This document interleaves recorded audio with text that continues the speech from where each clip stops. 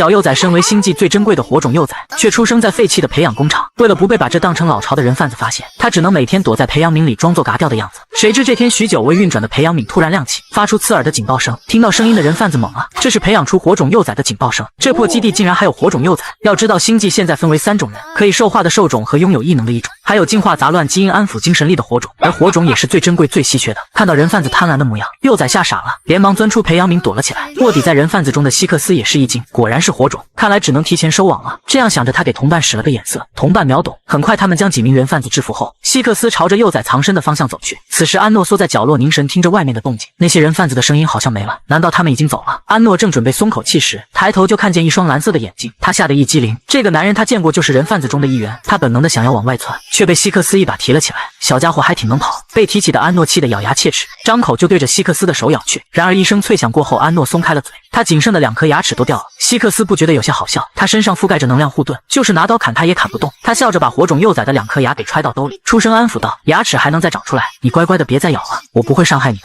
就在这时，一名同伴急匆匆的跑了进来，老大刚被解救的炎龙幼崽暴动了，我们的麻醉剂不管用。希克斯闻言连忙抱着幼崽跑出去。幼崽看见一只完全变身的炎龙在那里大肆破坏，突然升起一种奇怪的感觉，他想帮他安抚体内躁动的力量。这么想着，他指尖突然迸发出一股温润如水的能量，传递进了炎龙体内。很快炎龙躁动的气焰平复了下来，男孩挥舞着还未变回去的龙爪说道：“谢谢你，我叫霍银。”安诺想要开口，张了张嘴，却发现自己并不会说话，只有害羞的摆了摆手。希克斯和同伴对视一眼，都看到了对方眼中的震惊。其他火种可是到了接近成年才能激发比较强的进化能力，而这幼崽也就只有2、3岁，却能安抚危机异种的炎龙。这时一个喷嚏打断了他们的震惊，看见安诺打喷嚏，希克斯眼眸中露出担忧的神色。得给你测一下体征，火种对比兽种和异种实在是太脆弱了，尤其是幼崽期，其他的火种幼崽都是被悉心照料长大的，哪像他怀中这个长到2、3岁了才被发现，还是在这样环境恶劣的地方。很快光脑的检测结果出来了，健康程度才到57%。希克斯不禁皱了皱眉。希克斯看了眼身后的那些星际罪犯，对同伴芬克道：“芬克，你留在这里守着河队里的人接应，我和阿帕先带幼崽去最近的瞭望塔。”而后就带着几人上了飞船。在飞船上，希克斯打开一管营养剂递给安诺，安诺闻了闻后喝了口，那甜甜的味道让他瞬间眼睛亮起。这个是什么食物？好好喝！安诺开心的白嫩的小脚丫晃悠了起来，而后的光带也飘荡起来，闪了闪。希克斯看到这一幕，眉头微挑。一管营养剂而已，好喝到这个份上，但想到这是幼崽出生后吃的第一份食物，希克斯冷淡的眼眸中露出几分心疼怜爱来。他不由得催促阿帕再开快一点。安诺喝完手中的一管营养剂，眼睛不由得看向希克斯手中剩余的营养剂，他还想喝。希克斯没有再给他，成人一顿1管营养剂都够了，你不能喝太多了，喝太多对你不好。而一直守在安诺旁边的霍银却将自己手中的营养剂递给了他，这是刚刚希克斯给他的。安诺转头去看霍银，看着男孩那双纯净的金色眼眸，对着他露出一个甜甜的微笑。他在脑中组织半天，张了张嘴说出2个字来：你吃。听到幼崽开口说话，希克斯有些惊诧的看着他，这么快就学会说话了。虽然那2个字很是含糊蹩脚，但这么快就能说话了已经非常聪明了。他摸了摸他的头，语气温和道：等到了目的地就有吃的了。他刚说完，飞行器就颠簸了一下，他赶紧伸手去扶安诺。阿帕转过头来说道：老大，风越来越大了，可能马上会有一场暴风雪。希克斯一把将安诺抱起来，带着他坐到前面副驾驶的位置上。安诺知道希克斯他们不会伤害他后，便稍稍放下心来，也从他们的谈话中得知他好像是什么珍稀物种，但他和上一世好像也没有什么区别啊，除了身体中多了那股奇怪的能量。安诺有些不太明白，不过只要他现在是安全的就够了。这样想着，他也懒得再想了。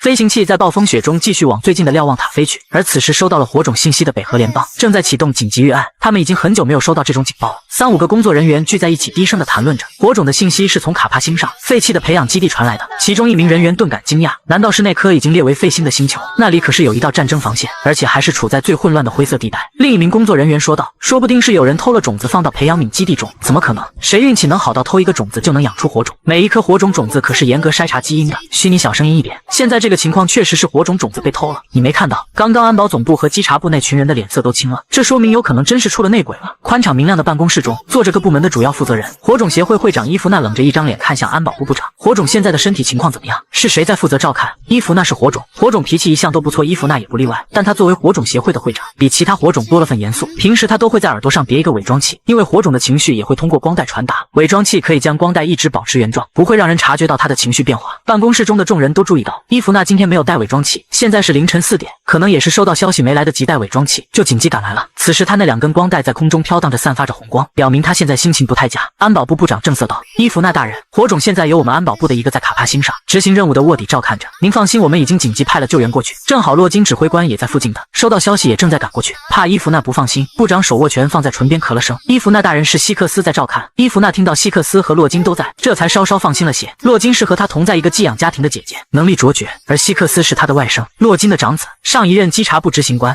伊芙娜停下敲打的动作，拿起水杯喝了口水，让凝固的气氛缓和了下来。众人听到希克斯和洛金，神色变得有些微妙起来。火种幼崽成功诞生后，会和其他幼崽一样，根据基因和家庭背景等条件挑选寄养家庭。每个家庭中的父母都需要通过严格的考试，才能获得抚养幼崽的权利。每个合格的家庭都可以参加抚养火种幼崽的抽签，但只有1票。像一些情况特殊的火种幼崽，比如现在卡帕辛这个幼崽，希克斯救助了他，是头号功臣。除了获得功勋值等奖励，最重要的奖励就是可以为自己的家庭争取到额外的1票抚养权。现在洛金指挥官也去营救了，他们家又多了1票。过去北河星系因为战争等一些因素，时不时会有比较混乱的阶段，就有好一些情况特殊的火种幼崽被窃取种子私自培养。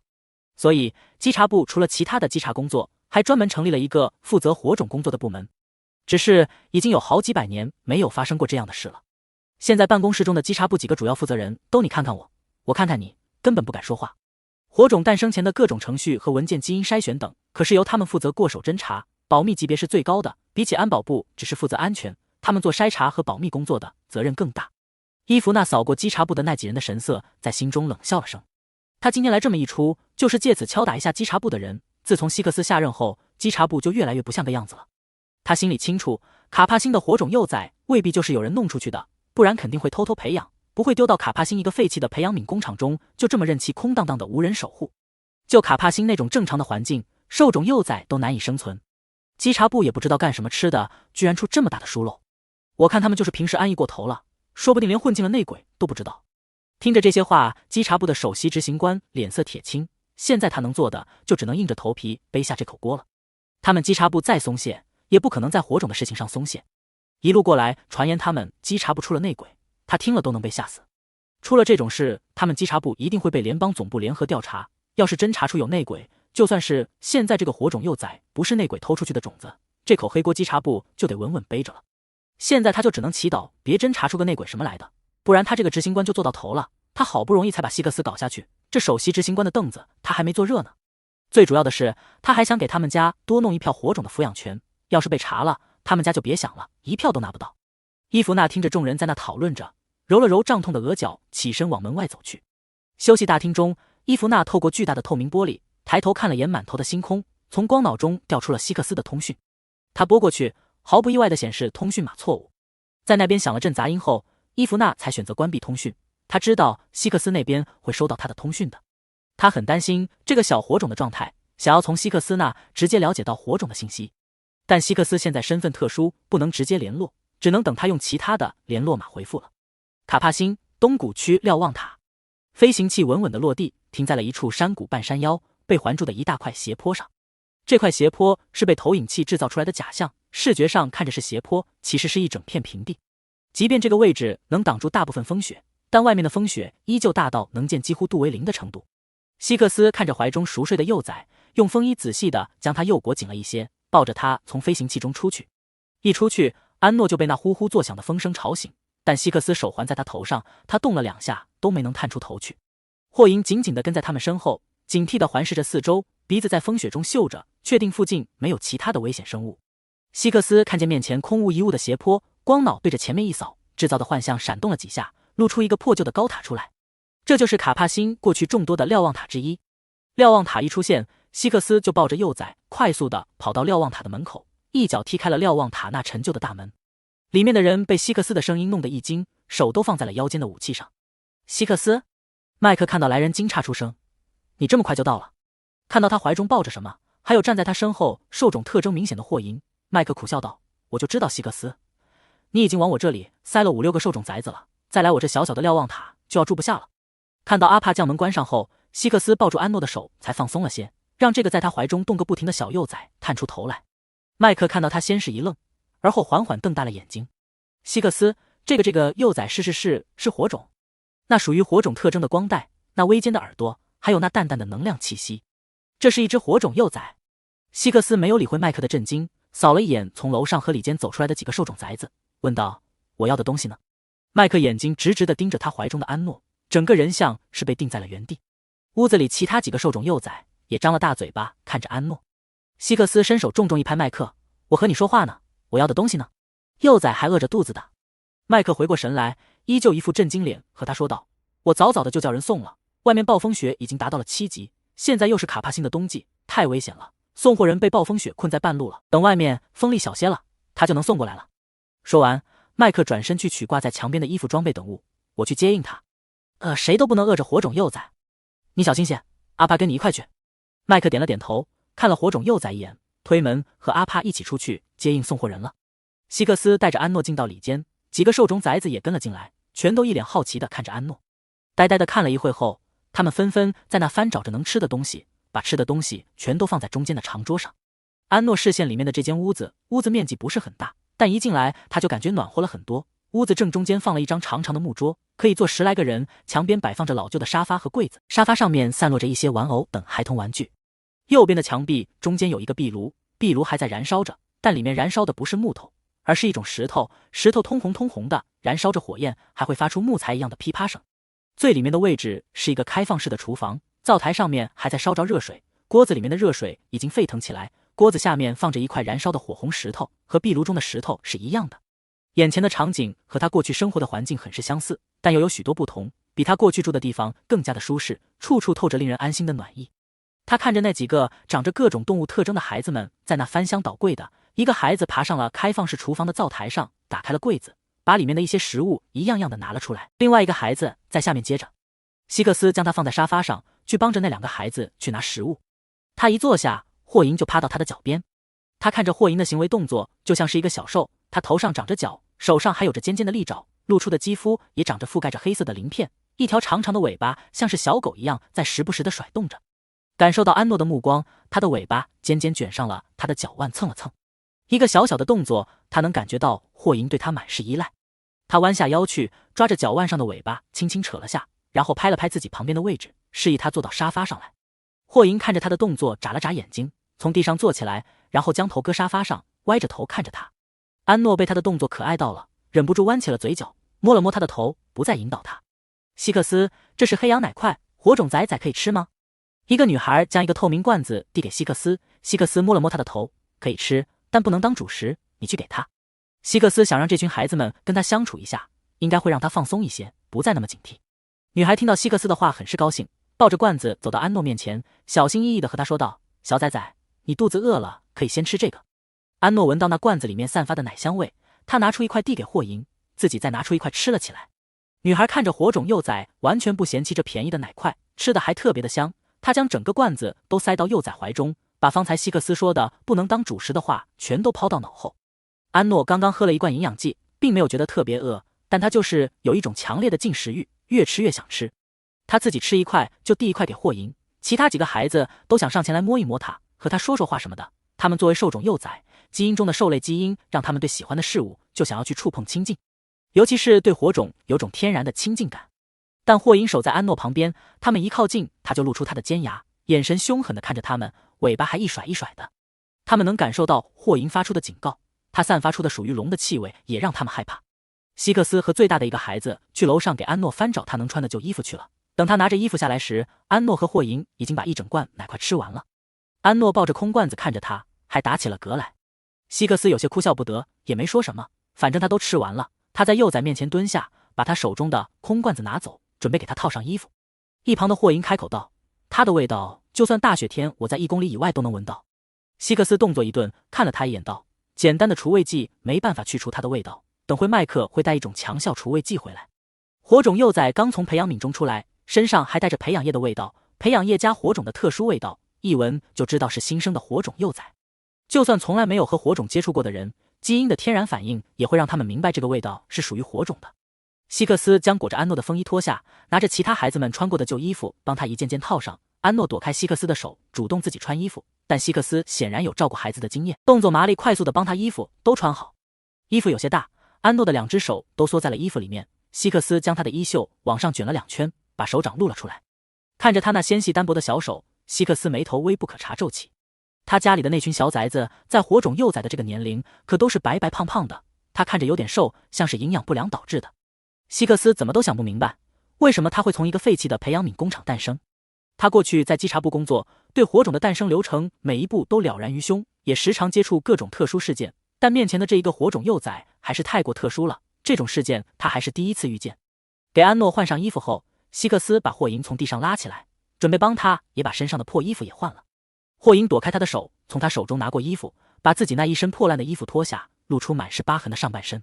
安诺看着霍银身上那纵横交错的疤痕，在一个不过7、8岁的孩子身上看着有些触目惊心。这些疤痕有的是刚刚结痂，像是和野兽打斗留下的伤痕。他伸出手碰了碰他背上的疤痕，霍银穿衣服的动作一顿，身上的疤痕立即被他的鳞片覆盖，然后他快速地把衣服套上，生怕自己身上的疤痕吓到了安诺。霍银看着安诺盯着他的眼神，将他伸出的手握住，放在自己脸颊边上蹭了蹭，别怕，不痛。安诺眼中划过一丝心疼，怎么会不痛呢？这么小就受到这么多的伤害。他想起自己从小在末世中摸爬滚打，也是一身的伤，他对痛觉非常的敏感，但也只能独自忍受。霍银穿好衣服就继续要往安诺身边趴去，希克斯笑了声，抓住他的后领子，将他提起来，在他发怒前把他放到餐桌前。你已经被解救出来了，要学会好好当一个人了。把霍银放下后，希克斯将安诺也一把抱起，准备放到餐桌前。在放下前，他看到霍银随时准备变动着自己的位置，是一定要粘在安诺身边。他故意抱着安诺在其中一个座位上做事放下，在霍银换座位前，他又抱着他换另一个位置，来回逗了霍银几遍。希克斯这才将安诺放到椅子上，霍银立即坐到他旁边来。其他的几个孩子在灶台边上准备着食物，希克斯也过去帮着煮一些热食。不一会，安诺就闻到了肉香味，将他的口水一下就勾了出来。他看着其中一个锅已经沸腾了起来，香浓的汤汁顺着锅边溢出。希克斯在锅里面放着一些调料，用勺子不停地搅拌着，那香味瞬间就充斥这间不大的客厅。安诺眼睛直直地盯着那锅汤，不停地咽着口水。他过去能吃到肉的机会不多，最馋的就是肉了。就算在野外，只是将生肉烤熟，不放任何调料，他也能吃得很香。但现在希克斯正在煮的汤，和一边一个稍大一点的孩子正在平底锅中间的肉，闻着比他过去吃过的肉香太多了。安诺盯着食物的眼神太过炙热，那正在煎肉的孩子动作都加快了许多。希克斯不时地回头看他，看着他那馋的都要冒绿光的眼神，笑着给他盛出一碗汤放旁边凉着。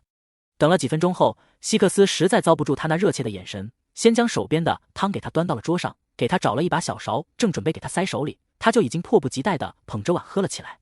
先前不久才喝过一管营养剂，刚刚又吃了不少奶块，希克斯怕他不好消化，但他表现得这么饿，又不忍限制他。汤是用剁得很碎的肉炖的，安诺一口气就喝了大半碗。最大的那个孩子将一块煎肉放到安诺面前，希克斯怕他还小消化不了肉，就想给他拿走，结果他出双手，动作非常快的捞到自己面前护着，用手抓起来就啃。本来牙就没有长好，自己的门牙还磕断了，即便是肉已经煎得非常软烂，他啃着也有点费劲。希克斯看着他这副如同10天半个月没吃饭的瘦种崽子的模样，有些哭笑不得。算了，还是让他吃吧，吃一顿应该也没太大关系。他想要给他把肉切成小块的，但他下意识就转过身去，完全就是一副小瘦护食的模样。希克斯看他要不是自己从培养皿工厂救出来的，身上还有着培养液的味道，确定他刚刚才从培养皿中出来，都要怀疑他是不是被抛弃到流放地的瘦种崽子了。安诺平时确实护食，他过去倒是能吃饱饭，只是吃的食物不怎么好，而且这顿饱饭也是自己辛苦挣来的，自己手上有点好吃的就会被抢走。在外出寻找物资期间，遇到其他队伍的人，还有可能会被抢走所有的食物，甚至受伤丢掉性命。长大一些，有许多上位者和有异能的强者看中他的外形，用优越的生活条件作为交换，让他成为他们手中的一个玩物。他想都不想就拒绝了，他宁愿死，也不愿成为别人手中的玩物。他可以像野兽一样杀人护食，但不能像乖顺听话的狗一样摇尾乞怜。一个对他很好的姐姐说，像他这种在这种吃人的末世还能这么执拗傲气的人，已经基本绝迹了。这种人绝没绝迹他不知道，他反正在那个世界已经死了。把手中这块肉啃了大半后，他的腮帮子嚼得有些酸痛，才终于停下啃肉的动作。手中的肉被希克斯拿了过去，切成细细的小块，放到他面前的碗中。霍银面前也放了一碗汤和煎肉，他全都推到了安诺面前，就这样看着他吃。他有好几天没吃东西了，但他很抗饿，几天不吃也饿不死他。安诺吃了这一大块煎肉，腹中的饥饿感已经没有了，肚皮都被撑得圆滚。他将食物重新推到霍银面前，你吃。简单的2个字，他说的有些拗口，却十分清晰。其他的几个孩子坐在安诺的对面，都捧着碗，眼神炙热地看着他，神色十分的向往。看着安诺的眼神，向着他们看来，孩子们都将自己的碗往前一推，火种崽崽，你想吃都给你。安诺，他对着孩子们摇了摇头，表示自己已经饱了。希克斯眼中带着笑意，对着孩子们道：“你们自己吃吧，他就算是一个兽种崽子，也吃不了这么多。”听希克斯这么一说，孩子们这才把碗全都拿回到自己面前。这时，外面响起了一些动静，希克斯立即站起身来，霍银也警惕地看向门外。外间的门被人推开，麦克和阿帕带着一身风雪进到屋子里，他们手中都提着一大包东西。看到是他们回来了，希克斯迎了出去。这雪是越下越大了，这几天估计都不好出去了。麦克将门关上，把风雪都隔绝到门外。希克斯将他手中大包小包的东西都接了过来，进到了里间。麦克看到乖巧地坐在餐桌椅上的火种幼崽，搓了搓手，特别想摸一摸他的脑袋，但怕自己的动作吓到他，还是忍住了，将自己沾了不少血的外衣脱下，放到壁炉边上的架上，自己也站过去，把身上的寒气用火烤一烤。阿帕也站到壁炉前，眼睛从进来开始就没有离开过安诺。这可是他们亲自救出来的火种崽崽。希克斯将麦克带回来的东西都放在桌上，边开着包裹边将光脑的天气系统打开，看着上面显示着卡帕星最近这几天的天气状况。他看着上面显示最近2天都有特大暴风雪，完全不宜出门。要是联邦那边没有太大的意外，最迟明天就能到卡帕星，只要今明2天安全度过就好。有火种幼崽在，联邦那边一定会派最好的人员过来。希克斯在想，联邦那边到底会派哪个主事人过来？他因为卧底的特殊身份，好长一段时间都在卡帕星附近一带流连，除了自己的接头人，已经很久没有和外界联系了。刚刚他的光脑接到一个熟悉联络码，这个联络码属于火种协会的会长伊芙娜，也是他的小姨。接到他的联络码，他便猜测来接火种幼崽的人里面有他的母亲，联邦第7军团的指挥官。他在这边执行任务，也能获取不少联邦那边的信息，知道母亲就在附近的边界线执行任务，他离卡帕星近，正好可以来接火种，有他在，他心底安心不少。希克斯目光看向火种幼崽，他刚刚吃饱，正趴在桌上看着壁炉跳动的火苗出神。看着他这副可爱的模样，他心中泛起一股怜爱来，他一定要安全的将他带回主星，正好这次联邦派人过来，可以将这几个兽种崽子一起带回去。希克斯从包裹中拿出给火种遮掩气味的药水，还有其他几样洗浴用的物品，将趴在桌上昏昏欲睡的安诺一把抱起，带着他去2楼洗澡去。看他被希克斯抱走，霍银立即起身跟在他身后。希克斯抱着安诺进到2楼的浴室，将他放到一旁的凳子上，找来一个洗澡盆给他放热水。看到霍银也跟了上来，他看着他那有些乱糟糟的头发，还有脸上的灰黑，把他推到里面，你也洗一洗。霍银看了眼浴室的环境，这才知道希克斯是要带安诺上来洗澡。他嘴巴一抿，稍微踌躇了一下，就开始脱衣服。安诺看着希克斯熟练的在洗澡盆里放水，用手试着水温，再放了一些药粉之类的东西进去。他看着希克斯身上虽然有种颓废感，但他的外形很是出挑，那张脸看着也就26、7的模样。难道他已经成家有小孩了？不然他怎么感觉他在照顾孩子这一方面很是得心应手，不只是对他的，还有下面的那几个孩子也是一副大家长的模样，和他们相处。霍银这边脱了衣服，站在原地看着他们。希克斯把他带到最里面的淋浴间，给他打开了淋浴喷头。希克斯这边准备好后，将安诺从凳子上抱了下来，伸手便要帮他脱衣服。安诺往后退了2步，躲开他的手。希克斯看着他一副抗拒他的模样，伸手指了指一旁站在淋浴间里面已经脱光光洗澡的霍银，我现在要给你洗澡，洗完你就可以舒舒服服的睡一觉了。其实最重要的就是要给他把身上的培养液的味道洗去，还要用药粉遮住他的火种味道。但希克斯觉得和这么小的火种幼崽说这个，他也听不懂。安诺知道自己现在也就2、3岁的体型，但上一辈子的经历让他下意识就抗拒男性的触碰。他想了想，走到希克斯面前推了推他，然后指了指门外，表示可以自己洗。希克斯看到幼崽的动作，神色有些意外地看着他，一个2、3岁的幼崽怎么就明白羞耻心这个东西了？他身后那个7、8岁的兽种崽子都已经脱光光在里面洗澡了，他再次尝试着上前给他脱衣服洗澡，他还是往后退了2步，重复刚才的动作。希克斯觉得有些惊奇，也不再执着，将那几个兽种崽子中最大的那个女孩叫了上来。图卡，给崽崽洗完之后，给他身上擦这个药粉。图卡已经12岁了，是一个兽种，也是希克斯从地下竞技场救出的女孩。他对着他点了点头道，我知道了，希克斯。希克斯伸手揉了揉安诺的脑袋，看着霍银站在淋浴喷头下面傻傻的没动，他进到淋浴间拉上帘子，去帮这个兽种崽子洗澡。安诺看到希克斯隔上了帘子，才在图卡的帮忙下脱了衣服，进到浴盆里面。淋浴间，霍银笔直的站在原地，任由希克斯在他头上揉搓着，给他洗着有些打结的头发。他的全部注意力都在外面的安诺身上，耳朵几乎竖起来听着外面的动静。希克斯笑着道，放心，跑不了。霍银掀开帘子的一角，只看见幼崽从浴盆中露出的后脑勺来，他耳后的光带在那无意识的飘动着，他嘴角微微一牵，将帘子放下。安诺泡在浴盆中，温热的水和药粉那令人安心的香味，让他舒服的昏昏欲睡。给他洗得差不多后，图卡将他从浴盆中捞了出来，让他坐到凳上，给他身上擦着遮火种味道的药粉。瞭望塔外面，麦克和阿帕正在处理因暴风雪出了点问题的投影器来，同时投放着一种能欺骗嗅觉的药物。他们刚刚去接应送货的人已经察觉到周边有不少人，这个瞭望塔位置算是比较隐蔽了，平时基本不会有往这边过来，火种刚接过来就有人在附近徘徊，一定是被发现了什么，他们不得不警惕起来。暴风雪中，几辆飞行器在废弃的居住区之间穿梭飞行。露丝恩，火种的味道就是在这里消失的。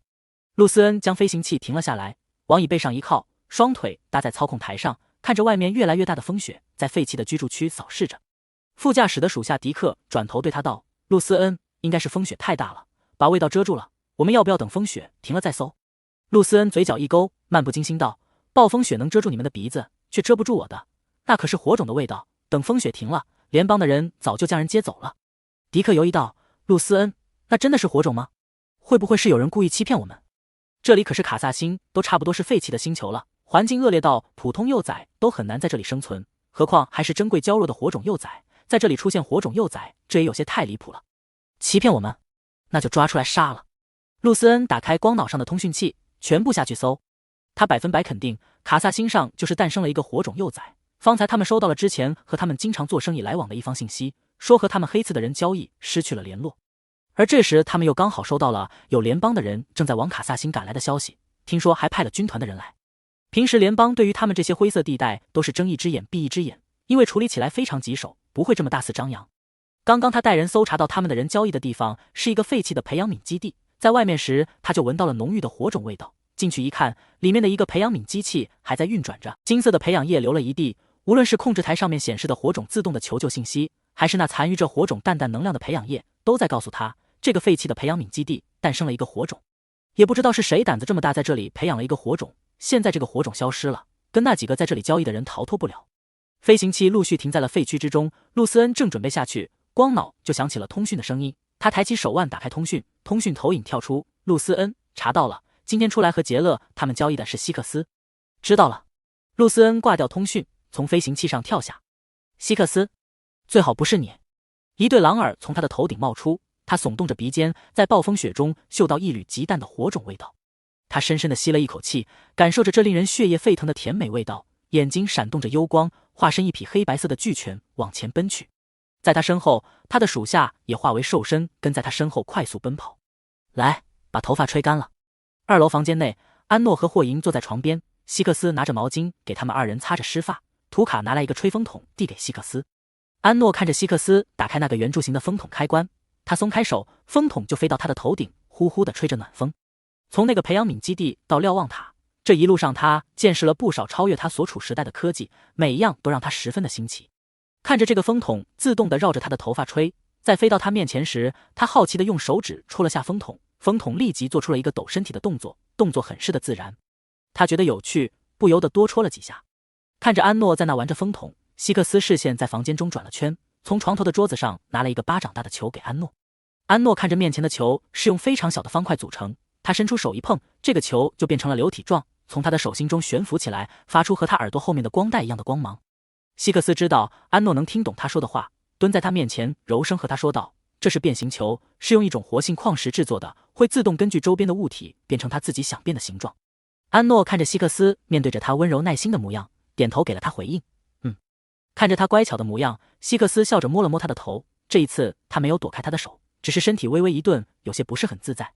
霍银将自己的手覆盖在他的手上，他的体温比一般人高，感受到他手带来的温度。安诺将他的手握在手中，他一转头就和霍银那双澄澈的金色眼眸对上。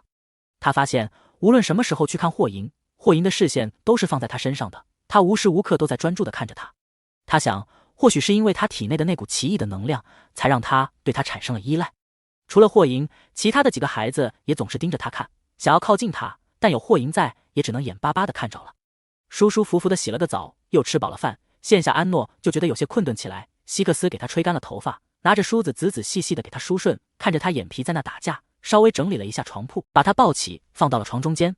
2楼的房间是2个房间打通了连在一起的，现在安诺待的这个房间是孩子们住的，布置的有些拥挤，但放了许多布艺玩偶，房间有着鲜亮的颜色，看着温暖舒适。安诺一转头就能看到窗外正下着大雪，他恍惚地想起了过去自己在极寒的天气出去寻找物资，被冻的手脚都几乎要失去知觉，还要忍受着饥饿，防备着变异生物和敌人的袭击。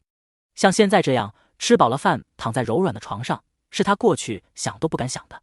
身边凹陷下去一块，他转过头看去，是霍银躺在了他身边，他眼神专注温和地看着他，用手轻轻碰了下他的脸，又收了回去，将尾巴放在了他身上。看着他的动作，安诺带着困意笑了笑，也想着摸摸他可爱的脸，但他太困了，手指动了下就闭上了眼睛，很快就陷入了睡眠之中。但他耳后的光带却遵循着他的意识，向着霍银延伸而去，覆盖在了他的脸上。被光带一触碰，霍银被安诺的气息整个笼罩其中，他连呼吸都变得小心翼翼起来。盯着他的脸看了一会，霍银将安诺的光带轻轻地握在手中，往他身边又靠了靠，闭上了眼睛。希克斯看着两个孩子面对面躺在一块都睡着了，上前给他们盖好被子，看着霍银将安诺的光带握在手中，神色惊诧地看着他们。之前他稍稍一碰他的光带都十分敏感，警惕地躲开，但现在却放心地将光带让霍银握在手中，是因为在培养皿工厂的时候，小幼崽用能量帮霍银稳定了精神状态，二人已经进行了能量交换，所以小幼崽才会信任，对霍银更加的信任。当然还有一个原因，可能因为他也只是一个孩子。希克斯将房间的灯关了，只留光线昏黄的一盏灯照明，而后动作轻缓地往楼下走去。希克斯刚下楼，麦克和阿帕就从外面进来，一开门那暴风雪就从外面猛烈地灌了进来，二人几乎是被狂风给推着进来的，那破旧的大门也不知道是怎么支撑起那狂风暴雪的，被麦克用力一推就关了上去。麦克看到希克斯从楼上下来，问道：小幼崽睡了？希克斯：折腾了一路，他估计也很累了，洗个澡放松下来就睡着了。麦克拍打着身上的雪说道：你是真的厉害，希克斯，平时救些兽种和异种幼崽就算了，连火种幼崽都能被你救出来。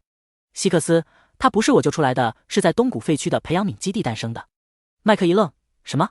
那边的培养皿基地早废了几百年了，怎么可能会养出一个火种幼崽来？希克斯往门口走去，道：原因现在我也不清楚，只能等后面再调查了。麦克看他又要开门，问道：你要出去？我和猫头鹰的人交易断了，黑子那边发现了端倪，我去外面守着，小幼崽醒来再叫我。说罢，他打开了门，击入风雪之中。老大，那我也跟你一起。阿帕快速跟了上去，看到前面那巨大的灰狼背影，他也化成兽身，是一只体型稍小一些的白犬。风雪中，希克斯抬起狼手，在空气中不停地嗅着。小幼崽用药粉洗了澡，又反复地在身上擦了2遍，加上外面被麦克和阿帕又撒了不少遮掩气味的药粉，已经闻不到火种的味道了。但希克斯依旧还是有些担忧，味道是闻不到了，但他还是能感受到他那淡淡的能量波动。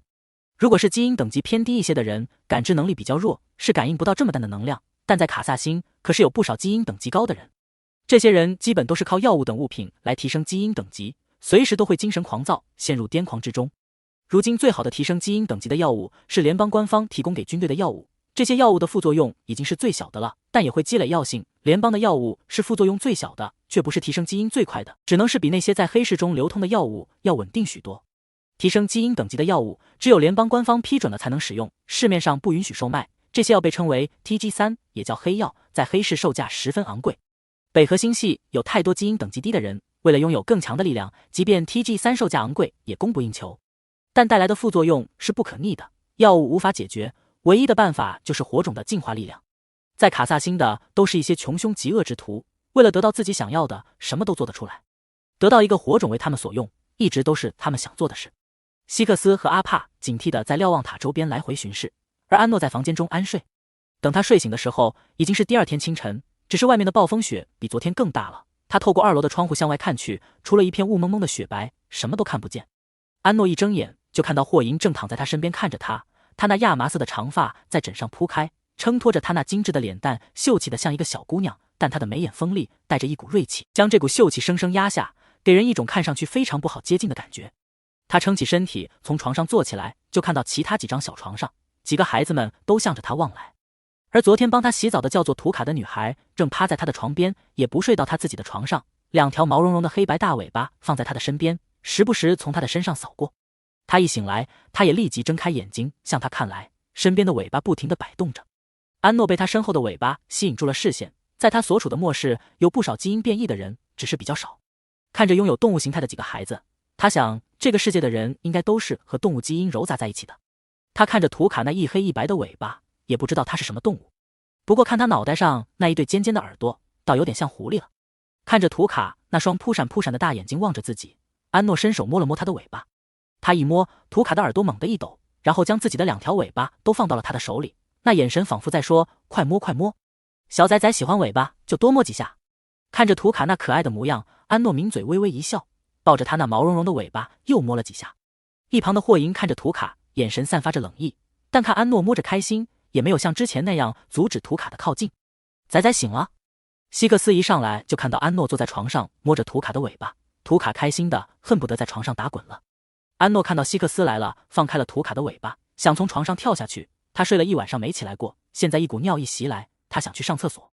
看到他往下跳，霍银一把拦住他，把他平稳的放在地上。希克斯看他往厕所走去，在他的床边看了圈，才想起忘记给幼崽放一个尿盆了。昨天一天也没看他有上厕所的意思，他一下也没有想起。幼崽刚从培养皿中诞生，应该还不会自己上厕所，虽然已经养到2、3岁，毕竟没有经过任何学习。他准备跟着安诺进去，但想到昨天洗澡的时候，安诺还一脸的抗拒，就让图卡跟进去看看。图卡刚起身，就看到霍银跟着安诺进到厕所里了。他走到希克斯身边，说道：“真羡慕他，已经和小崽崽交换过能量了。”希克斯摸了摸他的头道：“联邦已经派人过来接小崽崽了，你们可以跟着一起回到主星，联邦那边会负责给你安排一个新家，你好好的学习长大，以后也会有机会和火种交换能量的。”图卡抬头看着希克斯道：“希克斯，你不和我们一起回去吗？”希克斯淡笑着摇了摇头：“我还有重要的事没有完成，暂时不能和你们一起回去。”说罢，他拍了拍图卡的肩：“你进去看一下。”霍银跟着安诺进去，就看到安诺正在往马桶上面爬去。他走过去将他抱了上去。那马桶对安诺来说有些太高太大了，他坐在上面都坐不稳。他扶着他，眼睛只是盯着他的脸。安诺在末世中长大，也没有那么多讲究，毕竟紧急意外的情况随时都会发生。他住的地方为了节约水资源，男女都是隔着一个帘子统一洗漱。面对只有7、8岁还是一个孩子的霍银，他没有那么多尴尬和警惕心。图卡看着霍银帮着安诺上完厕所，给他拿了干净的毛巾，接了一盆热水放到地上，准备给他洗脸。希克斯在外面不是很放心，探头进来看了眼，3个孩子蹲在洗脸盆前，看着有种说不出的可爱来。安诺是想要自己洗脸，等图卡拧干了毛巾，就从他的手上把毛巾拿了过来。图卡看着安诺囫囵地将毛巾糊在脸上，大大的毛巾配着他那小小的人，被可爱的尾巴不停地摇摆。图卡想要帮他擦脸，一只手比他更快地将安诺手中的毛巾拿了过来，仔仔细细地给他又擦了一遍。看着霍银总是抢着照顾幼崽，图卡嘴巴微微撅起，这条龙真是霸道，要不是怕打不过他，他早就抱着小崽崽狠狠地揉一顿了。希克斯等安诺洗完了脸后，将他抱到椅子上坐好，轻轻掰开他的嘴巴，去看他那2颗咬碎的门牙，喷了药已经好许多了，只是牙床还有些微微泛红。想到他被母亲他们接走后，发现他的牙被断了，原因是因为咬了他，他就得被母亲骂一顿。再给他喷了下药，希克斯就带着他下去吃饭。安诺坐在餐桌上，看他们吃的早餐也多是一些肉食，而且分量非常的多，一个孩子吃的量比他在末世中一个人的量还多3倍。再看他面前放着一瓶奶，希克斯还拌了一碗像是米糊糊的食物放在他面前，然后就没有其他的了。虽然闻着面前散发着浓郁奶香的奶瓶也很有食欲，但他更想吃肉。看着他们吃肉，他馋得很。希克斯看幼崽盯着他们的食物，摸着他的头柔声道：“你现在还太小了，还不能吃肉。2岁多的幼崽已经可以吃肉了，但是小幼崽刚从培养皿中出来，身体情况未知，希克斯不敢这么频繁的给他吃肉，而且幼崽的肠胃脆弱，不好消化肉食。安诺倒也不会挑食，有的吃就不错了。”看希克斯不让他吃肉，就拿起了面前的奶瓶。他想将奶瓶拧开，拧了下没拧得动，把奶瓶递给希克斯。希克斯眉头微微一挑，这个火种幼崽的每一个行为都让他感觉十分的新奇有趣。他接过安诺的奶瓶，知道他想拧开奶瓶，就随他的一把奶瓶的奶嘴给拧开了。希克斯一拧开奶嘴，安诺就从他手里把奶瓶拿了过来，几口就将奶瓶里的奶给喝完了。希克斯一颗心瞬间被萌化，怎么会有这么可爱的幼崽？过去他是家里最大的，帮着照顾家里的那些小崽子，被他们批得没有办法，对这些弟弟妹妹十分的头疼，心想日后他要是组建家庭，绝对不会像父母那样领养这么多孩子，一个就够了。但看到面前可爱的火种幼崽，他真的非常想养。只是现在他连自己的另一半都没有找到，成为一个合格的父亲遥遥无期。不过他们家还有一个领养位。希克斯不是没有动私心，但也只是心里想想，火种幼崽就这么一个，北河星系那么多优秀的家庭可以参与抽签，被抽中的几率和火种诞生概率一样非常小。安诺将碗里的那口感软绵的迷糊糊吃完后，眼睛继续盯着他们碗里的肉。但希克斯不让孩子们把肉给他，说小幼崽有自己的饮食，孩子们只能忍着没给。安诺转头去看霍银，他就想吃一口，一口就行。霍银也很想把肉给他，但他也明白希克斯说的，他现在吃不了肉。他安慰地拍了拍他的手，等你再大一点，吃多少都行。安诺只得趴在桌上看着他们吃，为了不让安诺馋，孩子们几乎是狼吞虎咽，想要快点吃完，但他们的吃相让安诺更馋了。一小块肉被悄悄地放进了安诺的碗里，是霍银给的。安诺眼睛一亮，立即将肉塞到嘴里。希克斯看他趴在桌上那副小可怜样，起身去厨房给他炖肉粥去。说不能给他肉吃，但连他都忍不住不给，不然心中总感觉有种罪恶感，像是在虐待他一样。希克斯将肉切得很碎，再放进锅里炖。安诺也没事做，就站在他旁边看着他炖肉。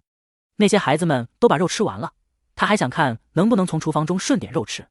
灶上还放着一碗香喷喷的炖肉，那是留给在外面巡逻的麦克的。安诺想去拿一点，踮起脚去够没能够着。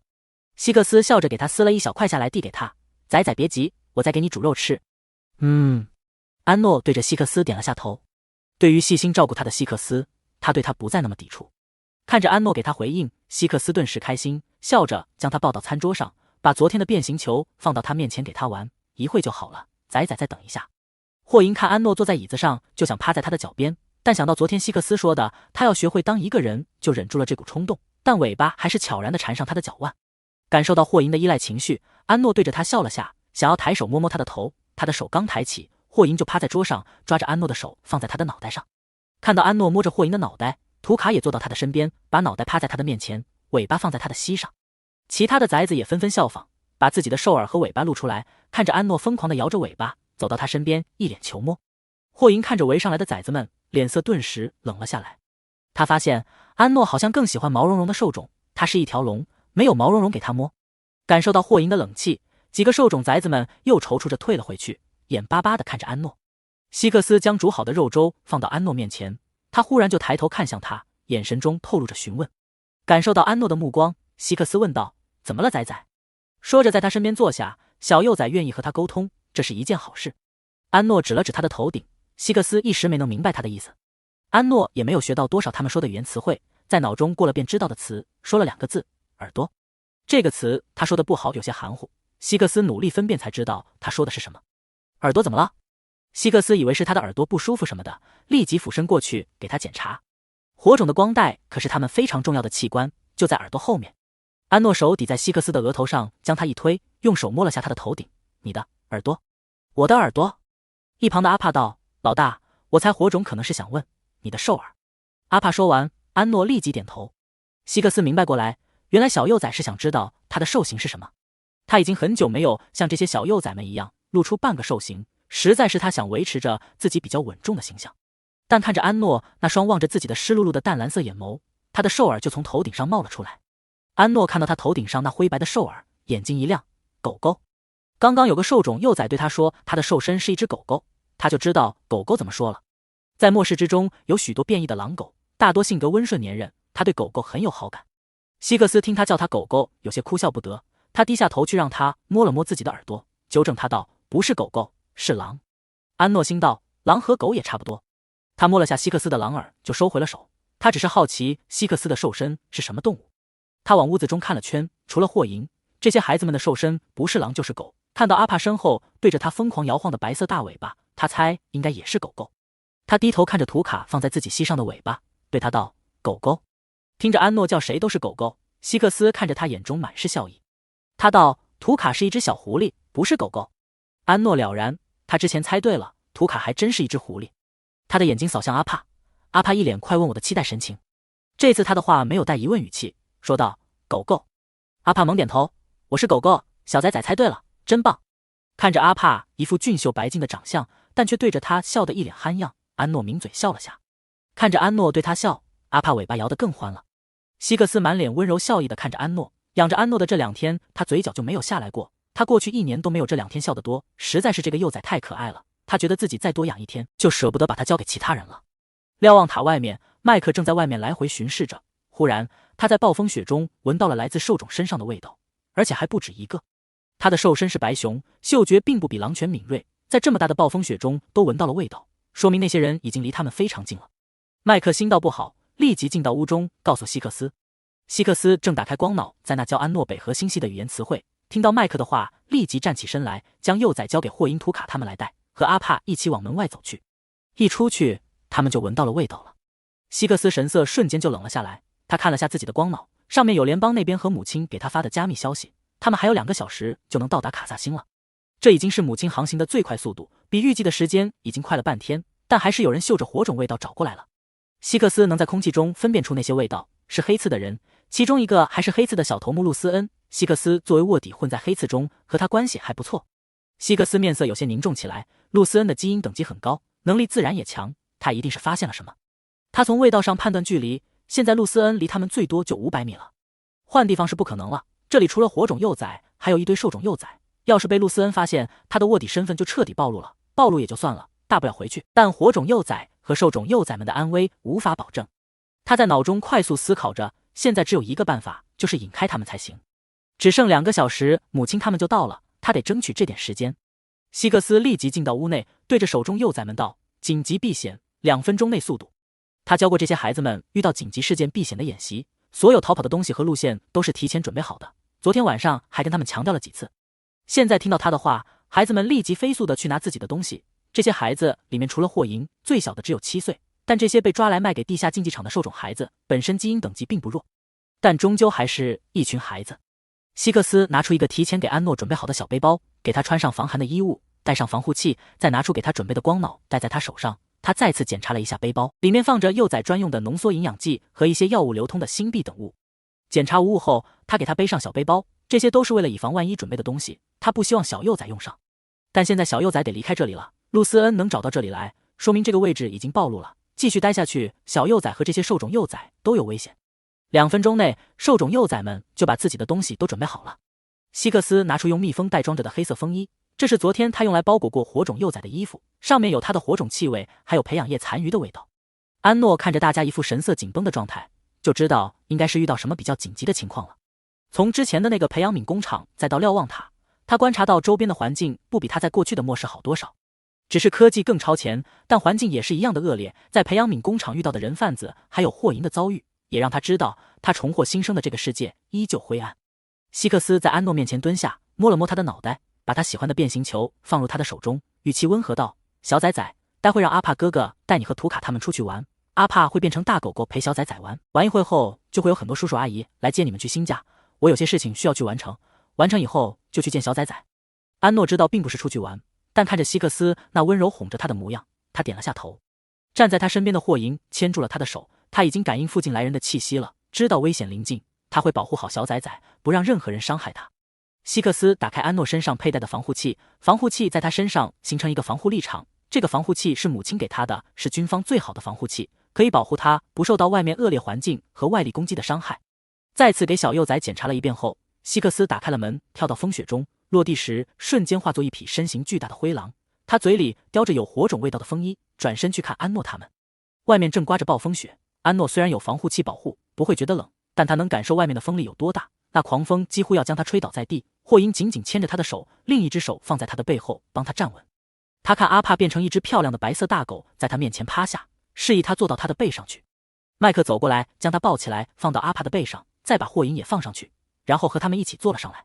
麦克要跟着小幼崽保护他，只是他的兽身是白熊，不擅长奔跑，跟不上他们的速度。霍银也只是一个半兽化的一种，无法完全化身兽形。阿帕看他们做好了，起身往前奔去，从半山腰的边缘跳了下去。其他的兽种崽子也纷纷画出兽身来，跟着他跳了下去，从山谷底下的路行进。霍银搂着安诺，在他耳边道：“不怕，很安全。”安诺轻轻捏了下霍银的手，表示他并不觉得害怕，他经历过比这更高的高度往下跳。希克斯看着他们都走了之后，才往他们相反的方向奔去。在瞭望塔附近徘徊了一阵的露斯恩等人，还在那寻找着火种的踪迹。虽然已经离瞭望塔就几百米的距离了，但这附近都被麦克他们布置了许多掩人耳目的障碍物和投影器。他们在这附近绕了好一会，露斯恩感应着火种那极淡的能量波动，越过那些障碍物，然后被一片废墟阻挡了前进的脚步。他看着面前的废墟，心中冷笑了声，径直地从这片废墟中穿过。投影器这种把戏还骗不到他，这附近有这么多投影器，看来这里有一个不想让人发现的秘密基地。当他穿过投影器，看到山坡下的瞭望塔时，就知道躲藏在这里的是什么人了。卡萨星有不少联邦安保部的人，只是卡萨星如今已经是各个黑帮组织的地盘，他们从来不敢轻举妄动。原来是安保部的人把火种幼崽藏起来了。露斯恩正要往瞭望塔而去，他就闻到了那让他血液沸腾的火种味道，那味道正往他和相反的方向远去。跑了。他身后的那一群兽种属下也闻到了浓郁的火种味道，都有些按耐不住躁动起来，想要往前追去。露丝恩对着他们龇牙低吼了声，他们立即垂下了头，往后退去。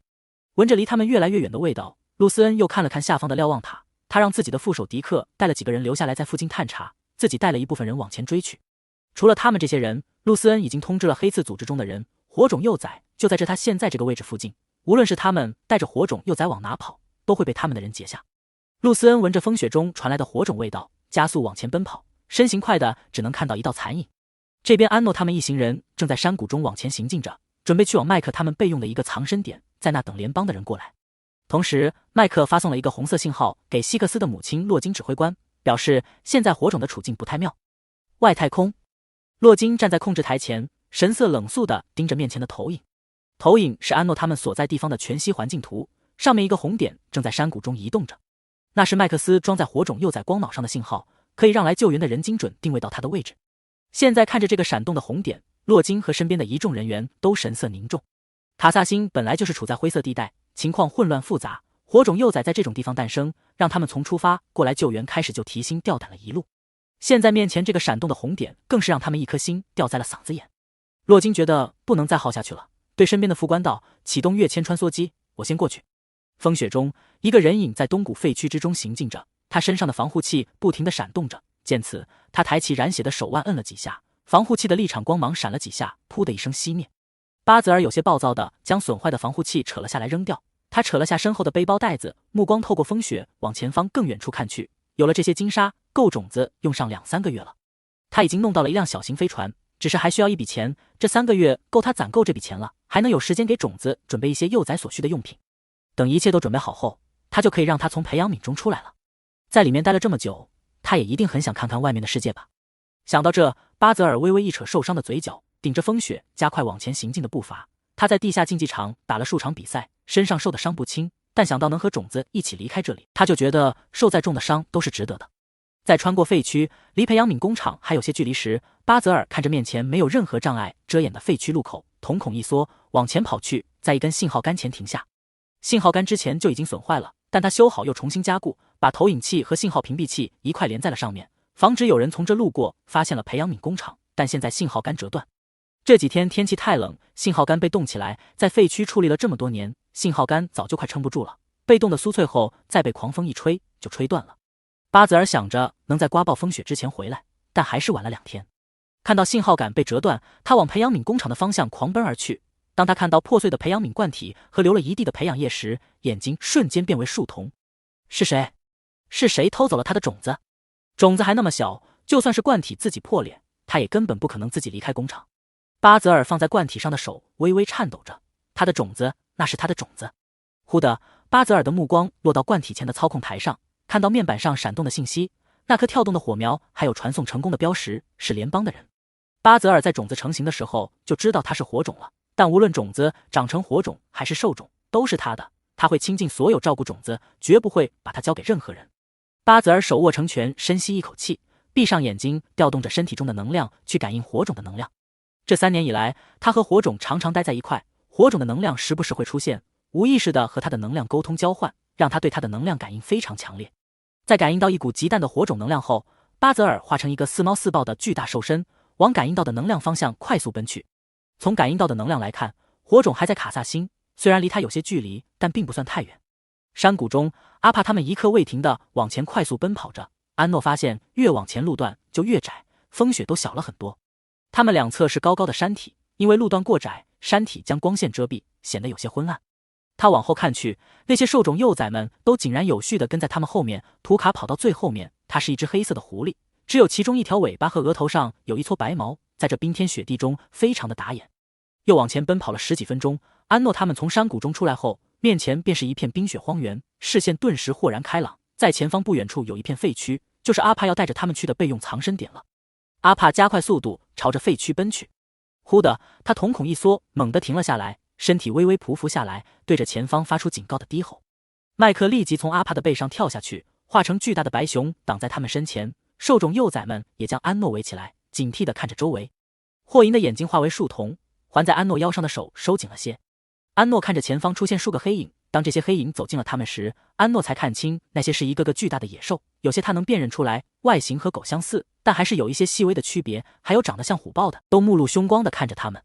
麦克阿帕认出了这群兽种，是黑刺的人，果然是火种。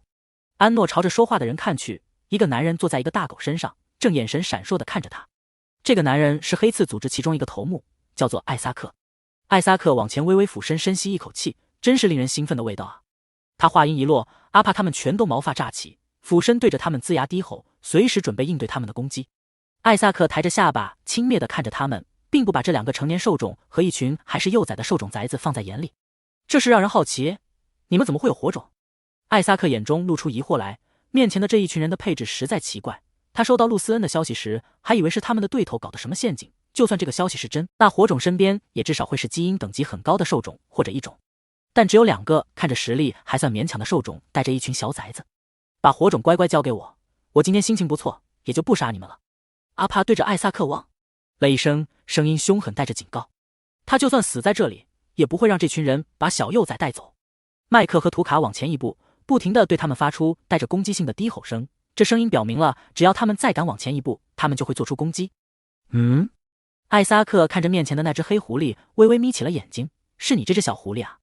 这只小狐狸是他们黑刺手中的一个斗兽，虽然兽身的体型比起许多同龄兽种要小那么一点，但攻击又凶又狠，连成年兽种都能赢下比赛，战绩很是不错。只是在2个月前，他咬死了他的2个属下，从地下竞技场跑了，倒没想到在这里还能看见他。艾萨克对着他们抬起了手，正好把这群小崽子也一起逮回去，抓小的，大的杀了，注意别伤到火种幼崽。艾萨克手一挥，他的属下们立即一拥而上，朝着麦克他们攻击而去。吼！麦克对着扑咬而来的一只豺狼一巴掌拍下，用他那巨大的体型将这只豺狼扑倒在地，一爪子下去，直接他的喉管划断。不过几秒的时间，他就解决了一个，又继续向着其他的兽种扑去。图卡身形灵活的在这些巨兽之间穿梭跳跃，找准机会就咬住其中一个兽种脖子。即便他的体重无法压制身下的黑狼兽种，但他死死咬住，无论如何都不松口。在那黑狼要把他从身上甩下去时，他一爪子抓向他的眼睛，将他抓瞎，再狠狠对着他的脖子一咬一扯，将他的喉管整个扯出。他满嘴鲜血的将喉管从口中吐出，去帮其他的同伴。安诺看着那血腥的战斗场面，手下意识地摸向腰间，但摸了个空。现在他只是一个2、3岁的小幼崽，面前的那些敌人是身形巨大，如同一座座小山的野兽，是他无法对付的。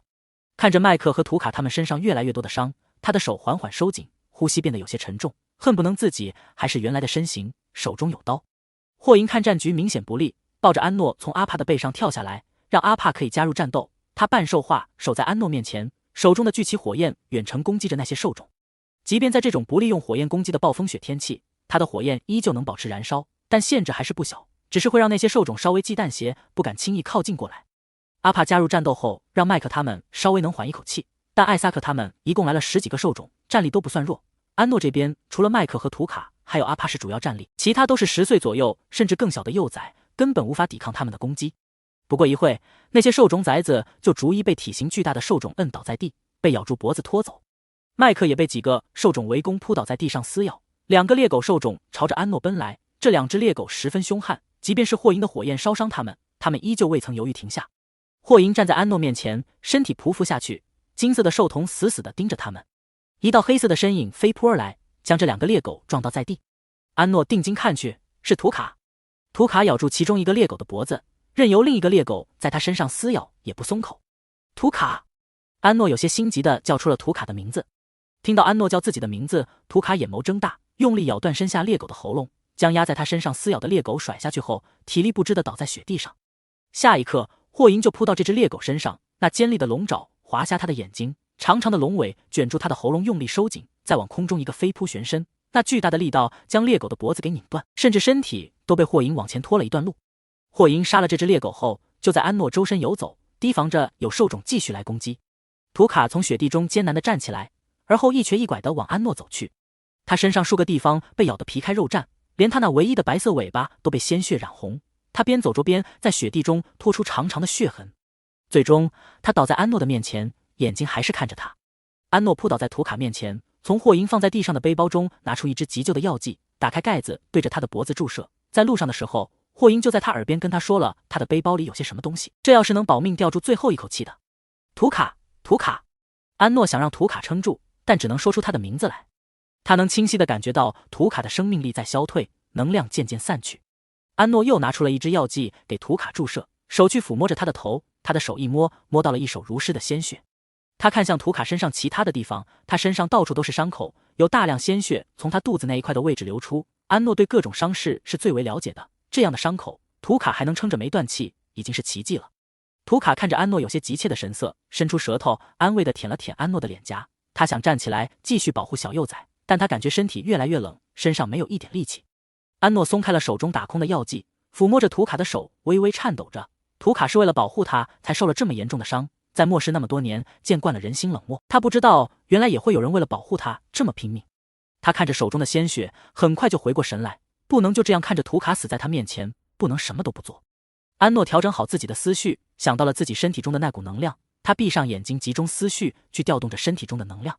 就在图卡要支撑不住闭上眼睛时，一股温和如水的能量涌入他的体内，这股能量覆盖在他身上，帮他修复着身上的伤口，他的血快速的止住，身体中消散的能量在这股能量的带动下又渐渐的聚拢起来。图卡的眼睛瞬间睁大，这是小崽崽的能量。安诺看到这股能量对图卡起作用了，继续集中精力将这股能量扩散出去，精准的找到霍银和阿帕他们，将能量涌入他们的体内。感受到了安诺的能量已经受了不少伤，战斗到快要精疲力尽的麦克等人又瞬间爆发出惊人的战斗力。本来还在观战的艾萨克在感受到火种释放出的能量后，在手腕上点了几下，将那米机甲覆盖到身上，手中的能量长刀一甩，从大狗身上跃下，准备朝着阿帕他们攻去。安诺的能量不停地从体内释放出去，这能量一下释放这么出去，就像是开了闸的大水，他无法止住能量向外的势头。艾萨克这边的人看着那两个攻击最强的成年兽种被压制，便朝着安诺奔去。这个火种这么小就能从身体中调动这么多能量，再耗下去，他的能量支撑着那两个成年兽种就有点棘手了，得把他先抓过来。安诺正感觉有些头晕脑胀起来，就看到一只巨大的猎狗朝着他奔来。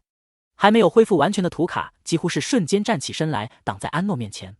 就在此时，震耳的轰鸣声在上空响起，安诺和图卡抬头看去，只见一架穿梭机穿破云层朝着他们而来。穿梭机还未落地，就有一道身影从高空跃下，手中长刀一挥，如同划破长空的银光，将扑向安诺的猎狗腰斩切成了两半。一个身着黑色战服的人影稳稳地落在安诺面前。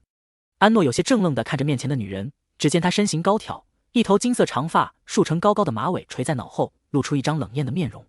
女人刚落下，又有两人从穿梭机上跳下落到她身后，那样的高度，他们落地却平稳轻巧。安诺从他们身上感受到了非常强的能量，尤其是面前这个女人，几乎和他身边的这些人不是一个层次的，比希克斯的能量还要高出不少。洛金看着面前身上到处都是血迹的小幼崽，他眼神一凛，眸中聚集着风暴，手中长刀一横，转过身去看着面前那群兽种，声音没有半分温度，都清理了，除了头目一个不留。是。他身边两个属下立即朝着黑刺的人奔去。安诺看那两人身上覆盖着一层像是某种金属的贴身战甲，手上那长长的利刃是从身上的战甲延伸出去的，看着锋利无比，还泛着淡淡的蓝光。他们的身形十分矫健灵活，在那群巨大的野兽之中穿梭翻飞，手起刀落，干净利落地将其斩杀。而另一边，在引开露丝恩等人的希克斯在看到光脑上亮起了一个绿灯，他总算是松了一口气，这个绿灯就是表明母亲已经到了，小幼崽安全了。他停下奔跑的脚步，现在露丝恩已经离自己不远了，露丝恩能闻出他的味道，已经知道是他在引开他，他现在也能跑掉，但这样的话他无法洗清卧底的嫌疑。他来卡萨星当了这么久的卧底，目的就是要逐一摧毁这些黑帮组织，他很想和小幼崽一起回去，但现在还有转机可以保住他的卧底身份，他只能暂时留在这里了。希克斯脑中思绪一转，调转方向，往小幼崽他们所在的方向奔去，同时给母亲发送了一个暗号。艾萨克看着突然出现的三人，脸上没了笑意，神色比方才凝重了许多。他们一看就是军方的人，实力强的让他都不由忌惮起来，尤其是那个女人，给他带来的压迫感比他们黑刺的首领竟都还强上一些。看着他自己的人被那两人如同切菜一样轻松斩杀，他不再犹豫，握紧手中的长刀，朝着火种幼崽而去，同时发动着异能，瞬间在周身卷起狂风，将麦克等人都吹倒在地，压制着他们无法靠近。艾萨克是一种等级并不高，目前勉强到 C 级，但在这种暴风雪天气非常有利于他的风系异能的发挥。将其他人压制住后，他朝着幼崽飞速的奔去，就在快要接近幼崽时，一道身影闪身到他身前，利刃闪动着金色的夺命光芒，从他的腹部斜滑到肩上，他的纳米机甲迸发出火花来，险险保住他一命。艾萨克心脏剧烈跳动着，提刀去挡，他的刀被洛金瞬间斩断，洛金的刀在他手上一转，对着他的喉咙横切过去。他想后退，洛金一把抓住他的肩膀，拿着长刀抵着他的喉咙。洛金冷眼看着他，抓住他的肩膀，膝盖用力向着他的腹部踢去，将他狠狠地砸在地上。他的手腕闪动着一阵蓝光，手上附上一层金色的金属。他对着艾萨克的纳米机甲一抓，一声脆响传来，他那昂贵的纳米机甲就被蓝光传出的能量震碎。纳米机甲一碎，洛金的刀就插入他的肩胛骨，他从腰上抽出一条闪动着电流的软鞭，对着他一甩，软鞭就将艾萨克整个捆绑了起来。整个过程不到10秒，洛金解决这个小头目后，他的2个属下也刚好将黑刺的那些人斩杀完毕。洛金一甩长刀，将长刀别回腰间。他对着2个属下道：“这个人先带上去穿梭机看着，乌虽留下就行。”另一个属下点头应下，带着艾萨克上了穿梭机。为了赶时间，洛金和2个属下就开着跃迁穿梭机就过来了。这种小型的跃迁机可以再进行短距离的跃迁，只能载2人，他也还需要在这里等他们的飞船过来接应。洛金快速地走到火种幼崽前蹲下，那冷然的神色在看到安诺后瞬间柔和下来。安诺在末世这么多年，见过许多强大的人，但眼前的这个女人依旧强得让他震惊。那每一道攻击干净利落的动作都让他惊艳不已。洛金感受到安诺有些混乱起来的能量，想要伸手去触碰他，安诺下意识往后一躲，洛金的手停顿了一瞬，将手小心翼翼地放在他的肩上：“小崽崽，已经安全了，别怕。”安诺感受到他的能量笼罩在他身上，他的能量散发着令人安心的气息和暖意，让他产生了一股前所未有的安全感。他看着洛金的眼神都不一样了。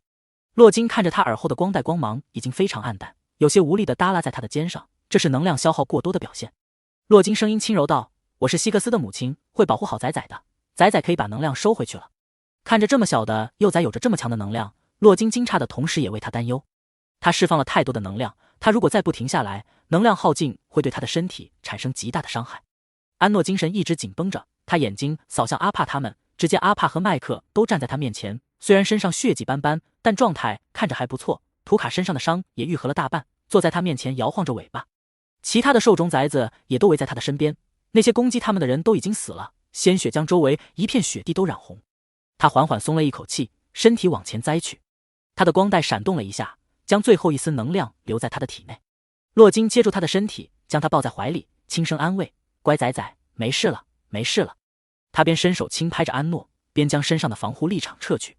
安诺能量消耗过多，脑袋有些昏沉，眼前一片模糊，但他听着洛金那带着悦耳磁性的声线，还有从他身上传来的热度，心底一片安宁。他有多久没有感受这样令人无比安心的感觉了？洛金看着火种幼崽的脸色有些苍白，状态也很不好，打开光脑的联络通讯，医疗队的人准备好，火种能量微弱，需要一个新的培养皿。挂断了通讯，洛金问阿帕：“你们的备用据点在哪？”阿帕立即在他身前匍匐下来，洛金抱着安诺跃上他背上，阿帕带着他们快速地往备用据点奔去。阿帕载着安诺和洛金进到废墟之中，往其中一间房子奔去。嗨嗨！安诺突然咳嗽起来，整个人没有半分力气，靠在洛金怀中。洛金神情立即凝肃起来，阿帕也加快了速度。到了备用据点，阿帕就停了下来。洛金抱着安诺从阿帕身上跳下，一脚踢开了被冰雪冻牢实的门，进到房子中。洛金动作轻柔地将安诺放到客厅中的沙发上，从腰间挂着的一个小袋子中拿出一个专业的医疗检测仪器。他拿着仪器对他身体一扫，投屏上出来的第一项就是能量到底的红光，下面出现来一项像身体各项数据也全都飘红。洛金看着这些数据，神色顿时凝重。小幼崽的身体正在衰竭，这是因为安诺之前在培养皿中待了太久，本该身体发育到正常婴儿形态就应该出来，再经过精细的照顾成长。培养皿是模仿人类早期在母体孕育的机制，也是要在里面待够9至10个月，但他却在培养皿中待了3年。那些用来培养火种胚胎的金沙早就不足以支撑他的身体发育了，而且那个培养皿工厂的仪器已经算是淘汰产品了，养他的人每次只够放入他所需的最低标准的金沙，所以他出来后都是用能量撑着身体，现在能量几乎耗尽，无法支撑身体所需的能量和营养，身体正在快速衰弱下去。洛金将他的防护器关了，又取出一支火种幼崽专用的急救药剂，对着他的手腕将药剂打进去。安诺感觉身体发冷，但身上却冒着虚汗，心脏每一次跳动他都觉得闷痛，呼吸也沉重了许多。霍英他们都感觉到安诺的气息微弱，洛金手中一片红的检查仪器让他们一颗心瞬间跌入低谷。洛金将安诺重新抱入怀中，让他乘坐姿呼吸会好受一点，感觉到他的体温有些低，又让副官乌虽拿来一方可以自行发热的毯子给他盖上。霍银趴在安诺的边上，尾巴缠上他的脚腕，他身上还是成半兽化的模样，身上几乎被鳞片完全覆盖。他极力压制着暴动的精神力，一双树瞳定定地看着安诺。洛金看着趴在他脚边的兽种幼崽，眼中露出一丝诧异来。这个兽种的能量气息怎么？感受到霍银那隐隐有些狂躁的能量，洛金很快就确定它是兽化的一种。兽化一种是基因最为狂躁的种类，攻击性和能力都是最强的，非常的危险。现在军方研究出来的精神抑制剂跟安眠剂效果类似，能暂时让陷入狂暴的人变得安静下来，却无法解决根本，只是有几率让他们自己清醒过来，但这个几率可以忽略不计。唯一的办法只能是火种的进化能力。洛金看着霍银的状态并不是很好，递给站在身旁的乌虽一个眼神，让他多注意一下这个兽化异种，虽然还小，但他的能量可不弱。看着怀中幼崽皱着眉难受的模样，洛金轻轻抚摸着他的脸颊，释放着身上的能量，让他能感受到安全感。他已经领养了6个孩子，幼崽期都是他和丈夫亲自照顾，知道该怎么让孩子安心。现在他也只能等飞船到卡萨星来接应，最快还有半小时就能到。刚刚的药剂还能让幼崽支撑一会，药剂带着一点安眠止痛的效果，会让火种幼崽进入睡眠，减轻身体不适带来的痛苦。看到小幼崽陷入沉睡，呼吸频率稍微好了些，洛金眼神温柔地看着他。这么小的幼崽就要经历这样的苦难，洛金心疼地轻轻抚摸着他那柔嫩的脸颊。阿帕和麦克去门外站岗巡视了，客厅中安静异常，孩子们都安静地趴在地上，他们怕再出现什么意外情况，都还保持着受体。半小时后，洛金收到了飞船已经到了卡萨星外围轨道的消息，同时他的光脑上闪动了一下，这是希克斯发来的信号，他已经将黑刺的人引到他们这边来了。希克斯是故意拖延到飞船来接应的时间，这样母亲就能刚好将幼崽们带走。洛金打开幼崽身上的防护器，抱着他往门外走去，所有人都跟了上去。刚从废墟出去，远远的洛金就感受到了希克斯的气息，他已经有2-3年没见到大儿子了，心中想念，但眼下是有正事做的，不能在这里跟他寒暄。他相信希克斯的能力，等他完成了卡萨星这边的任务，他就可以回到主星重新任职。不多时，希克斯的身影就从风雪中出现，他看见抱着小幼崽的母亲，他停在了原地，就这样隔着一段距离看着他。洛金将怀中的小幼崽交给副官乌虽，手摸向腰间，将长刀抽出，他得陪自己儿子演完这场戏。2人对望了一瞬，同时向对方攻击而去。2分钟后，露丝恩就追着希克斯而来，他一来就看到满地的黑刺成员尸体，而希克斯正在和一个女人交手打斗，他的身体被击飞出去，落到他面前。露丝恩看着这副场面，微微皱起眉头来。他看到对面的女人身上有着联邦的标识，而后他的目光落到他身后的一个男人身上，他的怀里抱着一个幼崽，那味道和能量正是火种幼崽。露丝恩，希克斯从地上爬起来，眼神凶狠凌厉，去把火种幼崽抢过来。露丝恩看着希克斯身上有数个伤口，但还是心中疑虑，他问：方才是不是你带着火种幼崽跑了？希克斯擦掉脸上的血，面无表情道：是我。怎么？我从东谷废墟的培养皿基地中发现的火种幼崽，那就是我的。你们和安保部的人追了我那么久，想从我手里抢走火种幼崽，做梦。听到希克斯这番话，看着他那冷漠狠厉的表情，露丝恩心中对他的那一点怀疑也逐渐散去。在卡萨星的哪一个不是亡命之徒？希克斯虽然表明他想独占火种幼崽，但却洗刷了他卧底的嫌疑。希克斯和露丝恩的关系虽然算不错，但触碰到了对方的利益也是会翻脸的，他们关系还没好到能将一个火种幼崽分享出去。正是明白这一层，露丝恩才没有继续怀疑他，因为他们都是一类人。露丝恩嗤笑一声，真是狼狈啊，希克斯，你想独占火种幼崽，也不看看自己吞不吞得下。希克斯擦了下嘴角的血，冷声道：帮我抢回来，我会考虑把火种幼崽分享给你们。露丝恩抽出自己的武器，笑容敛住，不是考虑，而是必须。咳，一声清浅的咳嗽声在这凝肃的氛围响起，所有人都被这声音吸引而去。洛金看到小幼崽在睡梦都在咳嗽，眼神一沉，手中的刀握得更紧了。安诺睡得不太安稳，咳了一声之后就断断续续地咳了起来。乌虽将他束抱起来，轻轻拍着他的背，给他顺气。希克斯听到他咳嗽，一颗心都被揪了起来。他方才看到那满地的黑刺尸体，还有图卡他们身上散发的血腥味，就知道他们一定是被黑刺的人劫了下来。他无法想象，如果母亲没能提前赶到，小幼崽会怎么样。他发现小幼崽的能量非常的弱，之前即便是隔着很长的距离，他也能感应到他的能量，但现在他几乎都要感应不到了。他一定是动用了自己的能量支援阿帕他们。他在培养皿工厂的时候就看他使用过能量了，他是会调动能量的。想到这，希克斯心中怒火熊熊燃烧起来，眼眸却冰冷彻骨，握着长刀的手青筋浮现，力道大的几乎要将长刀捏碎。还没有哪个火种幼崽在这么小就被逼无奈使用能量，还几乎要耗空。黑刺，他一定要毁掉！露丝恩深深地看了那火种幼崽一眼，便提刀和希克斯一起朝着洛金攻去。他带来的几个兽种属下也凶狠地朝着其他人奔去，目标是乌虽怀中的火种幼崽。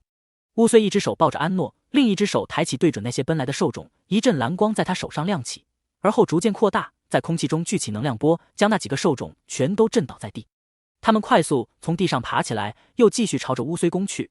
乌虽手中的蓝光转动着，在他们周身形成了一个防护力场。黑刺的人被这个防护力场撞开之后，全都停了下来，在这个护盾外面徘徊着。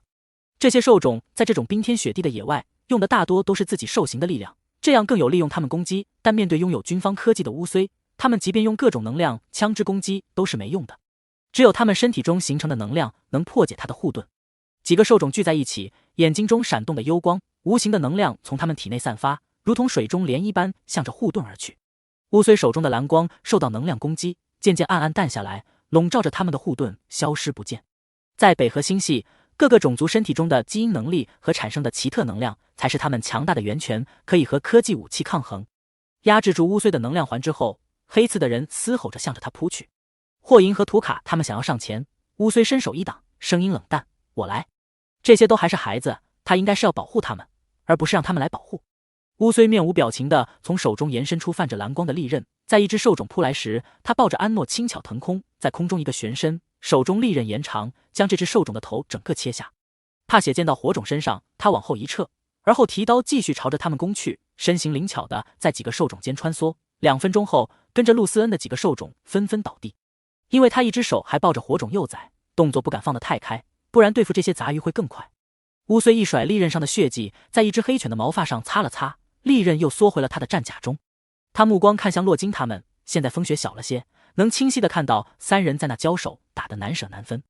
为了演得逼真，希克斯几乎使出浑身解数向着自己的母亲攻击。露丝恩的实力也几乎和希克斯相当，在黑刺的这些小头目中，他和希克斯的实力排在最前面，仅次于首领。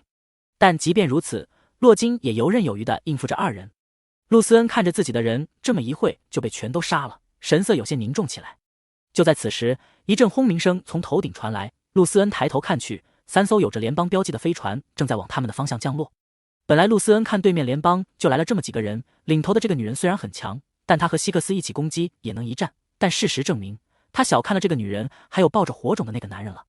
他们是根据感应到对方的能量来判断他们的实力强弱，但明显这2人的能量是有所隐藏的，他们的实际能量比他感应到的只会更强。现在看到头顶来支援他们的飞船，露丝恩一个重击将洛金击退后，他抓着希克斯的胳膊往后一扯，走。希克斯甩开他的胳膊，还想继续朝着洛金攻去，露丝恩上前摁住他，他们的支援来了，你想把命丢在这吗？他是我的。希克斯此时的神色如同阎罗，眼睛通红，一副在精神狂暴边缘的模样。你他妈的死在这里，还怎么把火种抢回来？露丝恩变回兽形，一口咬住希克斯，准备强制将他带走。希克斯被他半拖半拉，只好一脸不甘心地化成巨狼身形，准备和露丝恩一起离去。他们刚准备转身，洛金就闪身到他们身前，将刀往他们面前一横，来了还想走？希克斯和露丝恩对着洛金龇牙低吼着。洛金看着希克斯身上的伤，缓缓吸了一口气，他还需要最后给他添一把火。他提刀向着露丝恩砍去，露丝恩往旁边一滚，躲开了他的攻击，想要转身逃脱。洛金身形快速出现在他的身侧，那闪着金光的长刀向着他划来。就在那长刀落到他身上时，希克斯冲过来将洛金撞开，洛金甩出腰间缠着的长鞭，泛着蓝色光芒的长鞭延长向着希克斯飞去，在他身上一卷，洛金再用力一拉身体朝着他而去，长刀在他身上划了一个大口子。希克斯痛得呜咽一声，在地上滚了几圈，鲜血洒了一地。露丝恩见状朝着洛金扑去，一口咬住他，但无法破开他的防御，将他甩开数米。看见洛金被甩开，希克斯从地上爬起来，和露丝恩一块往前逃去。洛金轻巧地落在地上，看着希克斯他们逃走，收了刀，转身往安诺的方向走去。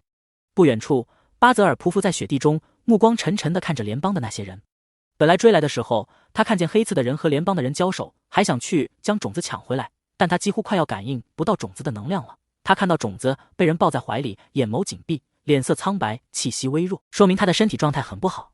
看到他这副模样，巴泽尔逐渐冷静下来。火种十分脆弱，就算是有专人看护照顾的火种都有夭折的，这种时候种子不能再经受任何颠簸了。巴泽尔不得不承认，他无法给他比联邦更好的生活，将他带在自己身边照顾，不过是他的妄想。他再不甘，也不能让种子受到任何伤害。希克斯和露丝恩一走，3艘来支援的飞船刚好停在洛金他们面前。船舱的门被打开，里面身着战服军装的人鱼贯而出，朝着洛金他们快步跑去，在他们身边排成2列，手持武器站好。洛金从乌虽手中将安诺抱了过来，往飞船上快步走去。乌虽也带着其他兽种崽子跟了上去。安诺感应到一股非常熟悉的能量，从睡梦中有些艰难地睁开眼睛。看到他醒了，洛金不禁有些诧异，他现在身体这么虚弱，被注射了药物，应该暂时是不会醒的。安诺一醒来，就在洛金怀中动了动，想撑起身体往某个方向看去。感受到他的意图，洛金把他竖抱起来，轻声安抚道：“崽崽乖，马上就带你去新家了。”安诺手无力地抱着洛金的脖子，下巴搁在他的肩上，目光朝着前方看去。他感应到的这股能量让他有种说不上的感觉，很熟悉，像是认识了很久，但他又想不起来是谁。刚刚小了些的风雪，此时又有增大的趋势，他因为身体衰竭影响了视觉，本就不太看得清楚东西，眼前只能看到身后救援人员的虚影，还有一片雾蒙蒙的雪白。洛金带着他上了飞船，船舱渐渐关上，隔绝了他的视线。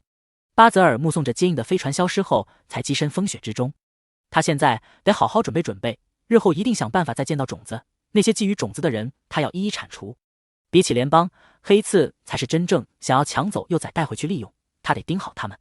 救援的小型飞船和卡萨星外围的星舰接入后，洛金抱着安诺飞也似的往医疗舱而去。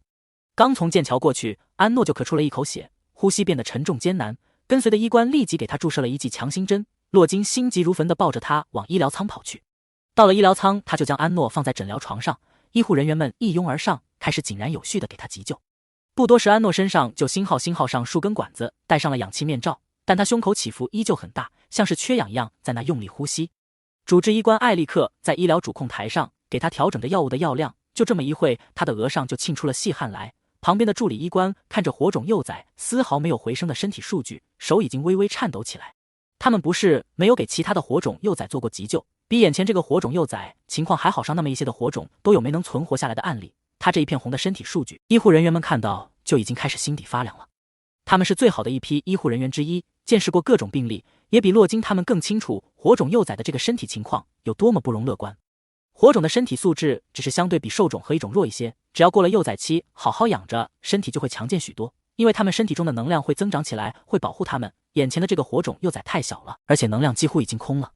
能量是火种身体中最后一道保护防线，在这种情况下还没有能量保护，那些保命药物在他身体急速衰竭的情况下，对他来说有些过于烈性了。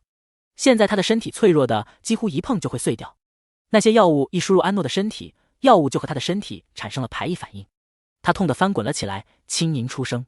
艾利克脸色微变，赶紧给他抽血检测。这些药物就是针对火种的，每样都是通过缜密检测和实验的，还没有火种出现排异反应。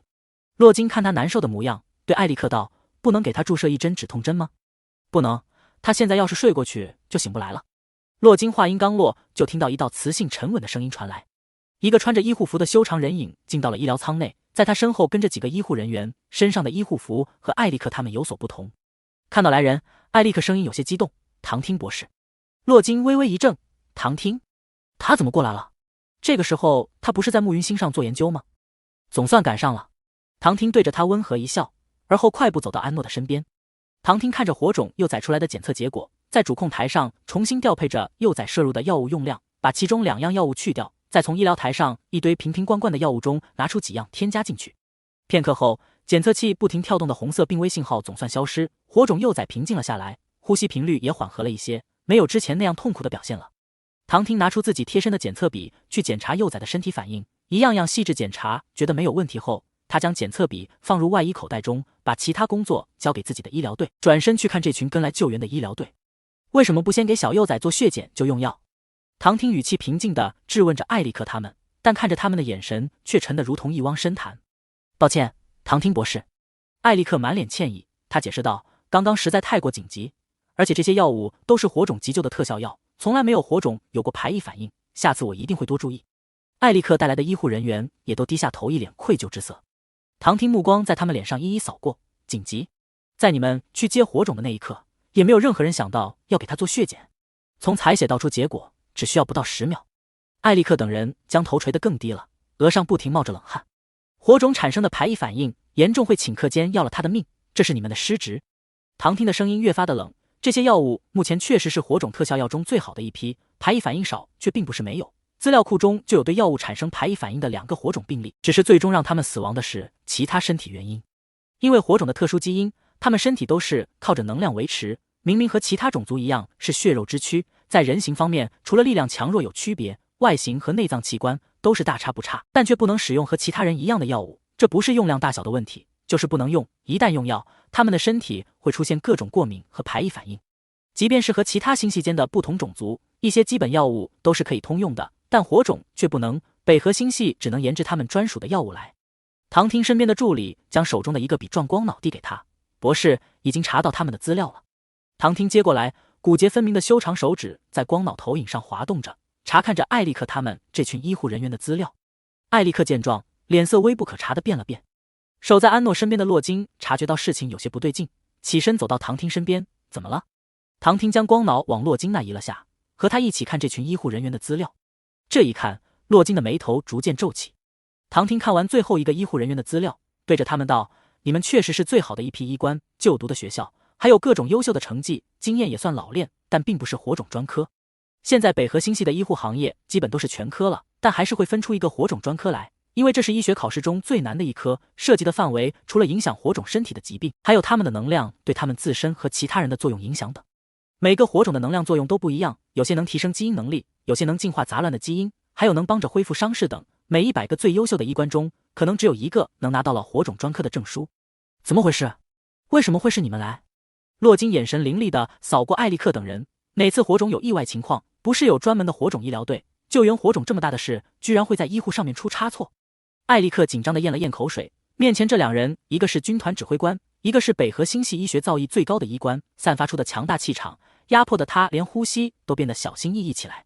当时是因为事态紧急，在事态紧急也会有火种专科医疗队时刻准备着，而不是由你们过来。洛金厉声打断艾利克。唐听手在洛金后腰上轻轻拍了拍，对着艾利克道：你是雷顿家的吧？是。艾利克擦了下额上的冷汗，紧张的无以复加。洛金一听就明白了，冷笑了一声，打开光脑通讯，叫来了此次救援的总指挥官。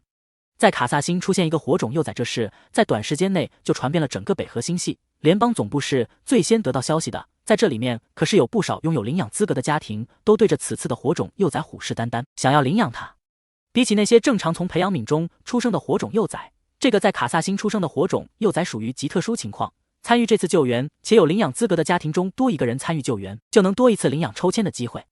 本来联邦总部得到消息时，情况就已经非常紧急了，这种时候都是联邦派随时备战好的紧急救援人员，火种医疗队也是第一时间通知的。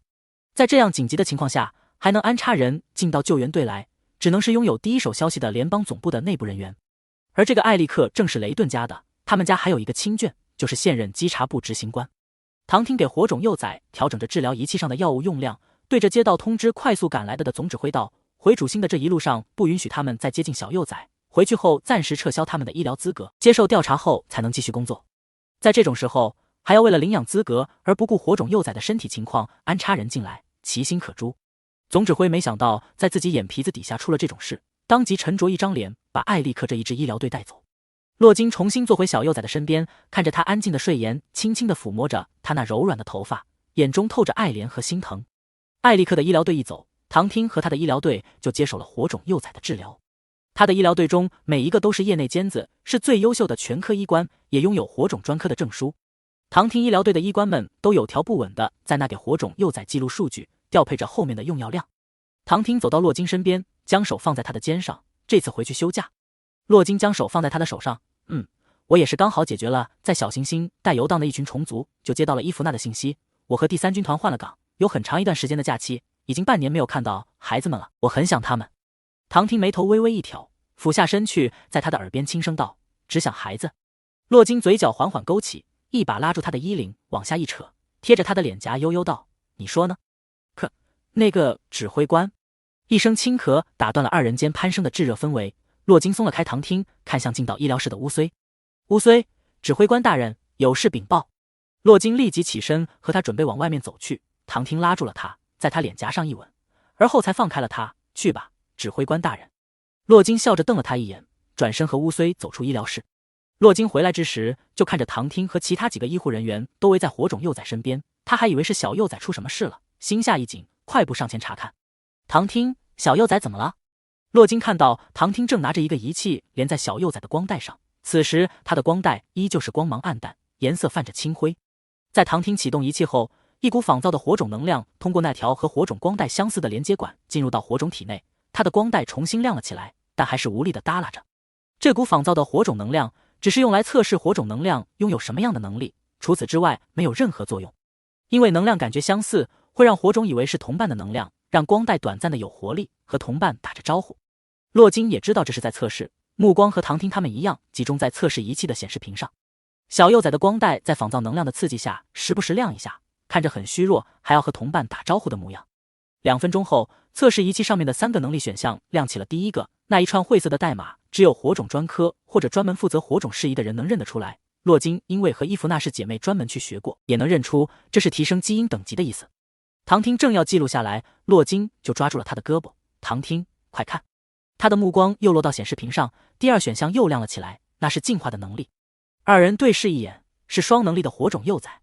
北河星系拥有进化能力的火种是最少的，但这种能力却是北河星系最需要的。进化能力能安抚受种和一种的精神暴动，还能净化他们体内的杂乱基因，让精神暴动发作的频率减少，让他们下一代的基因更为纯净。片刻后，第3个选项又亮了起来，那是治疗能力。整个医疗室顿时静的只剩下医疗仪器运作的滴滴声。半晌，洛金看着沉睡的小幼崽缓缓开口：唐汀，你觉得这有可能吗？唐汀没有说话，从医疗室中翻出3个不同的测试盒，这是用来实时测试火种能力的，数据或许会骗人，但亲眼所见就不会有错了。他将测试盒接入仪器上，其他医护人员都屏住呼吸，看着测试盒一个个亮起了绿灯，里面的微小生物都亮起了微光。全能的火种。一个医官惊诧出声，其他人也都是一副震惊脸。而就在众人都还没回过神时，显示屏下面又出现一串杂乱的代码。唐汀看着这串代码，眼神中划过一丝疑惑来。能力选项只有3个，这多出的一串代码是什么？洛金看着多出来的一个选项，也在那解着包含的信息，看着跟上一个选项的相似，但组合在一起却不知道怎么解了。不只是他不知道，连那些医官都解得一头雾水。这串代码拆分开来他们都认识，组合在一起看着也和恢复能力的那个相似，但真的要解却没有办法理解其中意思。洛金看向唐汀，他是这方面的专家。唐汀的手指在这串代码上移动着，陷入沉思中，半晌他才道：我解释解出来了，但还不是很确定，要回去再和火种协会重新确认一下。看他不确定，洛金也没问。现在小幼崽已经确认是拥有3种能力的全能火种，足够让北河星系引起轩然大波了。凌晨3点，安诺从睡梦中醒来，他是被排异反应痛醒的，即便在排异反应出现的那一刻，唐汀就快速的给他换了药，他还是被痛醒了。看着幼崽半合着眼眸难受的模样，唐汀配了一支药通过他手背的留置针中注射进去。过了一会，幼崽又重新睡了过去。这一晚上他已经因为排异反应醒了3次了，这是因为他的能量和其他幼崽不同，同时兼顾了3种能力，能量有些紊乱，身体对药物的排异反应更严重，可能现在能用的药物过一会就不能用了。在北河星系初期，他们对这种问题几乎是束手无策，根本无法用他们现有的知识去理解火种的各种身体表现。唐汀和其他医护人员时时刻刻都盯着他的血液和药物产生的反应，一有不对就赶紧调整。因为他的排异反应严重，还要测试除了这些特效药的其他药物，让星舰航线上的其他星球随时送药过来。后半夜，安诺睡得很不安稳，他开始发起烧来，不停地说着胡话。唐汀立即给他打了退烧的药物，但剂量不能太多，给他打完针后就和其他医护人员开始给他物理降温。安诺陷入了一场梦境之中，下着大雪的天，只有5、6岁的他身上的衣服破破烂烂，还赤着脚走在雪地中，他抱着自己的手臂，身体冷得不停颤抖，肚子饿得不停在抽筋，他抓着地上的雪塞了一口又一口，但怎么都吃不饱。这是一片废墟，了无人烟。忽的，他在前方看到一簇明亮的火光，还闻到了食物的香味，他心下一喜，快步朝着火光而去。走到火光前，一个和他差不多大的小女孩围坐在火堆旁，上面架起一口锅，里面正炖着肉汤。那女孩时不时用勺子舀出来一口尝尝，看能不能吃了。安诺看着那口锅，不停地咽着口水，他好饿，好饿。他脑中此刻只剩下那肉汤，跑过去从女孩手中抢过她的勺子，就舀起来大口喝起来。看见里面有大块的炖肉，手直接从滚烫的汤锅中捞出一块肉，他的手上满是冻疮，即便被烫的生疼他也不在乎，抱着肉大口的啃起来。那是我的肉。女孩想要抢回来，被安诺一把推开。此时女孩的妈妈回来了，女孩哭着喊着妈妈。女人走过来，一把揪住安诺的头发，将他往后拽去抢他手中的肉。但安诺说什么都不松手，即便头皮被扯得剧痛，他还是将肉不停地往嘴里塞去。最后女人将他摔在地上，他身上的肋骨被摔断，疼得他蜷缩起身体，手中的肉才被抢了回去。小畜生，敢抢我们的东西！女人骂骂咧咧地将他丢到外面去，拉着自己女儿的手重新回到火堆前。安诺从雪地中艰难地抬起头来，看着女人将小女孩抱在怀中，温柔抚摸着她的头，给她将身上的衣服裹紧了些。女孩喊着妈妈的声音不停地在他脑海中回荡。原来这就是妈妈吗？跟着妈妈不会挨饿受冻，还会被保护得很好。她说的是什么？唐婷听着安诺不停地说着什么，她不太听得懂。洛金仔细听了下，却有些诧异起来，这好像是古地球语言。古地球语言？唐婷有些惊讶，古地球文明不是已经消失数千年了？这古地球是近年才被发现的一个古董星球，和其他的古董星球一样，曾诞生过文明，但又覆灭。在如今科技发达的星际时代，宇宙间的各文明早就形成了星际联盟，在发展科技的同时，也会去溯源过去的文明发展，兴起了一股古文明风潮。这个古地球就是在这股风潮中被发现的星球之一，距离北河星系有数万光年，需要通过虫洞才能快速到达。古地球上面文明的痕迹还很清晰，倒塌废弃的建筑物、粗糙的科技痕迹和数量众多的智慧生物尸骨。这个古星球也成为了旅行者和拾荒者钟爱的一个古董星球之一，星际博物馆也将这个星球的文明收录了其中。洛金在上学时就目标明确，要读军校，提前学习了许多种族的语言，为日后要在各星系间航行做准备。后面他逐渐对语言学感兴趣，在古地球被收录到博物馆之后，这个星球的语言已经被系统破译，如今是收录了在语言翻译系统中的。他也学了些，他有语言上的天赋，又有深厚的基础，学起来并不难。洛金认真听着安诺不停说着的那些话，他从这些混乱的语言中分辨出几个词了，和冷还有疼这几个词是重复的最多的。他把这些话告诉唐听，唐听看着手中的显示屏，上面是小幼崽的身体健康数据。从这些数据来看，他现在不会觉得饿和冷，烧已经退下去了，也一直在给他输营养液。为了减轻他的身体不适症状，他给他配了一些止疼的药。看着他的身体表现，他应该是陷入了梦魇之中。洛金听罢唐听所说，手轻轻地拍着他肩膀，给他低声唱着童谣。在这温柔悦耳的歌声，安诺渐渐安静了下来。过了会，他就迷迷糊糊地睁开眼睛，看着面前模糊的人影，感受着他抚摸着自己脸颊的温暖手掌。安诺一阵恍惚，沙哑着开口：“妈妈。”歌声停住，洛金神情错愕地看着面前半颗着眼眸的小幼崽，他刚刚是不是听错了？小崽崽叫他什么？在一旁的唐听也听到了刚刚小幼崽说的话了，他叫的好像就是妈妈。在整个已知的宇宙文明间，父亲母亲有很多种叫法，但爸爸妈妈的发音基本一致。洛金一向比常人都更加的冷静，但他刚刚听到小幼崽叫他妈妈，一颗心止不住的跳动起来。他害怕自己听错了，看他嘴唇蠕动着，在那呢喃着什么，俯身下去柔声问道：“小崽崽，你说什么？”安诺定定地看着面前近在咫尺的美丽面庞，在他那如纯净宝石般的绿眸中看到了自己的倒影。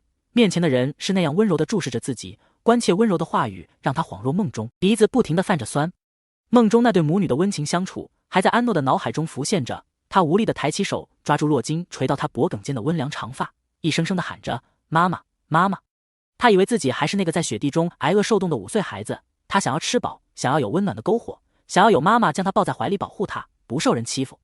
洛金一颗心都被安诺给叫软了，握住安诺抓着他头发的手，无比怜爱心疼地抚摸着他的脸颊。妈妈在，乖宝宝，妈妈在，不怕不怕。听到洛金的话，安诺的眼泪瞬间涌出，他真的有可以保护他的妈妈吗？洛金看着安诺的眼泪，心瞬间就揪了起来，给他擦着眼泪，轻声安抚着他。安诺很快就又闭上了眼睛，但还在那小声的抽泣着。所有医护人员都看着这个小小年纪就受尽苦难的小幼崽，被他的情绪感染，都不禁眼眶湿润起来。唐婷将手放在洛金的肩上，表情柔和地看着他和小幼崽。洛金握着唐婷的手，抬头，眼神欣喜温柔地看了他一眼。唐婷，小崽崽他叫我妈妈。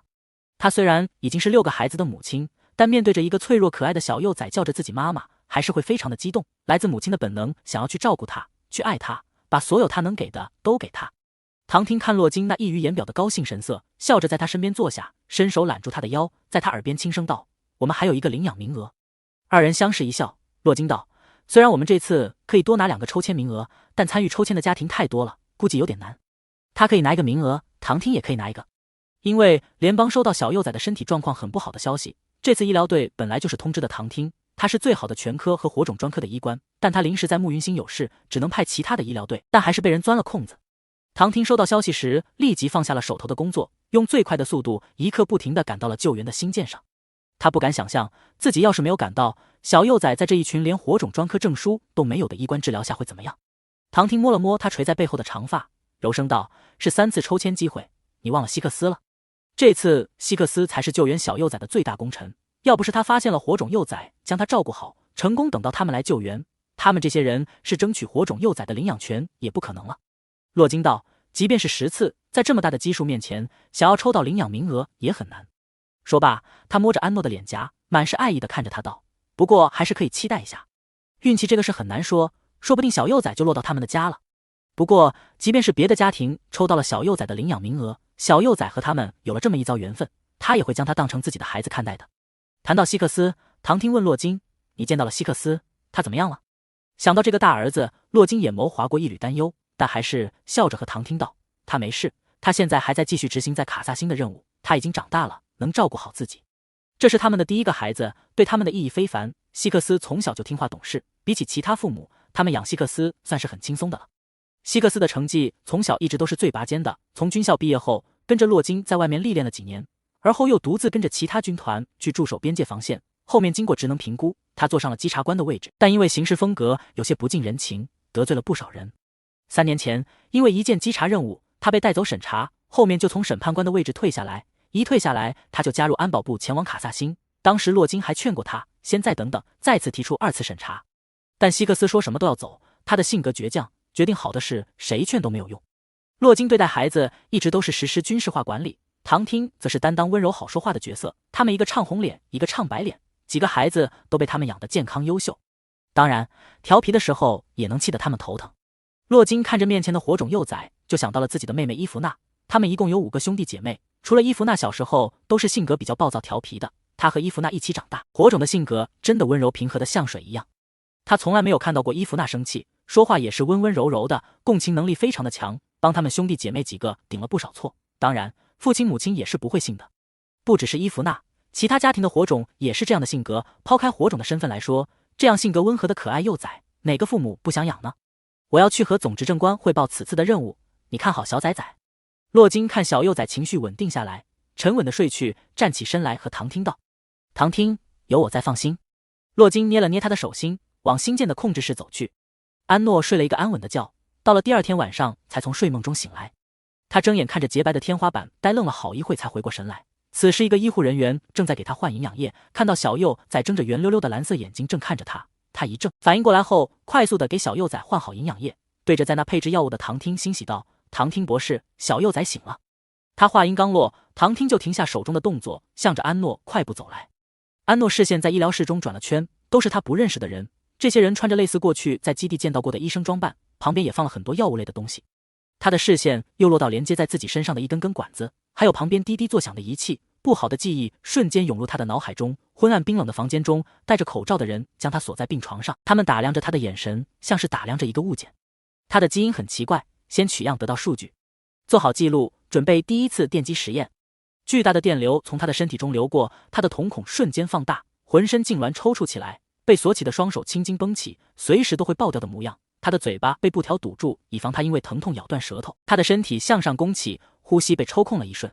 电击过后，他像是一尾被甩到岸上的鱼，胸口剧烈的起伏着。耳边是研究人员传冷漠的如同机器般的声音：“第2次电击实验准备。”他的眼神空洞地望着天花板，看着上面的一张蜘蛛网中，蜘蛛正向着落入网的飞虫爬去。第5次药物实验记录，第6次基因无变动，第7次。安诺从记忆中回过神来，他动作慌乱地去拔身上的针头管子，身边的2个医护人员想要将他摁住，看着他们伸来的手，安诺眼神中透露出恐惧，想要甩开他们的手。他大喊着：“别碰我！”医护人员被安诺的惊声大喊吓住，不明白他为什么突然这么大的反应，一时都不敢去碰他，怕刺激到他。安诺想从床上跳下，刚准备跳，一双大手就接住了他。安诺在唐婷怀中拼命扭动着，手上的管子被他扯掉几个，他力气大到连留置针都被他拔了，鲜血从他手臂的针孔中流了出来，染红了唐婷的白大褂。唐婷对着几个医官道：“把管子都拔了。”他们赶紧3下5除2的将医疗管子全都从仪器中拔了下来。唐婷也迅速的将他身上剩下的管子拔掉，以免血倒流出去。安诺在唐婷怀中挣扎着，一口咬在他的耳朵上，想要将他的耳朵撕咬。他他想，耳朵这样脆弱的部分产生的疼痛感会让这个男人放开他。在安诺咬上唐婷耳朵的那一刻，唐婷在心里庆幸他身上还好没有开防御护盾，不让他这口牙都得咬碎。但感觉到安诺在他耳朵上撕咬的牙齿后，他愣了一愣，他的2个门牙怎么断了？唐婷看安诺是处于应激状态，还感觉到了他的恐惧情绪，将他平稳地放到了地上后松开了他。安诺当即从旁边的工具盘中拿起一个尖锐的医疗用具，踉跄着往角落中躲去。一旁的医官都惊诧地看着安诺。唐汀博士，火种又在这事。唐汀，所有人都出去。医护人员们立即离开了医疗室。唐汀看着小幼崽拿着医疗用具缩在角落中，拨通了洛金的通讯。洛金急忙赶来时，看到所有的医护人员都在医疗室外面的走廊，一进到医疗室就闻到了血的味道。怎么回事？他看唐汀白大褂上都是血迹，但那血的味道不是他的。小崽崽应激反应有些严重，就把你叫来了，他对你最熟悉，你看能不能接近安抚他？洛金顺着唐汀的目光看去，就看到小崽崽正蜷缩在角落，他还拖了旁边一个装器具的推车挡在自己面前。他透过推车的缝隙，能看到他脸上那充满警惕和恐惧的神色。他步履轻缓地朝着他靠近，看着小幼崽的视线集中在了自己身上。洛金在安诺面前蹲下，隔着一个推车和他对视。宝宝，别怕。看安诺没有表现出抗拒的情绪，洛金小心翼翼地对着他伸出手去，他的指尖刚一碰到他的手，他的身体就轻颤了一下，往后一缩。安诺被洛金这样一触碰回过神来，他定定地看着面前这张美丽的面庞，他认得她，她是希克斯的妈妈，将那些攻击他们的人全都斩杀了，救了他和图卡他们。这张脸刚刚也出现过在他的梦中，他叫着他妈妈，他看着自己的眼神就如同现在般温柔的，好像自己真的是他女儿。洛金再次尝试着向小幼崽伸出手去，想着之前他迷迷糊糊叫着自己妈妈，便柔声道：宝宝乖，来妈妈这，有妈妈在谁也伤害不了你。安诺怔住，她是自己的妈妈。不过片刻后，安诺就反应过来，知道他应该是在哄自己才这么说的。安诺不再抗拒，任由洛金那带着温度的手落到他冰冷的手上，他紧绷的精神也缓缓放松下来。洛金看小幼崽情绪缓和了些，垂在肩上的光带那闪动的红光也散去，将挡在他们面前的推车轻轻拉开，一点点的靠近小幼崽。没事了宝宝，没事了。洛金将安诺手上的医疗用具缓缓从他手上拿下来，动作轻柔的将他抱到怀里，轻轻的拍着他的背，不停的安抚着他的情绪。安诺偏着头靠在洛金的肩膀上，手不自觉地抓着他垂在身侧的长发，有些出神地看着前面舷窗外的星空。之前他因为情绪太过激动，才爆发出巨大的戾气和攻击性来，现在整个人都松懈了下来，感觉身体无力又疲惫，身上也泛起了密密麻麻的疼痛来。唐婷看洛金成功安抚住小幼崽，暗自松了口气，二人对视一眼，唐婷拿好一个医疗箱，转头往外面走去，洛金抱着安诺也跟了上去。一出医疗室，唐婷就对着外面的那些医官道：把衣服都换了，换成常服。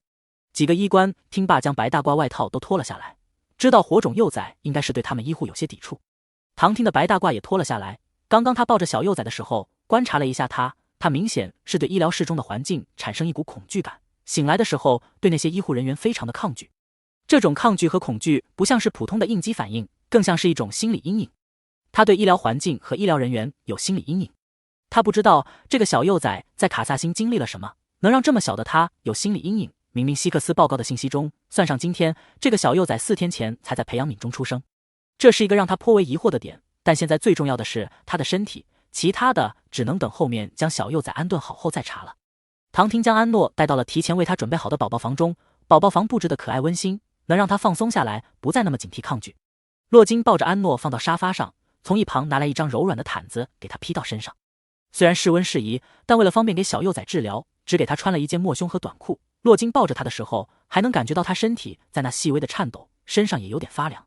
唐婷把医疗箱放到小幼崽看不到的角落，打开医疗箱，拿出提前准备好的药剂，走到他面前，在确定他不会抗拒后，轻轻抓过他的手，边给他处理着手腕上还在渗血的针孔，边柔声和他介绍自己：小崽崽你好，我叫唐汀，是希克斯的父亲，你不要害怕，我不会伤害你的。希克斯给他们的幼崽信息中说他能听得懂他们说的，还学会了一些简单的词汇。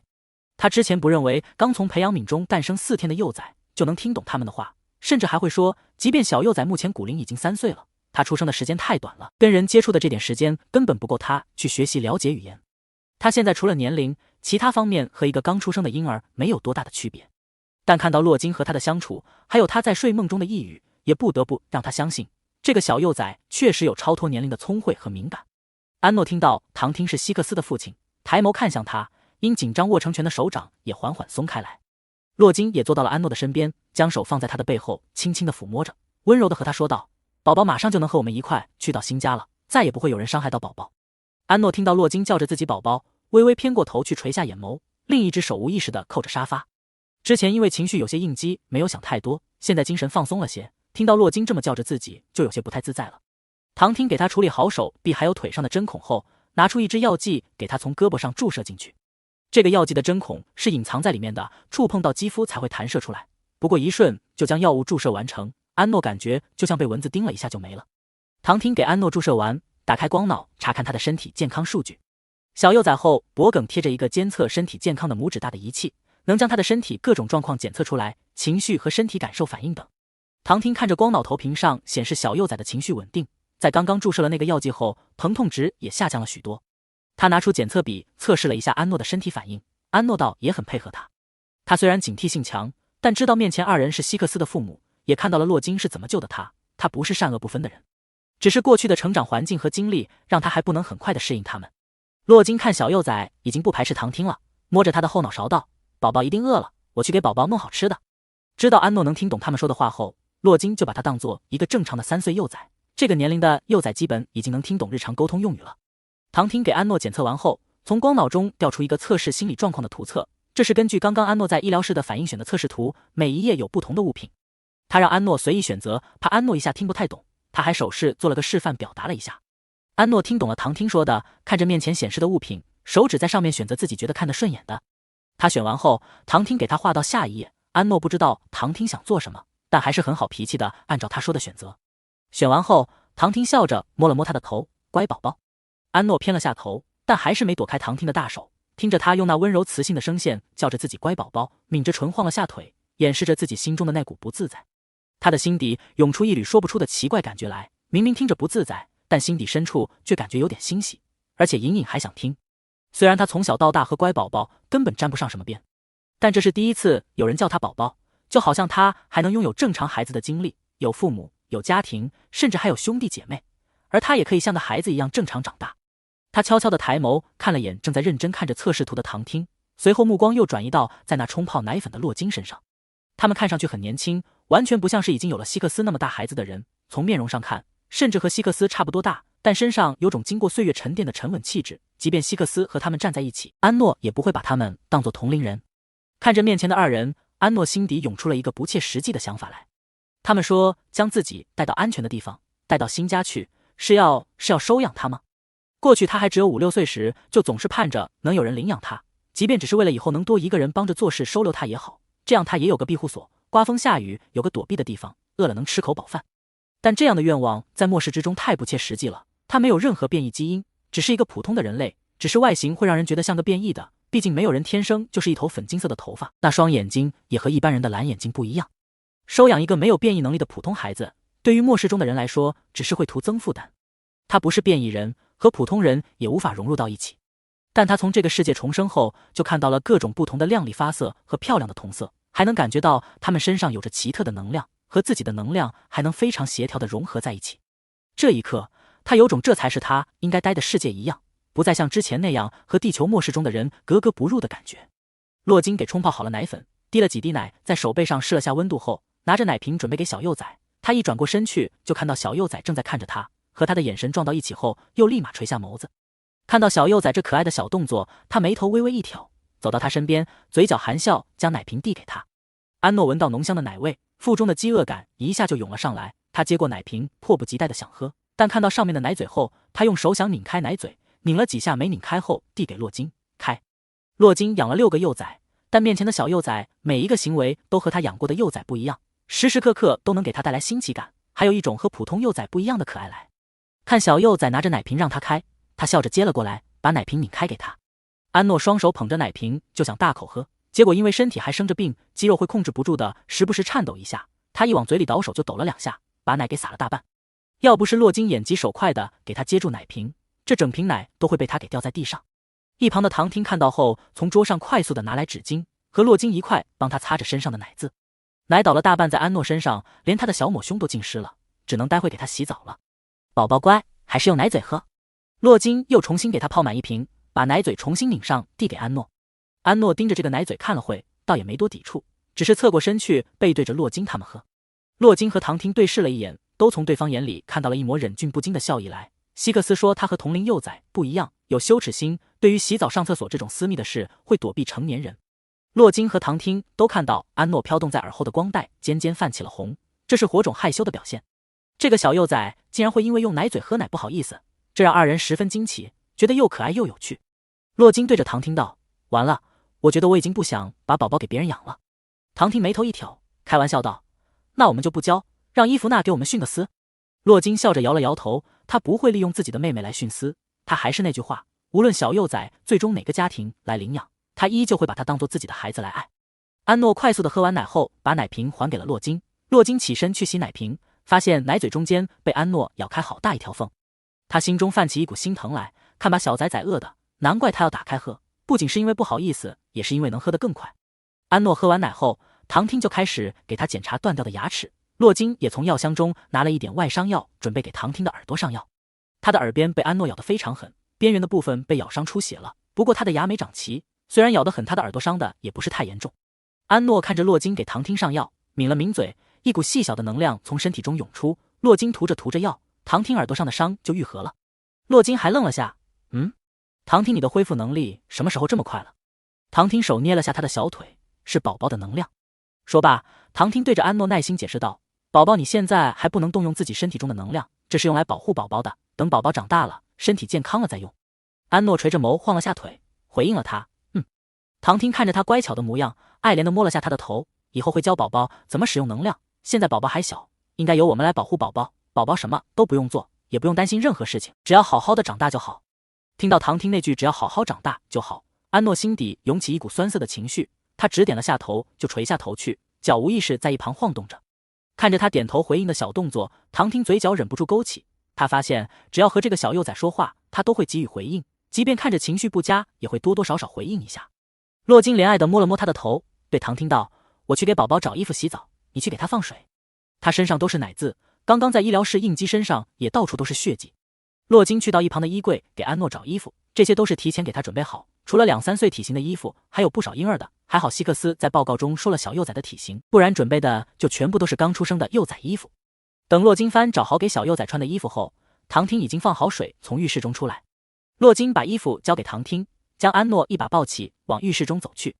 安诺看着浴室和之前在瞭望塔的浴室完全不一样，里面宽敞许多，那些东西基本都是他不认识的，没有看到一个放水的龙头，中间长得像是半个鸡蛋壳的浴盆，看着也是和地上连在一起的，但他看着洛金用脚踢了下，这个装着热水的浴盆就自己往旁边挪动调整。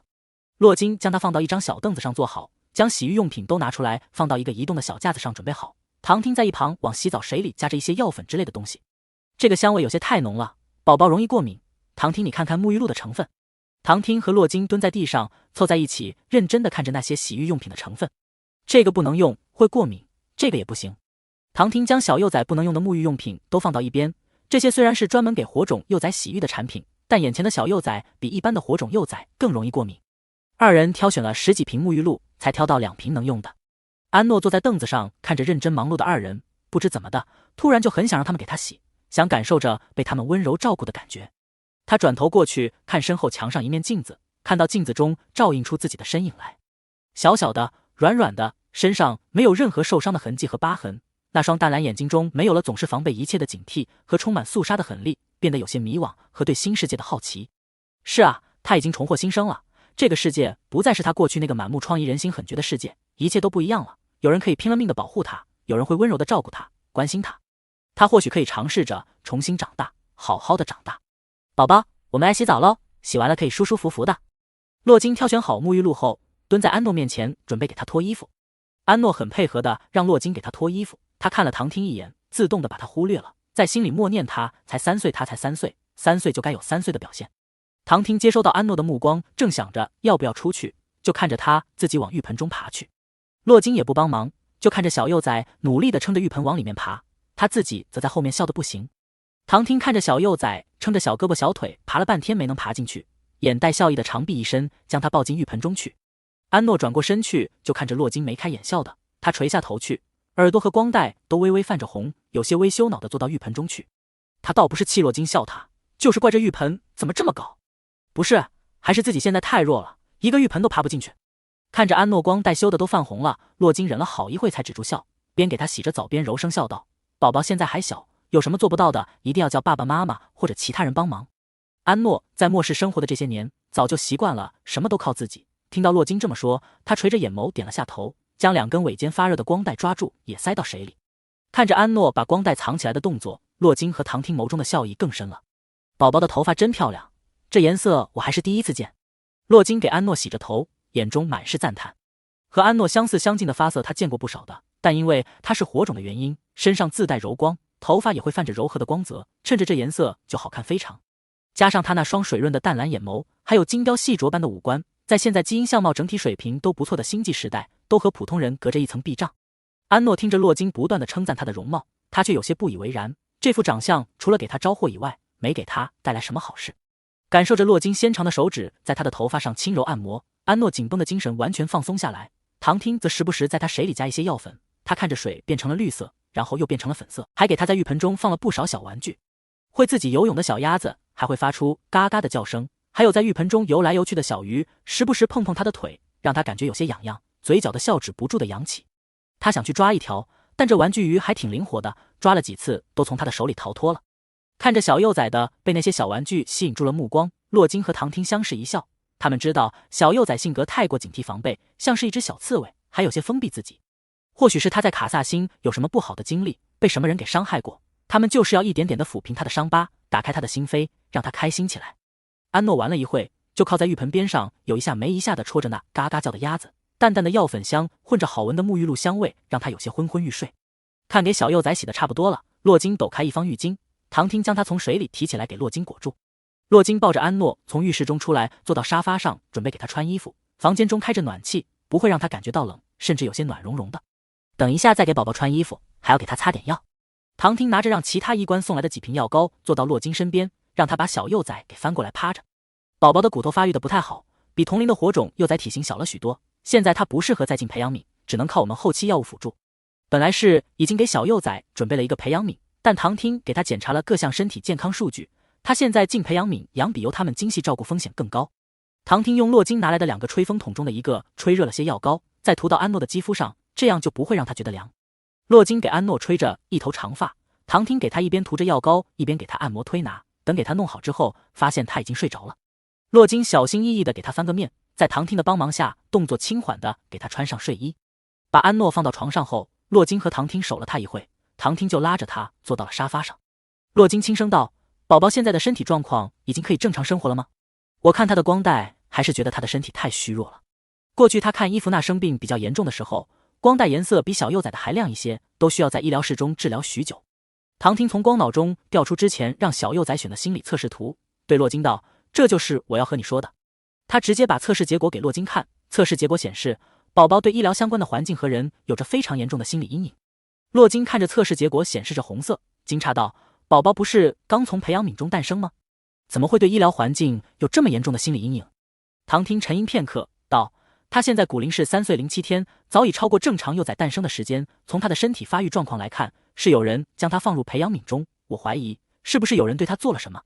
要不是有人照看着，小幼崽在胚胎发育的时候就活不了了。培养皿所需的各种营养液和必不可少的金沙，每隔一段时间就要重新添加的，培养皿机器也需要定时维护。但他的身体发育情况明显营养不良，说明这个人可能缺少资源，手头并不宽裕。小幼崽待在培养皿的这3年，他是已经能和外界沟通，甚至学习。如果照顾小幼崽的这个人好好对待他，他是不会有这么严重的应激反应和心理阴影。洛金听唐听这么这一说，心里就明白了。他们2个都是在战场上徘徊的人，也和不少黑帮反叛组织等打过交道的，其中的黑暗和血腥手段他们是见识过的。想到小幼崽可能经历过这种黑暗，2人神色都冷了下来。唐听调出近日官方的一则新闻，对洛金道：“最近有不少反叛组织在废星上找来堕落种做实验，想要从他们体内直接提取 TG3。”洛金知道这一内部消息，他一开始还以为只是讹传，但在唐听这里得到过验证，他们确实在这么做。堕落种就是精神暴动达到最高级，或是基因过低无法逆转，已经彻底沦为了野兽，会无差别的攻击任何生物。唐听沉声道：“从这些堕落种体内提取出的 TG3 比一般用药物合成的 TG3 效果要更强，但精神暴动的频率也会更高，所以他们就盯上了火种。最近在北河星系比较靠近外围的星球上面的火种都被调到主星和附近星球去住了，就怕被那些反派组织给劫走，连火种的基因筛选也暂时停止了，只能在安全防护最高几个星球可以继续。所以二人都在担心小幼崽在卡萨星这个最混乱的星球就经历了某些他们不知道的黑暗，但好在他们已经成功的将他救回，再也不会让他受到半点伤害了。二人又小声的交谈了一阵，唐汀便回到医疗室去给安诺配置药物。现在安诺不能待在医疗室治疗了，他得想办法给他配一些更好的药物。洛金坐在安诺床边，把光脑静音，处理着一些公务，时不时看他一眼，看着他睡得有些不安后，把光脑就关了，在他身边躺下。安诺又陷入了梦境之中，他躺在病床上，头顶一顶昏黄的灯不停地摇晃着。他动了下，发现手被锁了起来，手腕已经被磨出一圈血痕来。耳边有声音传来，时不时还有些目光打量在他身上。他看过去，那些人站在灯光下，身影被拉长，一半身影隐在阴影中，有种说不出的诡异来。第37次的疼痛刺激实验，他的基因发生了变动，有一股能量从他体内迸发了出来。这股能量让他的部分伤口愈合了。他是异能者，体内隐藏的治疗能力被我们激发出来了。像是，但感觉还像其他的什么。他的基因虽然和我们人类的契合，但基因发生变动的那一刻，有好几条基因序列完全不一样。他耳朵后面的是什么东西，还能自己缩回去？有几次刺激实验会长出来一点，下次切一点下来研究一下。这个实验体一定要看好了，它可能不是地球生物，说不定和污染源有关系。又一次疼痛刺激的实验，这一次他体内迸发出了更多的能量，让他挣脱了束缚，将围着他的几个人给放倒后，他踉跄着往外跑去。快抓住他，别让他跑了。他在昏暗的走廊过道中不断往前奔跑，寻找着出口。眼看着一道光亮就在眼前，身后一个个穿着白大褂的人和拿着武器的人已经追到身后了。他跑到了出口，一阵大风迎面刮来。这是一个10几米高的平台，面前是一望无际的大海。原来他在海上，这是他第一次在书和过去留存的影像之外看到海的模样。听着后面人的追喊声，他扶着栏杆的手微微颤抖。他不会游泳，而海面之下有无数变异的海洋生物，他跳下去便是找死。但想着被人关在昏暗的医疗室中当成实验体，不如喂鱼。一条巨大的鱼出现在他的视线中，在海面下缓缓游动着。他心底隐隐觉得或许自己能活下去，只能赌一赌了。在身后的人手要碰上他时，他翻过护栏一跃而下。在他坠落冰冷的海水时，瞬间惊醒。宝宝，宝宝！安诺一睁眼就看到洛金睡在自己身侧，他抚摸着他的脸颊，轻声地将他从噩梦中唤醒，用手抹去他额上沁出的细汗，看着他的眼神满是担忧。安诺剧烈地喘息着，梦中那被海水包裹的窒息感让他忍不住大口呼吸起来。安诺现在脑子有些浑浑噩噩的，他不知道洛金说了什么，明明室内温暖，但他还是觉得冷。看着洛金那望着自己温柔的眼神，他像是在水里抓住了一根救命稻草般猛然惊醒，伸手抓着他的前襟，像是一只受惊的小兽往母兽的怀里钻去般。洛金看着安诺那带着一丝惊吓的依赖动作，微微一怔，而后伸手环过他，将他搂在怀里，轻轻拍着他的背，声音轻柔地安抚着他：没事了宝宝，妈妈在这。安诺感受着洛金身上的热度，闻着他身上淡淡馨香，心中安定了不少。洛金感觉到怀中的小幼崽打了一个冷战，身体微微颤抖着，将他环得更紧了一些。宝宝是做噩梦了吗？别怕，梦里的都是假的。安诺将脸埋在他柔软的胸脯前，闷闷地嗯了声。他当然希望梦里的都是假的，但那都是他曾经真实经历过的。在醒来的那一瞬间，他以为自己又回到了过去，现在的一切才是梦。感受过这里的美好后，再回到过去的那种日子，他也会害怕。安诺紧紧地抓着洛金的衣服，感受着他身上真实的体温，听着他关切的声音，才会觉得自己是真的活在这个世界，不是梦。洛金轻拍着安诺的背，在他耳边唱着童谣，继续哄他睡觉。安诺闭着眼睛，伸手环过洛金的脖子，将头搁在他的脖颈间，头发落在脸上有点痒，他动了下蹭了蹭洛金的脖子。这依赖的小动作让洛金轻叹一声，手放在小幼崽的后脑勺，吻了吻他的发顶。这样下去，他怎么舍得将这个孩子放手给别人养？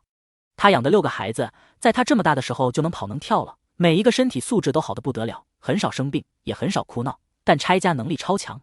大概是家里6个孩子，有3个主基因都是狼和犬，天生就闹腾。从会走开始，他们就开始疯一样的在家里跑来跑去折腾，也就是希克斯小时候稍微省心一点。像他们这种兽种和一种崽子，5个月就会走了，到了1岁已经在家里到处跑了，饿了就拆家，自己到处找吃的。一种还好，继承兽类基因少，兽种小时候就完完全全是一个小野兽，胃口还大。很多家庭养一个兽种后，再次抽签领养都祈祷不要再来兽种崽子了。不是养不起，是小崽子太闹腾调皮了。要是第二次抽签还是兽种崽子，都至少要等他们长大了再敢继续养下一个，不然真的遭不住。但本来这个世界兽种的比例就大一些，抽签抽到兽种的几率也更大。他们家里6次抽签都是交给唐听来的，他在抽签方面有着神奇的手气，去商场买东西有抽奖活动，他总能抽到最好的奖品。家里领养的6个崽子，他是抽一个兽种，下面接着就是一个异种，他们家就非常平衡的3个兽种崽子和3个异种崽子，这几个崽子在一块能把家里闹翻天，当然他在家就都不敢。所以现在怀里这个脆弱乖巧的小幼崽，让他难得的感受到是真的在养一个孩子的感觉。他也是从领养了第2个孩子之后才明白，原来所有孩子小时候都差不多，只是乖巧懂事的希克斯让他有了幼崽还算听话的错觉。软糯听话的幼崽期太短了，在1岁之后就进入了他们超强的拆家时期。他家那些崽子还算怕他，不敢明面上在他脸上闹，等他前脚一走，加2分钟后就不能要了。难怪他看那些养了火种的家庭总是笑容满面如沐春风的。小时候在他的家庭中，父母就算再怎么生气，看到伊芙娜都会气消了。毕竟他们这些兽种和异种孩子从小就皮实，不怕打更不怕骂，脸皮一天比一天厚，要是不听话能被他们气死。安诺抱着洛金的脖子很快就睡着了，怕他还会做噩梦睡不安稳，洛金抱着他睡了1夜都没挪动。他本身是一种基因等级达到 SS 级，体质非一般人能比的，每天都精神充沛，一天睡个4-5个小时就完全够了。过去在战场上或者要去完成什么比较艰巨的任务，几天不睡觉还保持着高度精神集中都是常有的事。除了他本身的体质强悍以外，这也是一点点磨练出来的。唐听进来看了他们2次，看着安诺抱着洛金的脖子睡得安稳，心中欣慰，也没有吵他们。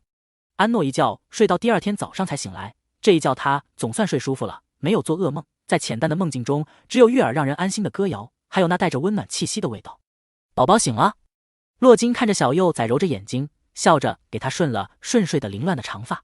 安诺睁着一双水润的大眼睛看着洛金，2人离得极近，看了一会，安诺收回视线，将头不自觉地往洛金肩上靠了靠。狗狗。听到安诺说出狗狗的词语，洛金柔声问道，宝宝是想问狗狗？或许是和他一起救上来的那些兽种幼崽中有犬类兽种。安诺抬眸看向他，手又轻轻地环在他的脖子上，轻声说了一句，狗狗味道，你。洛金笑了声，明白他想说的，宝宝是在我身上闻到狗狗的味道了。安诺点了下头，又摇了摇头，他不知道怎么形容这种感觉，他身上香香的，没有过去他在动物身上闻到的那种味道，但是他就是觉得有狗狗的味道。不过要说是闻到的，更像是一种感觉，是他身上那股能量传导出来的。这股味道和他在希克斯身上感受到的一样，他在其他人身上也能感觉得到不同的能量和味道。不过希克斯说他是狼，那洛金应该也是狼。想了想，他又改口道，不是狗狗，是狼。不过他还是觉得狼和狗是差不多的。他在脑中组了好一会，才组成了这一句比较完整的话。洛金听着他那有些拗口的软糯音调，带着正经的语气说出，实在是可爱死了。他温柔地抚摸着他的头发道，我的主基因是炎狼，属性主火，但我是一种不会像希克斯那样变成大狗狗，不过还是可以变一点点。他直接顺着安诺的话，把希克斯说成大狗狗。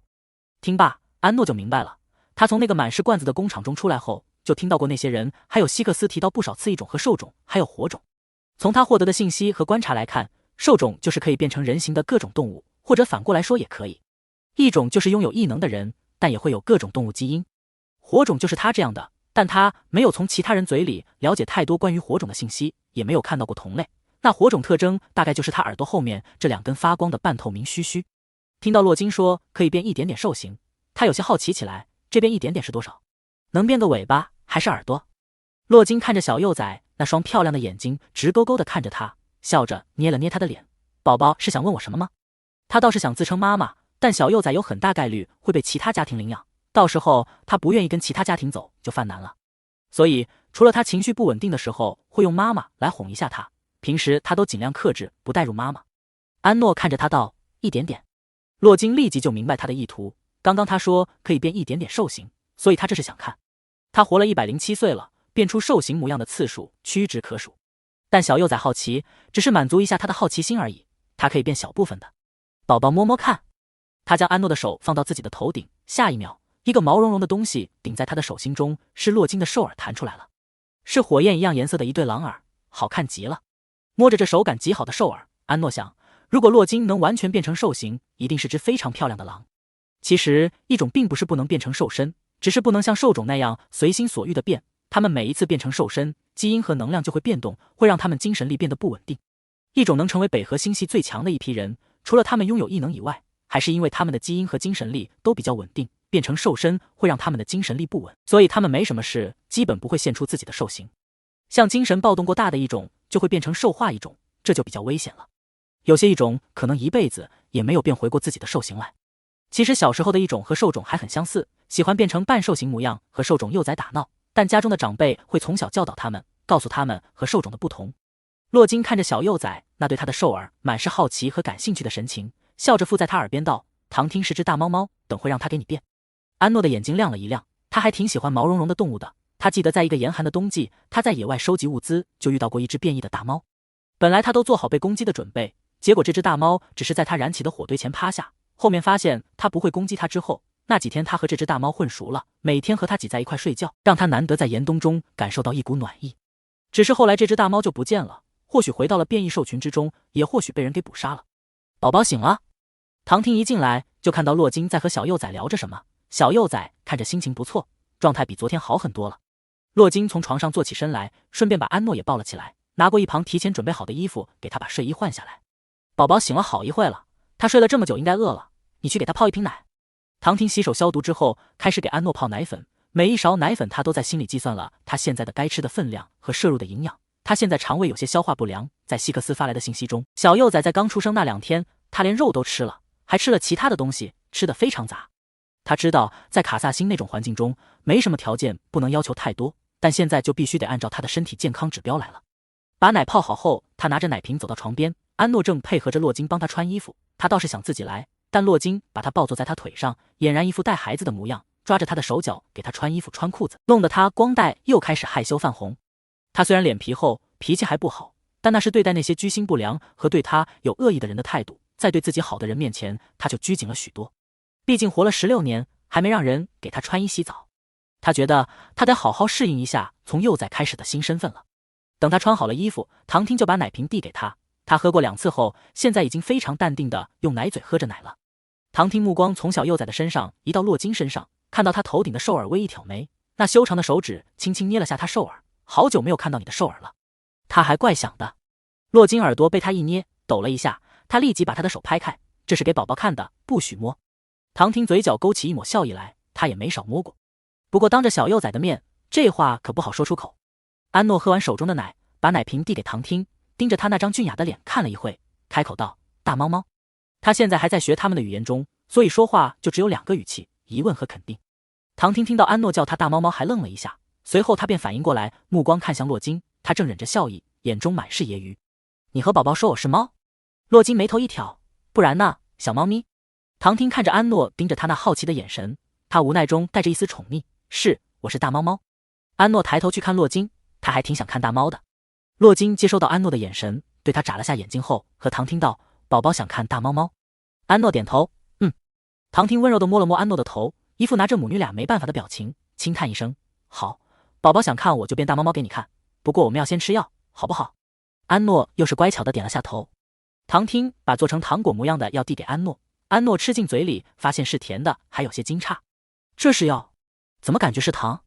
唐听又给他注射了几针常规的治疗药物后，把外套脱下。他没有穿变体服，穿着日常的衣服变身会把衣服破坏的。他虽然是兽种，但很少变成兽身过。安诺满脸好奇地盯着唐听，期待着他变成一只大猫。1分钟后，看着面前体型几乎把客厅挤满的巨大兽躯，安诺愣住：“这是大猫？”作者题外话，可以猜猜爸爸兽种基因是什么动物，哈哈。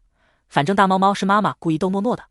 PS， 快把你们手中的银票票交出来！打劫！哇西！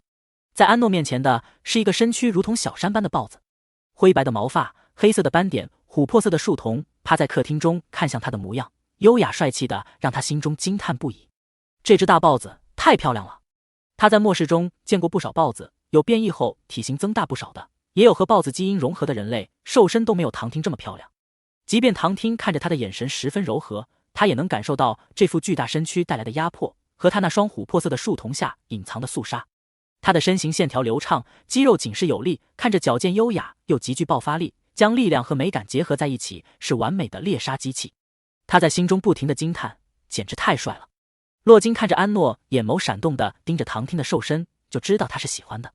他将安诺从卡萨星接来，就知道他是不怕兽种的巨大原型。不说他之前是不是和其他兽种相处过，和希克斯在一起那2天，他们带着他一直在躲藏，他已经见识过希克斯他们的瘦身了，所以他想看唐汀的瘦身，他也不阻止。倒是唐汀还有那么点担忧，怕自己会吓到他。其他的火种幼崽不说见到这么大一只豹子，就是见到比他们自己还小的都得吓哭。看到小幼崽对自己感兴趣的神情，面上没有一丝害怕，他才稍稍放下心来。洛金抱着安诺走到唐汀面前，把他放下。唐汀站起来太高了，一直都是趴着的，姿态十分的优雅。安诺忍不住伸出手抚摸着唐汀那光滑柔顺的皮毛，触感非常舒服。他能感受到唐汀那稳健的心跳和隐藏在他体内的能量，那是一股非常温和的能量，但比起希克斯他们的更加浓郁。唐汀用他的大脑袋轻轻蹭了下安诺，安诺看着眼前的大猫猫，抿着唇，嘴角忍不住勾起，用手摸了2把他那毛茸茸的头，就把手收了回去。或许是因为以前那只在寒冬中温暖他的变异大猫，他对猫科动物很有好感。看着安诺终于露出笑容来了，唐汀觉得这瘦身没有白变。兽类的本能让他很想伸出舌头舔一下它，但他舌头上都是倒刺，还是忍住了。叮铃铃，门铃声响起，一个投影从门上跳出，是2个来送药的医官。唐汀变回了人形，披上衣服打开了门，刚从医官的手里接过药，就看到洛金身边的副官乌虽正往这里走来。唐汀博士。乌虽对着他恭敬地打着招呼。洛金看到乌虽来了，询问什么事。指挥官，我们到了沧海星外围的防线了，今天过检的飞船有些多，我们需要暂时等待。洛金听罢微微皱起眉头来，不是已经和沧海星的执政官提前说明了情况，要给我们专门留出一条航线来吗？沧海星是北河星系的几大内围行星中最外面的一颗行星，是保护内围的最重要的一道行星防线，只要跨过了沧海星，就是北河星系最繁华的内围星系了。所有经过这里的飞船都需要经过重重关卡检验才能过去，没有经过检验的飞船进入内围星系不允许停泊在任何星港和空间站，要是查出来会被直接扣押稽查。他们从卡萨星接到幼崽后，因为卡萨星没有和沧海星相应的跃迁点，花了将近1天的时间才到了沧海星。来的时候他们的航线一路绿灯，且没有遇到任何事件，算是很顺利，用了1天多点的时间就到了。但回程的时候就遇到了不少小事件，都是一些在宇宙空间中到处穿梭的各种星兽，这些星兽会扰乱飞船航线，清理起来有点麻烦，就耽搁了一些时间。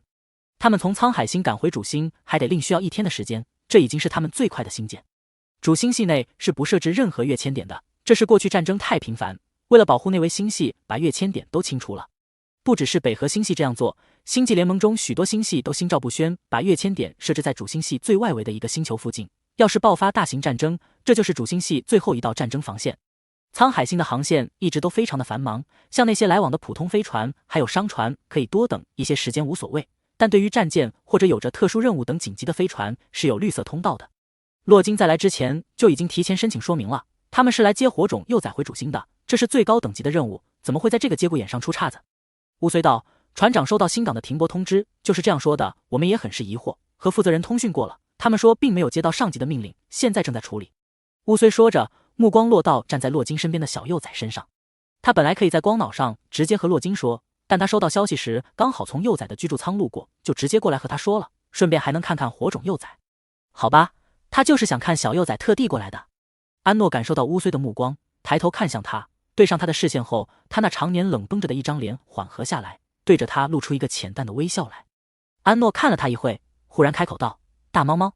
乌虽一愣，什么大猫猫？洛金和唐汀同时看向安诺，都忍不住笑了起来。乌虽是一只黑豹兽种，但基因等级达到了 S 级，算是兽种的巅峰了。安诺是闻到了乌虽身上和唐汀有着相似的味道，他也不知道豹子怎么说的，就只好说大猫猫了。这个世界的语言表达方式和地球的语言完全不同，要不是他听得懂他们说的话，学起来很有难度。乌虽很快就反应过来安诺说的是什么，虽然豹子和猫有那么点相似，但猫怎么能和凶猛的豹子相比？他语气温和道，我是豹豹，不是猫猫。安诺点了下头，表示他明白了。他记得这个男人和洛金一起来救他们的，实力也非常强。洛金的光脑上不断弹出各种信息，是星舰主控室还有沧海星的信息，等着他去处理。他在安诺面前蹲下，摸着他的头道，宝宝乖，有些事需要我去处理，宝宝就和爸和唐叔叔在一块，我很快回来。这次安诺没有点头回应洛金，看到洛金起身往外走去，他抓住了他的衣摆。他不想一个人待在房间里，就算有唐汀在，他也会觉得不安，现在他更信任洛金。他也想出去看看，了解一下自己所在的地方。洛金一低头就看见小幼崽抬着头定定地看着他，他的手紧紧地抓着他的衣摆，生怕他会被他抛下一样。唐听在一旁笑道：“现在小崽崽是完全依赖上你了。一个刚从危险和惊吓状态中出来的孩子，一旦在某个人身上找到了安全感，是无论如何都不会离开这个人一步的。”洛金弯下腰去将安诺一把抱起，那宝宝就和我一起。安诺抱着洛金的脖子，将下巴搁在他的肩上，看着跟在他们身后的乌虽。乌虽身形板正，走路目不斜视，但总是会忍不住要去看小幼崽。现在有很多正事要做，他不能分心去干其他的事，也只能是偶尔看他一眼。洛金一边语音回着光脑上的信息，一边观察着小幼崽的状态，看小幼崽的视线一直在后面。他回头看了眼，发现小幼崽是在看乌虽。他想，乌虽在卡萨星抱过他，他对他或许没那么抵触。安诺看了一会乌虽，就收回了目光，趴在洛金的肩上，看着不停地从他们身边来往路过的飞船工作人员。指挥官，指挥官。每一个从他们身边过去的工作人员都会恭敬地和洛金问好，目光一落到他身上，就会变得格外激动起来。但碍于洛金再都不敢表现出来，只能拼命压抑着，但还是掩盖不了脸上的欣喜雀跃。安诺看着他们穿着统一规整的制服，每一个人都训练有素地忙着自己的事，再对他感兴趣，想要多看他两眼，也都是匆匆而过，不多做停留。看着他们行色匆匆的模样，安诺敏锐地察觉到飞船上应该是发生了什么事。洛金抱着安诺走过长长的剑桥，从电梯中来到了飞船主控室。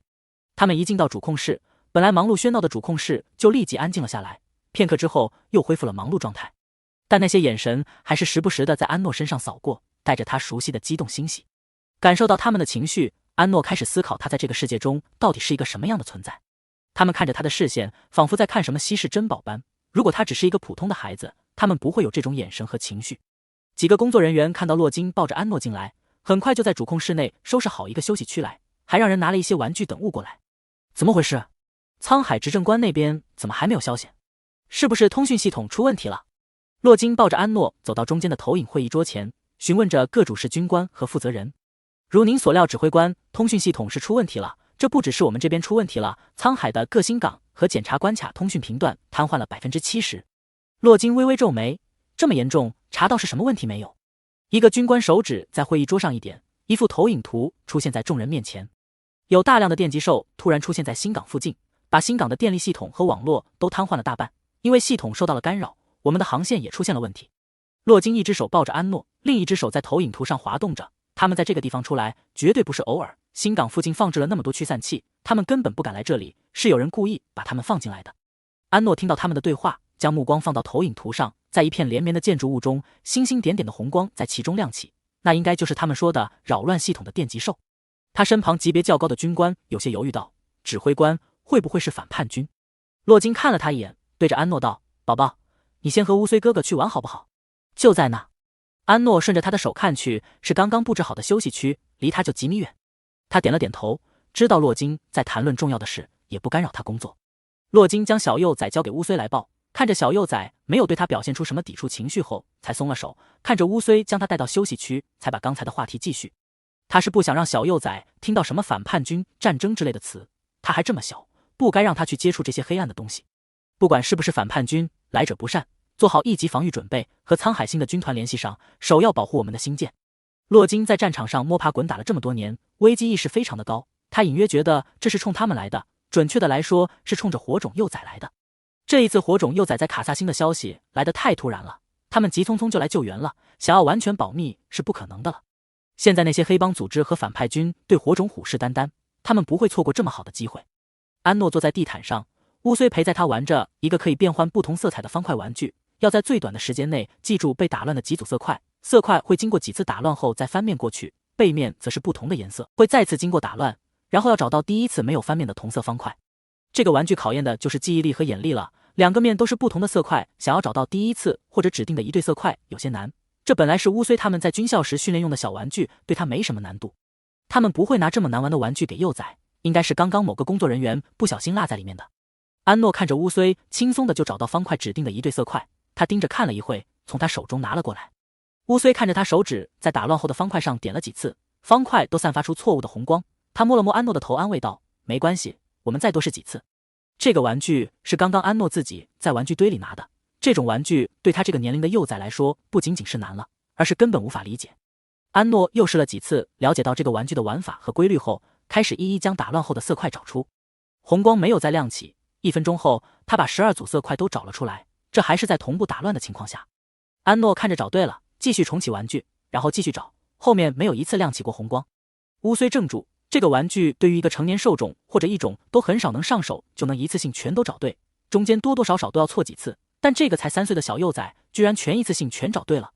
主控室内，工作人员有条不紊地忙碌着，他们时不时看向休息区的小幼崽，看着小幼崽坐在地毯上乖巧地玩着玩具，不吵不闹的，让他们不由得心生怜爱。他们之中有不少已经成家，家中有领养的小崽子，或是有年纪较小的兄弟姐妹的，都没有面前的小幼崽乖巧。火种虽然和兽种异种都是人形，但火种只要站在人群中，身形气质就能和其他人完全区分开来。幼崽期的火种也和其他的幼崽有着较大的区别，不说其他的，单是那安安静静的模样，就能将他们和精力充沛的兽种和一种幼崽区分。安诺偶尔朝着那些工作人员看一眼，被他眼神扫到的工作人员都被他可爱的要捂住心脏。好在他们经过严苛的训练，定力还算不错，极力的忍耐住激昂的心情。要不是现在遇到了紧急情况，要做正事，不是分心的时候，他们早就想过去摸一摸小幼崽的头了。即便不能和他接触，能闲下来多看他几眼也好。所有武器全都准备好，进入备战状态。洛金在那不停地指挥人员下达命令，不时地望向小幼崽，就担心他不适应，看他一直在那专心致志地玩着玩具，他也稍稍放下心来。安诺偶尔从玩具中抬头，朝洛金那看一看，看着他在自己身边不远，就继续埋头玩着手中的玩具。他每成功找全一次手中的色块玩具，就将玩具递给乌虽，乌虽就会摸摸他的头，柔声表扬他，崽崽真棒，又解开了。安诺很喜欢乌虽语气真诚的夸赞，他过去没有被谁这样夸赞过，顶多是在他能力渐渐变强的时候，那些人会带着一丝恐惧和忌惮的说他是个小疯子。但即使他的能力变强了，可以保护自己了，那些人也依旧是不把他一个没有异能的普通人放在眼里。但没关系，只要敢招惹他，他一定会让这个人后悔。他现在也在尝试去适应别人的触碰，他喜欢像洛金这样温柔地抚摸着他的头，洛金看着他的眼神是他过去不曾拥有过的爱和温柔。虽然一开始他会下意识地去抵触洛金对他的触碰，但他心底也在渐渐依赖洛金给他的安全感和洛金身上无时无刻对他散发的母爱。除了他，唐婷和乌虽他们看着他的眼神也是温柔关切的，和过去那些只是垂涎他容貌的人完全不一样。安诺内心很敏感，在末世中跌跌撞撞的成长让他长出一身的尖刺，现在他身上的尖刺在被洛金他们慢慢的软化。他从来都不知道，原来这个世上也会有人爱他，也会让他从别人眼中看到那完完全全对他的没有任何杂质的爱。他面上不显，但心底却触动不已，所以他也更加的珍惜。他的感知力很强，能敏锐地分辨出人的情绪来，在确定对方不会伤害他，或是为了骗取他的信任故意接近他后，他会试着去接受别人的好意和关切，并且做出回应。这些对他的善意和关怀，就像是在冬日中一缕在掌心中跳动的火苗，他小心翼翼地用手捧住这缕火苗，生怕被风一吹就熄灭了。给安诺再一次把解开的玩具递给乌虽，乌虽眼中带着笑意，摸着他的头夸赞：小崽崽是我见过最聪明的崽崽，已经把最难的一关给解开了。乌虽这话是实实在在的夸他，即便他性格沉稳冷淡，也不由得在心中惊叹，他不仅仅是他见过最聪明的幼崽，专注力和耐心连许多成年人都比不上他。安诺玩了差不多1个小时，就把这个用来训练眼力和专注力的小玩具关卡全都通关了。休息区还堆放着其他的玩具，这些虽然都是给幼崽玩的，但他从来没有玩过玩具，觉得很是新鲜。这些玩具也不是普通的玩偶之类的，都是带着高科技功能，他不停地换着手中的玩具，研究着这些玩具的功能。又玩了那么一会，唐婷的身影就出现在了主控室，他手中拿着一瓶刚刚泡好的奶，径直向着安诺走来。现在他的身体还很虚弱，进食需要少食多餐，不能一次性就给他大补。就连营养液那些东西，他每次都是非常少量，不然他的身体承受不住，要慢慢的把他的身体一点点养起来才行。唐婷走到安诺面前蹲下，把奶瓶递给他，摸着他的头柔声问道：宝宝在这里玩得开心吗？安诺放下手中的玩具，接过唐婷的奶瓶，点了点头。唐婷看安诺乖巧回应的模样，眼中满是温和笑意。他从口袋中掏出带着隐形针头的药剂，拿着药剂先对着安诺示意了一下：宝宝，我要给你打针了，这会让宝宝的身体变得更好，这样宝宝就不会那么难受了。安诺自然是明白唐婷想要做什么的，他吸吮着奶嘴，点了下头表示明白。唐婷和陪在一旁的乌虽都被他这副乖巧的模样可爱到暗暗吸了一口气。乌虽现在恨不得就让自己的老子抽签，待会就跟他通讯，让他在家多练练手气。他自己还没有成家，不能领养小幼崽，但他可以让父母来。要是小幼崽能成为自己的妹妹，他一定会好好的照顾她，把最好的都给她。乌虽看着安诺那肉肉的侧脸，满脑子都是在想抽签的事。他不动声色地看了眼洛金和唐听，心中盘算着他们能抽到小幼崽名额的几率。他知道自己的上司也会参与抽签，和自己的上司抢领养名额，他心中多少是有些虚的。但抽签这件事很公平，能不能抽到纯属靠运气。唐听抬眸看了乌虽一眼，将小幼崽的衣服拉下来一点，露出他一侧的肩膀和上臂，给他注射完几支药剂后，随口问了乌虽一句：乌虽，你家有3个领养名额吧？他的一个兄弟也在这艘救援星舰上，是信息部的主要干员。乌虽面上依旧是一副沉稳的神色。是的，唐听博士。唐听微笑地看了他一眼，仿佛将他的心思全部看穿。乌虽被他看得头皮一紧。唐听将小幼崽的衣服提上去，给他整理好，摸了摸他的头，和乌虽道：你家很不错。乌虽家庭中的孩子每一个年纪轻轻就身兼要职，他们家的人品和教育都非常出众。他希望就算他们家抽不到小幼崽的领养权，那领养小幼崽的家庭也是他们知根知底的。但人多多少少都会有些私心，他和洛金的私心就是希望能把小幼崽养在自己的身边，即便他不是火种的身份，只是一个普通的幼崽，他们也想领养他。这种感觉很奇妙，他们就是觉得和这个孩子有缘分，他们对他有着来自父母对孩子一种天然的爱护。看着他眼底深处的伤痕，他们想要给他抚平，用爱来填满他心中的沟壑。一个孩子到底受到了什么样的伤害，才会有这样隐藏在满身尖刺下的忧郁？只他望向他们的一个眼神，再坚硬的心都会柔软下来。那是他自己未曾察觉的渴望爱和温暖的眼神。看着安诺喝完了奶，给他检查了一下体征，唐听就继续回到医疗室忙碌去了。现在小幼崽的身体能量时时刻刻都在变动着，每一次治疗都需要不同的药物来抵消他的排异反应。他得要提前观察他体内的能量状态和身体对药物的反应，才好给他治疗用药。唐听一走，安诺就趴在了柔软的地毯上，透过主控室巨大的透明舷窗看向外面的宇宙星空。这个世界的文明已经发展到能在宇宙间自由遨游了，而他之前世界的人们还在末世中挣扎求生。他不知道那个自相残杀的世界最终结局是毁灭，还是能在末世中寻找到新出路。过去他也只是那个世界挣扎求生中的一个，无法改变世界分毫，现在更无法再触及。一双修长的手将他从地毯上捞起来，放在沙发上。乌虽看他有些困顿的模样，拿来一张毯子给他盖在身上。安诺在沙发上动了动，找了个舒服的姿势躺着，视线依旧是看着舷窗外面的星空。明亮的蓝色光芒在安诺眼中闪动，那是星舰周围立起的防御护盾。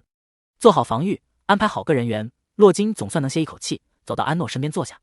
他一坐下，安诺就从沙发上坐起身来，然后将头枕在他的腿上。洛金看安诺这依赖的小动作，一颗心软的都要化成水了。他轻柔地抚摸着安诺的头，问道：宝宝是困了吗？我带宝宝回去睡觉好不好？安诺抓着他，抚摸着自己的手，闭上眼睛道：这里。洛金明白他的意思，是就想睡在这里，不想回房间睡觉。好，宝宝想睡这里就睡这里，我会陪着宝宝的。安诺就是觉得忽然有些不安起来，他对危机的感应总是很强烈，他不想离开洛金身边。他们好。安诺虽然有些困，但心中不安，睡不着，想要问洛金关于图卡他们的情况。之前醒来的时候，洛金就和他说过，图卡他们现在很好，有专门的人照看他们。但他想见见他们，他们都是在那个寒冷星球上照顾过他的，还为了他拼过命，他只有见到他们安好才放心。洛金，宝宝想见他们。安诺点了点头。那些孩子们在另一艘星舰上面，宝宝想要见他们可以看视频，等到了主星就可以和他们见面了。洛金打开光脑和一个工作人员对话后，就接通了图卡他们的连线视频。图卡他们正在睡觉，几个孩子睡在一个房间，不睡床都在地毯睡着，睡觉姿势各不一样，睡姿看着都很放松。图卡尾巴都露出来了，2只脚各搭在一个孩子身上，还在流口水。虽然有安诺的能量支撑，但在卡萨星的那一场战斗都把他们给累坏了，他们吃了就睡，比安诺还睡得多。安诺眼睛在视频中扫了几圈，都没有看到霍银。他抬头问洛金：霍银？洛金神色一顿：宝宝是问那个会喷火的小炎龙吗？安诺点了点头。洛金想了想，还是把霍银的视频连上给他看。安诺看着视频中的霍银单独待在一个房间中，这个房间一片狼藉，到处都是被火烧的痕迹。他依旧是半兽形的模样，他背后那对巨大的龙翼将他包裹其中，他就躺在一片灰烬中沉沉睡去。洛金和他道：小炎龙现在有些生病了，暂时不能和大家在一块。安诺是见识过霍银之前能量躁动发狂的模样，他这副样子明显又发狂了。宝宝不用担心，他会好起来的。洛金抚摸着他的头发安慰道。其实这个霍银让他们感觉有些奇怪，这么小的孩子还是一种居然就有这么严重的精神暴动。一般精神暴动至少都会到成年去了，小一点的也有，但非常少见，而且基本都是受种。这还是洛金这么久以来第一次见到只有7、8岁就精神暴动的一种。一开始他们还把他和那几个受种孩子放在一块，直到他说要见火种幼崽，他们没让，他就开始精神暴动起来，差点伤到人，就把他单独给关了起来。他发狂一阵之后突然就昏倒，医疗人员进去给他检查，发现他只是沉睡了过去，但他的脑电波很不活跃，可以说平淡到几乎没有，但他的生命体征一切正常，就连唐婷一时都没能检查出是什么情况。不过他倒是说了一个例子，就是智能机器人更替系统的时候就会有间歇式的意识消失，因为要将系统意识传输到另一个机器上去，在传输过程中主意识就会像是倾倒的流沙，从一个容器流到另一个容器上面。唐婷说的这个例子让洛金警惕起来，虽然目前在肉身上来回传导意识还没有实质性的发展，但这项技术早就有了，只是很不成熟，只能用于智能机器上，生物还暂时不行。这项技术也是处在一个比较灰暗区间，联邦虽然没有禁止技术研究，但是禁止外传，只能用于内部研究。这个叫霍银的炎龙身上疑点重重，在没有弄清他的身份之前，他们是不会让这么危险的一个兽化异种和火种幼崽在一块的。洛金抱着安诺哄他睡了一会觉，看他睡着了，才轻轻地把他放在沙发上，给他盖好毯子，开了一个隔音罩后，才继续投入指挥中，让乌虽和其他几个工作人员在边上看着小幼崽。他刚放下安诺没多久，主控室就响起了刺耳的警报声，所有工作人员瞬间进入作战状态，守在各自的岗位上。此时大量的电极兽出现在众人面前，它们的身躯扁平呈半透明状，有着几条长长的尾巴，和海中的魔鬼鱼很是相似，蓝色的电流在它们身体中流动着，它们在太空中连绵一片，看着极为壮观。它们的尾巴闪动着红光，这是它们进攻的信号。无数的电极兽将安诺所在的星舰包围了起来，它们的身体形成的电能磁场让附近没能做好防御的飞船系统功能瘫痪了大半，就连新港和附近的检查基站都受到了不小的影响。沧海星已经许久没有出现过这么多电极兽了，放眼望去密密麻麻的一片，将安诺他们星舰和其他飞船间的空隙都铺满了。按照这数量，已经是形成兽潮了。在这种程度下，想要恢复通讯是不可能的，专门处理通讯和网络系统的信息部已经要将系统运转烧起来了。但好在这群电极兽出现之前，已经提前给沧海星发了消息，沧海星的舰队正在赶来支援。洛金神情冷肃地盯着面前的电极兽，身边的军官忍不住道：“指挥官，我们不攻击吗？”再等等。洛金放在桌上的手缓缓收紧，电极兽很少会去主动攻击体积较大的飞船，一定是我们星舰上有什么东西吸引住了他们。他们不主动攻击的话，我们也不能攻击，他们数量有些太多了，我们不能跟他们耗，真正的敌人还藏在他们后面。电极兽和大部分在太空中穿梭游荡的生物性格都差不多，不会去主动攻击飞船和人，但只要他们受到了攻击就会反击。平时只要在各星球的航线附近装好驱散器，电极兽就不会靠近了，飞船上也会有驱散信号，除非是电极兽成群结队的迁徙，才会试着在有驱散信号下在飞船周围路过。这种太空生物和星球生物的生活方式完全不同，即便现在已经是科技高度发达的星际时代，人们还是不太理解这种生物，只是了解了一些他们的性格和生活习性，避免和他们产生冲突。这些生物好在都算比较温顺，只要不主动招惹就行。现在也不是电极兽迁徙的季节啊。一个工作人员打开了太空生物的信息库，里面记录了各种太空生物的详细信息。洛金道，即便现在是他们的迁徙季节，他们也不会走这条迁徙路线，沧海星有最大功率的驱散器。说罢，洛金转头看向还在休息区安睡的小幼崽，因为开了隔音罩，他听不到外界嘈杂的声音。看着他那安静的睡颜，洛金对着身边的另一个副官道：“李一月，星舰上混了内敌，去查。”是。他不是不能对付这些电极兽，但星舰上面有小幼崽在，他不能冒这个风险。指挥官，2号星港被人袭击了。一名收到消息的工作人员紧急将信息报告给洛金，把视频投影在会议桌上。众人看到视频中2号星港发生了爆炸，火光充斥着屏幕，而那些攻击着星港的人看着训练有素，装备也十分齐全，像是一支军队。是反叛军。星舰的总指挥沉声道：“指挥官，5号星港也被袭击了，还有3号星港。”洛金抬头向着外面太空望去，不用播报了，我看见了。此时，众人透过舷窗向外看去，有几艘飞船正在无差别攻击正在等待检验的飞船，来不及防御的飞船瞬间被击中爆炸。洛金果断下命令，派出一部分战机去支援其他飞船，剩下的守在我们星舰周围，有情况立即做出攻击。一名军官对洛金道：“指挥官，要不要把火种幼崽带到安全室？”洛金偏头看了他一眼，有什么比他在我身边更加安全？这名军官立即道：“是，有我们在，一定会保护好小幼崽的。我只是担忧我们忙起来会看顾不到他。听到他这话，洛金又多看了他2眼，他这个理由实在是有点太牵强了。换做别人可能在这种紧张忙碌的时候会忽略，确实只是一句担忧的话，他神色也透着对小幼崽的担忧和关切，看着没有什么不对的地方。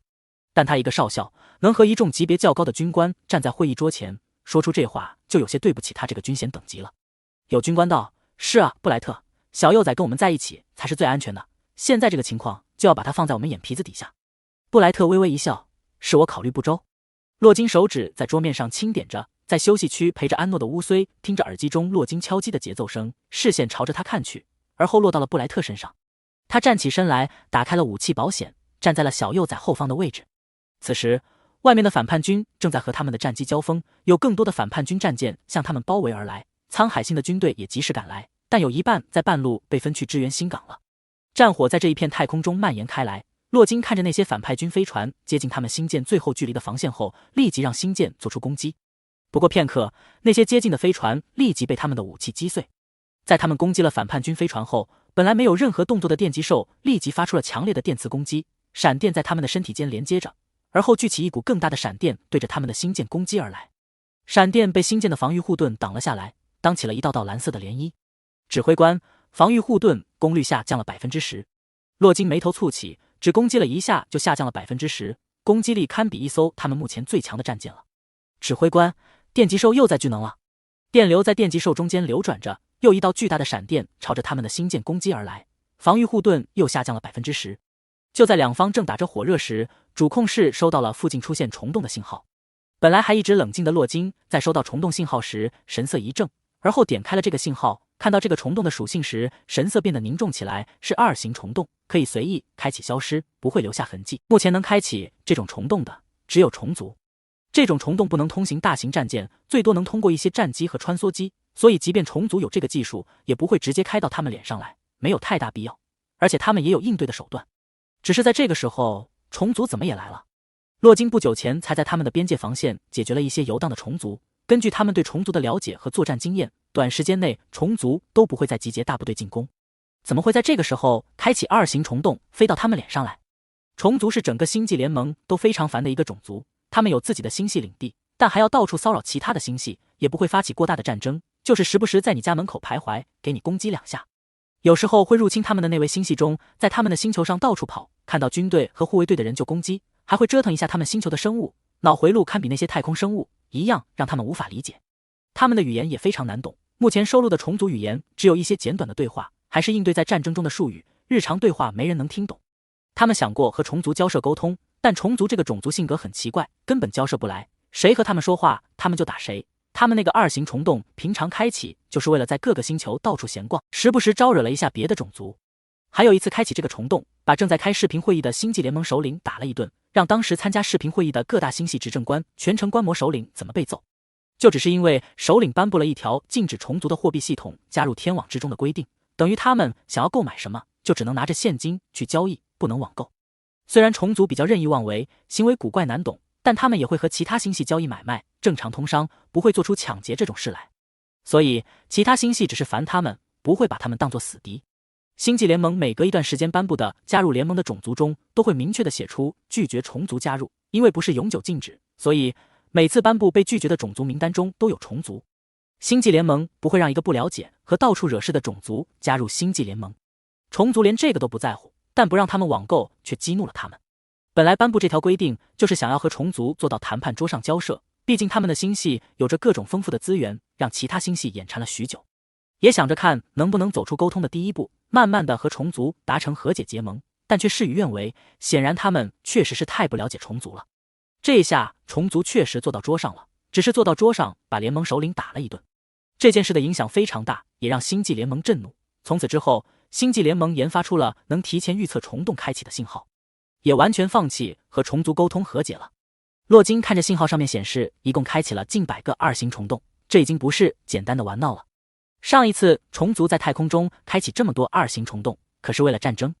指挥官，防御护盾的功率还剩 20% 了。洛金手缓缓收紧，所有战机自由攻击，别管电击兽了，主要歼灭反叛军。在之前电击兽攻击护盾的时候，他就尝试着让战机攻击这些电击兽，看能不能将他们引走，但无论怎么攻击，他们就是要守着他们的星舰，目的非常的明显。这些电极兽太多了，而且他们在一起会形成护盾，他们一死身体还会产生更多的电磁能，将他们武器瘫痪，攻击他们实在是不划算。就在防御护盾最后 10% 被电极兽消耗掉时，数艘散发着莹莹光芒的战机朝着他们的星舰飞来。那些战机和他们的战机完全不同，散发着蓝光的尾部在太空中画出绚丽的色彩。那些是虫族的战机。众人惊诧地发现，虫族的战机对反叛军发起了攻击，不过片刻，他们就将反叛军的战机全都击碎了。那简单粗暴的攻击让众人都愣了一愣，这速度和攻击方式让洛金有种不好的预感。他对身边的一个工作人员道：“检测虫族的能量。”虫族和星际联盟的多数种族一样，也是使用身体中的能量的，只是方式不太一样。而且他们这个种族有着森严的等级制度，所以可以通过能量检测查看他们的能力和身份。1分钟后，能量检测就出来了。那工作人员咽了咽口水，声音微抖：“指挥官，都是 A 级以上的，还有一个红色的。”众人看向投屏到会议桌上的检测结果，在无数蓝色和少数橙色的光芒中，那一点红光尤为显眼。蓝色是 A 级，橙色是 S 级的虫族，至于红色，目前没人能给出等级。像洛金已经是北河星系的战力最高天花板之一，用这个来测也是深橙色，比较接近红色，而他的评级是 SS 级。红色目前虫族就只有一个，他们的最强先锋，连虫族的王虫能量都没他高。他的名字在联盟中无人不知，就是他把联盟首领揍了一顿。而他的名字用北河星系的语言翻译过来，叫做凯撒。看到这个红光，洛金毫不犹豫地摁下星舰的警报和全体广播，启动应急 B 计划。无论如何都要保护好火种安全。应急 B 计划就是弃船，沧海星就在他们眼前了。他们所有人登上战机，以矩阵保护最中心的火种去沧海星避险。解决完危险之后，再接火种回主星。洛金刚下完这个命令，虫族的战机就冲到了电极兽群中，他们抓了电极兽群其中几只电极兽，然后带着他们跑开。那围在星舰的一大群电极兽立即像是一群无头苍蝇般到处乱飞，不再攻击星舰。洛金见到这个情形不禁有些诧异，但虫族形势一向古怪，他现在也不做多想了。而在电极兽散乱的瞬间，正在沉睡的安诺睁开了眼睛，他从沙发上坐了起来，目光直接看向舷窗外面。奇怪，他刚刚被一股能量唤醒，好像有什么人在跟他说话一样，但说什么他没听懂。现在醒来，这股能量又离他有段距离了，但他能感觉到这股能量在哪，就好像他们之间连着一根线一样。这种感觉很奇怪，很熟悉却又很陌生，但又忍不住去关注。洛金看到安诺醒了，快步向他走去。突然，一阵刺耳的声音在主控室响起，主控室所有人都捂住脑袋，痛苦地倒在地上，就连洛金也脸色苍白地半跪在地，只有在隔音罩中的安诺没有受到影响。看着向着安诺快步走去的一道身影，洛金咬着牙抽出腰间的刀向着那人投去。在洛金掷去长刀的那一刻，其他倒在地上的人也都艰难拿起枪，朝着那唯一站立的人射击，但所有的攻击都被他身上开启的护盾挡了下来。洛金的刀是用纯度最高的鎏金黑石做的，能破开他的防御，但他的实力也不低，被他给避开了。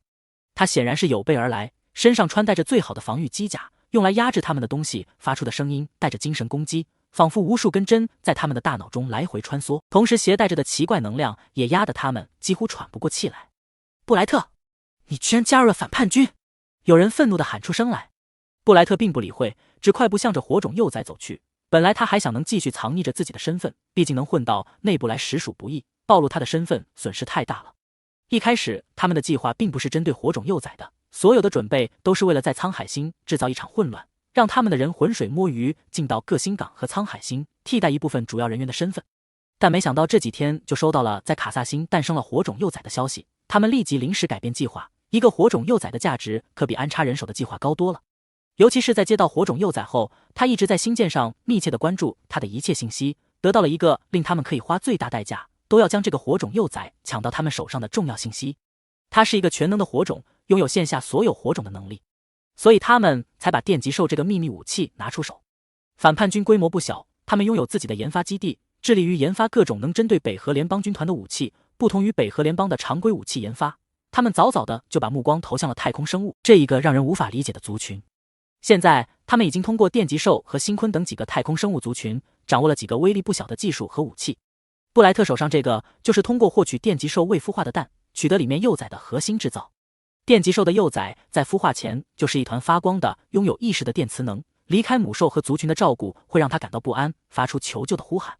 刚刚压制住洛金他们的刺耳声音，就是电极兽幼崽发出的求救声音。幼崽期的电极兽拥有电极兽群传承下来的最强防御，那求救的信号即便是隔着一个星系，都能将电极兽群引来。电极兽的寿命很长，幼崽孵化不易，可能一个电极兽群只有一个蛋，所以他们非常看重幼崽。反叛军就是拿捏住了他们这个特性，花了很大功夫抓来了一个电极兽的蛋，制成了武器，这样既能控制电极兽群，又能压制洛金他们这些能力强的军官。他们里应外合计划的非常完美，火种幼崽几乎唾手可得，但没想到半路冲出个虫族来，这些虫族把他们的战机在短短1分钟内就全都歼灭。虫族的战力之高，是整个星际联盟都不想主动招惹的存在。这些可恶的虫子！反叛军这次计划的领头只能自认倒霉，让他们在火种幼崽救援星舰上的内应提前动手，赶紧把火种幼崽带出来。布莱特接到领头传达的命令，看火种幼崽被隔音罩笼罩着，毫不犹豫地使用了这个声波武器。虽然有隔音罩，安诺还是能感应到电极兽幼崽的求救信号，他有些不舒服起来，耳后的光带微微泛着红，感觉到胸闷和呼吸阻滞。他皱着眉看着停在他面前的布莱特，他手中拿着一只透明的管子，管子里面漂浮着一团散发着淡蓝光芒的物体。他从感应到的这个信号中，仿佛听到有哭泣的声音，十分的无助和不安。他听着，心情也跟着躁郁起来。布莱特被一道防御护盾挡了下来，此刻小幼崽就在他面前，但他却触碰不到。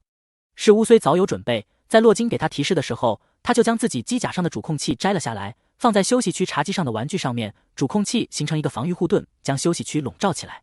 布莱特眼神一暗，没时间了，他手中的电极兽武器压制不了洛金他们多久，顶多5分钟，他们就恢复例行动力。他拿出一个能量武器，对着防御护盾击去，能量武器在护盾上扩散的震动波让安诺脑袋一痛，他立即捂住脑袋蹲了下去。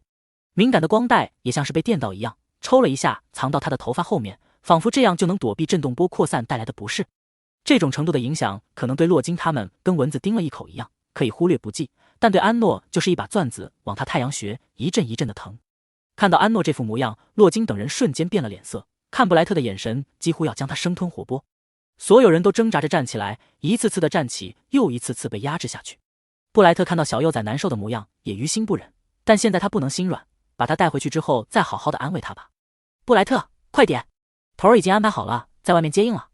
2个内应同伙从电梯中出来，催促着布莱特，他们已经暂时解决了里面的一批人，再不走待会他们突破压制全都走不了。布莱特深吸一口气，加大功率将防御护盾给破开。安诺脑袋痛得闷哼一声，身体倒在地毯上。抱歉，布莱特低声说了一句，伸手便要去抱安诺。别碰他！洛金低吼一声，用刀在手上划了一道口子，痛觉让他精神更为敏感。他伸手将长刀召回，咬牙奋力向着布莱特扑去。布莱特回身一挡，金属相击碰撞出耀眼的火花来。他提刀对着洛金用力攻去，在这种精神压制下，一般人站起来都难。主控室内都是高等级基因，都被压制的起不来身，但洛金还能和他交手，强悍的让他都有些惊诧。布莱特的其他2名同伙看到他被洛金缠住，向着小幼崽跑去，刚跑到休息区的位置，就被挣扎起身的乌虽扑倒在地。乌虽拿着一个电能武器，用尽浑身力气将电能武器朝着地上拍去，一股巨大的电流爆炸开来，将他和那2名内应全都震开，电流将他们3人都压制在地上起不来，那2人更是疼得直叫。洛金和布莱特也被这股电流给震开，洛金被震得往后退了几步，一只大手在他身后稳稳地扶住了他。他抬头看去，是唐听。唐听此时面色也很不好看，他也一样被这声波武器压制影响，一路撑着王主控室而来。他沉着一张脸，从手中甩出一把能量长刀，朝着布莱特攻去。布莱特根本不想在这和他们打，要不是怕伤到小幼崽，他就使用杀伤力更大的武器了。但看着洛金和唐听都能扛着压制和他一战，再等个1-2分钟，他们就要恢复了，到时候就别想带走火种幼崽了。他不做多想，拿出几个爆炸球来，对着洛金和唐听扔去，然后扑向火种幼崽，用身体帮他挡爆炸碎片。爆炸的火光在洛金等人眼中亮起，他们此刻脑海中只有一个念头，就是护住小幼崽。安诺看着布莱特扔出爆炸球，主控室内产生爆炸的火光，飞溅的碎片，还有不顾一切向他扑来的洛金、唐听他们，都在他眼中慢了下来。他的心脏急速跳动着，能清晰地感受到死亡的临近。就在这一瞬间，向他扑来的几人身体都被什么给震开，爆炸的火光也被一堵无形的墙挡住。一道修长的人影不知道什么时候站在了安诺面前，他实在是太高了，他仰起头只看见他精致的下巴轮廓。只见面前的人穿着修身的战斗服，一头银白长发披散着垂在身后，在火光的映照下仿佛散发着微光。他在他面前蹲了下来，那长发就垂在了地毯上。面前的人开口对安诺说了一句话，声音清冽磁性，但他听不懂。安诺听到他的声音，目光从他的长发移到他的脸上，定格在他那双金色的眼瞳中。这双眼睛实在是过于漂亮，金色的眼瞳像是清晨升起的太阳，看着有种说不出温柔来。他望着他的神色很是平静，但眼尾微微上挑，看着像是带着一股笑意。他的眉眼十分凌厉，却被这双温柔的眼睛压下了锋利，显得亲和了许多。他那双淡色的薄唇，嘴角也微微上扬，明明整个人气势十足，却被这张精致但温和的脸淡去了压迫感。他看着就好像会很少生气的人。要是常年紧绷不爱笑，或是性格冷漠的人，有着这样一张脸，给人的感觉就会是锋利，不好接近。但他表现出来的气质和神色，硬生生地将锋利感顿去。安诺只见面前的男人又开口和他说了一句，他依旧是听不懂，但很奇怪的是，他好像明白他说的。他好像想向他介绍自己。安诺坐在地毯上，看着他嘴巴一张一合的，时不时从兜里掏出一些东西来放在他面前，都是一些亮晶晶的，像是宝石一样的石头，还散发淡淡微光，很是好看。他看着有些摸不着头脑，不禁挠了挠头。他一个警惕心这么强的人，明明是第一次见到面前这个男人，但却奇异的不觉得他是需要警惕。他甚至还想和他沟通。你，安诺一开口，面前的男人就安静了下来，专注的看着他，眼神透着一丝期待，期待着他开口和他说什么。安诺不知道自己要说什么，地球语言他肯定听不懂，他说的语言和洛金他们的也不一样，他和他对话那就是各讲各的。他对着他摇了摇头，用北河星系的语言说了一句不懂。凯撒听到面前的小幼崽开口，那眉眼中的笑意淡了些许。该死，他们的小王虫被偷走了这么多年，基因都被融合改造成适应北河星系的种族了，已经无法理解虫族的语言。想到这，凯撒觉得有些可惜，他刚刚和小王虫介绍了一顿自己，把自己最优秀的地方全都介绍了一遍，希望能做他的先锋。但现在的小王虫暂时无法和他产生连结感应，他强行带他走会吓着他的。在找到他时，他可是把自己全身上下都好好收拾了一遍，本来准备再收拾一下他的头发，结果那群北河人又开始在互相残杀，要波及他的小王虫，他都没来得及换一身更好看的衣服，头发也没好好打理，就匆匆过来了。希望小王虫不要嫌弃他才好。安诺看着男人没什么动作，也不再说话，站起身来，目光越过他，看向他的身后，还是一片火光，四溅的碎片和被炸坏的各种仪器露出闪着火花的电线。他能感应到洛金他们的能量，但隔音罩还开着的，他听不到外面的声音。凯撒看着他眸中的担忧，说道：稍等。他站起身来，准备解决电极兽幼崽形成的压制。安诺听到他又开口了，视线转移到他身上，他看到他抬起了手，一股奇异的能量从他手中迸发，他感觉到这股能量中透着霸道和危险，心中的危机意识终于让他警惕起来。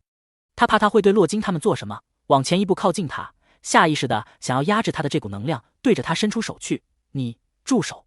他说出这句话，不自觉地带着一股命令的语气。说完，他自己都愣了下。凯撒看着小王虫靠近他，他往后退了2步，直接退到了护盾外面，面上露出一缕和他的气质完全不符的拘谨来。实则凯撒心底是快要压抑不住的兴奋，他面上不显，悄悄地把手放在身后，把手套给摘了，丢到火里，又蹲在了安诺面前，对着他伸出手去，头微微垂下。为了让小王虫继续想要命令他，他手中的能量没有散去，心中无比期待他触碰自己。反正刚刚能量扩散出来那一下，已经将电极兽幼崽给安抚住了。安诺看着男人对着自己伸出的手，想到刚刚自己对他说话的语气，鬼使神差的，他抬起手碰了下他的手指，脑中蹦出一句话来：收回去。依旧是他不可控的一种命令口吻。凯撒被碰了这么一下，手微微一颤，手中的能量像是被戳破的气泡一样散去，他合拢手掌，将指尖的那缕温度藏进心中。他缓缓吸了一口气，抬眸看向安诺：遵命，我的王。在一片火光中，凯撒神色无比虔诚地看着安诺。这是他从出生到现在第一次见到小王虫，但他对他的能量气息早已无比熟悉，几乎是刻在了他的血肉中。在他还是一个蛋时，王就将他的能量印记融入一群能量出众有天赋的蛋中，是为了让他们记住他的能量气息，日后为寻找小王虫做准备，也是为他挑选出最优秀的眷属。每一个王在继任之前都拥有自己的眷属，就王接新王，眷属也必须是更强的一代，这是为了更好的传承和延续。虫族只会有一个王虫和小王虫，是虫族最重要的存在和信仰。小王虫作为继任者，是整个虫族的未来，但他们的小王虫却被人偷走了。凯撒在出生起就被赋予了虫族最重要的任务，找回被偷走的小王虫。他在宇宙各处寻找着小王虫的踪迹，不放过任何一个星球。每一个达到先锋级别的虫族都会有自己的天赋能力，而他拥有双天赋，其中一个天赋就是空间能力，被联盟那些人称为2型虫洞的能力。拥有这个能力，他也能更好的寻找小王虫。但找了许多年都未果，茫茫宇宙，渺茫的希望，他从未停止寻找的脚步。如今，他总算找到了。从出生开始，他就是为了他而战斗。他不停地提升自己，挑战更强的人。他能力拔群，远超和自己同期的族众，如今已是最强的虫族先锋，也总算配站在未来的王身边。本来他就是为了他而生，现在匆匆地见到了小王虫，他才感觉自己的人生被点亮，有了意义。凯撒对着安诺恭敬道：“小殿下，我这就带您回家。”安诺微微一怔，他听懂了他这句话中的一个词语：回家。他的家。他过去在地球生活了16年，从来都是居无定所，那些落脚的地方都不是他的家。他有些疑惑，歪头看着凯撒。家，回家这个词将他心底隐藏最深的渴望勾引出来，对他有种极大的诱惑力。洛金他们说要带他去往新家，都没有凯撒说的这个诱惑大，就像是这个词刻在他的基因中一般。凯撒眼神温柔地看着他，是的，我们回家。说罢，他对着安诺伸出手去。安诺心底有什么东西在强烈地驱使着他和面前这个男人走，他将手放在了他的手上。凯撒感受着小殿下那温暖柔软的小手，心底发出一声轻叹。他正准备使用能力带他走，忽的，他瞥到小殿下垂在肩上的光带，察觉到一丝不对劲来。他盯着他的光带看了一会，对他低声说一句：“小殿下，冒犯了。”说着，他将安诺的光带握在手中，一股能量从他的指尖溢出，顺着他的光带进到他的身体中。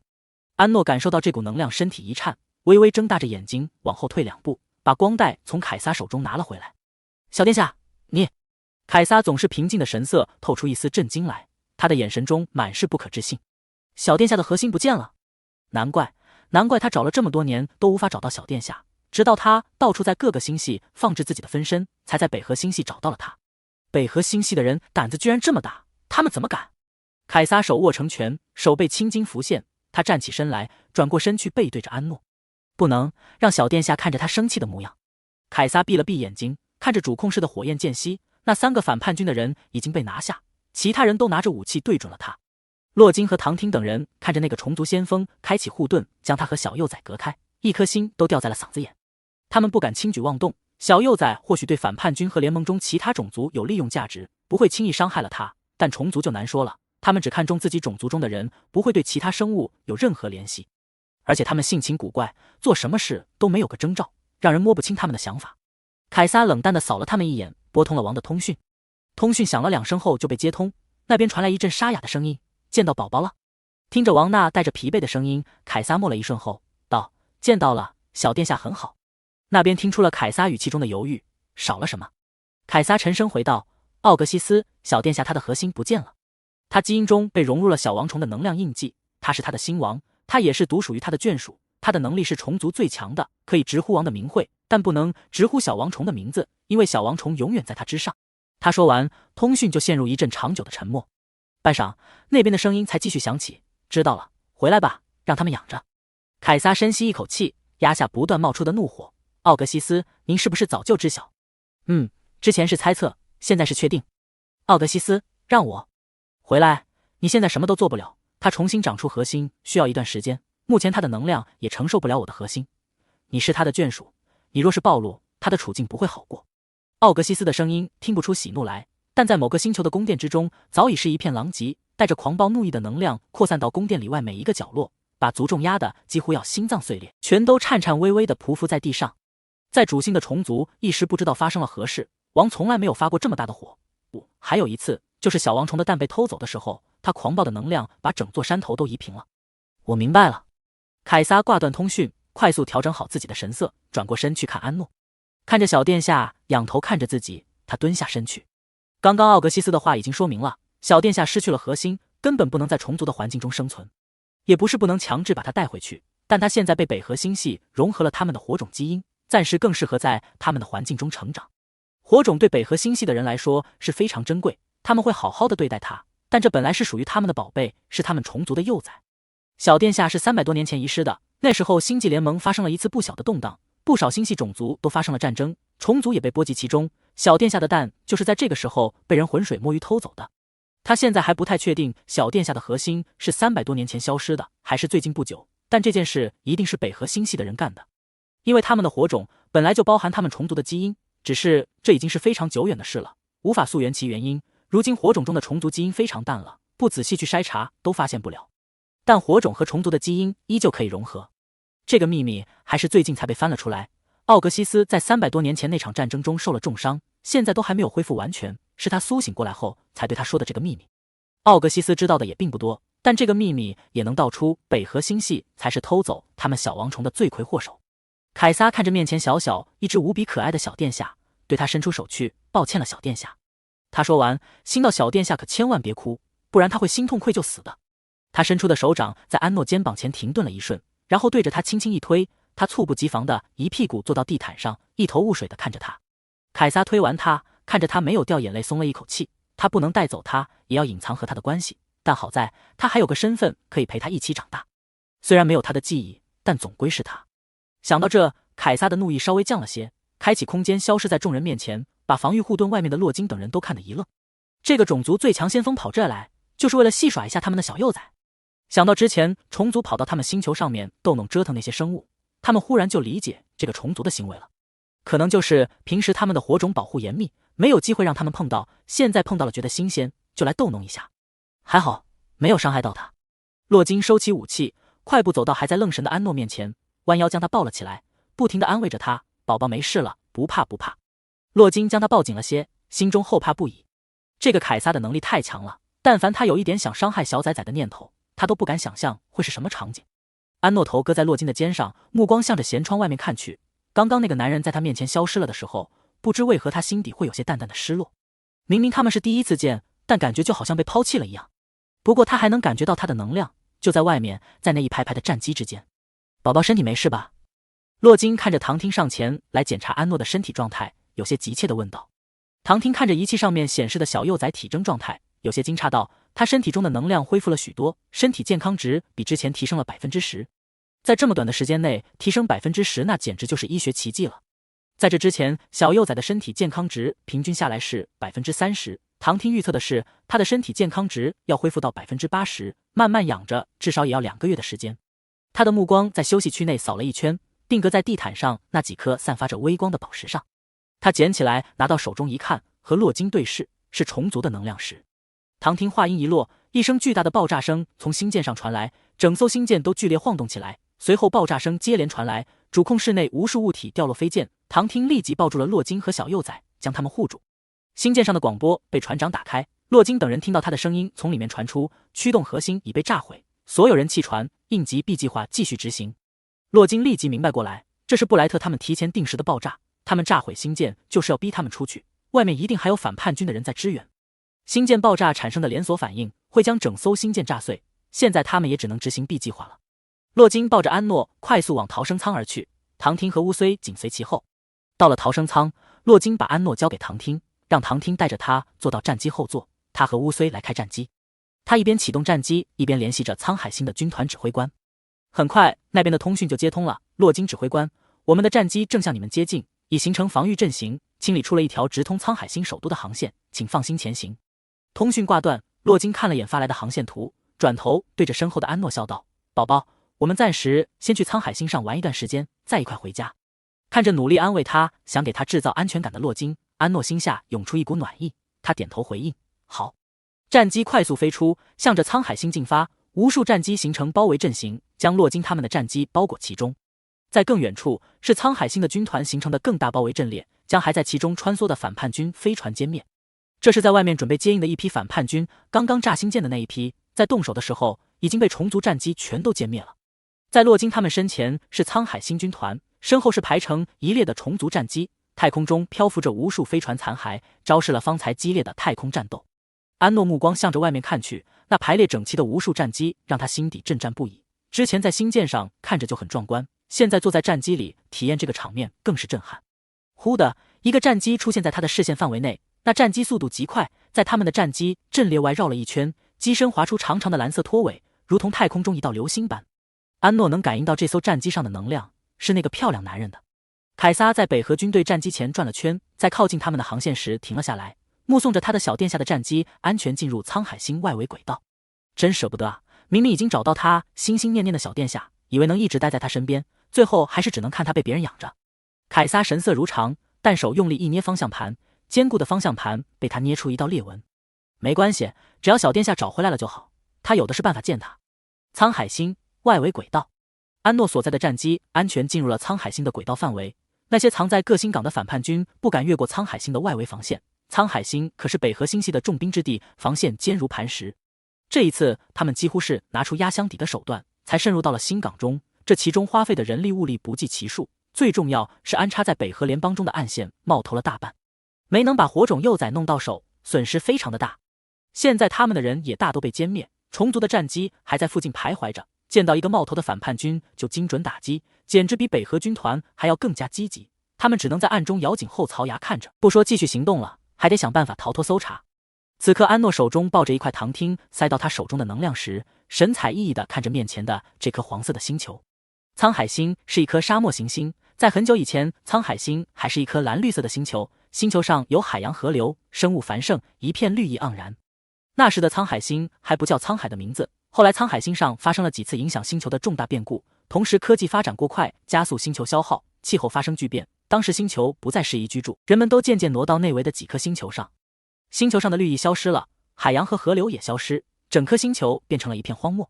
星球从此也改名叫做沧海星，意为沧海桑田，时过境迁。即便这样，沧海星那一片黄沙之中也发展出了独特的生命来。生命总是脆弱又顽强的，总有生命能适应如今的星球环境。直到后面北河联邦成立，沧海星被作为北河星系的防御驻地被重新开发利用，让这颗沙漠行星重新有了生气。安诺看着沧海星外面有几个巨大的环，这几个环将沧海星包裹其中，像是他的星环般，十分的壮观。进到了沧海星的大气层中，安诺入目就是高耸入云的各种奇特建筑，银色的外壳在阳光的照耀下熠熠生辉，各种交通轨道在建筑高空中交错穿梭。唐汀看着安诺一副好奇的模样，笑着跟他道：“宝宝，前面就是沧海星的首都了，我们就在那先住几天。”战机的速度极快，很快就到了首都上空。首都的整个城市都被一个巨大的透明保护罩笼罩其中，是为了保护整个城市，避免黄沙和极端气候的侵蚀。在进入了保护罩之后，洛金开始减速，战机从首都中心最大的一个人工湖中越过。安诺趴在窗户上看着下面的人工湖，那湖真是漂亮，一片白色的飞鸟从湖上飞过，尾巴是火焰一样的颜色，随后便是巨大的鱼从湖中跃出，那一群群银色的鱼身体细长，身体泛着淡淡的光芒，从湖面跃起时展开半透明的鱼鳍，在水面上滑行了一会，又落回水中。看着这景象，安诺心中无比的惊叹，太美了，他过去从来没有见过这么漂亮的地方。唐汀为了让他看得更清楚，让他站在座位上，而他抱着他的腰，以免他摔倒。战机一路穿过城市，在护卫队开路护送下，在首都中心广场的一栋大楼的停机平台落下。执政官得到了消息，和几个官员早早的就在此等候。洛金一出来，立即调整神色，身形挺拔，脚步稳健的向着执政官走去。洛金指挥官，一路上辛苦了。沧海星的执政官伯恩对着洛金伸出手去，洛金对着他行了一个军礼，才和他握手。不辛苦，倒是火种幼崽跟着我们受苦了，反叛军将主意打到他身上去了。洛金这么一说，伯恩神色肃穆起来，你放心，这几天你们带着小幼崽在这好好住着，我们一定给你们把这些杂反派分子全都清理得干干净净。伯恩差点没忍住说粗话，他虽然是执政官，但他是军人出身，沧海星80%的人都是军人。他收到了洛金和一众要员带着火种幼崽来沧海星的消息，就赶忙叫人去安排出最好的住所，也给自己做了提醒，他要文明礼貌一点，不能在小幼崽面前留下不好的印象。当唐汀抱着安诺出来的时候，在停机坪上迎接的沧海星众人都忍不住把目光投向他，那小小的可爱一团瞬间俘获了众人的心，他们微微屏住呼吸，眼神无比怜爱地看着他。他们表面不动声色，心底疯狂的惊叹，小幼崽看着也太乖了吧，长得真是太可爱了。小幼崽那微卷的粉金色长发有些凌乱地披散在身上，一双湿漉漉的蓝色眼眸晶莹剔透，看着比宝石还要漂亮，五官精致的挑不出任何瑕疵来，白皙的小脸蛋微微泛着红，他那火种的标志光带垂在肩上泛着微光。这么可爱的小幼崽，让他们都忍不住想要上手摸一摸。他们沧海星因为是处在北河星系最外围的一颗助人行星，对火种来说不太安全，星球的环境气候也不是很适合火种居住，所以是北河星系几个主行星中唯一一个没有火种的星球。平时他们见到火种的几率比其他星球的人小太多了，所以现在面前就有一个现成的，心中十分激动。安诺靠在唐汀的肩上，目光一直在这些未来感和科技感十足的高楼大厦中扫视。再过去，他也会在寂静的夜里望着夜空思考，人类是不是宇宙的唯一？他们这些处在末世的人，如果可以度过末世，也能将科技发展到飞出地球，去探索宇宙吧。很奇怪，他从小就艰难的生存，很多时候饭都吃不饱，却总会抬头望着夜空，眼睛在那一片星空中寻找着什么。到底要想找什么呢？他心中一直没有答案。唐婷看着安诺一直安安静静地趴在他的肩上，以为他是累了，和洛金道：“宝宝应该是累了，先带他去休息，他也到了喝奶的时间了。”唐婷这么一说，伯恩立即道：“已经为小幼崽准备好住所了，明赖会带你们过去。”伯恩身边的助理上前一步，对着他们做了一个请的手势，而后走向停在一旁的飞行器。唐婷正抱着安诺往飞行器走去，安诺看到跟在他们身后的洛金，对着他伸出手去，虽然没有说话，但那动作眼神都在说着抱抱。洛金温柔一笑，将他从唐婷手上抱了过来。好，妈，我来抱。安诺听到洛金那停顿的话，目光中透出一丝疑惑来。他刚刚好像想要自称妈妈，但又忍住了。他不是要养他吗？为什么会犹豫？安诺心中又有些许不安起来，抱着洛金脖子的手圈紧了些。跟在一旁的执政官看着小幼崽和他们夫妻俩相处的模样，还有小幼崽依赖洛金的模样，和洛金道：“洛金指挥官，小幼崽似乎已经认你们了。这个小幼崽是才从卡萨星诞生的，都还没有基因码，领养抽签也还没有开始。但这么短短几天，他明显已经很依赖洛金他们了。这种情况，要是洛金他们没有抽到小幼崽的领养名额，让他去了其他家庭，到时候小幼崽估计非常伤心。伯恩年纪不小了，对火种性格很是了解，他们心思细腻，对情绪很敏感，像是这种已经认了人的小幼崽，要把他们重新分配领养家庭，对他们来说有点残忍。”洛金心中也是暗叹了一口气，他也想过这个问题，但目前只能先顾着小幼崽，其他的暂时放在后面再说。他抱着安诺上了飞行器，明赖开着飞行器往他们准备的住所飞去，护卫队在他们身侧跟随着，他们住所附近也安排了最高级别的防卫。飞行器中心广场的一栋高楼的顶楼停了下来，在明赖的带领下，他们坐着电梯到了37楼。明赖给安诺他们准备的房间是一个大平层，这栋楼是首都接待其他星系的外交官等重要官员的大楼，一应设施都是最好的。明赖对着洛金道：“小幼崽这个年龄的物品我都准备了一些，如果不够的话，指挥官您随时吩咐。”洛金：“好，这几天由乌虽来和你做交接工作。”乌虽应道：“是。”洛金打量了一下这个房间，虽然空间很大，但布置得很是温馨，风格也是按照小宝宝喜欢的来，到处都是可爱的玩偶等物，房间的灯也是暖色调的，不会过于明亮刺眼。看着房间门口处站着的4个女人，洛金叫住了明赖：“这4个保姆就不用了，宝宝我们照顾就行。”经过反叛军和虫族对小幼崽的近距离接触，洛金现在不放心任何陌生人靠近小幼崽，即便是执政官身边选好的人也不行。明赖点头表示明白，也不多过问，带着4个保姆和乌虽出了房间。终于安定了下来，洛金抱着安诺往床走去，他准备把安诺放在床上，发现他手抱着他的脖子没有松手，他只好抱着安诺坐到了床上，抚摸着他的背问道：“宝宝是困了吗？那我抱着宝宝睡觉好不好？”安诺没有说话，半晌，洛金才听到他开口说：“你不要我。”洛金和在一旁给安诺泡奶的唐听都愣住，他们没想到安诺会说出这样的话来，那带着疑问和一丝小心翼翼试探的语气，就像是怕被他们抛弃一样，让他们的心都跟着揪了一下。洛金很快就反应过来，把他放在自己膝上坐好，顺着他的头发柔声安抚道：“我怎么会不要宝宝呢？”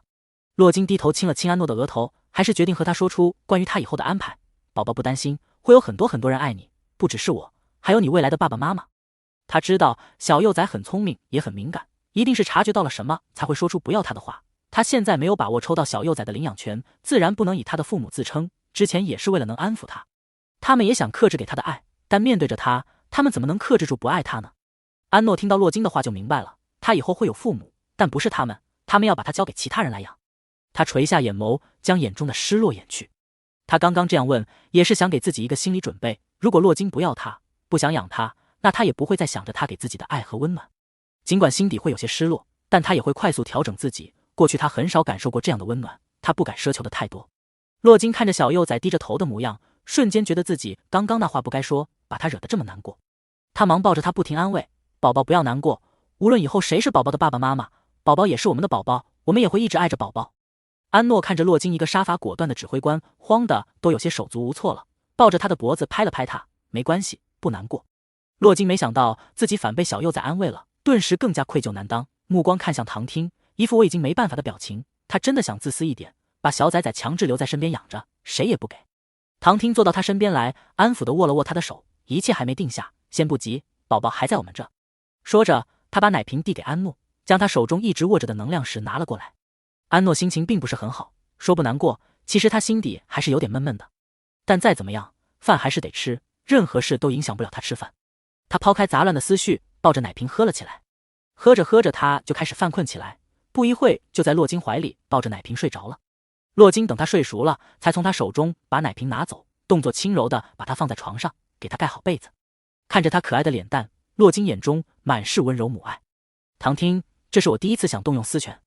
洛金和唐听走到一旁的沙发上坐下，将自己的私心和他说出。如果只是为了自己，即便他有这个念头，也会立即掐断。但刚刚小崽崽那句不要我，彻底将他坚固的心理防线击溃。他怎么忍心把一个如此依赖他，想认他做妈妈的孩子推给别人？唐婷摊开手中的能量石给洛金看，说道：我有一个预感，我们不用动用私权，你先给总执政官汇报小崽崽的情况。洛金一怔，我差点把这个忘了，是该要和总执政官汇报了。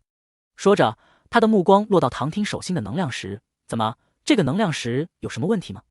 唐听，能量石没有问题，但这是虫族的能量石，还没有经过转换，小崽崽却能直接使用。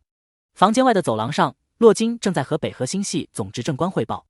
陛下，小幼崽目前身体还在恢复中，我们担心还有反叛军埋伏在沧海星附近，所以暂时要带小幼崽在沧海星住几天。阿莱德将翻看的文件关闭，目光放回面前的视频上，看着洛金道：我要见一见小幼崽。洛金点头，推开房间的门，走到正在沉睡的小幼崽身边。阿莱德看着视频中小幼崽安静的睡颜，放在桌面上的手指微微一缩，而后缓缓收紧，他面上保持着平静的神色，对洛金道：他看上去很健康，我看了唐听的汇报，他的骨龄刚好3岁，体型还是小了些。是的，陛下，小崽崽有些营养不良，骨头没有发育好，不过您放心，我们会好好照顾他，将他的身体养好。阿莱德微笑道：你们照顾得很好。他话还没说完，就看到床上的小幼崽动了动，而后睁开了眼睛，他的神色看上去还有些困倦，目光看向正在通讯的洛金。洛金在他身边坐下，摸着他的头发，柔声轻哄：宝宝是又做梦了吗？安诺抓着洛金的手腕，合着眼眸点了下头，而后往旁边挪了挪，那意思不言而喻。洛金只好和阿莱德道：陛下，我先哄一下小崽崽睡觉，稍后再给您汇报。阿莱德，无妨。挂断了通讯，洛金躺在安诺身边，将他搂到怀里，拍着他的背哄睡。感受着洛金温暖的怀抱，闻着他身上淡淡的馨香，安诺安下心来，闭上了眼睛继续睡觉。这几天他总会断断续续的做梦，梦境之中都是过去他无力应对，令他恐惧的过去。只有醒来看见洛金，心中的恐惧和不安才得以抚平。洛金轻哼着歌谣，眼眸温柔地看着怀中的小幼崽，直到他再次沉沉睡去，他才起身继续回到走廊上和总执政官阿莱德汇报。通讯接通，阿莱德微笑道：洛金指挥官，看来小幼崽很依赖你。洛金神色一顿：陛下，照顾小幼崽是我的职责，小幼崽在卡萨星受了不少苦，会依赖我是正常的。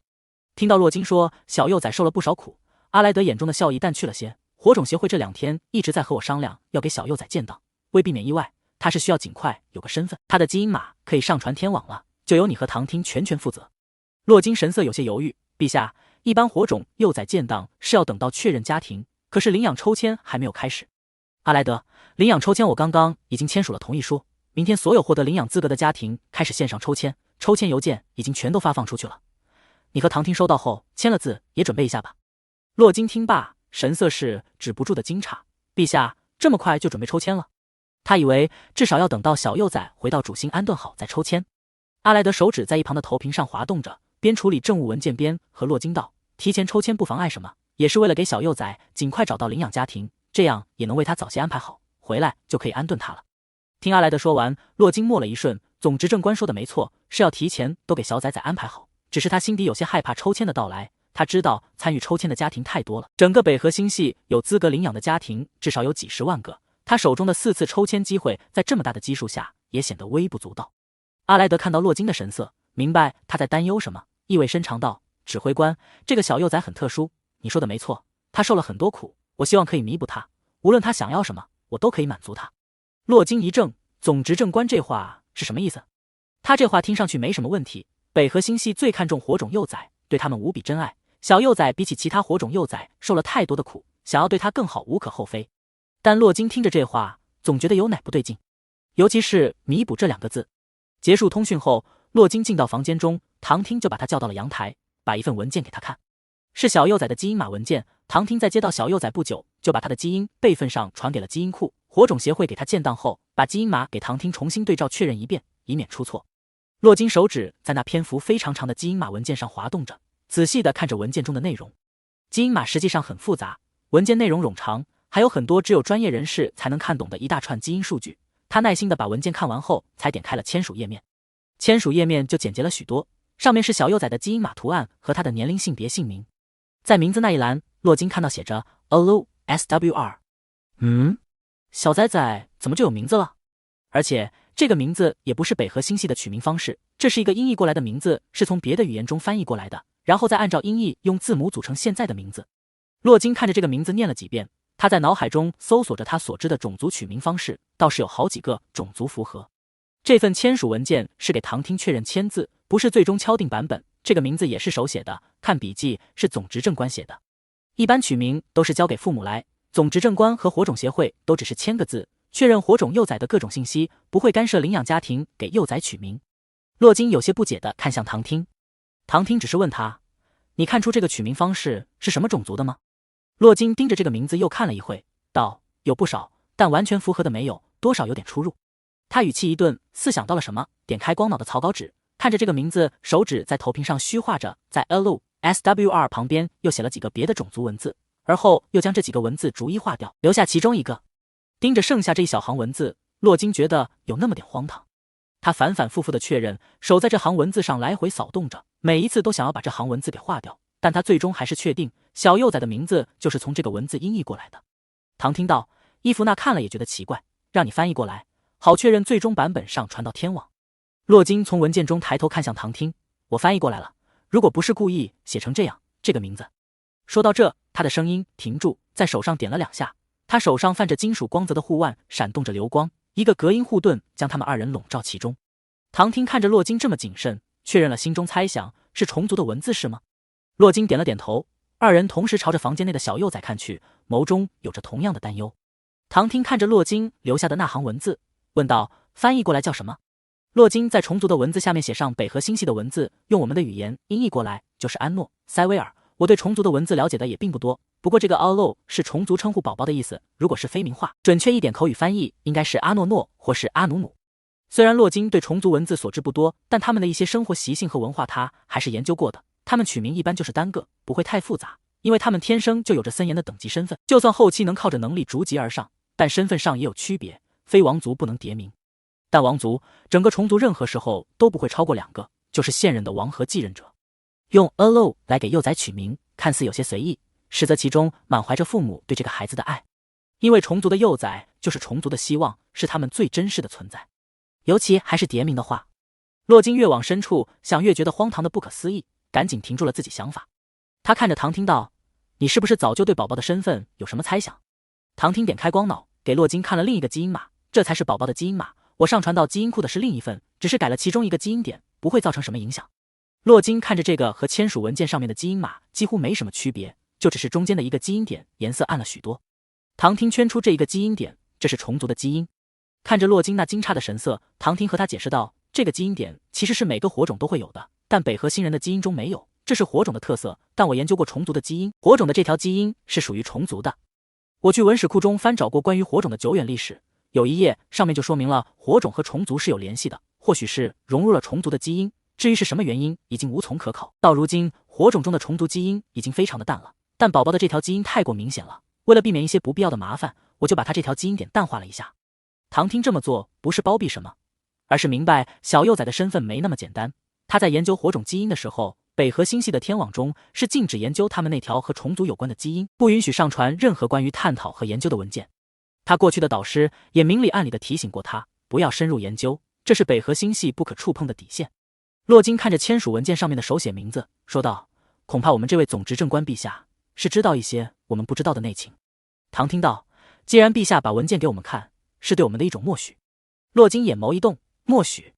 唐听嘴角勾起，手搭在洛金的肩上，附在他耳边道：“默许我们知道一些秘密，但这个秘密是我们也不能往外说的。他也知道我们会保守这个秘密，因为宝宝会是我们的。”洛金先是惊讶，而后皱起了眉头，这是拿宝宝做筹码吗？唐听看着变得敏感的洛金，安抚地捏了下他的肩膀。陛下说他会给宝宝一切想要的，我们就是宝宝想要的。他们2个是北河星系的高级军官，有些事不用总执政官提点，他们也会守口如瓶，只是正好遇上了这件事，才把宝宝交给他们。洛金神色缓和了些，方才总执政官也说过要弥补小幼崽，他知道小幼崽对他们很是依赖，如果要弥补，自然也不会把他再交给其他家庭。那明天的线上抽签怎么办？唐听自然还是要参加。洛金把目光放在眼前的签署文件上，在上面标注了翻译出来的名字，同时和伊芙娜发了条信息，让他在你文件帮小幼崽建档时，在小幼崽名字那一栏只写塞维尔。虽然安诺这个名字看着没有太大的问题，但难保有心人会去翻译出 Allo 的含义来。天河星首都的政务大殿办公室中，总执政官阿莱德一个人坐在里面，看着光脑上的一条信息，缓缓吐出一口气。这是一条虫族发来的信息，上面就一句话：吴的 Allo 有名字，记住了，吴都看着的。这是一句警告，是虫族的王发来的，意思就是孩子给你们养着，但无论你们怎么养，那都是我的孩子。这句话也代表了之前他们做的已经被发现了。虫族的王没有大肆宣扬，也是怕小王虫的身份被北河星系的民众发现会对他不利，但和他这个执政官说，是警告他现在这个秘密只是他们少数几人知道，要是不给他好好养孩子，他有的是手段对付他们。虫族想要对北河星系发起战争，他们无论如何都不是对手。光是虫族为了王虫可以全部赴死的心态，就能把北河星系横扫了。阿莱德苦笑一声，现在把虫族小王虫偷来的事，只有他和几个老臣知道，那已经300多年前的事了。知情的人不是在战争中死去，就是寿终正寝了。他也到了暮年，本来以为可以守着这个秘密进到坟墓中，但没想到有一日真的能在他活着的时候找回这个小王虫。这确实是一个北河星系难以启齿的最大秘密，也是北河星系不能揭露的底线。300多年前，困扰着北河星系的不是星际联盟动荡的战争，而是他们的火种能量的集体衰弱。因为维持火种能量的灵魂核心熄灭了。在数个纪元中，北河星系无论是科技、资源，他们一直都是走在星际联盟中的前列，尤其是他们还有火种，这才是维持北河星系长久稳定的最重要因素。但火种并不是无懈可击的。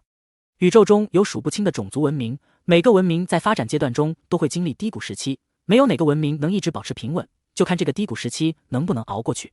北河星系许多的低谷时期都和火种有关，火种都有一个通病，就是在某一个阶段能量会集体衰微，火种就是靠着能量支撑着身体，能量一旦衰弱，他们就会走向死亡。而确切原因则是北河星系的秘密，这个秘密只有最核心的人员才会知道，就连火种也并不知情。在火种初期，就是北河星系用虫族的基因和他们的基因融合，才诞生了火种这一奇特生物。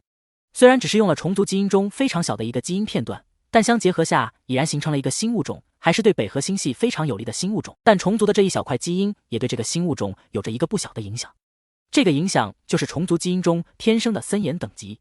火种间虽然没有等级划分，但也需要一个王虫来领导稳定基因，一旦没有了王，火种能量就会集体衰微，每隔一段时间，火种之中会有极小的概率诞生一个王种出来。王种能量会不自觉地稳定着火种，能力也是最强的一个。即便是王种死后，核心保存下来也能继续稳定，如同一道持续燃烧的火焰，但核心最多只能保存1000年。这1000年之内，北河星系保守着这个秘密的人员都在祈祷着快点诞生一个王种。在北河星系最低谷的时期，就是因为没能诞生出王种，同期的火种逐渐凋零衰微。300年前，星际联盟动荡，数个种族发动了战争，北河星系也被牵涉其中。而就在这种最需要火种的关键时期，王种的灵魂核心熄灭了，而北河星系没能诞生出一个新的王种幼崽来。为了北河星系和火种的延续，当时年轻的总执政官阿莱德万般无奈之下，将目光投向了虫族。北河星系每一任总执政官都知道关于火种和虫族的秘密，如果是和平时期，他或许可以等一等王种幼崽的诞生，但当时是特殊时期，在战争中就是大鱼吃小鱼，小鱼吃虾米，他们要是败了，北河星系将元气大伤。最重要的是，这个时候火种还会全都能量衰竭而亡，他们没了火种的能力，更是会被其他星系吞噬，动摇北河星系的根基。那时候的阿莱德刚上任总执政官不久，他清晰地记得在老执政官科林的病床前，他那带着无限遗憾的长叹：阿莱德，现在北河星系的重担要交到你身上了，火种是我们的希望，在我出生起，我就没有见过王种了，我等了500多年啊。抱歉阿莱德，在这种最艰难的时候让你来做出抉择，你知道该怎么做。科林把自己的光脑摘了下来，交到阿莱德手上。在很久之前，我就已经动过这个念头了。这场战争我也早已预料到，可我总是还想再等等，不愿意去冒这个风险。阿莱德，这件事需要谨慎，一旦被发现，就是给北河星系树了一个最强大的敌人。这个小王虫我已经关注了许久，它的能量反应转化出来的基因码，可以很好的融合火种的基因。过去从来没有哪个王虫有这么好的融合度。如果得到了这个小王虫的核心，北河星系的火种至少可以支撑万年。阿莱德心下一震，万年？那这一个小王虫的核心可以抵10个王种了。他的心砰砰砰的剧烈跳动起来，没有人能抵得住这么大的诱惑，尤其是站在他这个位置上，要为整个种族考虑，做出决断。科林再次对阿莱德说了一句抱歉。他那苍老的手拍了拍阿莱德的肩，眼中最后一点光芒逐渐暗淡。阿莱德，很多时候我们都没有选择，你要好好对小王虫，如果可以，有一天也帮我和他说声抱歉。柯林的手垂落下去，永久地闭上了眼睛。阿莱德看着柯林交到他手上的光脑，眼神从一开始的迷茫无措变得逐渐坚定起来，将光脑带到了手腕上，完成了这一场最高执政官的新老交接。后来许多年，阿莱德想到做出计划的那些日子，都是他压力最大、最为提心吊胆的时候。他一个新任执政官，在北河星系最为混乱的阶段，要顶着无数风险去偷虫族的小王虫。当时几个种族在一个小行星地带交战，北河星系利用了一场战争，将虫族吸引而出，把他们的小王虫偷了出来。虽然过程坎坷惊险，他最终还是成功做到了。拿到了小王虫后，因为小王虫还在蛋中，此时火种能量已经衰微到几乎快没了，他们等不到小王虫出生了。而且等它出生长大，能量气息会越来越浓郁，他们无法再遮掩住，这样他们偷了小王虫的事实就会被虫族发现。无奈之下，他们只能把它的核心先行摘下。他们可以用过去王种熄灭的核心来笼罩小王虫的核心，这样就不会虫族被发现，但却不能隔绝小王虫的基因气息。他们用火种的基因和它融合，如他们所料，果然融合得非常好，且因为它是王虫，有着比过去王种更加纯正的王虫血统，融合出来后的火种是能力最强的火种。后面他们为了不被虫族察觉，也是因为小王虫的能量不稳，打算暂时将小王虫运输到其他地方去养着，等小王虫和火种基因完全融合，将它身上的虫族气息能基本遮掩住后，再把它接回主星。但在运输过程中，因为当时混乱不已的战争，小王虫遗失了。战争的两方因为使用了高能量武器，发生了空间扰动，产生了数个虫洞，小王虫被吸入了其中一个虫洞之中，再无迹可寻。这300多年来，阿莱德一直在暗中寻找着小王虫。他一直记得老执政官柯林临死前和他说的那句话，如果可以，有一天也帮我和他说一声抱歉。这是他们欠小王虫的。阿莱德曾见过那个孩子一面，在将他送走的时候，他已经开始破壳了。首先从壳里出来的是他那湿漉漉的光带，小心翼翼地带着对新世界的好奇和害怕。而后他见到了一双澄澈纯净的淡蓝眼眸，如同平静的镜泊湖面，让人止不住叹息的美丽。本来看着破壳的小王虫，阿莱德打算将它放在主星上，就当成火种幼崽养着，总有办法能遮掩住他身上的虫族气息。但才1天过后，他身上的能量就急速衰退，耳后的光带全都缩了回去，他也没能完全破壳而出，重新陷入了睡眠之中。负责基因融合的研究人员说，这是因为小王虫和火种基因还没有完全融合好，必须要找一个能稳定提供大量原生能量的地方养着它。这个原生能量只有那些能量晶石能提供，还必须是它能适应的能量。在紧急匹配数种能量晶石后，只有神启星出产的一种特殊矿石能维持它身体中的能量，而神启星只是一颗小行星，并不在内维星系中，而是靠近外围。当时情况太过紧急，他们又不能派太多人护送小王虫过去，本来这就只有少数人知道的秘密，即便人不多，护送小王虫去往神启星的都是达到了 S 级基因的一种。但小王虫还是在混乱的战争中遗失了。阿莱德望着光脑上小幼崽的照片，许久才回过神来。现今小王虫总算是找回来了，也已经完全融合了火种基因，他可以好好的养着它，补偿它。只是没想到虫族这么快就找到了小王虫，没有给他任何缓和的机会。现在北河星系算是和虫族结下梁子了，如果小王虫有半点不好，虫族都得找他们麻烦。光是偷了虫族的小王虫这件事，已经是触犯了联盟律法了，虫族完全可以去联盟告他们，一告一个准，他们没有任何辩驳的机会。这件事一旦发酵起来，也会把北河星系置于一个非常不利的地位，虫族完全有理由对他们发动战争。现在的表面和平都是为了小王虫，他没了核心，又和火种基因完全融合，不再适应虫族的生存环境。虫族是想给他一个安全的成长环境，所以暂时不会动北河星系。想到这，阿莱德不由觉得庆幸起来，好在还有弥补的机会。安诺醒来的时候已经是晚上，他一睁眼就看到洛金坐在一旁的沙发上，他不停地在说什么，但他听不到，应该是给他开了隔音罩。他一动，洛金就转头向他看来，看到他醒了，洛金立即关闭光脑界面，走到床边俯身下来，摸了摸他的脸，宝宝醒了，睡得好不好？有没有做梦？安诺摇了摇头，这一觉他睡得不错，没有在做梦。洛金将他从床上抱起来，拿过一旁的外套给他穿上，叫着刚进去隔间收拾着小崽崽日常用品的唐听。唐听听到小崽崽醒了，麻利地拿起自己的药箱和小崽崽的奶瓶。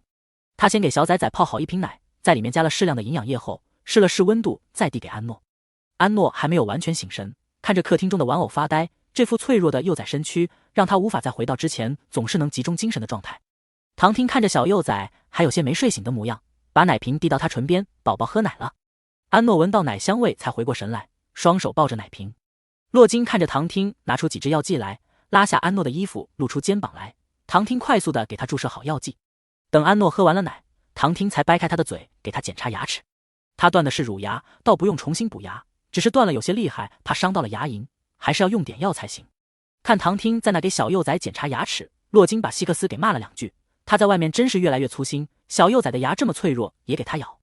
等臭崽子回来，我再好好说一说他。唐听笑道：“应该也是意外，不用你骂，他自己估计都把自己骂了一顿了，关系不大。只是这2颗断牙要到换牙期才能把剩下半截给换掉。”说到这，唐听的笑容消失，还是骂他一顿吧。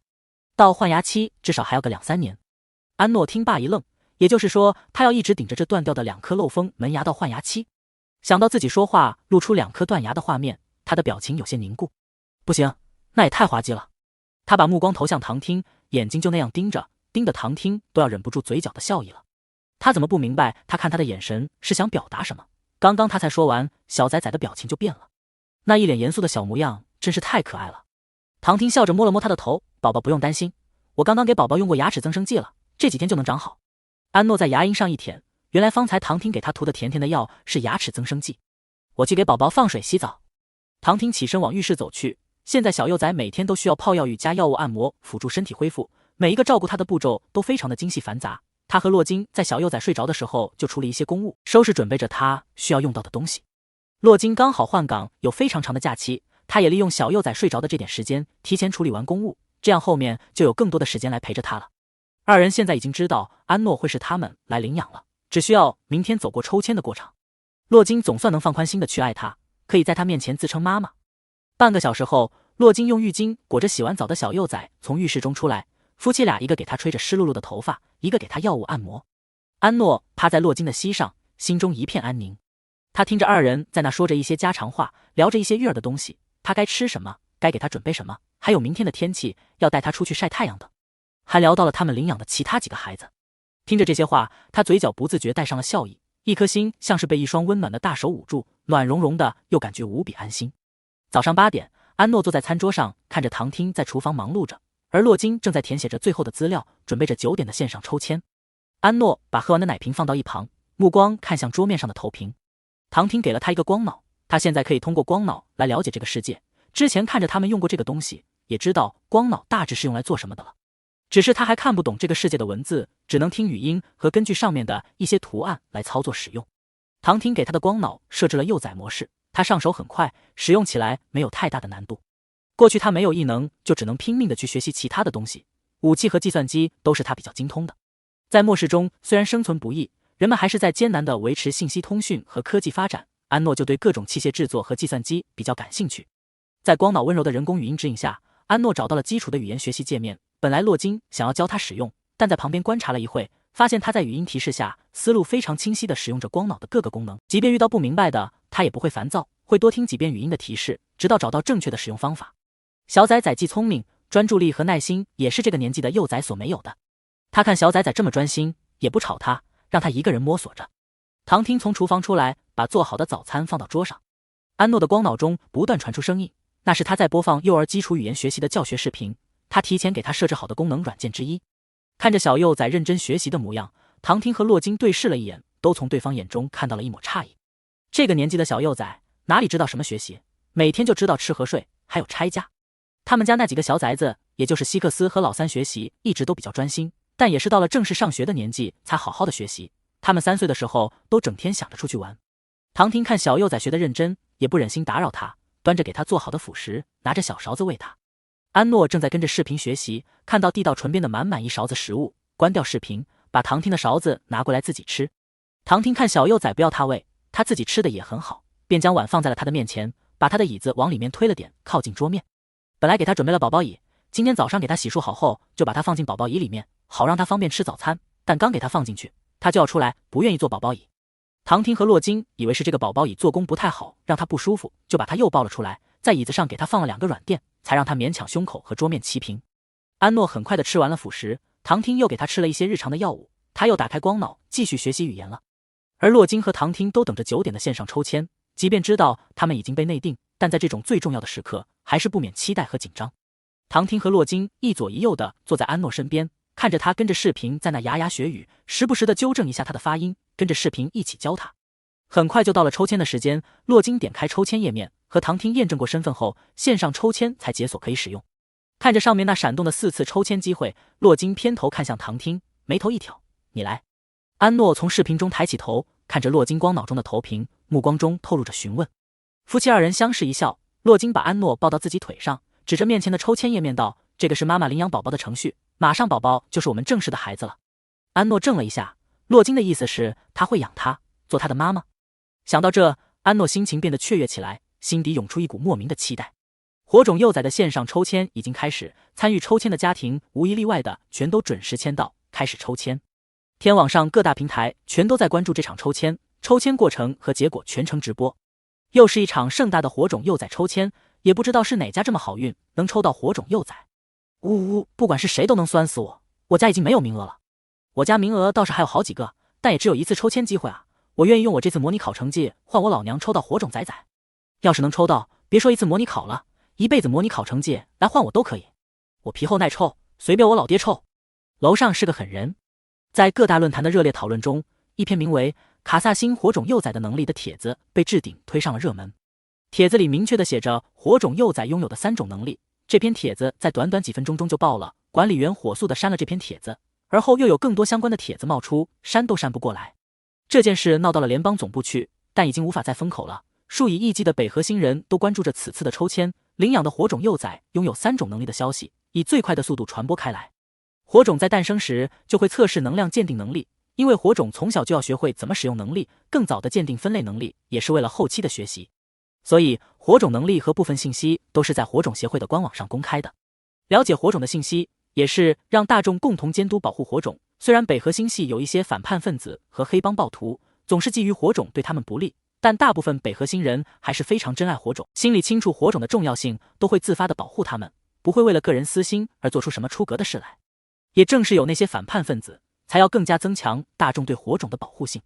安诺的能力在天网上一公开，有不少人开始发疯了。我嫉妒了，非常的嫉妒，到底谁家这么好运啊？我靠，全能的火种，这个崽崽以后能量得有多强啊？我老爹抽签的手都在抖，一定要抽到小崽崽啊！他妈的，我们家里除了我老娘全是公的，我就想要个妹妹怎么了？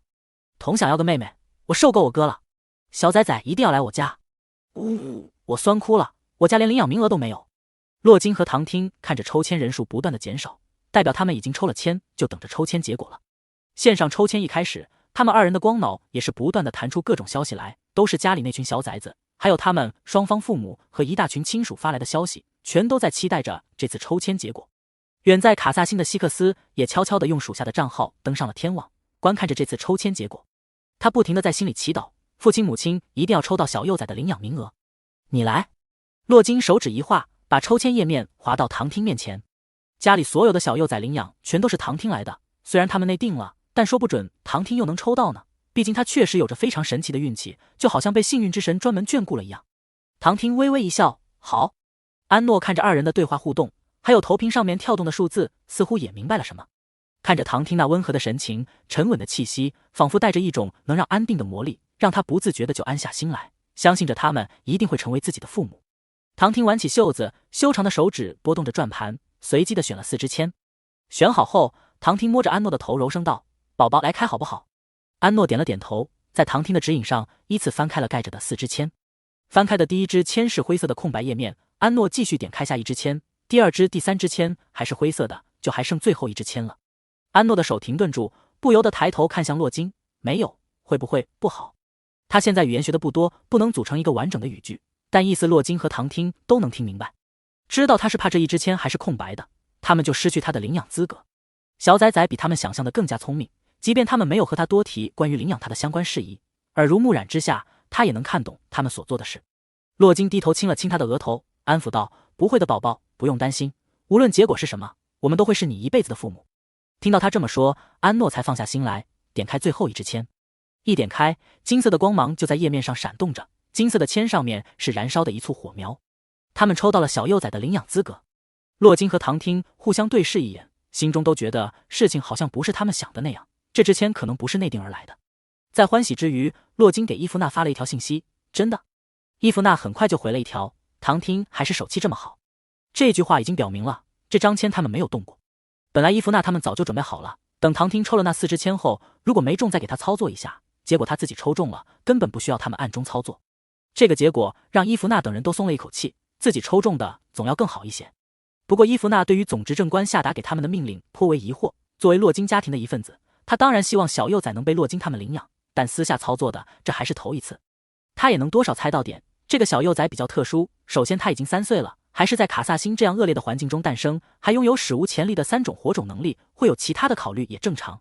一路上小幼崽又是洛金和唐听他们照顾，估计他也认人了，不愿意被其他父母照顾。既然这样的话，总执政官选择洛金他们无可厚非，但他还是觉得这件事隐隐约约透露着不对劲，这个小幼崽的身份或许没有他想的那么简单。现在他也只能等洛金他们带着小幼崽回到主星再说了。抽签结果一出，可以说是一家欢喜万家愁，天网上讨论的热度更高了一层，连其他星系的种族都听到了风声，爬墙进到了北河星系的网域中，一睹他们领养火种那盛大的抽签仪式。果然，机会是留给有准备的人，4次抽签机会啊！这要是不中，估计都得气死。哇，是唐听博士，他是我选修课的导师，超级厉害的医学博士。啊，是唐老师家，他们一家子都超级牛掰的。他的妻子是第7军团的洛金指挥官，我和他女儿卡瑞娜是一个军校的。卡瑞娜，就是上个月联盟赛单人局拿了第1那个。对，就是他。他还是1年级，我一个3年级的都干不过他，强到离谱。第7军团的指挥官啊，那可是战功赫赫，指挥官还是 SS 级的火系异能，现在又有了火种幼崽，估计后面基因还得往上提，谁酸了？哦，是我。天网讨论火爆，洛金和唐听这边消息也多到看不过来，他们干脆就把光脑关了。现在他们还有小崽崽要照顾，也要处理后续的领养事宜，其他的只能等后面再应付了。洛金抱着安诺，认真的看着领养要签署的各种文件，在签下自己的名字后，他转头问唐听：真的是你抽的？我怎么觉得像是有人在帮我们？虽然唐听的手气确实很好，但这一次和其他的时候可不同，这可是几十万分之一的概率。虽然伊芙娜也和他们说了，这是靠唐听抽出来的，但直觉告诉他事情没那么简单。唐听也在文件后面签上自己的名字，摸着安诺的脑袋微笑道：自然是有人在帮宝宝，是帮 Lou 而不是他们。某星球的一座宫殿外面，凯撒正坐在阶梯上面看着北河天网中颁布的抽签结果，他等了好半天，界面上都一直显示着加载的进度。他踢了一脚旁边一个红发少年，搞定没有？怎么我这还没网？这破网什么时候好？红发少年低着头，双手快速的在头屏上敲击着。先锋大人您别急，我做的系统已经防御了外网500多万次攻击，等我干死他们就能看结果了。您放心，我提前在他们的网域放置了抽签结果，一定让小殿下选到他心仪的领养家庭。这件事我要是干不成，别说先锋大人您，王第一个就会把我碾成灰撒了。红发少年话音刚落，宫殿大门就被人重重踢开。听到这个动静，他的手一抖，更加快速地破译外网的攻击系统。王出来了，干！联盟这些渣渣，给也死！10秒后，一道沙哑带着阴沉气息的声音在他头顶响起。怎么吴还看不到结果？奥格西斯站在红发少年的身后，目光沉沉地盯着他手中纷乱的头屏。明霄，吴再给你5秒的时间。说着，他的手放在了明霄的脖颈后面。5秒过后，他要是还没让网络恢复过来，他就拧断他的脖子。王马上就好。感受到脖子后面那冷冰冰的死亡威胁，明霄急地用出自己的腹肢，背后多长出一双手，参与系统攻防战的搏斗。他那灵活的20根手指，快得都能看见残影了。5秒后，一声清脆的叮咚声响起，在场3人的网络同时恢复。凯撒那进度条总算是到底了，显示出了他要点进的页面。奥格西斯看见光脑上弹出的页面，收了手，转身往宫殿里面走去，眼睛盯着页面上的火种官网信息，一刻不放。明霄像是死虫一样躺倒在阶梯上面，4只手都软趴趴的耷拉在一边。要累死的不只是明霄，还有负责网络维护的其他虫族。明霄觉得联盟那些渣渣不配他多用一双爪子，要不是王这次过于着急使用网络，他一双手就能干碎他们的防火墙。干得不错。凯撒看完天河星系的火种官网上关于小殿下的信息，夸了明霄一句。看着明霄躺在地上惨兮兮的模样，他嘴角微微勾起，王还是喜欢欺负小明霄啊，小小的威胁总能让他爆发出不小的潜力来。可惜这家伙只怕王的威胁，其他任何人都不怕，不然他也可以试着威胁他玩一玩。明霄把腹肢变回原初的带着锯齿的深红色大爪子，他借用爪子的力量把自己从地上撑起来，有气无力的盘腿坐在地面上。先锋大人，殿下什么时候回来啊？我们找了他这么久了，结果还要把他给天河星系那群渣渣养。凯撒目光盯着火种官网首页安诺的照片，等小殿下的核心长好，我就接他回来。明霄也打开火种官网，看着安诺的照片，一脸向往，好想闻闻殿下的味道，让他摸摸我的爪子，能摸下我的触角就更好了。凯撒斜睨了他一眼，忽悠他道：小殿下不喜欢摸别人，也不喜欢红色，你的爪子太锋利，还会伤到他，别想了。明霄立即把那锋利的大爪子变回白嫩嫩的人手，这样就好了，我变成人形的手很软，也没有红色。哦，我的头发可以去染成殿下喜欢的颜色。先锋大人，殿下喜欢什么颜色？凯撒没有理会他，他继续在那自顾自说：自从殿下出现，我的能量就躁动得很，总想去干架，这是殿下的能量在提醒我，想要站在他身边就要积极上进。先锋大人，我决定了，以后少玩点虚拟游戏，要加强训练，我这就申请去带队出征，反正我出征也能继续操作网络系统。凯撒一听，嘴角的笑容淡去，眼睛微微眯起。哦，你也想做小殿下的先锋？先锋我还差点，不过我会努力向您靠齐的。先锋大人，我也是王给殿下准备的眷属，虽然比您晚一些，但我的基因也烙印了殿下的能量印记。凯撒声音平稳，却压低了些，看着明霄的目光闪动着危险的光芒。所以，明霄终于感受到凯撒温和语气中藏着的凌厉杀气，他张了张嘴，站起身来，往后退了一步。所以我回去玩游戏了。游戏玩得好也是一项技能，以后他要变得更优秀，站在殿下身边。先锋大人有分身在殿下身边，他也得想办法在天河的网域搭个稳定的梯子，以后可以和殿下用光脑联络，还不会被发现。啊，他可真聪明，这件事就不告诉凯撒和王了。想到这，明霄快步朝自己的住所走去，片刻就消失在凯撒面前。凯撒看着明霄这么快就消失在他面前，神色恢复如常。他知道以后小殿下身边会有无数眷属，但他一定要是那个最强的，还要是小殿下最喜欢的，现在能忽悠一个就忽悠一个。明霄年纪小好忽悠，但他实力可不低。好想现在就干掉他。沧海星首都，安诺趴在阳台上的躺椅上晒着太阳，听着光脑里面传出的语言教学声音，时不时跟着开口念。阳光暖融融的，他穿着抹胸短裤，身上各处都贴着小贴片，小贴片连接在一台仪器上面。这是唐汀给他弄的治疗仪器，可以让他骨骼发育得更好。唐汀坐在他身边的椅子上，翻看着一本电子书籍，在他身边守着他，看他趴了一会，给他翻了一个面。他发现他睡觉都不喜欢平躺，要么趴着，要么侧睡，把自己蜷缩起来，像是兽类把自己的最脆弱的腹部藏起来一样。安诺翻过身来，一群白鸟出现在他的视线中，他看向阳台外面，数不清的白鸟从远处飞来，在高楼大厦之间穿梭。他的目光朝着白鸟飞来的方向看去，可以看到一汪巨大的蓝色湖泊，是他来时看到过的，里面还有会在水面滑翔的漂亮银鱼。唐汀顺着安诺的目光看去，看他望着远处的湖泊出神，摸着他的头柔声道：待会有场大雨，我和妈妈明天带你出去玩好不好？安诺收回目光点了点头，他确实想出去转一转，看一看他现在所处的世界。不过要是条件不允许的话，他也不会强制要求唐汀洛金带他出去。他过去没有父母家人，朋友都甚少，不知道什么是撒娇和任性，他要么就遵循着现有的条件和机会来做事，要么就发疯，一切都遵照着他的本心去做。要不要看场合，就得看他要做什么，和他面对的是什么人了。像是面对洛金和唐汀，现在他们已经是他的父母了，他就会愿意听从他们的，因为他们全心全意地照顾着他，他能明确地感受到他们对他那一览无余的爱。母亲大人，您就让我们看一看妹妹，就看一眼，我们不会出声吓着她的。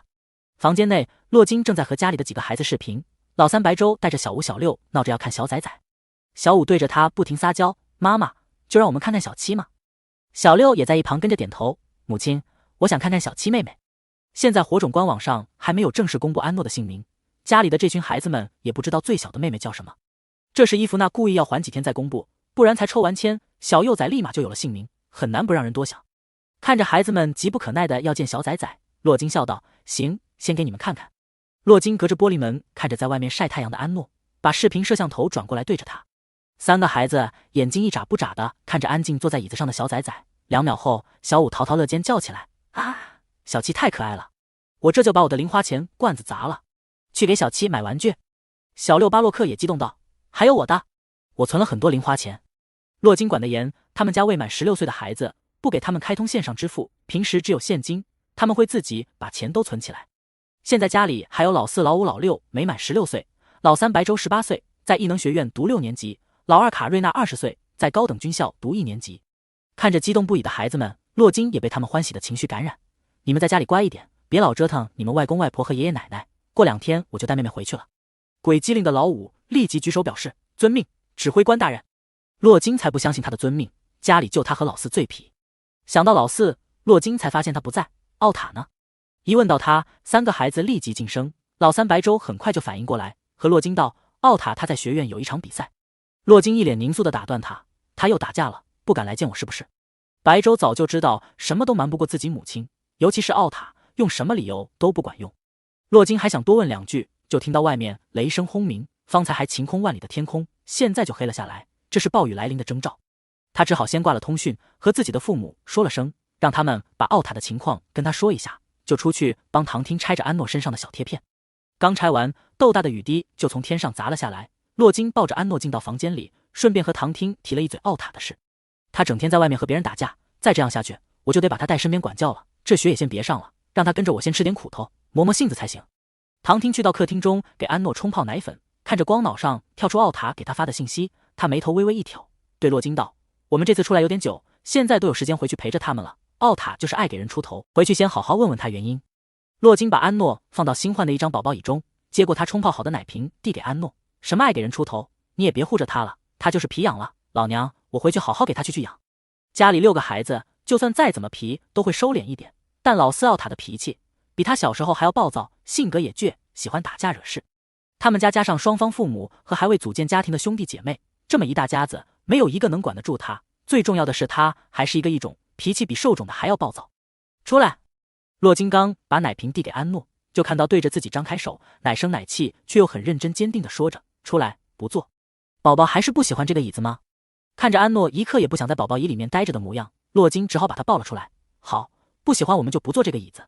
被安诺这么一打断，洛金也不再提奥塔的事。安诺现在可是听得懂他们说什么，他总是在他耳边说着教训家里其他孩子的事，恐怕会吓到他。唐汀看洛金抱着安诺坐到沙发上，在光脑上问奥塔为什么打架。很快奥塔就回复了他，看不顺眼就打了。唐汀，这次理由都没有了。奥塔，没有，你们回来罚我就是了。唐汀，这孩子确实是皮痒欠抽了。异能学院门口，奥塔手中抱着一个限量的兔子玩偶，看着光脑上小七的照片，嘴角微微勾起，却不小心扯痛了受伤的嘴角。他的零用钱前几天全都买了做战机模型的材料了，结果今天父亲母亲就抽到了火种幼崽的领养名额，给他添了一个妹妹。他跑去商场逛了圈，看中了这个兔子玩偶，想到小七那双湿漉漉的蓝色眼睛，觉得这个兔子玩偶送他做见面礼很适合。但这个半人高的兔子玩偶是限量的，要320新币。看着口袋中仅剩的10新币，他把自己收藏的一个最好的战机模型拿去二手店卖了，因为最好才能出手快。他拿着战机模型换的1500新币去买这个兔子玩偶，刚准备付钱，就有一个女生也看中了这个玩偶，闹着他的2个哥哥要买。他火速付了钱，拿着就走，结果被拦了下来。我付你3倍价钱，我妹妹实在喜欢，你就卖给我们吧。奥塔当然不理会他们，这也是他要送给妹妹的。那2个男生看奥塔油盐不进，妹妹又在旁边哭闹，他们和奥塔3言2语不合，就起了冲突。奥塔看他们纠缠不休，言语间就是要这个玩偶，就和他们打了起来。既然他们这么脸皮厚，那就看看谁的拳头更硬。他打赢了，也招来了安保。安保看他们年纪小，问了缘由之后，就先放奥塔走了。他打了架，回家怕被外公外婆他们问，就只好抱着兔子玩偶暂时回学院了。看着父亲母亲发来的消息，他看了眼就关上了，问自己3哥又要了今天他们和母亲视频见到的小七视频截图。看着小七安静乖巧的模样，奥塔心想也不知道他会不会喜欢这个兔子玩偶。他看着兜里还剩1000多的新币，心道要是不喜欢的话，他再给他买其他的吧。他抱着兔子玩偶回到学校宿舍，他的舍友看到他买了一个这么大的兔子玩偶，眼睛都瞪大了。奥塔，你转性了？而后舍友笑嘻嘻的凑上来，不会是有喜欢的女生了吧？是几年级的？兽种还是异种啊？奥塔一巴掌拍开他要摸向玩偶的手，别碰，这是我送我妹妹的。哦，淘淘乐啊，他也不喜欢这种玩偶啊。他刚说完，看着奥塔一副看傻子的目光，反应过来，一拍自己脑门，我怎么忘了？你爹妈抽到了火种幼崽。靠，我爹妈刚还在和我说这事，你们家运气也太好了吧。奥塔没有理会舍友的喋喋不休，打开光脑看着小七的照片，同时让3哥给他送点药来，免得到时候母亲他们带着小七回来，看到他一脸的伤。过滤器、奶瓶、水瓶、外套。一大早，洛金就在那准备着带安诺外出的物品，后天就启程回主星了。趁着这2天的天气还算不错，他们打算带着安诺在沧海星好好玩一玩，不然这次离开，后面好几年都不会再来了。唐汀也在那准备着小型药包，都是给安诺带的一些应急的药物，早上已经给他注射过日常的药剂了，但他的身体还不稳定。装好药包后，唐汀把一个蓝色的吊坠挂到了安诺的脖子上，这是那个虫族先锋留下的能量石，他让人做成了吊坠。这个能量石能稳定提升安诺的能量，他的身体现在还在恢复和发育阶段。之前他在卡萨星能量使用过度，已经超过他的上限，身体也跟着损耗，现在能量在他身体中很不稳定。他晚上有时候睡觉睡不安稳，还有日常时候体温也跟着不正常，凌晨4点还发了一次烧，都是能量不稳定闹的。唐婷和洛金大半夜守着给他退了烧，那能量石也不能一次性的让他恢复，他身体中的能量也是有阶段性的。他在房间里待了2天，也不能一直闷着他，所以他们还是要带他出去走走，让他见识一下新鲜事物。今天首都的空气质量达到 B 级，湿度有 67%， 到了中午可能就降了下来，还是给诺诺先带上过滤器吧。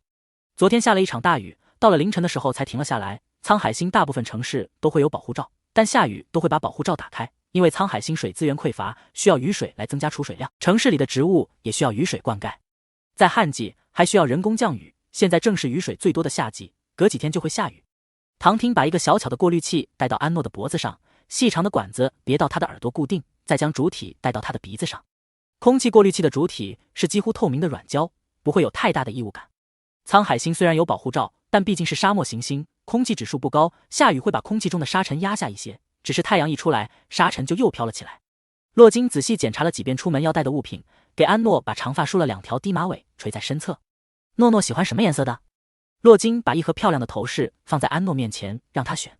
安诺看着盒子里亮晶晶的漂亮头饰，随手拿了个蓝色的。他对这些饰品不怎么爱好，过去就一根头绳用几年，平时都是一身战斗服，简洁干练。洛金把他的头发梳在2边后，安诺透过镜子发现，他现在的身体构造和其他人还是有很细微的区别，尤其是耳后到脖子这一块有一些暗纹。此时阳光从云层中透出，通过窗户反射进来，照在他身上，脖子2侧的纹路就更明显了，像是藏在皮肤之下的霓虹灯光，荧光闪烁的，皮肤还闪动着细碎的光芒，像是昆虫翅膀上的鳞片一样。纹路一直往下没入他衣服里面，他把衣服拉下了点，看到纹路还在往下延伸，他直接撩起衣服，看到腰上还有，他又撩起衣袖和裤腿，腿边上有一点不明显，手臂上也有一点，在手腕处消失。洛金看着安诺好奇地检查着身上的暗纹，和他解释道，火种都会有这些暗纹的，诺诺不用担心。只是安诺身上的比其他火种的明显太多了，皮肤上被光照出的细碎光芒也和其他火种不同。他和唐听其实心底隐隐知道些什么，只是现在这个秘密只能是秘密，安诺无论是什么也永远是他们的孩子。一切准备好后，洛金就抱着安诺出门去，唐婷背着包走在他们后面。坐电梯上到楼顶的停机坪，乌虽和明赖芬早早的就在这里等待了，看到小幼崽出现，二人眼眸均亮了亮。昨天的抽签他们家都参加了，只是很可惜都没抽中。乌虽虽然心里遗憾，但想着小幼崽是被指挥官领养了，他也能时常看到，心里平衡了不少。洛金刚抱着安诺上飞行器，安诺的光脑就跳动了起来，是有人来电，头像是一个可爱的卡通黑狐狸，是图卡。安诺接通了通讯，就看到图卡的脸凑到面前，小崽崽，我们已经出门了，就快到白沙湖了，好想你啊，你什么时候到？安诺转头去看洛金，洛金笑着帮他回道，5分钟就到了。白沙湖就是之前安诺他们看到的那个湖，这是沧海星首都的一个重要的地标和景点，飞行器要停在外面登记买票进去。图卡兴奋道，那我们在门口等你们。图卡那几个孩子和他们一起到了沧海星，只是没有住在一块，这2天他们已经完全恢复，生龙活虎的，由洛金的另一个指挥官黎月带着他们。只是霍银还在沉睡中，他的情况特殊，洛金吩咐了专人看着。关了通讯，安诺看着光脑主界面上面显示他的账号头像，还有名字安诺·塞维尔。看到这个名字，他心中有种非常奇妙的感觉，没想到自己重生了一次，洛金他们还是给他起的这个名字，翻译过来和前世是一样的名字。过去他有记忆起就叫这个名字了，其实全名应该是阿努努·塞维尔，只是从读音上听和安诺没太大区别，他嫌阿努努太幼稚不够严肃，就改成了安诺，把后缀的名字也省了。这个名字不是谁给他起的，从记事起他的脑海中就有 allo 这个词，就好像他天生就叫这个名字，或是谁已经给他取好了。只是这个文字长得很奇怪，和他认识的都不一样，他自动翻译成自己认识的字，听起来也总觉得耳熟。飞行器5分钟后就到了白沙湖，安诺远远的就看到图卡他们在门口，洛金身边的副官黎月和其他几个大人带着他们在门口的一些小摊贩前买吃的。今天天气不错，有不少人来白沙湖游玩，洛金给安诺戴了一顶帽子，把他的光带塞到帽子里藏着，这样不会太过显眼，不然他们一出去到处都是人盯着他们，玩的也不自在。即便是这样，安诺的外形特征也比较明显，洛金带着他下去的时候，离他们近的人都认出来这是一个火种，加上年龄和近期的卡萨星火种幼崽事件，知道他就是那个刚刚参与抽签的小幼崽。虽然认出来了，基本没人上去打扰，只是看着他都一脸激动，有些想要拍照，都被跟随的乌虽和其他几个护卫给制止了。安诺看着周围到处都是装潢精致漂亮的店铺，路边还有许多小摊贩，白沙湖周边有许多可以游玩的地方，游乐场和大型商场，还有各种博物馆、植物园都在附近，热闹非常。但他们所在的街道很是宽阔，即便人多了点也不显拥挤。五彩缤纷的彩片从空中飘落，一些会飞的奇形怪状的玩具等物在空中到处穿梭。安诺抬头看去，各种彩带连成一片交织在一起，给这片沙漠之中的城市染上瑰丽的色彩。这样热闹漂亮的场景像是在举办一个盛大的节日般，而他有一瞬间的恍惚，如同置身于梦境之中。和平、安全和人们的欢声笑语构成一个奇幻瑰丽的美妙梦境。但眼前这一切不是梦，是现实。一个智能小鸟玩具飞到他面前，他伸手一戳，小鸟从一旁的花丛中衔来一只粉红的花，放到他手心中。安诺看到这枝花，嘴角扬起，将花别在了洛金的头上。一旁操控玩具的一对男女看到安诺的动作，都忍不住笑了起来，暗中击了个掌。洛金感觉到安诺的动作，偏过头来问他：“宝宝给妈妈带了什么？”安诺在脑中想着花这词，张了张嘴，半天没能说出这个词。他看向唐听，唐听提示了他一个音调，他立即知道怎么说了，对着洛金道：“花漂亮，你带。”洛金听到安诺这真诚无比的夸赞，脸上的笑容是怎么都止不住，心里更是像吃了蜜一样甜。他在外面的形象一直都是严肃不苟言笑的，家里的孩子到了记事的年纪就开始敬畏他，把他当教官一样，很少会有人这样夸他。小崽崽！图卡看到了安诺，对着他招手，大声呼唤。安诺在洛金身上动了动，示意想下来，他现在不是蹒跚学步的婴儿，不想一直被抱着。洛金看了下周围，看着护卫都在周边相对安全，就把他放了下来。安诺刚下来，图卡就跑到他面前，一把抱住了他。小崽崽，我好想你啊！你看着健康很多了，还有没有觉得不舒服的地方？安诺摇了摇头，没有。那就好。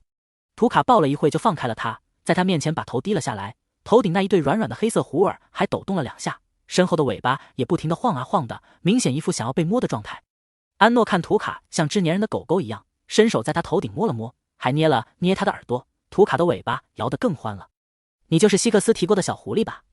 洛金对着图卡道。图卡立即站直了身体，脸上的笑容也收敛了些。是的，指挥官大人。他知道面前的这个气势十足的女人是希克斯的母亲，也是北河第7军团的指挥官。希克斯把他救回来的那些日子，时常会和他们提起他的这个能力卓绝的母亲，他既敬畏又向往。他想，日后也要成为这么厉害的人，可以统领军团或是在前线厮杀。他早就想好，以后加入正规军团，第一件事就是杀光那些黑帮组织，一个都不放过。希克斯说：“你能力很不错，以后成长起来潜力不可限量。”图卡听到洛金所说，微微一怔，小心翼翼道：“希克斯向您提起过我吗？”洛金点头，提过不少次。现在你安全了，再也不用提心吊胆的生活了。等回到主星，就到新家庭好好生活。洛金语气温柔下来，摸了摸他的头。图卡很是触动，鼻子一酸：“希克斯救了我的命，我日后一定会好好报答他。”无需报答，他是军人，保护你们是他的职责。洛金看着安诺和图卡关系不错的样子，心里也开心他能交到朋友，缓解他对外界和他人的抵触情绪，便对图卡道：“你带着妹妹去玩吧，不要离开我们的视线范围就好。”图卡一副接到重要任务的表情。指挥官大人您放心，我一定照顾好小崽崽。说着，图卡就拉着安诺的手，带他往前走去。黎月已经提前给他们买好了进白沙湖的票，直接进去就好，仪器会自动扫描他们的身份。看着安诺、图卡和其他几个小朋友在那些小摊贩前观看驻足，乌虽和黎月都跟在后面，看他们喜欢就帮他们买下。不过他们都习惯不向别人伸手，即便乌虽要给他们买，他们都摇头拒绝。过去他们在竞技场都是赢了给饭吃，输了挨一顿打，从来都没有人能给他们买过什么东西。看到乌虽和黎月直接买下送给他们，都有些受宠若惊。安诺对这些小玩具也只是看个新奇，在他们住的地方已经有不少玩具了，有很多都是他见过的，没让乌虽买给他，免得浪费。只是他对那散发着香气的烤肉摊抵抗不了诱惑，那撒上各种香料的烤肉实在是太香了。图卡也在那使劲嗅着流口水。洛金和唐听看着安诺那小小的身影站在烤肉摊前，眼睛一眨不眨地盯着烤肉，生怕一眨眼肉就跑了。唐听无奈道：“早知道直接带他进去了，外面的这些小吃对他诱惑力太大了。现在他的身体吃不了这些口味重的食物，吃完他待会准得又拉又吐的，那些香料可能还有他会过敏的东西。”但看着他望着烤肉的模样，实在是不忍心就这样拉着他走。想了想，他上前和老板说了声烤肉不放任何调料，就烤一小串就行，不过给其他孩子都买的是加香料烤好的，这些孩子都是兽种，身体素质比安诺好的不止一星半点。那老板看到安诺眼睛直了，立马重新串了一大串肉，对着唐听道：“你们放心，我卖的烤肉绝对新鲜干净，今天早上刚现宰的。”等肉烤好，唐婷接过那比其他烤肉分量大了不少的一串烤肉，在安诺面前蹲下：“宝宝，我们刚吃完早餐，只能吃一点点。”安诺咽了下口水，乖巧点头。而后唐婷就和洛金把那一大串烤肉吃的就剩最后一点，把木签子掰断，把最后一块烤肉递给安诺。以前家里那群崽子闹着吃这些东西，他们也是这样干的，不过基本都是哭着在地上打滚，要么就委屈兮兮的接过去吃掉。他们已经准备好等着安诺哭鼻子哄他了。没有他们预想的哭闹或者不开心的表情，安诺接过去吃掉烤肉，也不再对其他食物表现出方才那股渴望了，就好像这一小块烤肉就让他满足了，乖巧的让他们诧异。想到他之前在卡萨星的遭遇，洛金眸中划过一丝心疼，把他抱了起来：“宝宝，我们进去玩。”还是不要让他看到这些了，他肯定还是想吃的，只是他的成长遭遇让他学会克制着自己。洛金抱着安诺从白沙湖入口进去后，一个人影拉低了帽檐，混在人群中隐去身形。安诺似有所感，趴在洛金的肩，向着身后的人群看去，熙熙攘攘的人群，没有他想要看到的人。作者题外话：银票票，呐喊。想要看到宝子们的追，更打卡留言。以后新章节留言打卡超过20的，加更1张。宝贝们记得在新章节投银票票才有用。宝子们的追更有多给力，我码字的速度就有多给力，键盘都给你们敲出火来。洛金带着安诺通过门口的身份验证，进到了白沙湖中。一进去，安诺就看到一片漂亮的白沙湖岸，他看到门口有白沙湖的视频介绍，上面说着白沙湖虽然是人工湖，但一开始这片湖也是自主形成的。沧海星虽然是沙漠行星，但能继续发展出生命，说明还是有不少的星球资源，而沧海星最重要的水资源就在地下。沧海星地下有大量的岩洞和地穴生物，除了地下河，甚至还有地下海洋。这片人工湖就是从地下涌出的河水形成了这片湖泊，后面星际联邦利用这颗行星做军事防御，在这里建立了首都，又将这片湖泊重新开发了一下，形成了更大的湖泊面积。而湖岸边的白沙是水中蕴含的某种矿物质中和形成的化学反应，才形成了洁白的沙子，白沙湖也因此得名。因为白沙湖和地下岩洞相连，有许多生物从地下来到白沙湖中，那湖中的白银飞鱼就是其一。不过要留住它们，也需要人工饲养，有吃的，它们才会在白沙湖中常住，成为白沙湖的一个特色。唐婷从旁边的商店中买来一袋鱼食，和洛金带着他一块往岸边走去。乌虽和黎月带着其他孩子走在前面，这几个从卡萨星救回来的孩子，在他们的精心照顾之下，渐渐洗去了之前的阴霾，笑笑闹闹的玩作一团。安诺被洛金抱着，目光落在前方白沙湖岸的一群圆滚滚的生物上。洛金跟他介绍道：“诺诺，那是灰塔，从白沙湖水底的地下岩洞中出来的杂食动物，喜欢晒太阳。”安诺看着那一群灰塔，有着灰白的毛皮，那一身毛皮油光水滑，被阳光照得泛起一层淡淡的光晕来。他们的身体圆得几乎成一个球了，他不知道他们在水下是怎么游起来的。灰塔懒懒地瘫在沙滩上晒着太阳，安诺看见有灰塔翻了个身，四只爪子全都舒展开来，露出洁白的肚皮来。这样一翻身，灰塔身体才看着长了一点，不过还是没有脖子，尾巴倒是有，也是可以缩到身体之中，只有翻肚皮和下水的时候才看见它们把尾巴伸出来。洛金抱着他走到了湖岸边上，给他脱了鞋，让他赤脚踩在松软的沙滩上。灰塔性格温和，对人很是友好，还会主动和人亲近。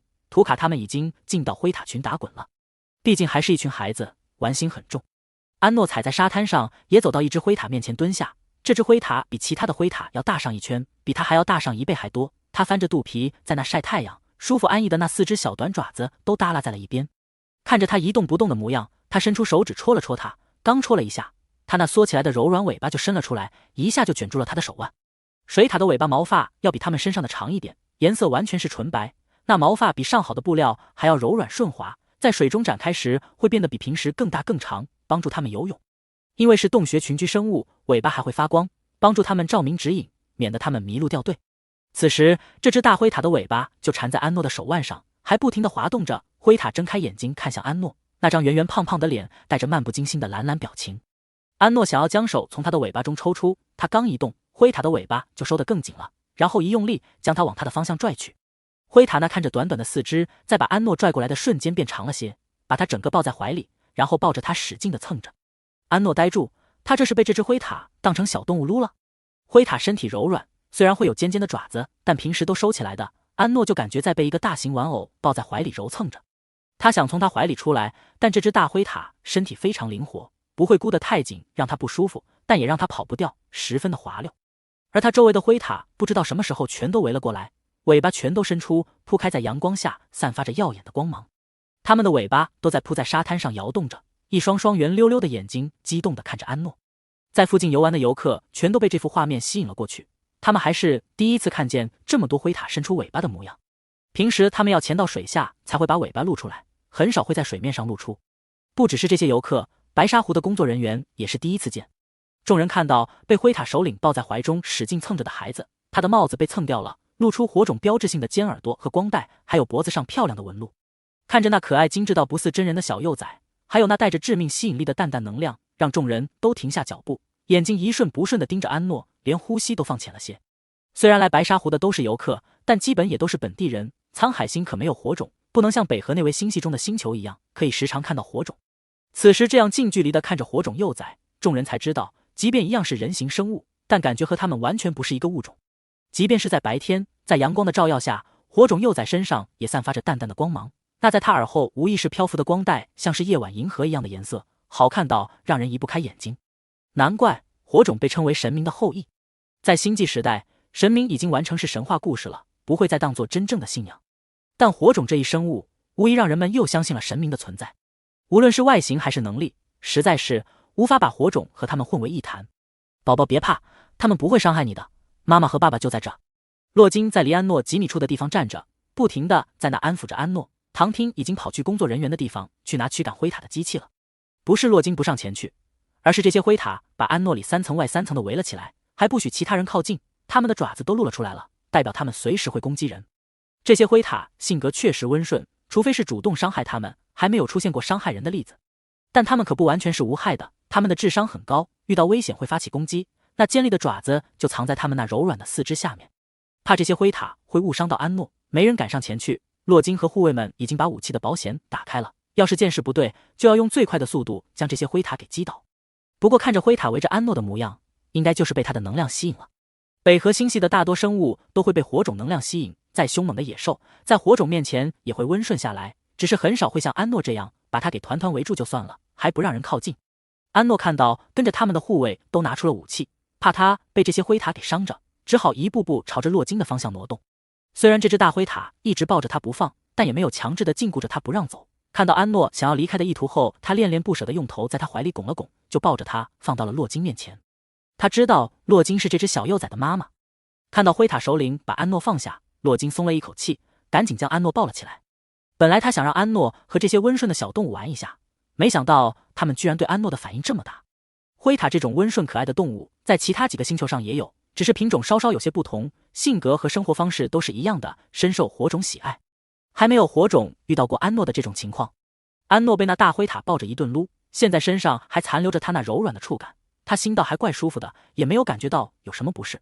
看着安诺并没有害怕的神色，洛金柔声道：“在天河星也有灰塔，到时候我再带宝宝去看。”安诺点头，他伸手对着落在沙滩的帽子指去，帽子。唐汀这时正好赶来，帮他把帽子捡了起来，把上面的沙子拍干净，给他重新戴上。给安诺戴帽子的时候，他捕捉到安诺脸上一抹细微的表情，像是松了一口气，还有安心的神色。看来他很喜欢帽子，因为帽子能给他带来安全感。唐汀目光看向灰塔群，他们已经散去，又都恢复了方才懒散的模样，在沙滩上晒着太阳打滚。他倒是知道这些生物不会伤害到安诺，虽然不会主动伤害，但方才的情况也有可能误伤到安诺，现在他还太小了。不过为避免刚刚的情况再次发生，他把驱兽的仪器放在身上。二人带着安诺上了一艘可以游湖的小白船，船速度缓慢地往白沙湖中心驶去。安诺趴在船边上，看着水中跟着他们游动的白银飞鱼，它们那半透明的长长鱼尾像是一层层薄纱般，十分的梦幻美丽。没想到这种沙漠行星还能诞生出这样美丽的生物。洛金手揽着安诺的腰，以免他掉到湖里。唐汀给了他一把鱼食，教他怎么喂鱼。安诺把鱼食撒下，那一直跟着他的白银飞鱼从水中跳出，那长长的鱼尾从他的手中拂过，白银飞鱼在空中展开鱼鳍，在空中停顿了一会，又落到了水中，而后又从水中跳了起来，碰了碰安诺的手。安诺嘴角忍不住扬起，又抓了一把鱼食撒下，似乎是感受到了安诺的开心情绪，水底的白银飞鱼瞬间都从水面跃出。洛金和唐汀忙把他抱在怀里，为他挡着溅起的水花。白银飞鱼从水中跃出，噗的一声，全都展开了鱼鳍，在水面上滑行飞翔。安诺抱着洛金的手臂，眼眸闪动地看着眼前壮观美丽的景象。近距离观看这些白银飞鱼，比他刚来沧海星的那天更加的震撼。只是好看归好看，这些鱼从水中飞出带起的水花，把它们都淋湿了。即便洛金和唐汀帮他挡着，他身上也湿了大半。还有一些小一点的白银飞鱼故意往他们身上吐水，还用尾巴来撩安诺，一副想和安诺玩的模样。有一就有二，不少白银飞鱼纷纷效仿，不停地对他们吐水。安诺感受到那清凉的水溅在脸上，还有白银飞鱼尾巴撩在肌肤上产生的痒意，忍不住笑了起来，用手挡着白银飞鱼撩来的尾巴。这一刻，他感受到了久违的纯粹的开心。听到安诺那清脆的笑声，洛金和唐汀都相视一笑，眼中满是欣慰。他们就是想让安诺开心起来。又带着他玩了会，就回到了岸上，给他去换湿衣服，免得他着凉了。二人带着安诺来到休息区，把准备好的包打开，里面给安诺装了2套备用衣服。给他把湿衣服换下来后，唐汀又问工作人员借了一个风筒，给他把扎好的头发解开，给他吹着湿发。现在也到了中午，我去给宝宝冲奶去。洛金把安诺交给唐汀抱着，在包里把奶瓶和奶粉翻出，去接热水冲奶。安诺看着黎月和乌虽领着图卡他们往休息区来，图卡他们也玩得一身都是水和沙子，2个副官带着他们去洗澡去。图卡本来还想过来和安诺亲近一下，但他一身都湿哒哒的，只跟他招了招手，就被黎月拉走了。洛金把冲好的奶试了试温度，就递给了安诺，又拿出辅食来放在安诺专属的小碗中冲泡搅拌。安诺看着洛金在他面前坐下，对他伸出了一只手。现在他对唐汀已经卸下了防备，心中也在渐渐接受他成为自己父亲，但他在心理上还是更想黏着洛金。洛金看他对自己伸手的模样，笑着将他抱了过来。在家里那些孩子更喜欢黏着唐汀，唐汀性格温和细致，在家里也照顾孩子的时间更多。安诺喝完奶就有些困意了，小孩子本来就觉多，每天中午他都会犯困要午睡。唐汀看他犯困了，拿过辅食准备喂他，得让他在睡着前把辅食吃完才行。他拿着勺子一递到安诺的唇边，安诺就自动拿了过来，还是不喜欢他们喂。洛金只好把唐汀手中的碗拿了过来，放在他面前让他自己舀着吃。才吃到一半，他就抓着勺子睡着了。洛金小心翼翼地把勺子从他手中拿走，抱着他往楼上的房间走去。二人刚进到电梯中，安诺就困顿地睁开眼睛，朝着某个方向看去，一个戴着帽子的身影从电梯前走去，电梯门关上，将他的视线隔绝。又感受到这股熟悉的能量，安诺心中不禁有些疑惑。只是他太困了，在洛金的轻柔拍打下又睡了过去。下午，安诺睡了午觉起来，精神状态不太好，唐汀给他检查了下身体，就暂时不让他出门了。安诺抱着奶瓶有些样样的靠在洛金怀里，他想要给自己打起精神来，但这具身体实在是太弱了，就这么一会他就开始有点发热了。洛金摸着他发烫的额头，担忧道，是不是中午被水淋湿了，又吹了风的缘故。中午太阳正盛，沧海星虽然昼夜温差大，但白天气温都比较高，沧海星人们一年都基本穿着短袖，最冷的时候也就一件外套就差不多了。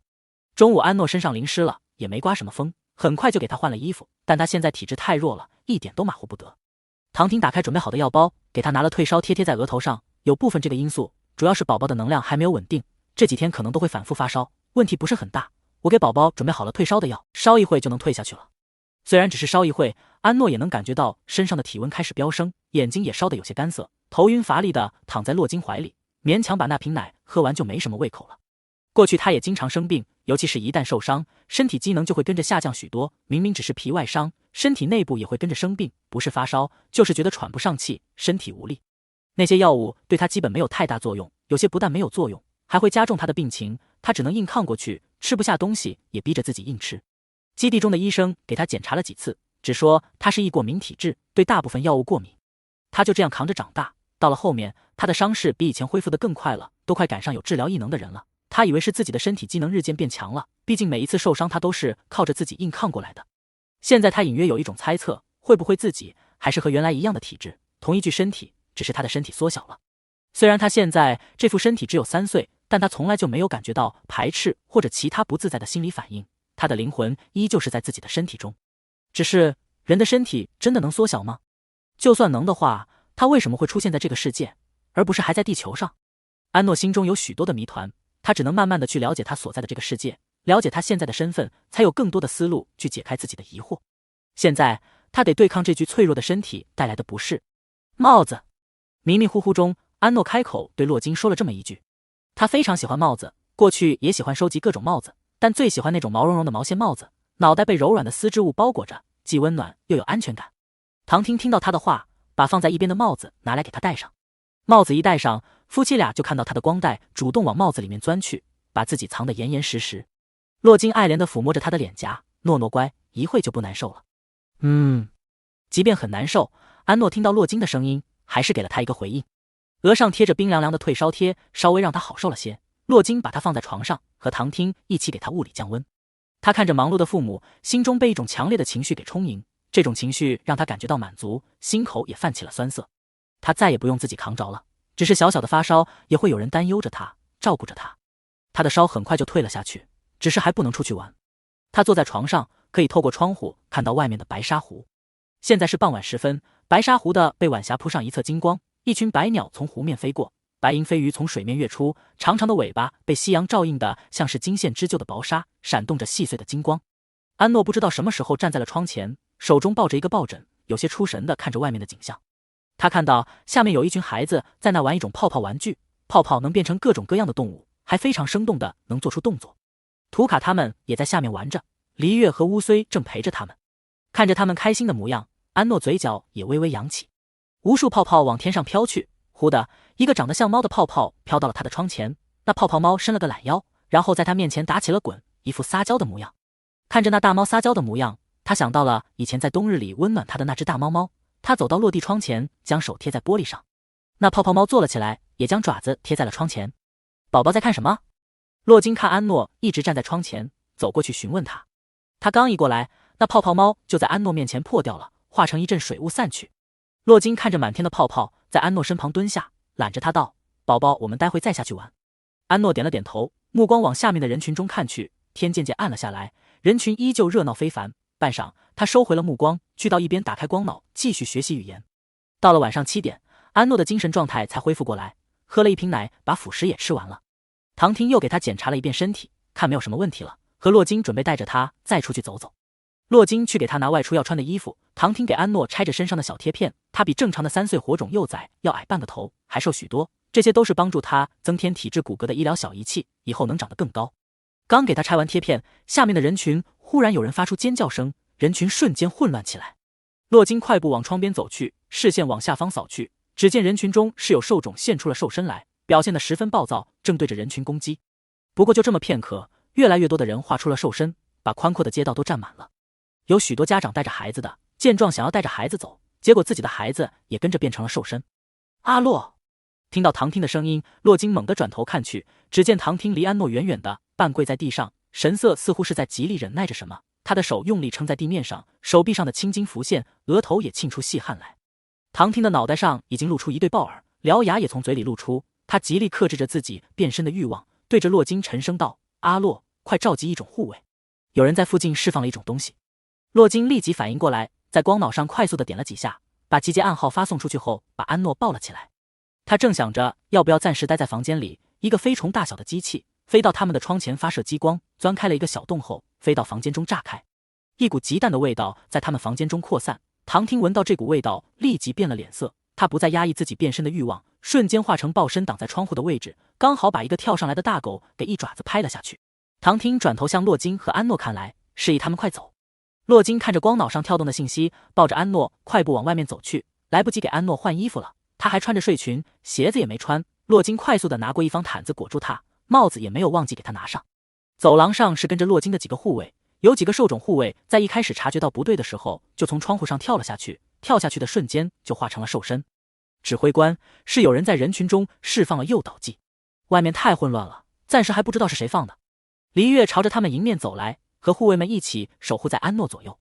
洛金抱着安诺，冷静地给他们下达着指令，让化成兽身的都在下面帮着压制那些失去控制的，一定有人混在其中，想要对我们发起攻击。他们的目标是火种，不许任何人接近这栋楼。这种兽种诱导剂并不是什么新鲜东西，和 TG3 一样，都是从堕落种身上提取研发的，可以诱发兽种体内的兽类基因，让他们产生暴躁的情绪和想要变身的欲望，压抑人性，提升兽性。这是反叛军经常用来对付北河联邦的军队，一直在黑市上流通，也会被那些黑恶组织用于地下竞技场的斗兽。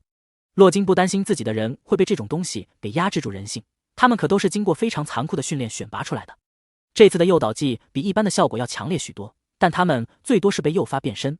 要是他们连这种东西都抵抗不了，也不用再出现在他面前了。去楼顶，把飞行器开来，我带宝宝回去。是。洛金带着安诺乘坐电梯往楼顶而去。西区的楼层不高，只有10层，他们很快就从电梯中出来到了楼顶。一出来，安诺就听到了此起彼伏的野兽吼叫声。有2辆飞行器朝着他们飞来，带着安诺熟悉的标识，但洛金却冷笑了一声，准备的倒是挺齐全。他话音一落，身边的几个护卫就掏出能量枪对着飞行器射击。飞行器不停地躲避回击，但都会避开安诺的方向。安诺看着站在他身边的黎月往前一步，在手上一拍，机械的清脆声从他的手上传出，同时他取下别在身后的一把能量枪，手上组装好的机器和能量枪拼装在一起，形成了一把体积更大的枪。那把枪更像一个发射筒，枪口有黎月的拳头大小。他对准了其中一辆飞行器，手中的武器蓝光闪烁，一股能量从他的武器中迸发而出，将飞行器整个都炸毁。安诺看着那圆形的枪口边缘都滚烫了，想必后坐力一定不小，但黎月站得稳稳的，开枪的时候身体纹丝不动。炸毁其中一艘飞行器后，几秒后另一艘也被黎月给炸了。连开了2枪后，安诺才看他甩了下手，把武器又重新收了回去。他平时就会研究这种热武器，飞行器虽然更多的是一种代步工具，但体积不小，也会配备武器，有防御功能。黎月手中的武器想要把飞行器炸了，那里面得需要威力非常大的弹药才行。刚刚看黎月组装的武器构造和发射巨能时间，这属于便携式的爆发型武器，里面存储的弹药和武器短时间内应该只能用几次。要是此时洛金他们知道安诺所猜想的，一定惊讶的合不拢嘴。安诺完全猜对了这个武器的使用功能，因为知道那些反叛组织混到了他们内部来，甚至混到了军队之中，为了应对像现在的这种事件，都会配备杀伤力较大的武器。炸掉这2辆飞行器后，他们自己人的飞行器开了过来，但还没停到楼顶，一条巨大的尾巴就从水中猛地飞出，将飞行器击落。随后白沙湖的湖水开始涌动起来，全都往湖中心倒吸。安诺在楼顶可以清晰地看见湖水翻滚起来，无数白银飞鱼吓得往岸边飞，在附近的白鸟也全都往他这里飞来。那些在沙滩杀的灰塔不再是懒洋洋的模样，身体全都直立起来，如临大敌地朝湖中心看去。安诺感受到一股非常强的能量向他涌来，这股能量甚至都快要超过洛金了。洛金是一种能量虽然强，但身上属于兽类的威压会小很多，但此时要从湖中新出来的这个东西，带着强大生物的天然压迫感。本来那些因为诱导剂变得暴躁、具有攻击性的兽种们，在这强大的威压下都不敢再动作，有些甚至都匍匐到了地面上。一个无比巨大的身影渐渐从湖中心冒出，溅起的巨大水花又从湖中心涌向岸边。但那个身影出现时，安诺听到洛金声音沉沉道：“是苍龙。”安诺看去，那被洛金称为苍龙的生物只露出了上半身，它长得非常像他在过去影视中看到的西方翼龙，只是看着更加的威猛凶煞。它的外表漆黑，毛发却是雪白的颜色。苍龙那带着阴冷光芒的树瞳一转，对着岸边众人嘶吼一声，那巨大的吼声把岸边兽化的兽种都吓得匍匐下去，只有人性思维占领上风的兽种警惕地看着苍龙，做出攻击姿态。在苍龙吼叫的那一瞬，洛金捂住了安诺的耳朵。没想到苍龙居然会在这个时候出现，洛金猜想这跟那些反派组织逃脱不了干系。苍龙的目标如果是安诺，他们想跑都跑不了。苍龙曾经是沧海星生物链的霸主，无论是体型还是智商，都是站在众生物之上。有少部分人沧海星人有苍龙基因，但是基本稀释的非常淡了，不能完全兽化，一般都是异种。但即便是这样，拥有苍龙基因的异种，体质也比其他人强很多。现在他们面前的这只是纯种的苍龙，那可是一只凶兽。只是纯种的苍龙已经数百年没有出现在沧海星上了，北河星系的生物图鉴上都快要把它们归为灭绝物种了。苍龙吼叫完，张开了它那对巨大的翅膀，它一扇龙翼，那巨大的身躯遮天蔽日，朝着安诺飞来。苍龙不过片刻就落到了安诺他们面前，那山一般巨大的身躯几乎把楼顶全都笼罩其中，落在楼顶发成沉闷的声响。巨物的压迫感和天生霸主带来的威压，让众人的神经紧绷到了极限，心脏不由自主的加快，连呼吸都变得小心翼翼，眼睛紧紧地盯着这条巨龙，不敢挪开。整片白沙湖周边瞬间安静下来，止于苍龙发出的厚重鼻息声。安诺身边的一种护卫们全都悄然将腰间的一个小仪器打开，在仪器里面放着一小管药剂，这是能让他们顺利兽化的药剂。兽化的一种异能依旧可以使用，比他们人形还要强上许多，只是一旦兽化，他们的精神力就会下降，变得不稳定，容易暴躁。这本来就是他们到了万不得已的时候才会使用的，现在面对强大的苍龙，他们要保护小幼崽不能受到一丝伤害。洛金抱着安诺帮他把帽子戴好，在他耳边轻声道：“诺诺别怕，有妈妈在，你先和黎月姐姐待在一起好不好？安诺点了下头，他能感觉到这个苍龙是冲着他来的。他现在只是一个3岁的幼童，什么都做不了，只能听洛金的。那苍龙的视线一直放在安诺身上，看着洛金把他交给了另一个人，发出了2声低沉的龙吟声，头也往前伸来。洛金神色一凛，将他们挡在了身后。他往前走了2步，将苍龙要往前探去的动作止住。在巨大的苍龙面前，他那高挑挺拔的身躯显得那样渺小，但他坚定地挡在安诺面前的背影，在安诺眼中是那样的高大，气场丝毫未被苍龙压下。一道体型巨大的灰白身影从楼顶侧边一跃而上，轻巧落在地上，同样挡在了安诺面前。是化为兽身的唐听，他的体型比起苍龙小许多，但已然超过了许多兽种。虽然唐听是兽种，但他是医官，需要他出手战斗的时候不多。度过了幼崽期之后，他化出兽身的次数屈指可数，但为了安诺，短短几天内就变身了2次。在洛金他们的坚定对峙下，本来是苍龙单方面的压制，此刻变得剑拔弩张起来。苍龙是凶兽，但也是高智商的凶兽，他也能感受到挡在小幼崽面前的几人有着非常强的能量，尤其是站在最前面的那个女人。只是他的意识被某种东西给操控了，让他极其难受，情绪也暴躁无比。他现在只有一个念头，就是要把那个小幼崽给带走。吼！他对着洛金他们大吼一声，尾巴高高扬起。就在他要挥下尾巴之时，几个兽种接二连三的从下面高高跃起，咬住了他的尾巴。是乌虽和其他的兽种护卫。苍龙吃痛，本来暴躁的情绪也被激怒了，他尾巴用力一甩，将攻击他的兽种重重甩到地上。攻击一发动，打破了僵持的局面。洛金转过身去，对着黎月和唐听他们道：走，我已经和执政官发过应急信号了，带宝宝去政务中心。他话音一落，一簇火焰从他的手中迸发，他朝着苍龙飞身而去，一个巨大的火球在他的上方凝结，火球扔在苍龙身上，将他从楼顶重击下去。黎月抱着安诺跳到唐听背上，唐听带着他们快速往政务中心的广场方向奔去。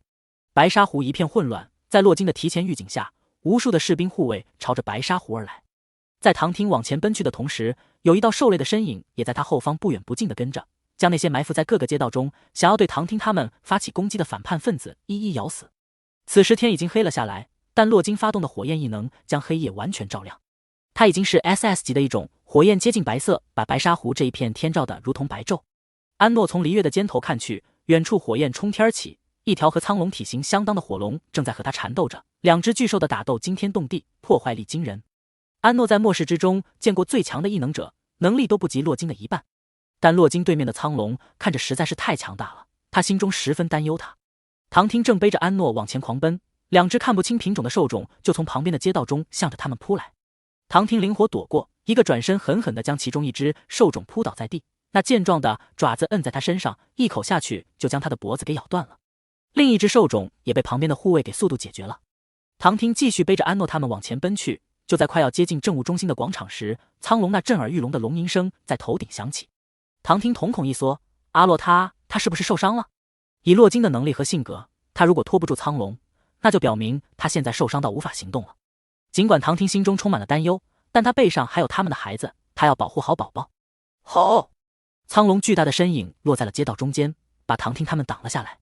唐听和兽种护卫们身体匍匐着，发出低吼声，做出随时攻击的姿态。那些赶来的护卫们也开始对苍龙发起攻击。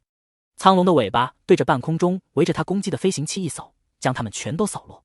安诺看着周边一片混乱的场景，到处都是人群的尖叫声，保护着他的护卫们有不少都受了伤。他往后看去，看到了图卡的身影，他化成了黑狐狸的兽身，把一个追踪他们的兽种的脖子咬断，然后继续朝着他奔来。看到这些场景，他的心情变得无比沉闷。他向着远处白沙湖的方向看去，此时火焰已经熄灭，洛金的能量变弱了许多。他有些慌乱起来，妈妈他受伤了。想到这，他转过头看向面前巨大的苍龙，如果连洛金都对付不了他，唐听也不会是他的对手。为了保护他，他做不到就这样看着他们一个个受伤牺牲。在卡萨星上，图卡他们为了保护他差点死的了画面还历历在目，他不允许再次发生。那可是他的爸爸妈妈啊！他才刚刚感受到父母和家庭的爱和温暖，到底是谁想要一次次的抓他？安诺的胸口开始剧烈起伏着，他神色冷凝地看着面前的巨龙，在他逐渐靠近时，忽的，他从他身上那强大的能量中感受到了一丝不同的东西来。苍龙的头朝着他缓缓靠近，黎月的手中机械转动声又响了起来，一只小手放在了他的手上。黎月一怔，看向抱着的小幼崽，小崽崽。安诺对他道：没事。说着，他的光带从帽子中伸出，往前飘动着，光带上面的光芒闪动着，有能量从他的光带中溢出。唐婷感受到安诺的能量，发出一声低吟。安诺伸手拍了拍唐婷的背，小手揪着她的背毛，她身上有。唐婷瞬间就明白过来，安诺是在说这只苍龙身上有什么东西，他想要用能量去和苍龙感应。这只苍龙虽然暴躁，但对安诺还是控制得住情绪，没有粗鲁的就发动攻击。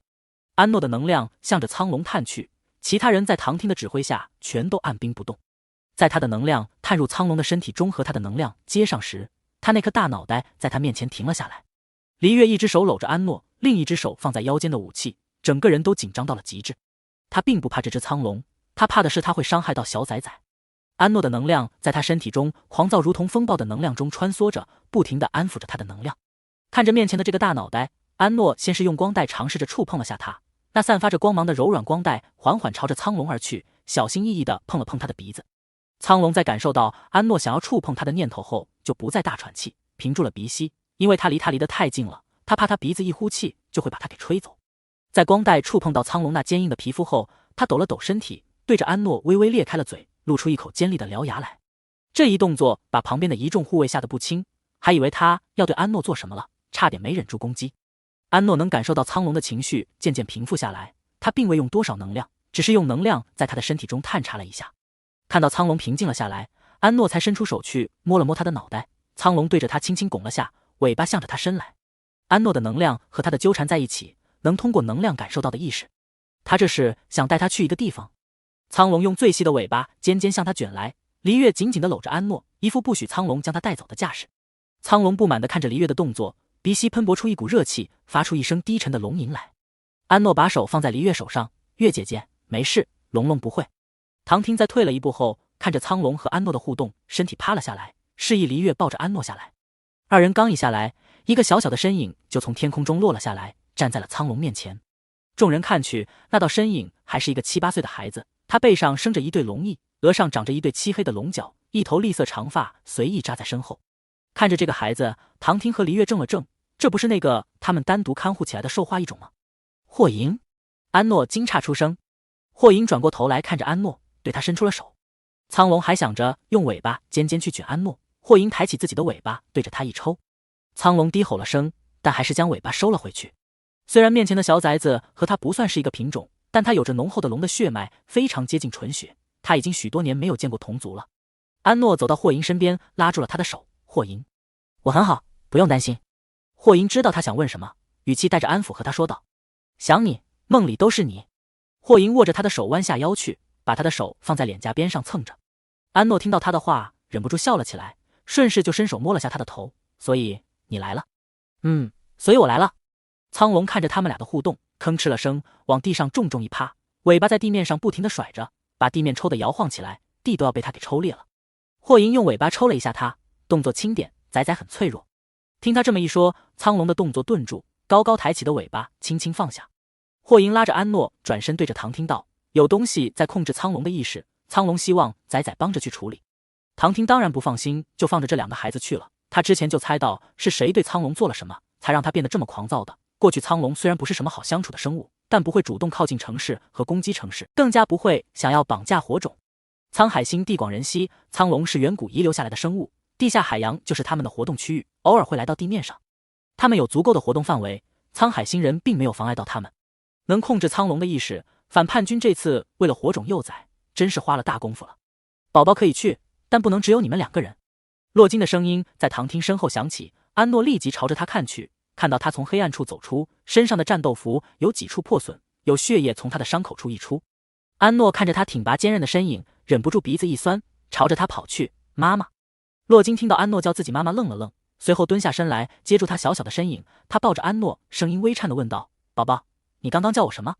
安诺抱着洛金的脖子，在他耳边闷声道：妈妈，受伤了。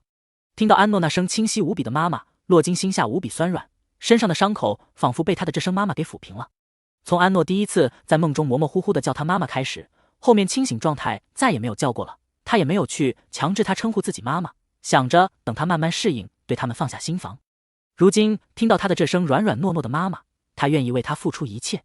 洛金用力地抱了抱他，抚摸着他的后脑勺，柔声道：妈妈没事，只是小伤，一会就好了。他话音刚落，就感受到安诺的能量在自己伤口上游走，他的伤口以肉眼可见的速度愈合。他对着安诺轻声道：“宝宝，以后这种小伤就不要动用能量了，你现在还小，能量要留着给你长身体的。”安诺抱着摇了摇头，他不想看到妈妈受伤。由我们来护送你们过去。洛金看着面前随时都会暴走的苍龙，手指在光脑上轻点，上面是首都的布防图。不到10分钟，首都已经启动了应急方案，护卫军已经将首都里里外外围成了铁桶，对付苍龙的武器也已经准备就绪。如果不是火种幼崽还在苍龙的攻击范围内，怕误伤到火种幼崽，他们就已经发动了攻击了。洛金刚刚和苍龙交手的时候，是有人在他背后放了冷枪，才让他被苍龙伤到。看到苍龙在安诺面前的情绪表现，他暂时稳住了军方的人。这只苍龙应该是被反叛军的人控制了。如果苍龙能冷静下来，可以进行沟通的话，就不需要暴力解决手段。反叛军对诺诺比其他火种幼崽更加的执着，才过了2天就又发动了袭击。他们的胆子实在是太大了，在沧海星的首都都敢这么明目张胆的对火种幼崽下手。他要从苍龙身上找到他们控制他的东西，也好应对他们后续的袭击。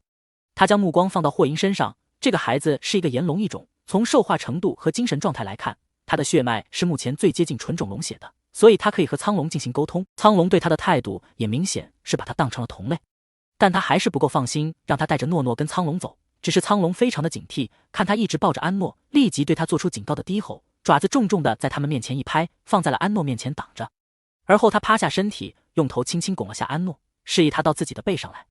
洛金想要抱着安诺上去，苍龙放在地面的爪子往后一缩，对他露出了獠牙，低吟了一声，用眼神告诉他只能安诺上来。霍银上前来握住安诺的手，放心，我会保护好仔仔，你们不放心可以远远的跟着。苍龙现在情绪不稳定，你们不想让仔仔用更多的能量稳住他的情绪的话，就不要再激怒他。听他这么一说，洛金抱着安诺的手才松了松。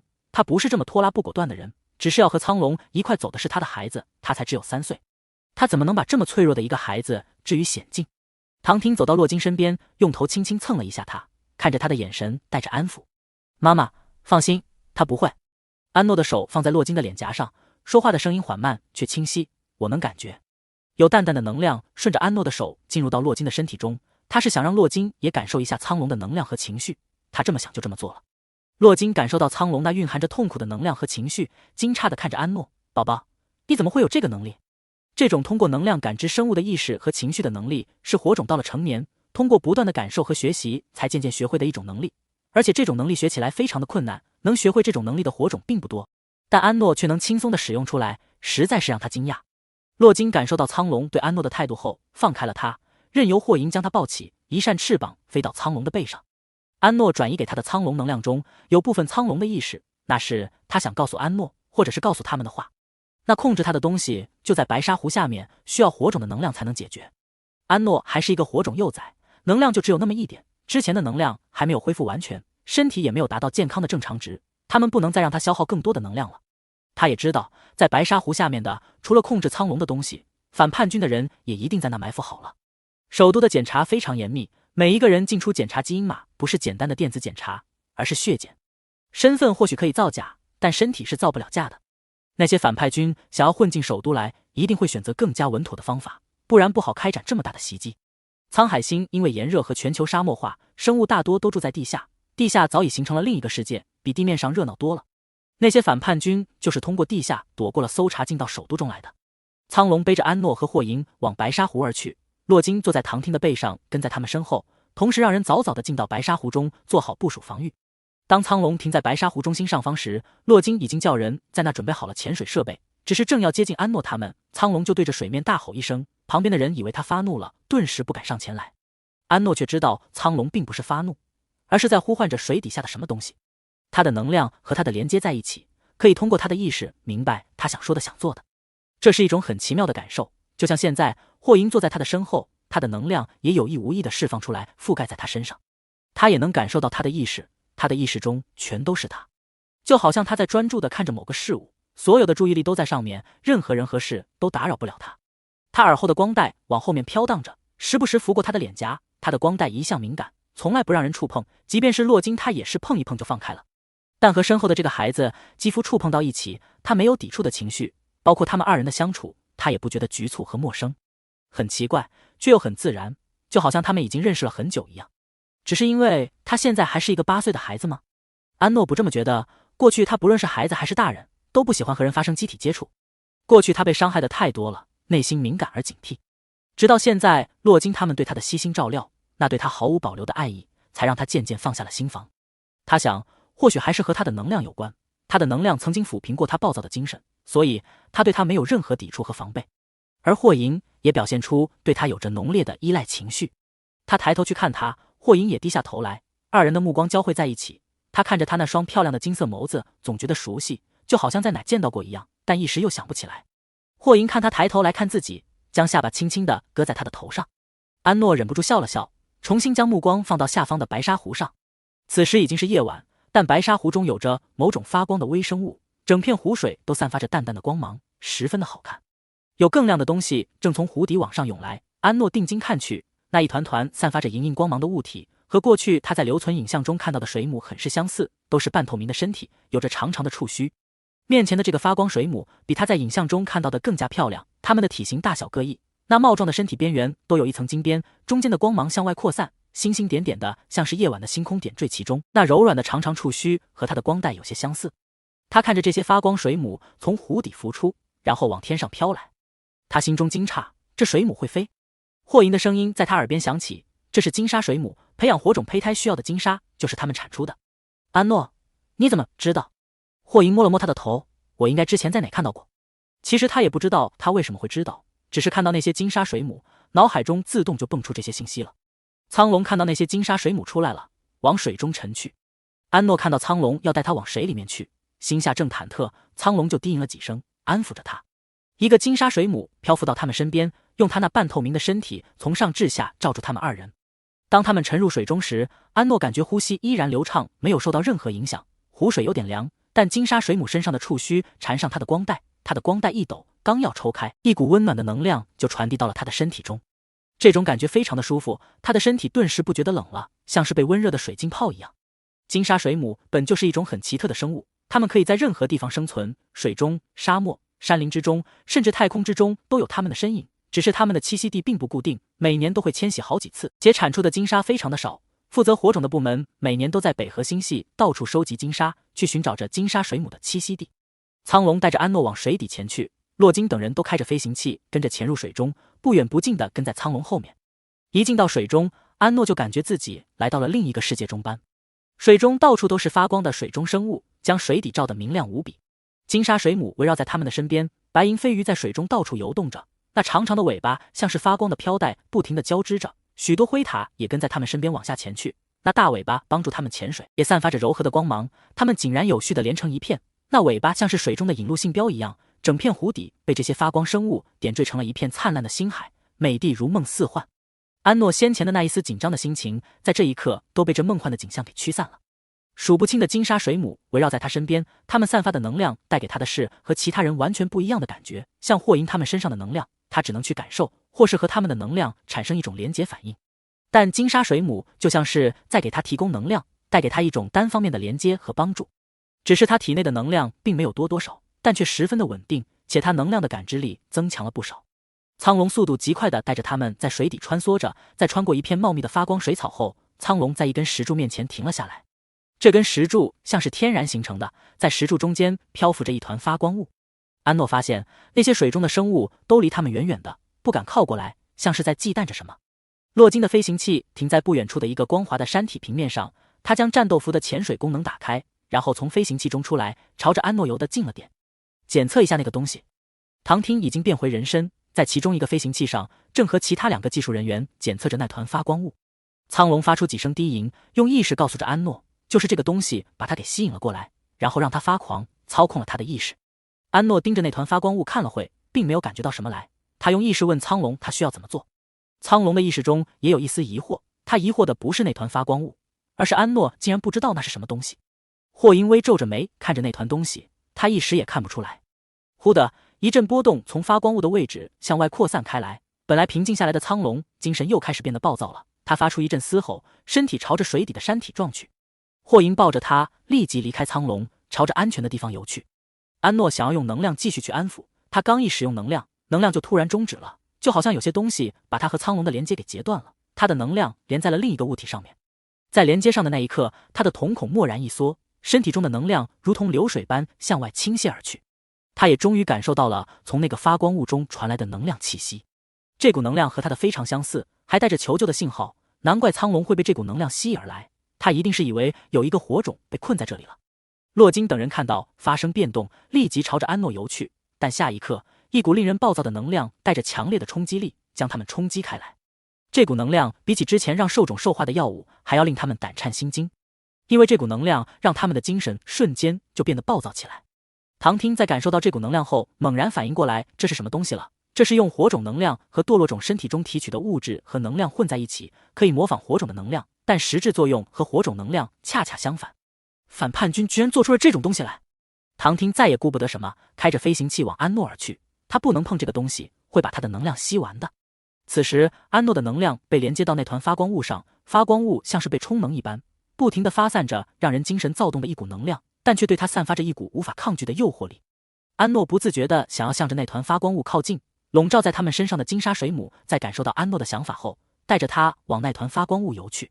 霍银脸色也不太好，但在安诺身边，他极力地控制住自己那暴躁的情绪，看着安诺往那个发光物游去，他一把抱住他，崽别去。安诺对那股能量有着强烈的渴望，他不停地诱惑着他，让他无法抗拒。他并不是心智这么不坚定的人，只是他觉得那个东西并不是他们想象的那么邪恶。他除了能感受到那股能量带来的强大力量，还能从中感受到一股无法言喻的悲伤来。那股能量不是在哄骗他，他是真的在向他求助。他耳边仿佛听到了有人在低声哭泣着，还有带着受累痛苦的低鸣。这种绝望的感觉也曾是他感受过的，渴望着有一天能有人来拯救自己。这种渴望最终在一次次的磨难和伤害中被消磨殆尽，最终让他几近疯狂。他想要将霍银的手掰开，但他紧紧地抱着他，说什么都不松手，还要带着他远离那团发光物。但他的能量在水底扩散开来，水底的生物都从他的能量中感受到他那强烈的意识想法，全都向他围拢而来，推着他们俩向着那团发光物靠近。躲在水底某处的10几个反派军看着火种幼崽往右耳游去，心下都激动狂喜不已。这个火种幼崽果然对堕落种的能量有特殊的感应，他们有希望了。想到这，他们将手中的仪器功率开到最大，将跟来的那些人都压制住。他们死死地盯着他身边最近的几人，伪装成浮游生物的微型炸弹在他们身边炸开。而就在安诺要靠近那团发光物时，一个飞行器向着那个石柱子撞去，将上面的仪器直接撞毁。在飞行器爆炸的那一瞬，一个人影从里面飞快朝他们游来，他身上带着喷射器，手中拿着一个发光的东西，一把抱住了安诺和霍银，朝着安全的地方游去。安诺抬头看着来人，他戴着一个金属面罩，看不清长相，只露出一双清冷的异色双瞳。飞行器发生爆炸之后，一股黑色的物质以石柱为中心快速扩散开来，瞬间就将这一片的水底染得漆黑，什么都看不见了。火光在黑水中迸发，反叛军发现诱饵和火种幼崽都被人带着了，疯狂地对洛金他们发起攻击。洛金和唐听看着光脑上显示着安诺的距离，朝着他的方向追去。他们在安诺身上放了追踪器，看着他的身体显示正常，没有受伤之后，二人都暂时松了一口气。在一处有着无数珊瑚礁石的水底，那神秘人带着安诺和霍银停了下来，不再往前游去。一个巨大的身影也从他们头顶落了下去，苍龙也跟了上来，有些烦躁地甩了甩脑袋，朝着安诺凑了过来，被霍银一尾巴甩到脸上，将他的头抽得偏到一边去。苍龙不满地低吼一声，老实地趴到一旁的水草丛中。霍银抽完苍龙，那尾巴在后面甩动着，随时准备抽向那带着他和安诺离开的人。这个人明显不是洛金他们那边的人，要不是他手中抱着崽崽，对他们也没有表现出恶意来，他就联合苍龙对这个人发起攻击力。安诺好奇地看着面前这个男人，他身上的能量和他今天总是若有似无感受到的那股能量一模一样。他是谁？为什么他会觉得他这么熟悉，但脑海中却对他没有什么印象？看着他脸上戴着的面具，他将手从金沙水母身体中抽出，想要去摘他脸上的面具，被他一把抓住手腕。他开口问他：“你是谁？”巴泽尔没有说话，他想要摸一摸他的头，但他上半身被金沙水母笼罩着，他只能将手放在金沙水母上，隔空抚摸他的脸颊。一段时间没见，他的种子长大了一些，还学会了说话，他的脸色红润健康，看来他们将他养得很好。安诺看着他，心中满是疑惑，他到底是谁？为什么他看着自己的眼神是那样的温柔？那双漂亮的红蓝异瞳中充满着浓烈的情绪，这种情绪让他心中生出了不忍，就好像看着自己最重要的人离去，自己无比依赖的人再也不能在自己身边。他的手放在他的手上，想要通过能量探知更多。他刚触碰到他的手，他就将他的手握在手中，把一个透明的玻璃管放在他的手心中。他看去，这个玻璃管里面悬浮着一团发光的雾气，就是这个东西散发着诱惑着他的能量。只是现在他的诱惑力变小了些，光芒也淡了许多。他的能量还在向着这个玻璃管中缓慢流去，他像是被他的能量给喂饱了一样，处于暂时的休眠状态。身边一直安静的苍龙发出一声低吟，示意他快点将这个东西处理了。他吸收了他的能量，待会要是又发作起来，会比刚才的影响更大。霍银看着安诺拿着玻璃管有些迷茫，握着他的手道，就像你之前安抚我一样。安诺明白过来，调动着身体中的能量，然后覆盖在玻璃管上。他感觉到身体中的能量形成了一种奇特的能力，将玻璃管中那股躁动的能量渐渐安抚下来。巴泽尔看着他开始进化堕落种的能量，心道难怪反叛军接二连三的想要劫持他，他还这么小就能开启进化能力，而且还能进化堕落种的能量，这可是在北河星系都前所未有的。他专注地看着小幼崽，在感觉到有人接近时，他不舍得将手放在他的头顶位置，隔着金沙水母摸了摸他的头，而后启动喷射器往礁石深处前去。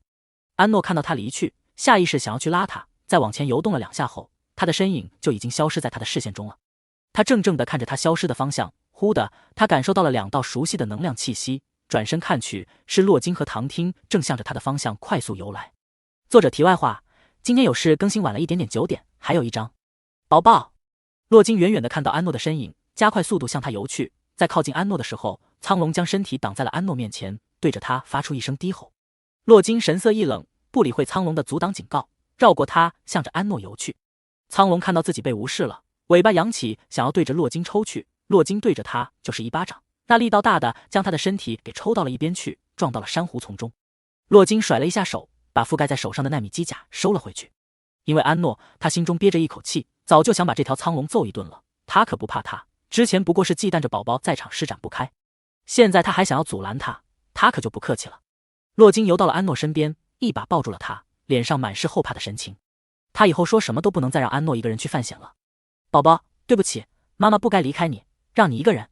安诺从洛金的怀中出来，伸手放在洛金的面罩上，不是妈妈的错。他的声音很轻，说得很慢，但和洛金说了一句完整的话。听到他这句话，洛金鼻子一酸，将安诺抱得更紧了。确实是事出无奈，有诸多原因，但诺诺还是一个孩子啊，他才这么点大，今天早上起来的时候睡迷糊了，走路没站稳，还摔了一下。看着他这么懂事，洛金的心都揪得疼。诺诺，不要这么懂事。他宁愿听到他哭闹一下，妈妈丢下了他，也好过他像是对这种事习以为常。他一个这么小的孩子，让他去做那些现在不该是他做的事，是他们的大人的失职。唐婷游到2人身边，揽住洛金，安抚地拍了拍他的背，先带宝宝回去，他的能量被吸走了许多，要回去给他检查一下身体。说着，唐婷看着安诺手上的玻璃管，柔声道：宝宝，把这个东西给爸爸好吗？安诺将玻璃管递给他，他安静了，不会再散发那种令人精神躁动的能量了。唐婷捏了捏他的手，宝宝做得很好。他们方才看到了安诺用了进化的能力，现在他们要把安诺保护得更加严密才行，因为他不只是拥有进化的能力，他能进化堕落种。反叛军拿来引诱安诺的这个玻璃管，装的就是从堕落种身上提取的能量，他们已经证实了这一点。他的这个能力会轰动整个北河星系。那10几个知情的反叛军死了一半，剩下的都被他们抓了，这个消息不能让他们给透露出去。要是安诺能进化堕落种的消息传出去，一定会造成非常大的争议。他日后面对的将会是来自整个北河星系的压力，因为他拥有着这个能力，大众便会对他无止境的能量压榨。这就是火种天生背负的责任，现在他们宁愿他不是火种，而是希克斯在卡萨星上拯救的一个普通幼崽。洛金总会在想，那样他那天也是刚好可以去接这些孩子们，依然会一眼看中诺诺，然后收养他。他如果不是火种，收养他更加简单，像图卡他们这种特殊情况的孩子，他们是可以主动选择收养自己的父母的。诺诺肯定也会选择他们，他会是一个体质强健的兽种，或者一种不用总是面对能量不稳产生的病痛折磨，会像他们家里的那群皮崽子一样，可以上蹿下跳的到处捣乱拆家。但诺诺没有选择，他生来就是火种，他们只能用尽全力去保护他，不让他受到伤害，将世间所有美好的一切都给予他。宝宝，我们回去。洛金抱着安诺准备往水面上游去，一转身就看到苍龙挡在他们面前，他以为苍龙还想拦着他，脸色一沉，便要和他动手。苍龙头往后一缩，游到了他们下方的位置。霍英抓住他那长长的背毛，坐到了他的背上去，转头看着他们。洛金和唐婷对视了一眼，抱着安诺也跟着坐了上去。苍龙从白沙湖中飞出，带着他们往他们的住所飞去。一路上，那些金沙水母依旧围绕在安诺身边，给他稳定着能量。无数的金沙水母在他们身后，在黑夜之中散发着光芒的身体连成了一条长长的漂亮光带。下方的人们都惊叹地看着这一奇景。这一幕被不少人拍了下来，发到天网上。不多时，各种相关的帖子就被推到了热门。哇，是金沙水母吗？好久没有看到这么多金沙水母在人类居住区出现了。等等，那个大家伙是龙吗？贴主的 ID 在沧海星上，那这条龙难不成是苍龙？是苍龙。我刚刚听我一个住在沧海星首都的朋友说，苍龙从白沙湖中出来的，还攻击了很多人，现在看着怎么变得温顺了。我之前也看到沧海星首都发生了一些事，帖子都被删了，好像是关于某个组织的。不就是反叛军吗？有什么不敢说的？火种幼崽就在首都，他们一定是冲着他去的。这群反叛军真是星号，被和谐了。骂人别带脏，反叛军真是一群孤儿，就应该在他们还是胚胎的时候就把他们的营养液罐子拔了。希望小幼崽平平安安的回到主星上来。小幼崽什么时候启程回来，官方给个声，我提前去他们的航道附近帮忙开道。我的飞船虽然小，但配备的最新款的高能电子炮，那些反叛组织敢惹事，一定把他们轰成渣渣。加我一个。机甲部的请求初恋。机甲部的来了，正好最近休假手痒痒。安诺他们一回到住所，就看到他们楼下还有附近的街道，甚至楼顶都有无数身着战服、配备着精良武器的士兵把守着，在暗处还有能力卓越的狙击手躲藏着。这次在首都发生了这么大的袭击事件，反叛军直接渗入到了首都来，还差点让小幼崽受伤。执政官伯恩一个老兵出身，都要被吓成心脏病来了。他连夜把各军队的军官都拉来召开会议，气得把会议桌都拍碎了，没有一个官员敢坐下，全都在擦着额上的冷汗。这该死的反叛军，一定要把他们从沧海星给拔除干净。安诺醒来的时候，外面正下着大雨，淅淅沥沥的声音像是小石子砸在地上，只是隔着玻璃声音小了许多。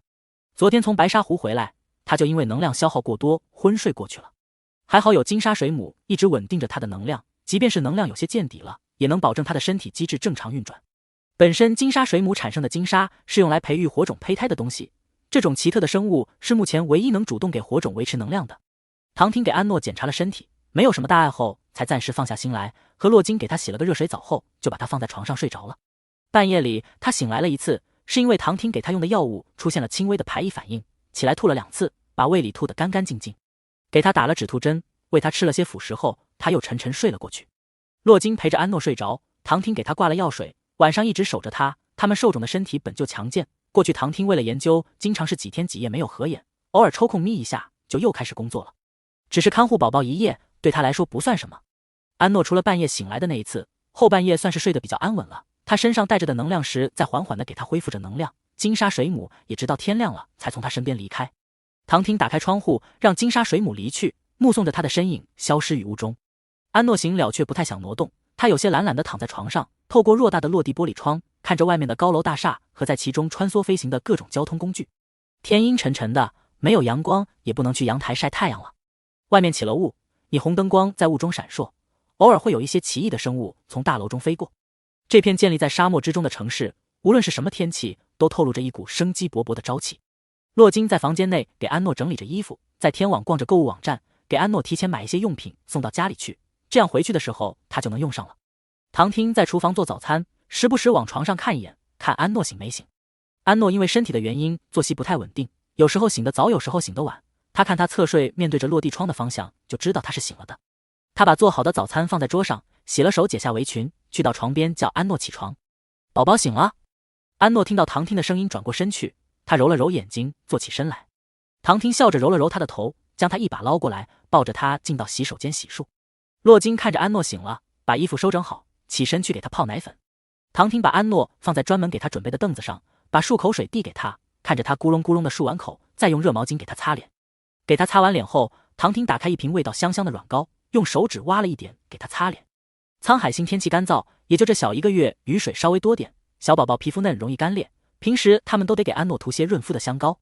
给安诺又仔仔细细的梳完一头凌乱的头发后，唐婷才抱着他坐在餐桌上。安诺发现唐婷照顾孩子比洛金都还要更加的细致，一看就是在家没少带孩子。他知道唐婷和洛金收养了6个孩子，现在加上他是7个。洛金把奶瓶递给安诺，宝宝今天有没有不舒服的地方？安诺摇了摇头，他就是昨天半夜吐的有点难受，现在好多了。洛金附身过来亲了亲他的脸颊，安诺立即垂下眸去，抱着奶瓶不看他们，腿无意识地晃悠着。他现在还在慢慢适应洛金和唐听父母的身份，对于他们对自己一些亲昵的行为动作，他尽量不去抗拒。其实他内心深处并不抵触他们的亲密接触，躲避和不自在是肢体下意识的动作。这些肌肉记忆更加让安诺确定，他虽然重生了，但并没有换一个身体，这具身体还是他之前的那具。洛金看着安诺那可爱的小动作，笑着摸了摸他的头，正要在他身边坐下，就听到外面响起了敲门声。他从光脑上打开门口的监控一看，是霍银。唐婷看到是霍银，半开玩笑道：“看来这小瘦崽要成为我们宝宝的小跟屁虫了。”安诺听到霍银来了，身体往洛金旁边一凑，他从投屏中看到霍银站在他们门口，抬头去看洛金：“妈妈，霍银。”洛金柔声道：“好，妈妈去给他开门。”“我去吧。”唐婷站起身来往门口走去，去给霍银开门。他知道洛金还是在担心霍银的精神力不太稳定，和安诺在一起会对他有什么影响。但从希克斯给他们的报告中来看，霍银是安诺第一个能量连结的人，霍银对安诺有着强烈的依赖。昨天霍银一直守在安诺身边，唐婷还是跟他说了，等安诺醒了可以来看他，他才不情不愿地跟着乌虽回到自己的房间。霍银一进来就径直地朝着安诺走来，他走到安诺身边，抓着他的手就往脸上贴去，下意识就要往他的脚边趴去，还是洛金眼疾手快，一把提溜住他：“你现在不是野兽了，要好好学会怎么做一个人。”说着就起身把位置让出来，提着他放到安诺身边坐着，给他把凳子往安诺身边放近了些，不然他总是把头使劲往安诺身边凑。唐婷去厨房又给霍银做了一份早餐放到他面前：“吃吧，你肯定没有吃早餐。”安诺看着霍银不说话，把喝完的奶瓶放下，拿起他盘子里的叉子插了一块食物递到他的唇边：“吃，别饿肚子。”霍银那张面无表情的脸看到安诺的动作柔和下来，接过他手中的叉子，把盘子中的食物吃了个干净。安诺吃完早餐就坐到客厅中，打开光脑学习语言。霍银安安静静地陪在他身边，看着他在那跟着光脑学习发音，偶尔他念错了，他会开口帮着纠正一下。安诺学了2小时的语言，又看了会光脑上其他的东西，他现在还认不得几个字，都是打开语音听着。听着听着，他就往地毯上躺去。霍银坐在他身边，他顺势就躺靠在他身上，抱着一个抱枕，听着光脑中那温柔的女声讲解着北河星系的一些基础信息。北河星系的内卫星系包括沧海星在内，一共有7大主要行星，其中第一主星为天河星。安诺有些出神地听着，这几天通过光脑，他对自己现在所在的世界有了基本的了解，也知道了什么是一种、兽种和火种。原来他在这个世界竟然是这么重要的存在，也明白了他体内能量的具体作用是什么了。火种的能量所形成的能力有不同的区分，但他的没有，他拥有所有火种的能力。只是他有些奇怪，如果他的身体并没有替换，为什么过去在地球上时他没有这些能量？难道是因为在这个世界中他的能量才被激活了吗？安诺一时想不明白，暂时放在一边不去想了。外面还在下着雨，他学了一会就和霍银在一块玩玩具。乌虽他们每天都会给他拿一些玩具过来，保证他玩不腻。霍银对这些玩具并不感兴趣，他只是想陪着安诺。洛金和唐听看着2个孩子在一块玩着，坐在一边处理着一些工作上的事务，最主要的还是处理着安诺准备回去的事，还有反叛军的一些消息。本来他们明天就要回去了，因为昨天晚上反叛军来这么一出，他们又要延后几天了。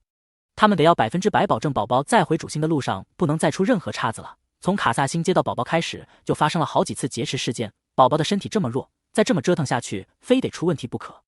除了安诺的事，还有霍银领养的事。霍银的情况比较特殊，他是兽化一种，基因非常不稳定，精神力处在随时都能暴动的阶段。唐听看了他的检查报告，即便是安诺已经用能量净化过他的精神力，但并不能根除他体内的暴动因子，这就是兽化一种最为危险的原因。唐听和负责领养的部门线上开会讨论过了几次，基于霍银的基因等级很高，不过8岁就已经达到了 A 级，目前基因也处在较为稳定的阶段，就由一些基因等级高的军方家庭收养，由军方家庭来照顾，这样他以后出了什么问题也比较好解决，也只有军方家庭能照顾一个兽化异种。至于谁来领养，便由那些自愿领养的军方家庭中抽签。参与抽签的军方家庭很多，因为也有个不少兽化异种的先例，军方背景的家庭总是会主动去接收一些特殊的孩子，要么是安诺这种十分脆弱的孩子，要么就是非常难管教，有着比较特殊情况的孩子。在准备抽签中，唐听和霍银说了一下关于他领养的事宜。霍银不在乎道：“谁都可以，只要可以和诺诺在一起。”安诺听到霍银的话，从拼图中抬起头来看向唐听：“爸爸。”唐听难得听到安诺叫他爸爸，赶忙应了一声，坐到他身边去：“宝宝怎么了？”安诺在脑中组织好语言，缓慢道：“可以领养霍银吗？”说罢，他又道：“我听话，霍银听话，不麻烦。”他知道唐听他们有能力再养一个孩子，既然霍银那么依赖他，不如就和他在同一个领养家庭中长大。但这件事还是需要唐听他们同意才行，他只是先问问他们的意愿。唐听还没有回答安诺，霍银就先开口了，不要。他非常坚定地拒绝了，怕安诺不高兴，抓着他的手声音放轻了些说道，我有人领养，你不要担心。安诺倒没想到霍银会这么干脆的就拒绝了，他问道，你不想当我的哥哥？他现在会用疑问语句了，当尾音会说的比较重，加上那软软的声音，听起来就感觉有点委屈的样子。其实安诺就只是觉得好奇问一下，但霍银听着他的语气有些着急起来，诺诺不生气，我不是这个意思。他的尾巴卷上他的手腕，他抓着他的手贴在脸上，我是你的，你想要我当你的什么都可以。安诺，那哥哥。看着霍银有些无奈的表情，唐听和洛金在一旁拼命忍笑，怎么这个小兽种小年纪就这么多小心思，考虑的还挺周全。他们俩都活了100多岁的人了，两个孩子的心思在他们眼里就是透明的。洛金附身把安诺抱到沙发上，笑着和他道，诺诺乖，一个家庭最多只能领养7个孩子，你刚好是家里第7个宝宝，霍银只能去别的领养家庭了。唐听也道，诺诺放心，霍银的领养家庭一样在主心上，你们可以常常见面的。安诺点了点头，他没有什么不放心的，既然霍银自己都不想当他的哥哥，他也不再说什么。霍银还怕安诺生气，有些小心翼翼的用尾巴蹭了蹭他的手。安诺抓住他的尾巴尖尖，对他笑了笑，看到他的笑容，霍银才松了一口气。他可以当他的哥哥，但不能以同一个家庭的名义。他不知道自己为什么会有这个年头，当安诺提出来的时候，他几乎想都不想就拒绝了，完全就是下意识的。下午，安诺睡了午觉起来，乌虽和黎月就带着图卡他们那几个孩子过来了。图卡他们一直闹着要见小崽崽，乌虽在征得洛金他们的同意后，就带着孩子们过来了。他们一来，房间中就热闹了起来，一群孩子凑在一起笑笑闹闹的，黎月和乌虽在那帮着带孩子，唐听和洛金给他们去做吃的。孩子们玩到了晚上，吃完了晚饭就被乌虽和黎月带了回去。只是霍银说什么都不走，洛金看安诺和他趴在玩偶上一块看着视频，时不时还拿着手边的水果喂他，和唐听无奈的对视一眼。洛金半开玩笑道，要不是我们家就一个领养喂了，我还真把这臭小子也领养了。唐听搂过他的腰，他可不傻，你没看他白天都说不愿意来我们家。洛金摇头笑道，这臭小子小年纪的就知道。剩下的话他没有说出口，他知道霍银这么依赖诺诺，有很大一部分是因为诺诺的能量。让两个孩子又玩了一会，洛金就抱着安诺去洗澡了。本来他们要给霍银也一起洗，他说自己可以洗澡，他们也就没有帮他洗了。不过等他自己在浴室洗澡的时候，唐听还是不放心的进去看了看，看他自己能独立洗澡后才放心出来。等霍银洗完澡出来的时候，洛金还在给安诺吹着头发，霍银也留着一头长发，照顾他的人也一直没给他剪。唐听也拿过吹筒帮他吹着长发，两个孩子安安静静的坐在一块，老实的让他们这对经过6个皮孩子折磨的夫妻不停的在心里感慨，真的好乖啊。给他们吹完头发，安诺就开始困了，洛金把冲泡好的奶瓶递给安诺，让两个孩子睡在一块。安诺躺在床上还没喝完就睡着了，霍银侧着身体看着他良久，感受在他清浅的呼吸，也闭上眼睛睡去。一夜无梦，或者说霍银根本就没有梦境。当他睡着之后，他的意识就会回到另一个身体中。远在某个行星宫殿之中的凯撒睁开了眼睛，他盯着头顶高高的屋顶，嘴角缓缓勾起。作者题外话啊，宝贝们，今天更新晚了，抱歉，明天开始加更。所以宝贝们，让我看到你们手中闪亮的票票。好的，陛下，已经确定了，明天就回城。宝宝身体目前健康状态良好，只是能量还有些不稳定，您放心，我们会照顾好宝宝的。阳台上，洛金正在和总执政官阿莱德通讯，交代一些关于安诺的事宜。他们在沧海星已经待了1周了，沧海星的军团已经搜查了几天，抓到了不少躲藏在沧海星的反叛军，只能说算是清理的比较干净了。毕竟这些反派组织无论怎么清理，都还是会不断的冒出来，他们只能加强防护。安诺不适宜长久的待在沧海星，他的身体也还需要加强治疗，主星有更好的医疗条件，在这里只是暂时将就一下。洛金和阿莱德挂了通讯之后，拨通了伊芙娜的通讯。伊芙娜，宝宝的名字怎么回事？不是说了只登记塞维尔吗？伊芙娜在通讯那头沉默一会才道，姐姐，这是陛下的意思，我们给宝宝建好档案，提前终审之前，陛下要求过目，让我们把宝宝的全名登记了上去。说到这，伊芙娜眼中满是疑惑不解，姐姐，诺诺确实是一个特殊的火种，但是我总觉得有些不太对劲，陛下对他的态度，还有诺诺的出生地，他的名字也不像是陛下取的。他，伊芙娜语气一顿，姐姐，你们是不是知道些什么？伊芙娜聪慧敏锐，也从诺诺的这些事件中察觉到很多令人疑惑的地方。洛金靠在阳台边上，目光朝着房间内看去，唐婷刚好抱着洗漱好的安诺从洗手间出来，把他放在餐桌的椅子上。我们知道的并不比你多，诺诺身上有很多东西，我们也觉得疑惑，还需要把她带回去再慢慢调查。伊芙娜也没有再多问，现在只能等洛金他们带着小幼崽回来，才能去解开他们的疑惑了。洛金刚和伊芙娜挂了电话，就听到里面传出一声清脆声响。他看去，只见安诺将桌上的一个什么东西推开，唐婷蹲在地上收拾着。他感觉到有些不对劲来，忙进到房间中，朝着安诺走去。这是怎么了？洛金看到撒了一地的食物，有些惊诧地问唐婷。唐婷把洒落的腐蚀清理掉，才让扫地机器人把剩下的污渍清扫干净。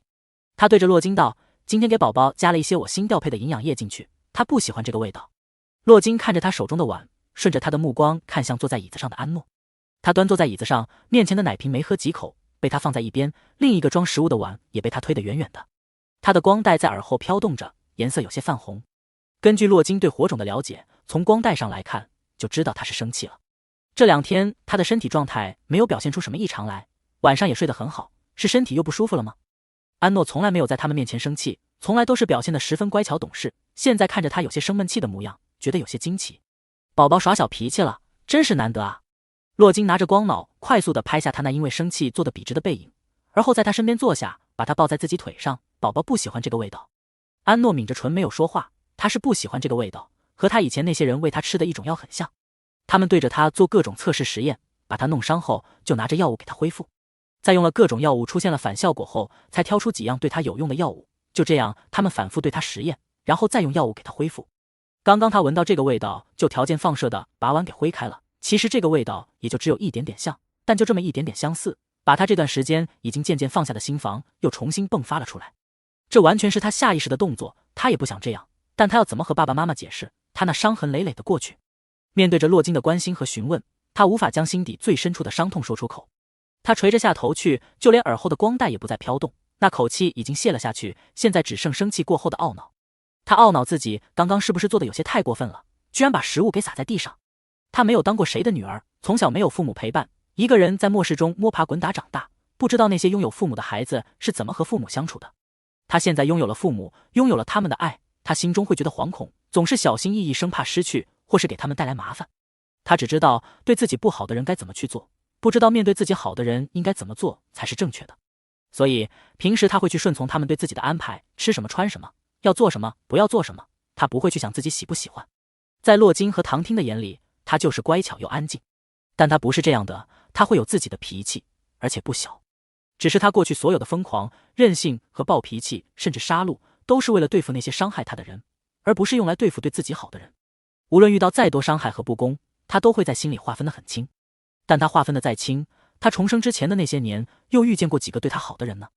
他许多年都是这种性格过来的，即便是有所收敛，现在遇见能激起他那些不好记忆的东西，他像是又回到了那天在医疗室中的感觉，整个人如同一根弦突然被绷紧，像是被人扼住脖梗，自己最脆弱的地方被暴露无遗。他再怎么去克制自己这种感受，还是会出现应激反应。看到安诺垂着头不说话，洛金在他耳边轻声安抚：“都怪爸爸，做了诺诺不喜欢吃的东西，以后宝宝不喜欢的东西可以告诉爸爸妈妈。”唐婷把重新做好的一份辅食放到安诺面前，把他喝的奶也重新冲泡一份，而后坐到他身边，柔声哄着他：“宝宝不生气了，都是爸爸不好，以后爸爸再也放这个味道的营养液了，好不好？”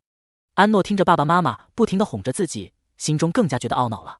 他抬起头看向唐汀：“不是爸爸的错，爸爸什么都不知道，不是他的错，只是他的伤口需要很长的时间去抚平，他没办法去控制。”作者题外话，上3轮推荐了，感谢宝子们对诺诺的喜爱，宝子们的追更太给力了。从今天起开始加更，留一个门牌群，路23路8 674，群名字来养一只 Alu。唐汀看着他含着泪光的眼睛，微微一怔，伸手将他抱了过来。宝宝，你可以对爸爸妈妈生气，可以不高兴，可以讨厌自己不喜欢的东西，这些都没有关系的。安诺听着，缓缓抱住唐汀的脖子，将脸埋在他的肩膀上。这些天唐汀对他事无巨细，时时刻刻都在照顾着他，稍微闲下来一点，也是去帮他配置药物。他总是忙着他的大小事务，他咳嗽2声，他都要给他仔仔细细的检查一遍身体。他从来没有遇到过这么温柔的长辈。这不对，安诺闷声道。他觉得这些情绪不该对着对自己好的人发泄。听到安诺的话，唐汀和洛金对视一眼，有些漠然，心中都对他心疼不已。他到底经历了什么？这么小的年纪就有这样的想法？唐汀温柔地拍着他的背：“宝宝，你和爸爸妈妈在一起，不需要什么，对不对？你可以将自己所有的情绪在爸爸妈妈面前展现出来，我们是这个世界上最爱你的人，除了我们，还有哥哥姐姐，他们也都会爱你，以后也会有更多人爱你，你永远都不用害怕。安诺听罢，手圈着唐听的脖子抱得更紧了。之前他还对爸爸有着那么一点抵触，现在也都消散了。我害怕。许久，安诺才说出了这一句话来。如果他没有重生，遇到这么多爱他的人，他不会害怕，不会惶恐。他已经习惯过去摸爬滚打的生活，尽管心中有过渴望，但也很清醒，知道自己生在什么样的时代。但现在不一样了，他的世界不同了，遇见的人也不同了。他得到了他过去无比渴求得到的爱和家人，他们的爱软化了他坚硬的盔甲，让他第一次知道自己是会软弱的。宝宝乖，不怕不怕。洛金不停地抚摸着他的头，柔声哄着他。安诺从唐听的肩膀上缓缓抬起头来，看了洛金一眼，看到他那双漂亮的绿眸无比温柔地注视自己，他又将头埋到了唐听的肩膀上。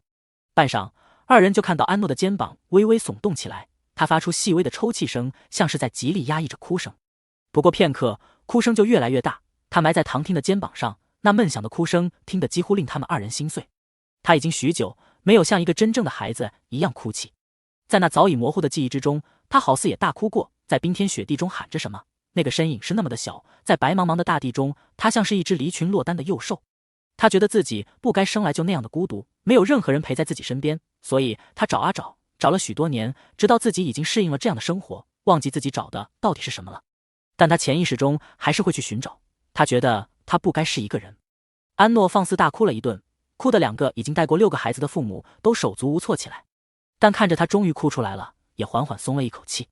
他们一直觉得诺诺在压抑着自己，从卡萨辛接到他再到现在，他除了一开始表现的抗拒和抵触之外，总是乖巧安静，即便是偶尔看到他对某个物品或者食物有些不太喜欢，他也是接受。他们想告诉他，他们是真正的一家人，不用小心翼翼的讨好，不用勉强自己喜欢自己不喜欢的东西，不用为了自己生气而觉得愧疚和懊恼。他可以拥有任何一个正常孩子该有的情绪。他们不只是要软化他身上的刺，抚平他心中的伤痕，还要让他真正的做回自己。成为火种，他已经比其他2个种族的人多了许多限制，他们不是要一个完美的孩子，只要他开心和身心健康就够了。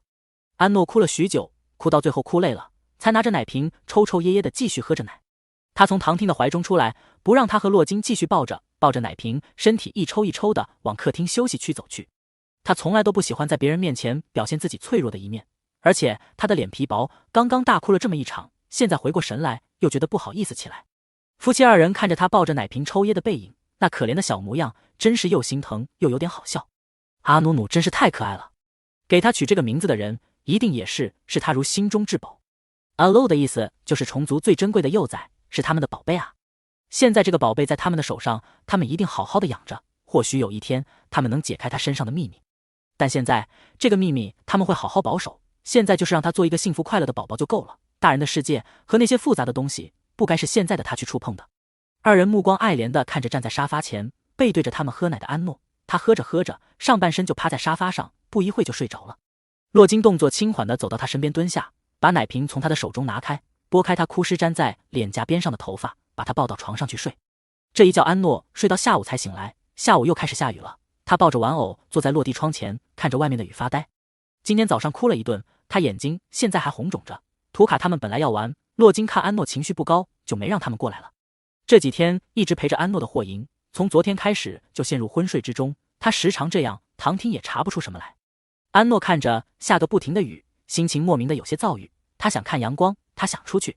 他今天没有玩他喜欢的玩具，他看着在那安静的发呆，其实静不下心去做任何事，也没有打开光脑学习。这股躁郁的情绪从早上的时候就开始了，在他有着想要出去的念头后，这股躁郁的情绪就像一把火，越烧越旺。他透过淅淅沥沥的雨雾往下面的街道看去，街道挂着各种彩色的旗帜，飘动着5颜6色的球状物，街道人头攒动，就连空中的交通都变得繁忙了些。那些天上飞的、地上跑的各种交通工具上面都贴着漂亮的装饰，比起前几天去白沙湖似乎更加的热闹了。而且外面还在下着雨，这2天一直都在下雨，也没有看到像今天这么多人，听着外面传来的音乐声，像是在过什么节日一样。他趴在窗户上看得出神，有许多像是气球一样的透明球状物飘到上空，里面有着许多不同颜色星星点点的碎屑，将这阴沉沉的天气点缀成一片5颜6色的星海，这一股令人欣喜的生气。他看了一会，就站起身去找爸爸妈妈，准备和他们说他想出去。他还没走2步，就被地上散落的玩具绊倒。唐婷看到他摔倒，赶忙来扶他，还没等他过去，安诺就自己爬了起来，然后看着他有些暴躁的将地上的玩具踢开。安诺踢开这些玩具后，盯着玩具看了会，弯腰又把玩具捡了起来放好。刚刚是他把玩具拿出来，没心情玩之后就扔在了地上。唐婷观察着安诺的行为和情绪，在他面前蹲下，把他整理了一下衣服，柔声问道：“宝宝有没有摔疼？”安诺摇了摇头，把手中的玩偶递给唐婷：“爸爸，我想出去。”唐婷道：“宝宝，我们明天就要回主星了，到时候回到主星，我们再出去玩好不好？”唐婷是故意这么说的，他想看看安诺的反应。只见安诺微微皱起了眉头，脸上的神情有些烦躁。“我要出去。”洛金也走到他身边蹲下：“宝宝这是怎么了？”唐婷：“宝宝想出去玩。”洛金揉了揉他的头发：“今天是戊雨节，外面很热闹，宝宝想出去的话，我们吃完晚饭再出去。”安诺看着光脑上显示的时间，也快到吃晚饭了的时间了，他点了点头：“嗯。”吃完了晚饭，洛金给他套了件厚实点的毛绒外套，唐婷拿来医疗仪器给他检查身体。看着仪器上面显示的一个红条，唐婷神色为凝，果然他是被堕落种的能量影响了。他虽然可以净化堕落种的能量，但堕落中那暴躁的精神力同样会影响着他，将他的能量侵染同化。他庆幸着安诺可以净化堕落种的事还没有透露出去，当时这一条他就不能再接触堕落种的能量了。只是净化了从堕落种体内提取出来的能量，就对他的情绪有这么大的影响，要是和堕落种接触，还不知道会对他的身体造成多大的危害。好了，带诺诺宝宝出去玩了。洛金给安诺戴上一顶毛茸茸的帽子后，将他一把抱起，还往上抛了抛。安诺抿着嘴角笑了下，圈住洛金的脖子。洛金抱着他往外走去，转头对唐婷道：“爸爸，你把奶瓶拿上，宝宝晚上吃的少，待会估计得饿。”奶瓶是有保温功能的，唐婷给安诺冲了一瓶奶后装到包里，又给他带了一些他能吃的小零食。戊雨节是沧海星夏季最热闹的一个节日，一般要持续1周左右，在节日上会有非常多的小吃，都是当地特色，多是一些油炸和烘焙的食物。安诺现在还吃不了这些，为了避免待会他馋，他给他自备零食。知道安诺他们要外出，护卫队的人都迅速的在他们要去的街道暗暗巡视着，以免又出现前几天在白沙湖的危险情况。乌虽和黎月也跟了上来，因为明天就要回主星了，图卡他们今天都乖乖的没有闹着要出去玩，现在由专人看着，几个孩子凑在一块在房间中玩游戏。安诺从大楼中出来，感受中湿润清新的空气，缓缓吐出一口闷气。外面的雨已经停了，头顶的保护罩还是打开的状态，凉爽的风从沙漠深处吹来。安诺看到街边热闹的人群，明亮闪烁的灯光，想从洛金身上下来。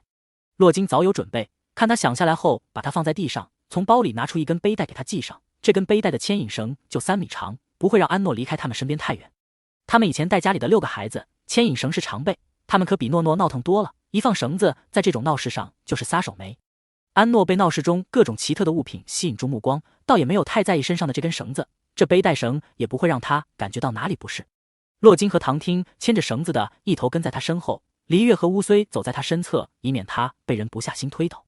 他一走在路上，旁边的人看到他都自动给他让出空间来。现在沧海星没人不认识安诺，他的照片早就在天网上传了一轮了，虽然已经被管理员删掉并做出警告，但也够他们记住这个小火种了。看着面前这个可爱的小幼崽，众人都停下来看他，忍不住想要给他拍照什么的，但一有这个念头就被不知道从哪出现的护卫给制止。不可以拍照，但还是可以逗一逗小幼崽的。众人拿出自己有的玩具和零食什么的，带着哄孩子的语气递给他。安诺走着走着就发现自己走不动道了，眼前出现许多拿着各种物品的手，还有一张张笑容满面的脸庞。火种幼崽好小只，好可爱啊！宝宝，来，这是姨姨送你的。宝宝好乖啊，喜不喜欢这个呀？喜欢就拿着。安诺挠了挠头，仰起头去看洛金他们。看着安诺的小动作，围观的众人恨不得把他抱到怀里，狠狠地揉搓一顿。唐婷看他被围得走不动道了，笑着将他一把抱起来，护卫们也将围观的人驱散。有人拿着一个大喇叭在呐喊，为了火种幼崽的安全考虑，请勿围观，请勿围观，请大家自觉遵守。安诺想着自己出来玩都会被这么多人围观，趴在唐婷的肩上叹了口气。听到他的叹气声，唐婷笑道：沧海星没有火种，所以这里的人对火种的好奇心会重一点，等回到了主星就没有这种情况了。看着大家都散去不再围观，唐婷才把安诺放了下来，拿着他身上的牵引绳让他自己去玩。一个发光的小鸟飞到安诺面前，在他面前转了2圈后，轻轻啄了下他的鼻子。安诺往后一仰，小鸟立即变成了一个小型的金沙水母。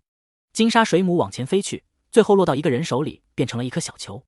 安诺目光顺着看去，只见那人穿着一身玩偶服，手边跟着2个悬浮的架子，架子上摆满了各种各样的玩具。他走过去，穿着玩偶服的人在他面前蹲下，把小球递给他。作者题外话：今日3更，明天继续加更。这几天都会有点忙，所以更新会晚一点，生生会尽量在7点前更新。宝子们保持追更和银票票呀！安诺看着面前的悬浮在人偶掌心的小球，目光落到人偶的脸上。他穿着的人偶服像是一只毛茸茸的大猫，他无法透过他的头套看到他的样貌，他的能量也很陌生，但他能隐约感应到夹杂在能量中的熟悉气息。他上次在白沙湖的能量消耗的太多了，能量水平还没能恢复到正常值，他的感应能力也相应下降了。那股熟悉的气息仅仅只是感应到了一瞬就消散了。人偶看他没有接过自己手中的小球，递了个透明的方形箱子过来。小仔仔，要不要抽个盲盒？可以随机获得我摊位上的物品。他低头看去，方形的箱子只是从外面看是透明的，里面一片漆黑，什么都看不见。唐听在他身边蹲下，目光从人偶身上扫过，抽盲盒。我最拿手了，多少星币一次？先生，5星币一次。人偶听罢，将盲盒箱转移到唐听面前。他知道唐听是怕他在箱子里面做什么手脚。唐听将手伸到箱子里一阵摸索，拿出了一个灰白色的小球。恭喜您获得灰塔玩偶一个。人偶从架子上拿下来一个灰塔玩偶，直接递给安诺。安诺接过来，轻声地说了句谢谢。人偶伸手放在他的头上摸了摸，压低着声音道：宝宝，不用谢。他那温柔的语气带着令他熟悉的声线，但他就是不记得这个声音到底是谁。他也没有多想，他在这个世界中认识的人也不多，也许只是和过去他认识的某个人声音相似而已。他正准备去其他摊位上看看，人偶又拿了一样东西出来递给他。这是送给宝宝的。安诺定睛看去，那是一顶毛茸茸的水母帽子，十分的可爱。从形状和帽子边缘的一圈金边来看，这是按照金沙水母做的帽子。他不由得眼睛一亮，神色中毫不掩饰对这顶帽子的喜欢。谢谢。他接过帽子，抬头去看唐听和洛金，洛金将他抱起来。诺诺喜欢吗？安诺点了点头，把头上的帽子摘掉递给唐听，拿着水母帽子和他们道：戴这个。唐听接过他摘掉的帽子收好，帮他把水母帽子戴上。一共多少星币？唐听转身问人偶。帽子是送给小仔仔的，不用付钱。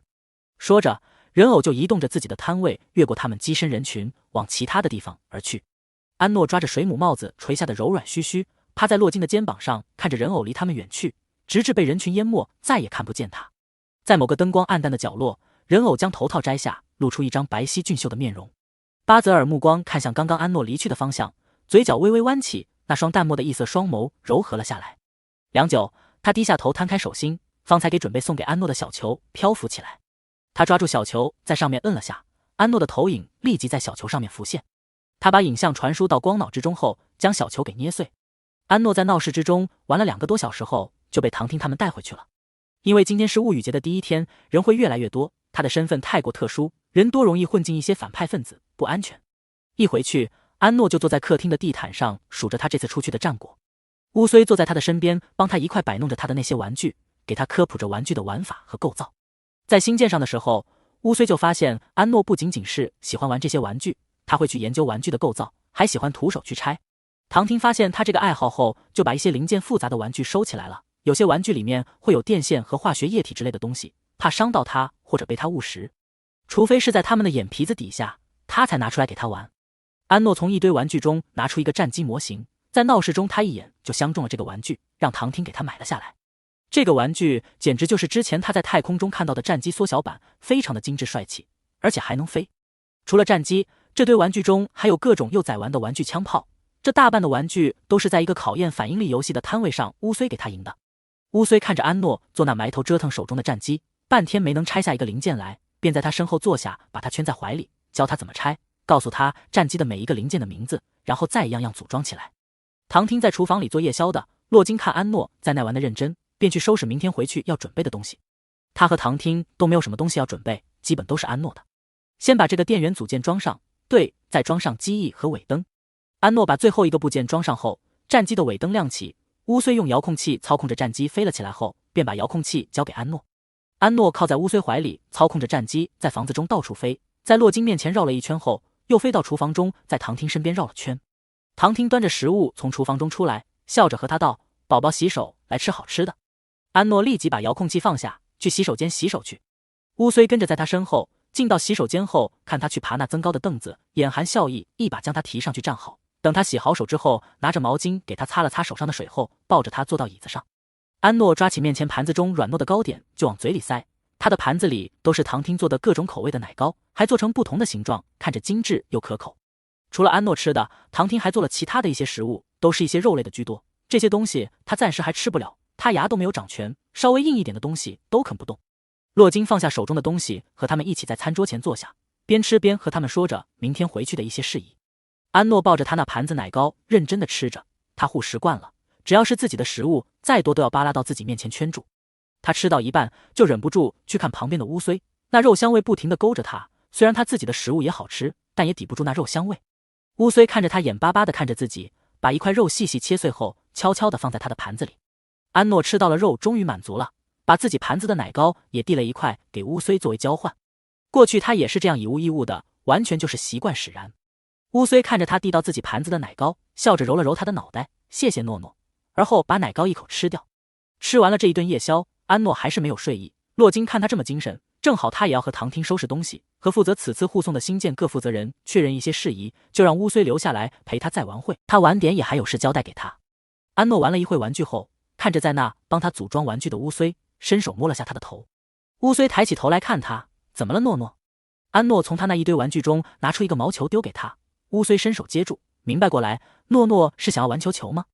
安诺摇了摇头，问他喜欢吗？乌虽看着手中的毛球，不太明白他的意思，但还是微微笑道喜欢。安诺，那变大猫猫？乌虽愣了下，变大猫猫？安诺以为他不想变，趴在矮脊上看着他一字一句道，变耳朵尾巴也可以。乌虽明白过来，他是想看自己的瘦身。片刻后，客厅中就出现了一只巨大的黑豹，几乎要将客厅给塞满了。乌虽用尾巴卷住安诺的腰，把他提到自己背上来。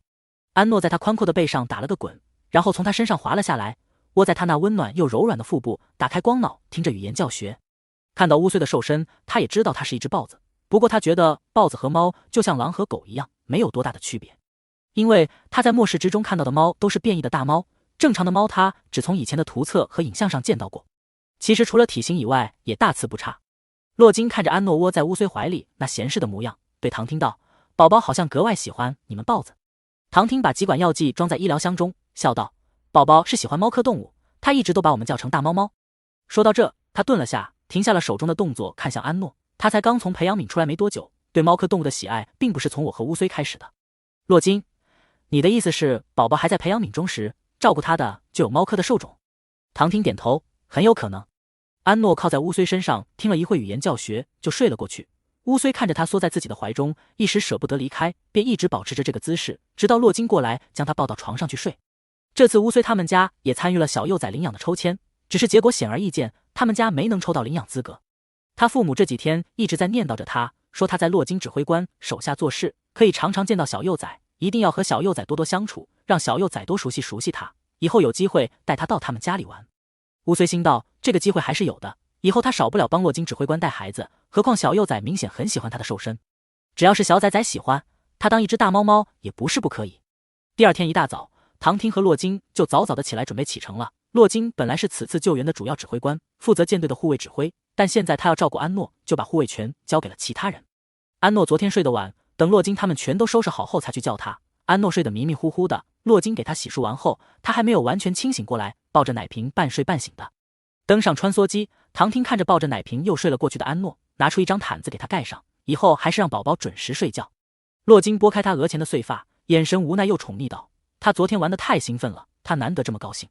在和沧海星政治官等人告别之后，穿梭机就启动往沧海星的空间站飞去。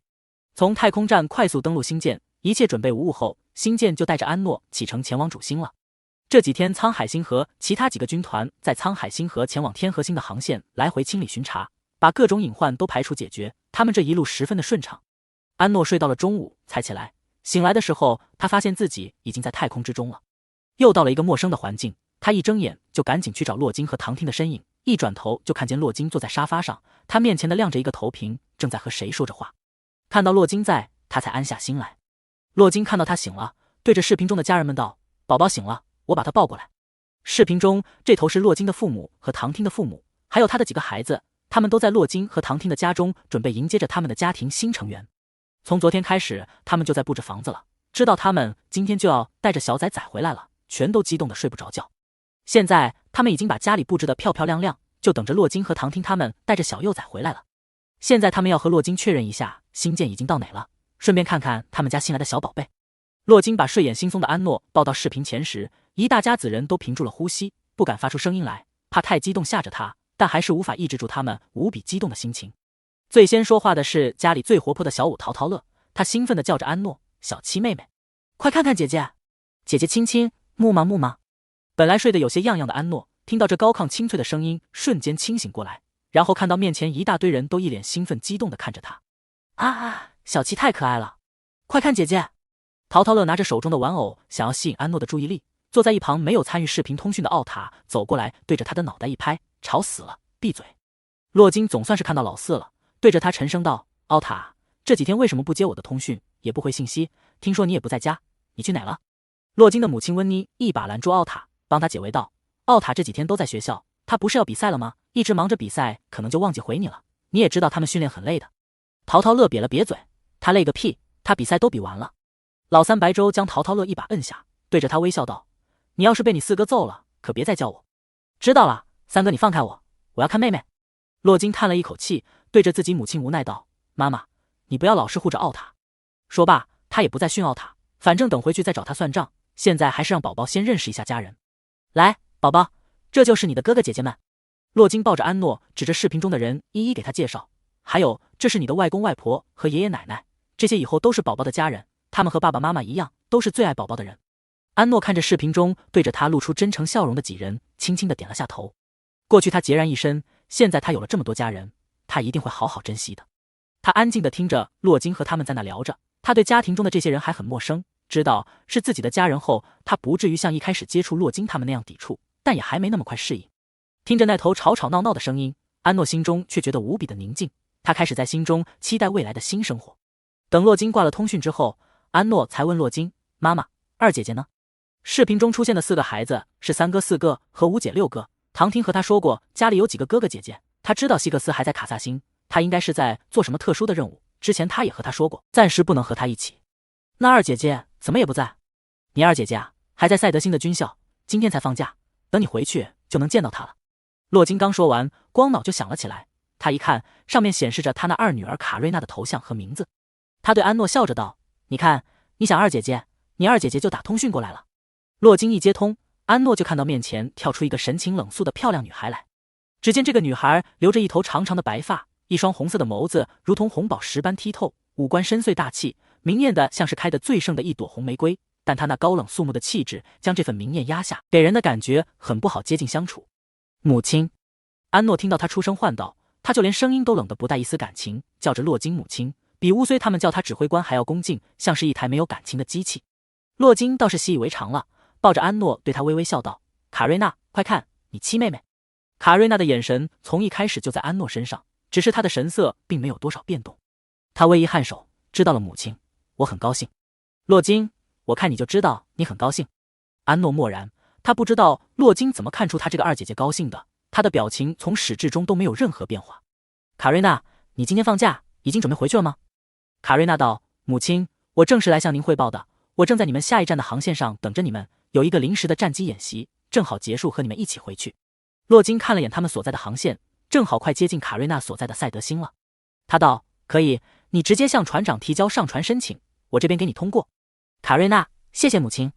说完，他就挂了通讯，没有多问一句关于安诺的任何事。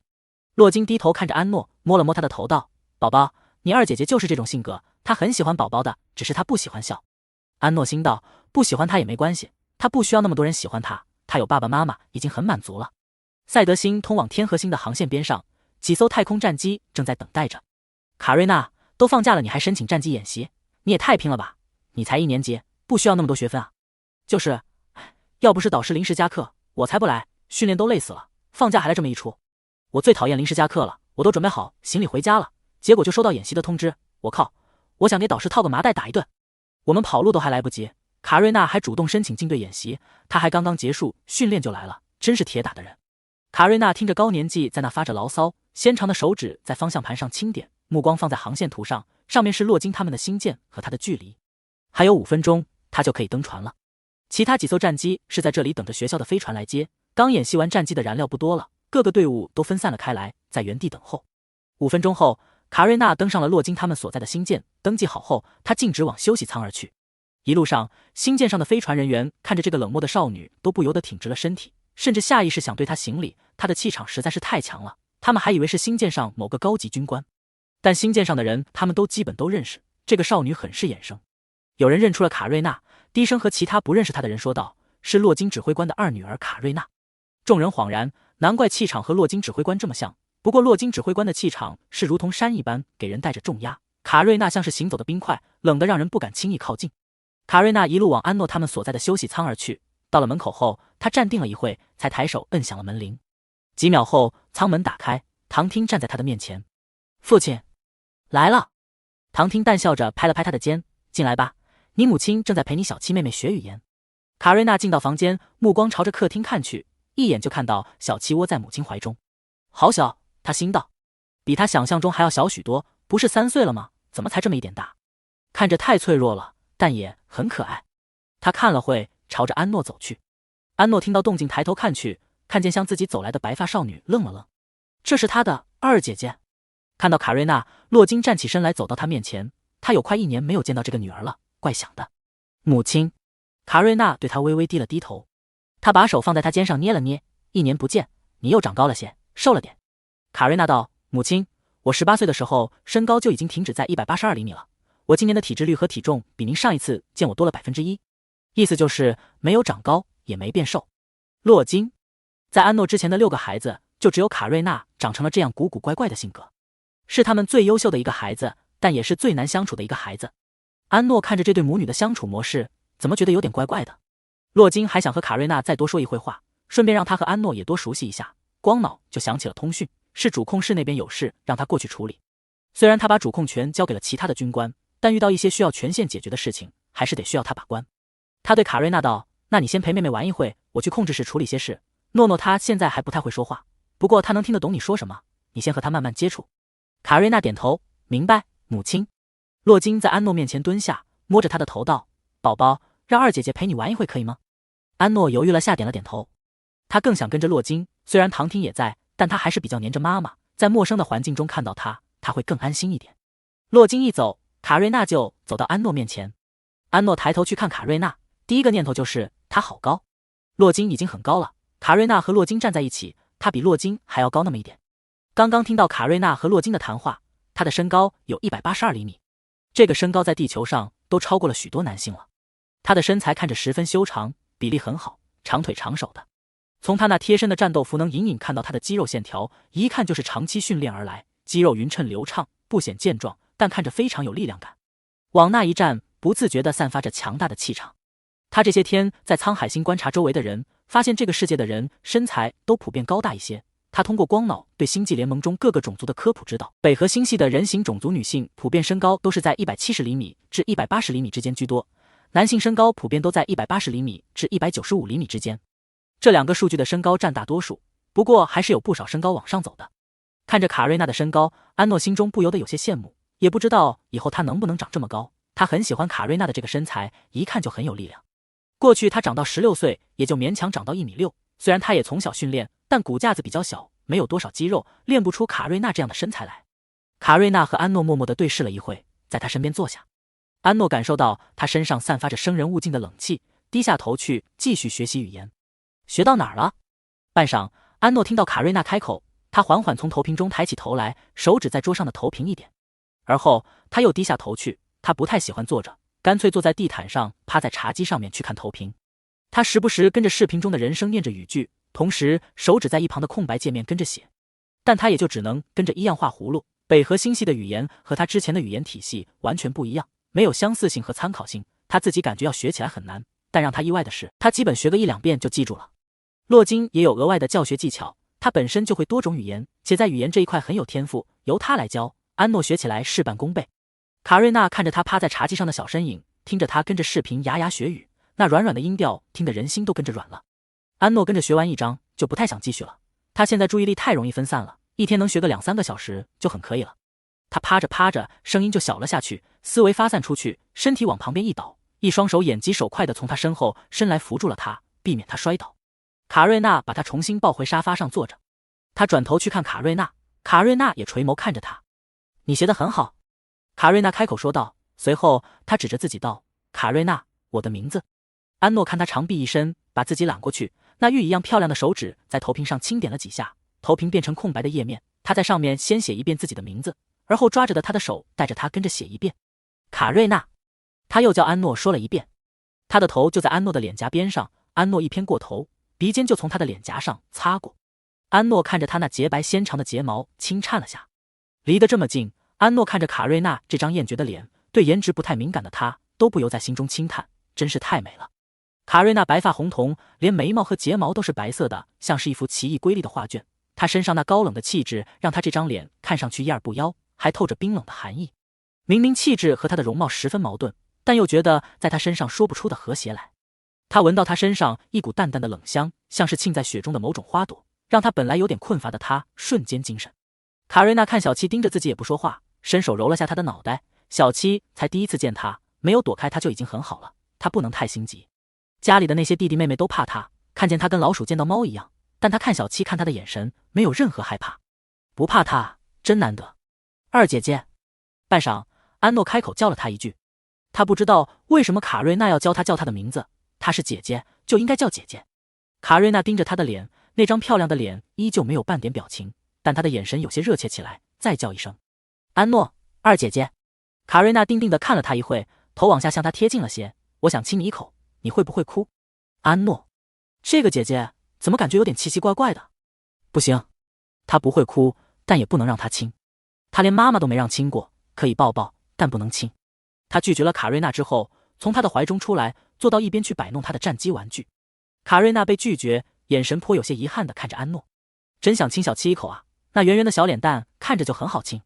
安诺生怕卡瑞娜要强制亲他，警惕地看了他两眼，往旁边挪远了些。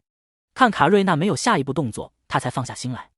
他将战机遥控器的开关打开，战机在他的操控下飞了起来，结果刚飞起来一会，战机就掉了下来。他将战机捡起来检查了一下，发现是没电了。乌虽叫他辨认过这个战机玩具的各个部件，上面有一个电源键，现在电源键的显示是红色的，需要充电了。安诺把战机放下，去找能给战机充电的东西，但是所有东西都是洛金他们收拾的，他也不知道给战机充电的东西在哪，他甚至都不知道该怎么给战机充电。他茫然的找了会就放弃了，刚转过身就看到卡瑞娜拿起了他的战机。没电了。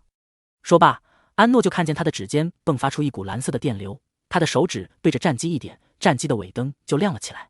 卡瑞娜拿起放在一边的遥控，打开开关，战机在他的操控之下飞了起来，停在安诺的面前。安诺看见战机的电源键上面显示的电量已经满了，他略有些惊诧地看了卡瑞娜一眼。之前他还不知道卡瑞娜是一种还是兽种，现在看来它是一种无疑了，异能还是雷电。卡瑞娜将遥控递给他，你喜欢这种玩具？安诺点头，喜欢，和奥塔一样。卡瑞娜视线在他的那堆玩具中转了圈，发现他喜欢的都是各种枪炮武器类玩具，那些可爱的小玩偶都被他扔到了一边，倒是武器类玩具都被他整整齐齐地排列好。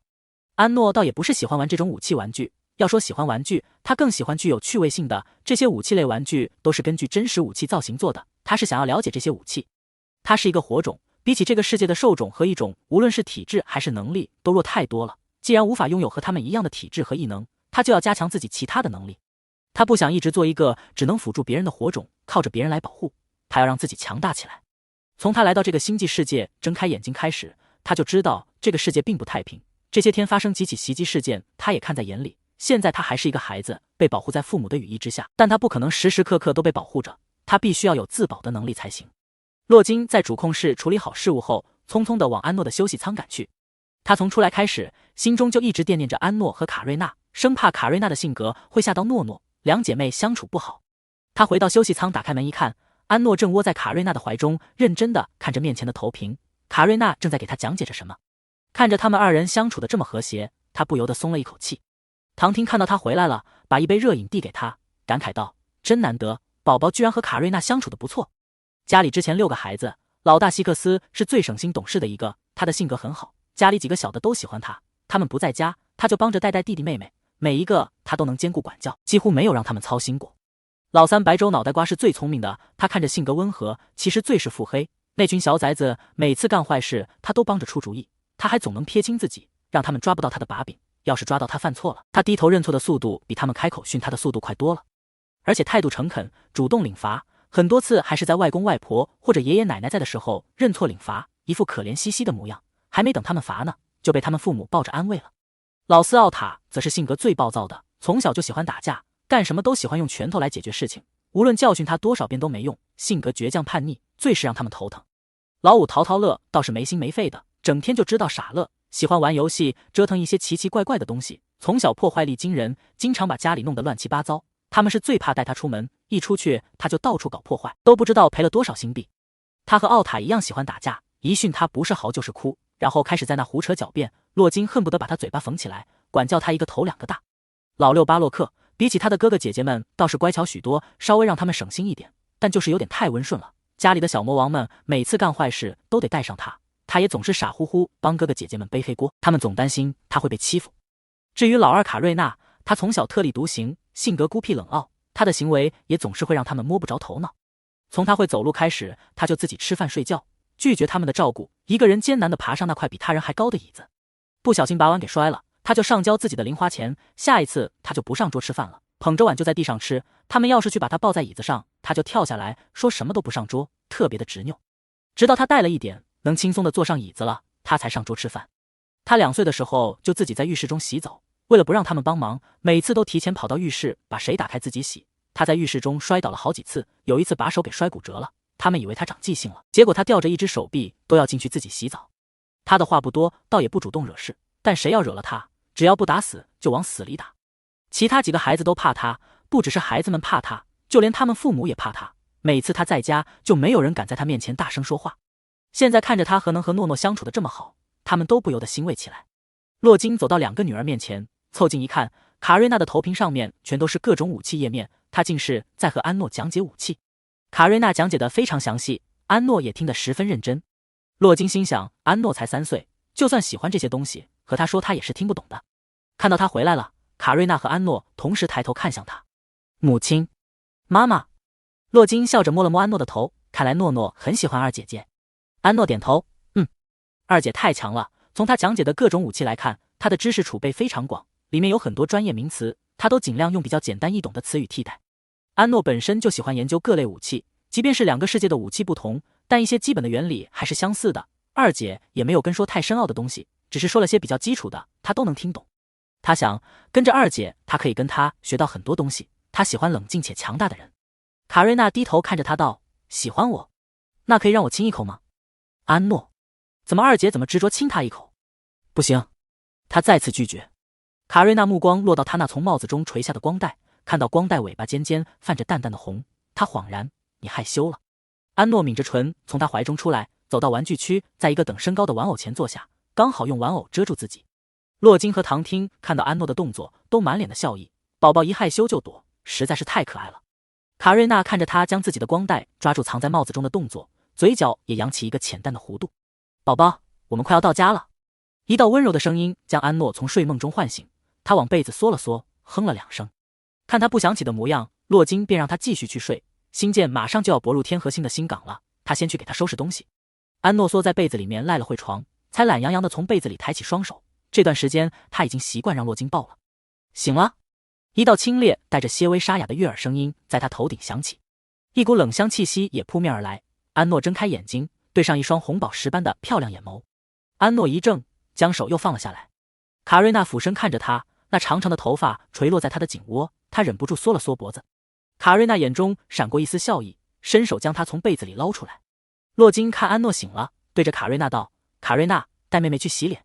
唐汀在一旁给安诺冲奶，本来准备带着安诺去洗漱，听到洛金的话就知道他是想让2姐妹多相处相处，便告诉他安诺洗漱用品在哪。卡瑞娜抱着安诺进到洗手间，让他站在增高的凳子上，拿出几个不同口味的漱口水给他挑。安诺随便拿了一支就往嘴里倒漱口水。卡瑞娜看他张着嘴露出2颗断了半截的门牙，问道：你的牙怎么断的？他之前就看到他的牙断了，一直没问。小七是从卡萨星接回来的，一定不是什么美妙的经历。安诺心道，怎么都要来问一遍他的牙，他觉得说多了，希克斯可能就会被骂得更惨。昨天晚上希克斯打来了通讯，就被洛金劈头盖脸的说了一顿，连唐汀这么好脾气的都忍不住说了他2句。本来安诺还觉得希克斯有点冤枉，他也不是故意的，是他要去咬他的，刚要开口为他说话，就看到他从口袋里掏出他的断牙来。他的牙。安诺顿时就不想说话了，他这2颗门牙还不知道什么时候能长好，唐婷给他用了牙齿增生剂，也是需要一段时间长的。卡瑞娜没有听到安诺回答，手放在他的头上轻轻拍了拍。他孤僻惯了，不知道怎么安慰人。安诺知道牙会长好后，倒也不太在意了，反正也不影响吃东西。洗漱完后，安诺自己跑到洛金面前的衣柜去翻衣服，但他的衣服都挂得太高，踮起脚都够不着。他自己搬了张小板凳踩在上面，结果还是够不着。洛金笑着一把将他抱起，宝宝今天要穿哪件衣服？安诺看着面前挂着的一排衣服，道：都可以。他对吃喝穿着都不挑，穿着方面唯一的喜好就是收集各种帽子。洛金看了下天河星首都的天气，28摄氏度，多云，空气质量 S， 看来今天的天气不错。洛金拿了一条蓝色的背带裙给安诺穿上，再给他在外面套上一件外套，脚上也给他套上长袜，生怕他着凉。给他穿戴整齐后，洛金打开放着各种帽子的抽屉给安诺选。知道安诺喜欢帽子后，他就让人准备了许多他能戴的帽子。安诺眼睛这堆帽子中扫过，然后又在房间中看了一圈，视线落到放在床头柜子上的水母帽子。他走过去拿起水母帽子，将帽子往头上戴去。洛金在他面前蹲下，帮他整理了下帽子。新到宝宝倒是对这顶帽子情有独钟。这顶水母帽子做得很精致，和金沙水母一样，在黑夜中会散发着淡淡的光芒，垂下来的触须和安诺的光带很像，要不是安诺的光带会动，混在一起还真容易看昏。指挥官，星舰已经泊入新港了，已经为您和诺诺准备好了飞行器。洛金对着通讯那头的乌虽道：知道了，你来做收尾工作，我先带着诺诺回家。为了避免意外情况和繁琐的登陆程序，天河星早早地给火种幼崽开通了便捷通道，洛金他们可以直接带着安诺乘坐飞行器进入天河星。唐婷把冲泡好的奶粉递给安诺，现在还是早上6点多，回来的这一路上他们很顺利，刚好用了1天的时间就回到了天河星。洛金他们也不打算吃早餐了，抱着安诺就往星舰下层而去。进到星舰停泊各种飞行工具的船舱，洛金带着安诺登上了飞行器。他看着卡瑞娜没有跟他们一块上来，而是往穿梭机的方向走去。卡瑞娜怎么不和我们一起？洛金拨通了他的通讯问他。本来他想着卡瑞娜也跟他们一块来了，加上飞行员穿梭机就小了，才让换了飞行器。卡瑞娜熟练地打开穿梭机的控制面板，我开穿梭机在你们后面，保证你们的安全。看卡瑞娜坚持，洛金也没再说什么。这孩子和希克斯一样，都是决定好想做的事，任何人都改变不了他们的想法。飞行器从星舰中飞出，往天河星而去。在安诺所在的飞行器周围是为他们保驾护航的数辆战机，卡瑞娜则开着穿梭机跟在他们身后。从星舰中飞出，安诺才看到天河星这颗北河星系主星的全貌。因为离得已经很近了，面前这颗行星显得非常巨大，行星呈蓝白颜色，期间夹杂些许绿色，只一眼就知道这是一颗充满着生命力的星球。在行星外面环绕着一圈星环，星环呈银白色，在太空中如同钻石般闪耀，漂亮到令人震撼不已。洛金和安诺科普道：诺诺，这就是北河星系的主星天河星，是我们的家。天河星外面的这一圈星环，是因为太古时代和小行星相撞形成的，环带上的那些石头是会发光的，在地面的夜晚上看，就像是一条波光粼粼的河流。天河星的名字就是这样来的。作者题外话：有小可爱求书群，看这里。鹿儿3流班路奇斯是扣群，我相信宝子们能翻译过来的，快进群来一起养诺诺。催更生生。飞行器越过天河星的星环，进入天河星轨道之内，向着地面进发。安诺懒懒地靠在洛金怀中，早上起得太早了，他现在还觉得有点困乏，抱着奶瓶有一口没一口地喝着。唐婷拿着仪器给他测了下体征，细致地看着仪器上面显示的安诺身体数据。今天的健康值又上涨了一点，现在是 57%， 还是没有达到正常的健康值。这个健康值数据是取的平均值，安诺的身体底子没有打好，从胚胎的时候营养就没有跟上来，骨骼和脏器都有些发育不良，需要时间慢慢养。唐婷又拿着他的手腕给他检查了一下，上面戴着的一个手环，这个手环是用来放置给安诺治疗的特殊药物，是用来帮助他身体发育的。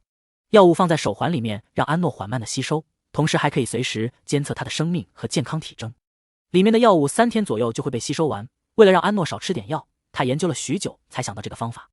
看到手环里面的药物被吸收的差不多，唐婷从随身携带的小型医疗箱中拿出一个透明的小瓶子，里面装着一粒粒透明的小胶囊。他倒出一粒来，打开安诺的手环，把胶囊放了进去。看着安诺困乏的模样，唐婷摸了摸他的头：宝宝，我们还有10分钟就到家了。安诺漫不经心地应了声，在洛金怀中动了动，坐直了些，强迫自己打起精神来。此时飞行器进入了大气层，一头扎入绵密的云层之中，往下方飞去。飞行器很快就穿透云层，视线豁然开朗，下方的建筑、河山和湖泊一览无余，在更远处还能看到海洋。安诺被下方辽阔美丽的景色吸引住，立即精神起来，从洛金的怀抱中出来，站在窗户边上往外看去。他打开了光脑的实时扫描功能，唐婷帮他将里面的智能 AI 调成了幼崽模式，可以随时随地帮他解说，让他了解周边的各种环境和物品。光脑中传出 AI 的温柔女声：现在我们正在前往天河星首都伊萨贝尔，这是一座有着3800万常住人口的大都市。在伊萨贝尔北面是绵延2000公里的圣托亚山脉，其中最大的森林覆盖面积达500平方公里，东面是莱基内海。安诺听着智能 AI 的介绍，目光看向下方面积广阔的建筑群，离得远的时候他还能看到远处的山脉和海洋，现在视线完全被下方的伊萨贝尔给占满了。天河星因为是主星，首都伊萨贝尔比起沧海星首都要大10倍。安诺之前从空中往下看沧海星首都就已经非常的大了，现在看伊萨贝尔他根本看不到边际。沧海星首都是被防护罩罩起来的，从上往下看像是一个透明的半径圆球，在这个圆球之外就全是黄沙。伊萨贝尔则是往外扩洒出去，只有北面被山脉截断，其他几个方向都望不到边，各种建筑铺满了安诺的视线。飞行器很快就进入到了伊萨贝尔的城市轨道之中，安诺看到了无数横架在城市上空的交通轨道，一辆银白色的列车从他眼前呼啸而过，眨眼就没影了。除了纵横交错的空中轨道，更多的是各种造型迥异的飞行交通工具。因为各个区域都划分好了航道，并不显凌乱，但看着很是繁忙。此时太阳正好从地平线上升起，清晨的阳光照在银色的建筑外壳，反射着耀目的金光。飞行器穿过高耸的建筑群落，往他们的家中飞去。他们的航道是提前安排好的，在航道附近都有守卫人员暗中护送。5分钟后，飞行器在一座建在山丘上的别墅群之中落下。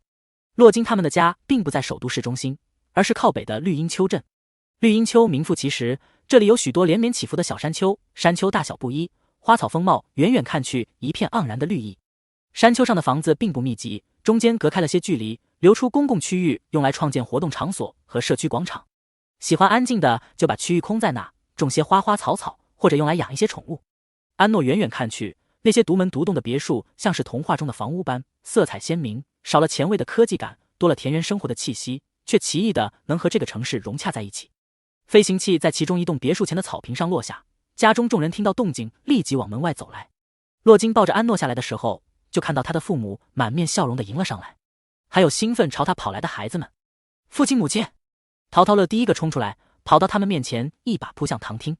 唐汀笑着伸手接住他，他抱着唐汀的脖子，不停地蹭着他，身后黑白色的毛茸茸大尾巴不停地甩动着。陶陶乐蹭完唐汀，立刻从他身上跳下，一把抱住洛金的腰，蹭了蹭洛金后，目光看向他抱着的安诺。小七，陶陶乐一双银蓝色的大眼睛水汪汪地看着安诺，身后的尾巴疯狂地摆动着，头顶上一对犬耳也跟着抖动了下。不知怎的，安诺看着面前女孩的模样，总觉得有点傻气，尤其是配上她这双眼睛，感觉就更傻了。明明她看着很漂亮，总感觉她像是自己见过的一种狗狗。突然就很想知道陶陶乐的瘦身是什么。妈妈，我可以抱抱小七吗？陶陶乐甩着尾巴，一脸期待。洛金伸手捏了捏他那圆润可爱的小脸，不可以，你咋咋呼呼的会吓着妹妹的。陶陶乐只好松开了他，看向站在他们身后的卡瑞娜。二姐。面对卡瑞娜，陶陶乐立即变得乖巧，声音都小了许多。回来了。洛金的父母在他们面前站定，一脸慈爱的看着他们。洛金看着他们微微笑道：父亲母亲。安诺向着面前的两人看去，这就是他的外公外婆，看着和洛金唐汀根本没有年龄差，非常的年轻且帅气美丽。他知道北河星系的人寿命高达将近600岁，老年期非常的短，几乎可以忽略不计。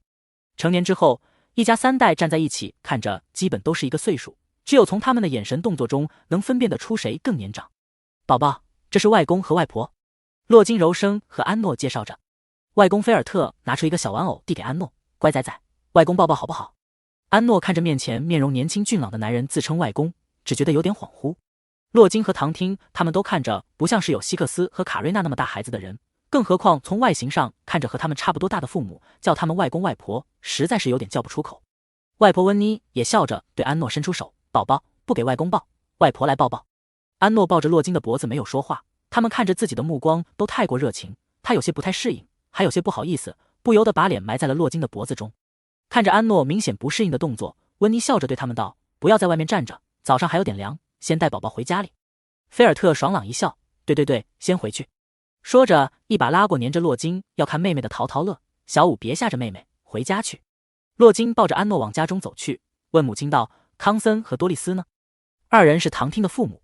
温妮从他手中拿过安诺的小毯子，温声道：“他们在准备早餐，你们一定还没吃早餐吧？”洛金点了点头，是还没吃。今天到的早，我们也就不在船上耽误时间了。温妮轻轻抚摸着安诺的背，语气温柔地问道：“宝宝吃了吗？”他喝了点奶，可能是没有胃口，只喝了小半瓶。温妮没胃口，那我去给宝宝做点水果酸酪。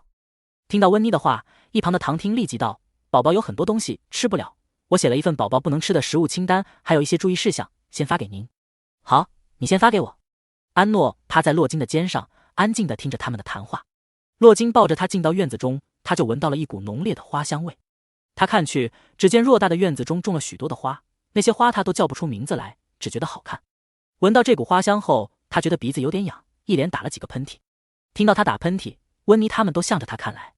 宝宝是不是穿少了？小心别感冒了。今天最高气温也才28度，刚刚才出了太阳，夜晚的寒气没有散去。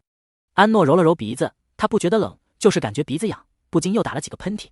洛金看着他都有点流鼻涕了，从口袋中掏出纸巾给他擦了擦鼻子，抱着他快步进到家中。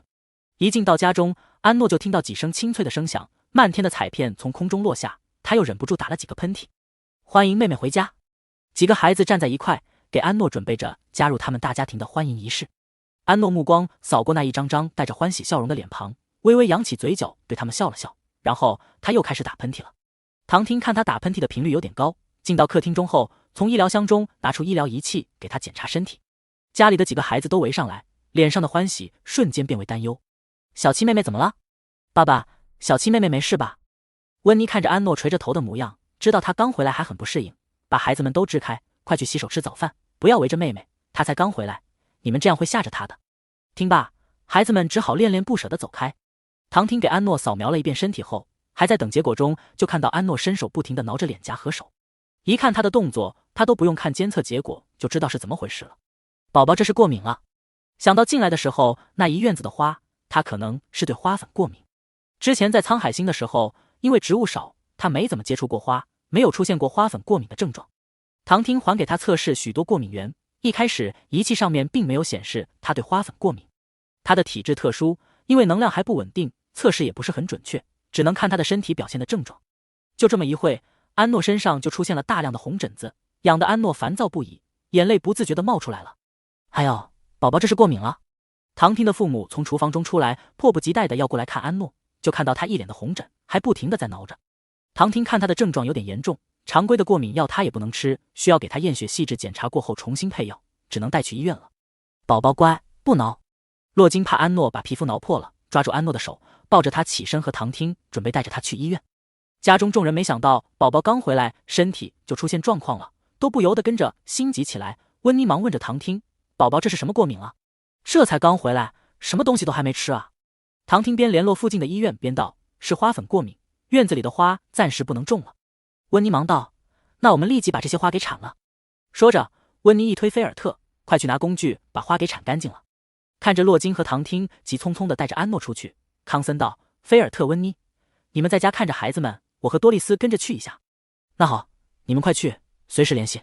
他们一走，家里的孩子们立即拿着工具去处理院子中的花。奥塔则是进到巴洛克的房间中，把他阳台上养着的花全都拿着放到了院子里。你自己处理了。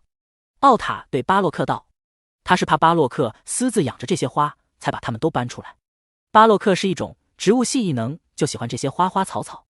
奥塔看着低着头在那摆弄光脑，还以为他伤心了，他神色顿了顿，伸手拍了下他的肩，等小七脱敏后你再养。他们父亲就是最好的医官，过敏对他来说只是一个小症状，他们都相信很快就能给小七治好了。巴洛克抬起头来看向奥塔，脸上并没有伤心的模样。四哥，我刚和我朋友说了，这些花送给他，待会他就来拿了。花什么时候都能种，比不上小七重要。而且他自己就是植物系，想看什么花，只要有种子他就能催生，以后异能更强了，他不用种子也能变成想要的植物。作者题外话，宝子们可以猜猜淘淘乐的瘦身是什么，哈哈。洛金和唐汀带着安诺匆匆赶到最近的医院，看着安诺难受的模样，平时半小时才能到的医院，他们硬是10分钟就赶到了。洛金身为北河星系的军团指挥官，开各种战机不在话下，好在绿荫丘镇这一片基本都是居民生活区域，空中航线并不繁忙。他将飞行器当成战机开，除了起飞和降落的一小段距离，中间方向盘的指针都要被他开折过去了。就这么10分钟，安诺身上的过敏症状就加重了，身上痒的他恨不得把那一层皮给抓下来。但唐婷一直让他不要去抓，他的皮肤嫩，被他用力抓了那么几下后就有点破皮了，就怕后面又感染。他只好忍住不去抓，只觉身上各处又痒又痛，火辣辣的像是火燎一样。飞行器还没落地，他就开始呼吸困难了，那花粉被他吸入了呼吸道中，身体里里外外都开始出现了过敏反应。飞行器来不及停好，唐婷就抱着他从高空跳下，稳稳落在地面上。医院门口站着一排医护，看见唐婷抱着火种幼崽主治医生，连忙迎了上去。在路上的时候，唐婷就和医院联系了，也阐述了安诺的病情症状，知道是火种幼崽生病，医院紧急开通了绿色通道。此时医护人员都已经在门口等着了，另一边也在火种幼崽专用的急救室中准备好了各种急救设备和药物。安诺一出现在医院门口，就将周边所有人的目光都吸引了过来。他们都感应到了火种能量，那能量中带着让他们无法忽视的一种求助信号，不自觉的就想要去追寻着这股能量，想要去保护它。这是火种的一种特殊的身体机制，火种只要一生病，他们体内会释放一种特殊的能量，这种能量像是机器一样，平时不用的时候处在关机或者休眠状态，等用的再开机启动。这种特殊的能量信号其实是在火种的虫族基因片段中的自救意识，虫族是非常注重种族集体，尤其是幼崽期，这种信号会更加强烈，一旦遇到危险或者受到伤害，身体就会发出信号，这种能量就会像是加强的信号一样往外扩散，隔着老远都能感应到他们散发的能量气息，如同灯塔一般在黑夜中不停地闪烁，好让同类能找到自己。唐汀博士，主治医生快步走到唐汀面前，看到他怀中抱着的火种幼崽，一身的红疹，呼吸也十分急促，也顾不得说其他的，连忙在前面带路，同时拿着仪器边走边给安诺监测，同步联系急救室的其他医生。唐汀看着主治医生手中的出来的检测结果，和他说着安诺的一些基本身体状况，还有该配什么药物。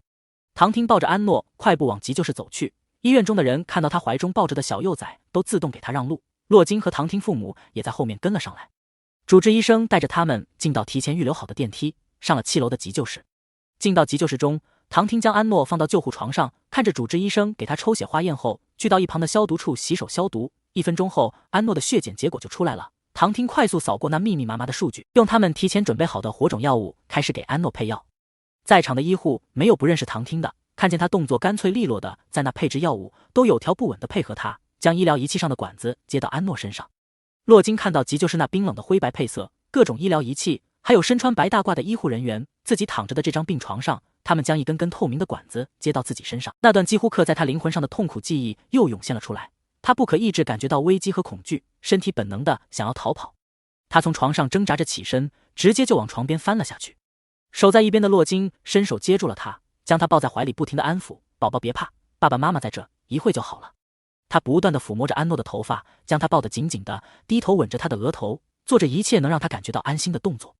安诺呼吸急促的喘息着，脸埋在洛金的怀中，手紧紧地抓着他的衣服。在场的医护都是这个医院的火种专科人员，虽然接触的火种不多，但还是第一次看见对治疗抵触的这么厉害的火种。其他的小幼崽虽然也会感觉到不安害怕，但也都是乖乖地坐着接受治疗。面前的这个幼崽那害怕的模样，还有那散发着强烈的危机感的能量气息，让他们一时都不敢上前，生怕刺激到他，把他吓坏了。洛金抱着安诺坐在床边的椅子上，和唐汀对视了一眼。唐汀将医疗仪器轻轻地推到安诺面前，在他身前蹲下：“宝宝，爸爸妈妈会一直陪着你的，不怕不怕。等宝宝好了，我们就回家去，哥哥姐姐们还在家里等着宝宝呢。”洛金感觉到安诺的情绪没那么激烈之后，对着唐汀点了点头。唐汀将安诺的小手握在手中，他的手因为过度紧张变得冰凉。他揉搓了回他的手，将仪器上的管子拉下，捏着针头，动作轻柔地刺入他的血管之中。接上药物管子之后，洛金将他的2只手搂到怀中，将他的手腕包裹在他的掌心之中，帮他暖着，又让唐汀的母亲多丽丝拿来一张毯子给他盖在身上。安诺感受着被妈妈紧紧抱着的安全感，神经终于放松了一些。唐汀看他放松了些，才拿起几支配好的药剂，让洛金拉下他肩头的衣服，露出上臂，给他把这几支药剂注射进去。打完药剂后，就还剩一根呼吸管没给他带上。其实不带呼吸管也不会影响什么，注射了药物就可以了，只是插上呼吸管会让他的呼吸好受一点。唐汀看他的呼吸依然还是有些急促，听着让人揪心。他尝试了2次想要帮他把呼吸管带上去，他都偏头躲开了。看着他难受的模样，洛金接过唐婷手中的管子，我来吧。他低头亲了亲安诺的发顶，宝宝，我们戴上这个好不好？这和我们上次在沧海星的过滤器是一样的，不会让宝宝难受的。说着，他小心翼翼地将管子的一头软口伸入安诺鼻腔，软口吸附住他的鼻子固定好后，再把口子边上的2条柔软的管子别在他耳后。医护人员们看着小幼崽的药物管子都接上了，都重重地松了一口气。唐婷起身对这些医护人员道，准备一间幼崽病房，把仪器都转移过去，拿着宝宝的血液样本重新测一下过敏源。他对一些消毒药水也会过敏，在给新病房消毒的时候要看一下他的过敏源检查结果。好，我们立马去准备。他们医院是有幼崽病房的，本来幼崽病房就是给幼崽住院的，布置得十分温馨，就像是在家里一样，消除他们对医院的恐惧心理。但安诺的过敏太严重了，需要急救室的一些重要的医疗仪器等，时间太过紧急，他们没来得及给他布置一个幼崽病房出来。半小时后，一间给安诺专属的幼崽病房就布置出来了。这半个小时安诺身上倒不痒了，就是突然发起烧来，洛金抱着他转移到了幼崽病房中去。安诺现在感觉很是困乏，唐婷给他打的退烧药就有一点安眠的成分，但他在这种医疗环境非常警惕，即便是待在洛金怀中也不敢轻易的睡过去。他知道爸爸妈妈会保护好自己，但他的身体不允许他睡过去，时时让他保持警惕，即便他给自己心理暗示，也无法让自己的身体松懈下来。直到进到幼崽病房中，到处都是可爱的玩偶，灯光也是暖黄色，布置得很是温馨，看着不像是在医院中，他那紧绷的身体才缓缓放松下来，在洛金的怀中沉沉地睡了过去。洛金抱着他睡了半个小时，才起身动作轻柔地把他放在床上去。唐婷掀开被毯子遮住的医疗仪器，在上面调整着药物成分和输液的速度，每隔半个小时就要看一次他的血液对药物的变化。病房中的仪器都是被藏起来的，仪器也是静音的，唐婷和医护人员都戴着耳机，能听到仪器的播报。宝宝怎么样了？好点了没？唐婷从病房中一出来，他的父母就一脸担忧地上前问道。康森和多丽丝一路跟着，看着宝宝的情绪表现，就知道他们家的宝宝和其他的火种幼崽很不一样。之前洛金和唐婷和他们说过宝宝的情况，现在亲眼看到才知道他的身体和心理状况比他们想象的还要严重。他们怕进去吵到宝宝，就一直在病房外面等着。唐婷如实的和他们道，过敏有些严重，引起了一些并发症，不过现在已经稳定了，过了今天不会再出现并发症，就不会有什么大问题了。听他这么一说，二人心中还是担忧，不过他们也相信自家儿子的能力，只是心疼小七。他们家其他6个孩子从小身体就十分健壮，偶尔生个病吃点药就又活蹦乱跳了，还从来没有像小七这样脆弱成这般。对了，你和洛洛还没有吃早餐，我让你父亲从家中给你们打包了2份过来，你拿进去和洛洛一块吃。多丽丝将2个保温饭盒递给唐汀，又将另一个袋子打开，拿出一个精致的小饭盒。温妮还做了一份水果酸酪给宝宝，等宝宝醒了看他喜不喜欢吃。温妮说了，他看了你发给他的宝宝不能吃的食物清单，这水果酸酪都是用宝宝能吃的食材做的，让你放心。唐婷接了过来，好，宝宝今天也没有吃什么东西，等他醒了给他吃。看着唐婷进到病房中去，康森和多丽丝忍不住探头进去看了眼，看到宝宝躺在床上，身上的红疹还没有消退，脸上因为发烧有点红，但嘴唇却是苍白的。看到他这副病态模样，二人一脸的心疼。二人重新坐回门口的凳子上，给温妮和菲尔特汇报一下宝宝的情况，同时跟还在赶来的伊芙娜也说一声。他们2家人加起来大大小小几十号人，本来都想着今天过来看宝宝，给他举行一个盛大的欢迎仪式，但洛金和他们说宝宝比较怕生敏感，第一天还是不要见太多家人，就自家的哥哥姐姐和他们双方父母就行了，其他的叔叔伯伯、姑姑姨姨舅舅什么的，等以后他适应了新家再慢慢见不迟。伊芙娜作为他们家族中的火种，和宝宝是同族，今天是一定要赶过来的。他住在伊萨贝尔南部，又去了一趟火种事务中心，处理了点事后，听到宝宝病了，立即放下手头的事赶了过来。伊芙娜收到多丽丝和母亲温妮发来的消息，让属下加快飞行器的速度。小幼崽才回来就过敏这么严重，看来他的身体情况比他想象的还要糟糕。1小时后，伊芙娜到达了医院。康森、多丽丝，宝宝怎么样了？听到声音，康森和多丽丝转头看去，只见伊芙娜正快步向他们走来。多丽丝起身道，宝宝刚退了烧，还在里面睡着。说着，她轻轻推开了门，你进去看看吧。伊芙娜点了点头，步履轻缓地进到病房中。你来了。看到伊芙娜，洛金面上露出喜色，从椅子上站起来看向她。伊芙娜走过去抱了抱她，姐姐。洛金淡笑着拍了拍她的背，你这是刚从南部过来？不用这么急的，有我们在会照顾好宝宝。伊芙娜放开她，目光看向躺在床上沉睡的安诺，本来想把今天的事处理完再过来，但听到仔仔病了，不放心就急着过来了。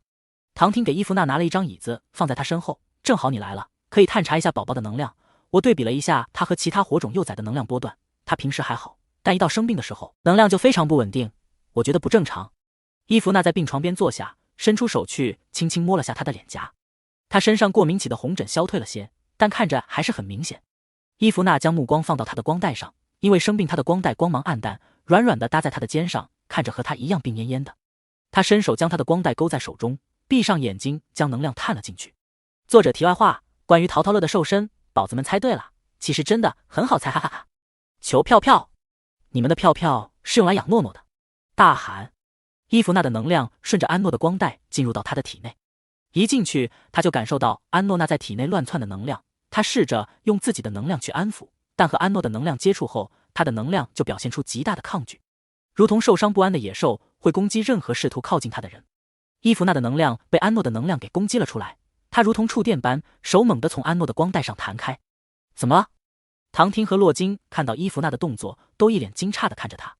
伊芙娜低头看向自己的手，火种的能量都是帮助一种和兽种提升基因能力，或是进化或是恢复，还从来没有哪个火种出现攻击性。这股能量之中蕴含着非常痛苦的情绪，他的精神被这股情绪覆盖，也跟着痛苦难受起来。伊芙娜，你怎么哭了？洛金看着伊芙娜神色呆愣地坐在那，眼泪不停地从脸上滑落。他从一边的桌上拿起纸巾帮伊芙娜将眼泪擦掉。是不是宝宝的能量有什么问题？你可千万别吓我。伊芙娜缓缓吐出一口气，调整好自己的能量，将这股痛苦的情绪压下。宝宝的能量是有点特殊，他的能量有很强的攻击性，还有些别的什么，我一时也说不上来，我再探一探。伊芙娜说的倒是平静，内心却是惊诧不已。一个3岁的小幼崽，为什么能量中会蕴含着这么痛苦的情绪？这股痛苦是同步传递给他的，只会减弱不会加强，他一个成年人都觉得无比痛苦，心脏跟着一抽一抽的疼，他作为载体只会比他更加痛苦。听伊芙娜这么一说，唐婷和洛金心中又多了一层担忧，他们看向安诺，药物的作用让他睡得很安静，只是那有些苍白的脸色让他看上去脆弱的像是一碰就会碎掉。伊芙娜这一次调整好身体中的能量，直接使用了她进化的能力，她的光带闪动着莹莹光芒，能量瞬间覆盖安诺全身，将安诺体内那带着攻击性的狂躁能量渐渐安抚下来。安诺的能量平静下来后，伊芙娜终于可以去探索他的能量，看一看他这股能量中到底蕴藏着什么，去找寻让他痛苦的根源。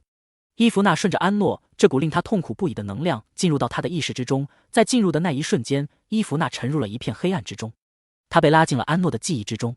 周边一片黑暗，但他能触摸到四周的墙壁温热湿润，他像是待在某个狭小的容器之中。伊芙娜这才反应过来，他的意识是附在了仔仔身上，透过仔仔的身体去看他的记忆。这个关着仔仔的容器是什么东西？他没有感受到仔仔害怕的情绪，此时宝宝的感受是安心的，还带着好奇。宝宝的手脚不断地触碰着包裹着他的墙壁，想要从这里面出去。他听到外面有声音传来，核心已经成功取出，陛下，我们要把小王虫转移了，不然虫族会通过他的能量找过来的。现在外面这么乱，转移太危险了，陛下，我们还是想想其他办法吧。小王虫和火种基因融合得很好，已经是我们北河星系的火种幼崽了，把它和上任王种熄灭的核心放在一起，能暂时遮住它的能量。我们研究所已经快要研究出可以盖它虫族气息的基因锁，再等等。等不了了，王种熄灭的核心只够遮住小王虫的核心能量，把它放在那只会增强它的能量。要是被虫族发现了，我们北河星系将会承受虫族的怒火，他们一定会发动战争来攻打我们。陛下，现在星际联盟四分五裂，这个时候我们要明哲保身啊。可他还是一个孩子，他马上就要破壳了，外面到处都是战争，你们就这样把一个孩子带入危险的战火之中？你们已经取了他的核心，让他离开自己的家园，现在连给他一个家都做不到。我们北河星系什么时候到了要靠一个孩子苟且偷生了？海莉儿，现在不是你不爱泛滥的时候，没有他的核心，我们所有的火种都得死。只是暂时把他带去其他地方躲藏一下，会有人好好照顾他，以后他就是我们的火种了。等他的虫族气息能好好的藏住了，再把他接回来，还不是一样的？我不同意，陛下在这里还轮不到你说话。轮不到我说话，难道就轮得到你说话了？我说不同意就是不同意，我是第一军团的指挥官，你是什么玩意？我是督察部部长。海莉儿，你别以为这里就你的官大，你给我说话客气点。怎么，你难道还想办我不成？我倒要看看你能不能把我肩上的徽章摘下来，你看我能不能办你。陛下您快做决断吧。陛下，陛下。伊芙娜听到外面的清晰的争吵声，她的意识被这些信息给震颤着，久久没能回过神。这一刻，她终于明白总执政官为什么对仔仔这么关注，事无巨细地过问他的大小事，连名字都给他提前取好了。原来仔仔一开始根本就不是火种，而是虫族的小王虫。他们竟然将仔仔的核心给取了出来。伊芙娜的不知道现在是震惊还是愤怒，还是其他的什么情绪，他的身体止不住的微微颤抖着。一旁的唐听、洛金二人还以为出了什么事，不停地查看着安诺的情况，看到医疗仪器上面显示着正常，他们才放下心来。伊芙娜听着他们争论了许久，直到一声清脆的声响传来，争论声逐渐淡了下来，直至安静。他看到眼前出现了一丝亮光，是仔仔的壳破了，连续几道裂缝蔓延开来，他头顶的壳被人拿掉。他透过仔仔的身体，看到他向上伸出了头，发出咿呀的奶声，两根散发着淡淡光芒的触须首先探了出去，那是仔仔的光带，它融合了火种基因，从一个虫族成为了火种。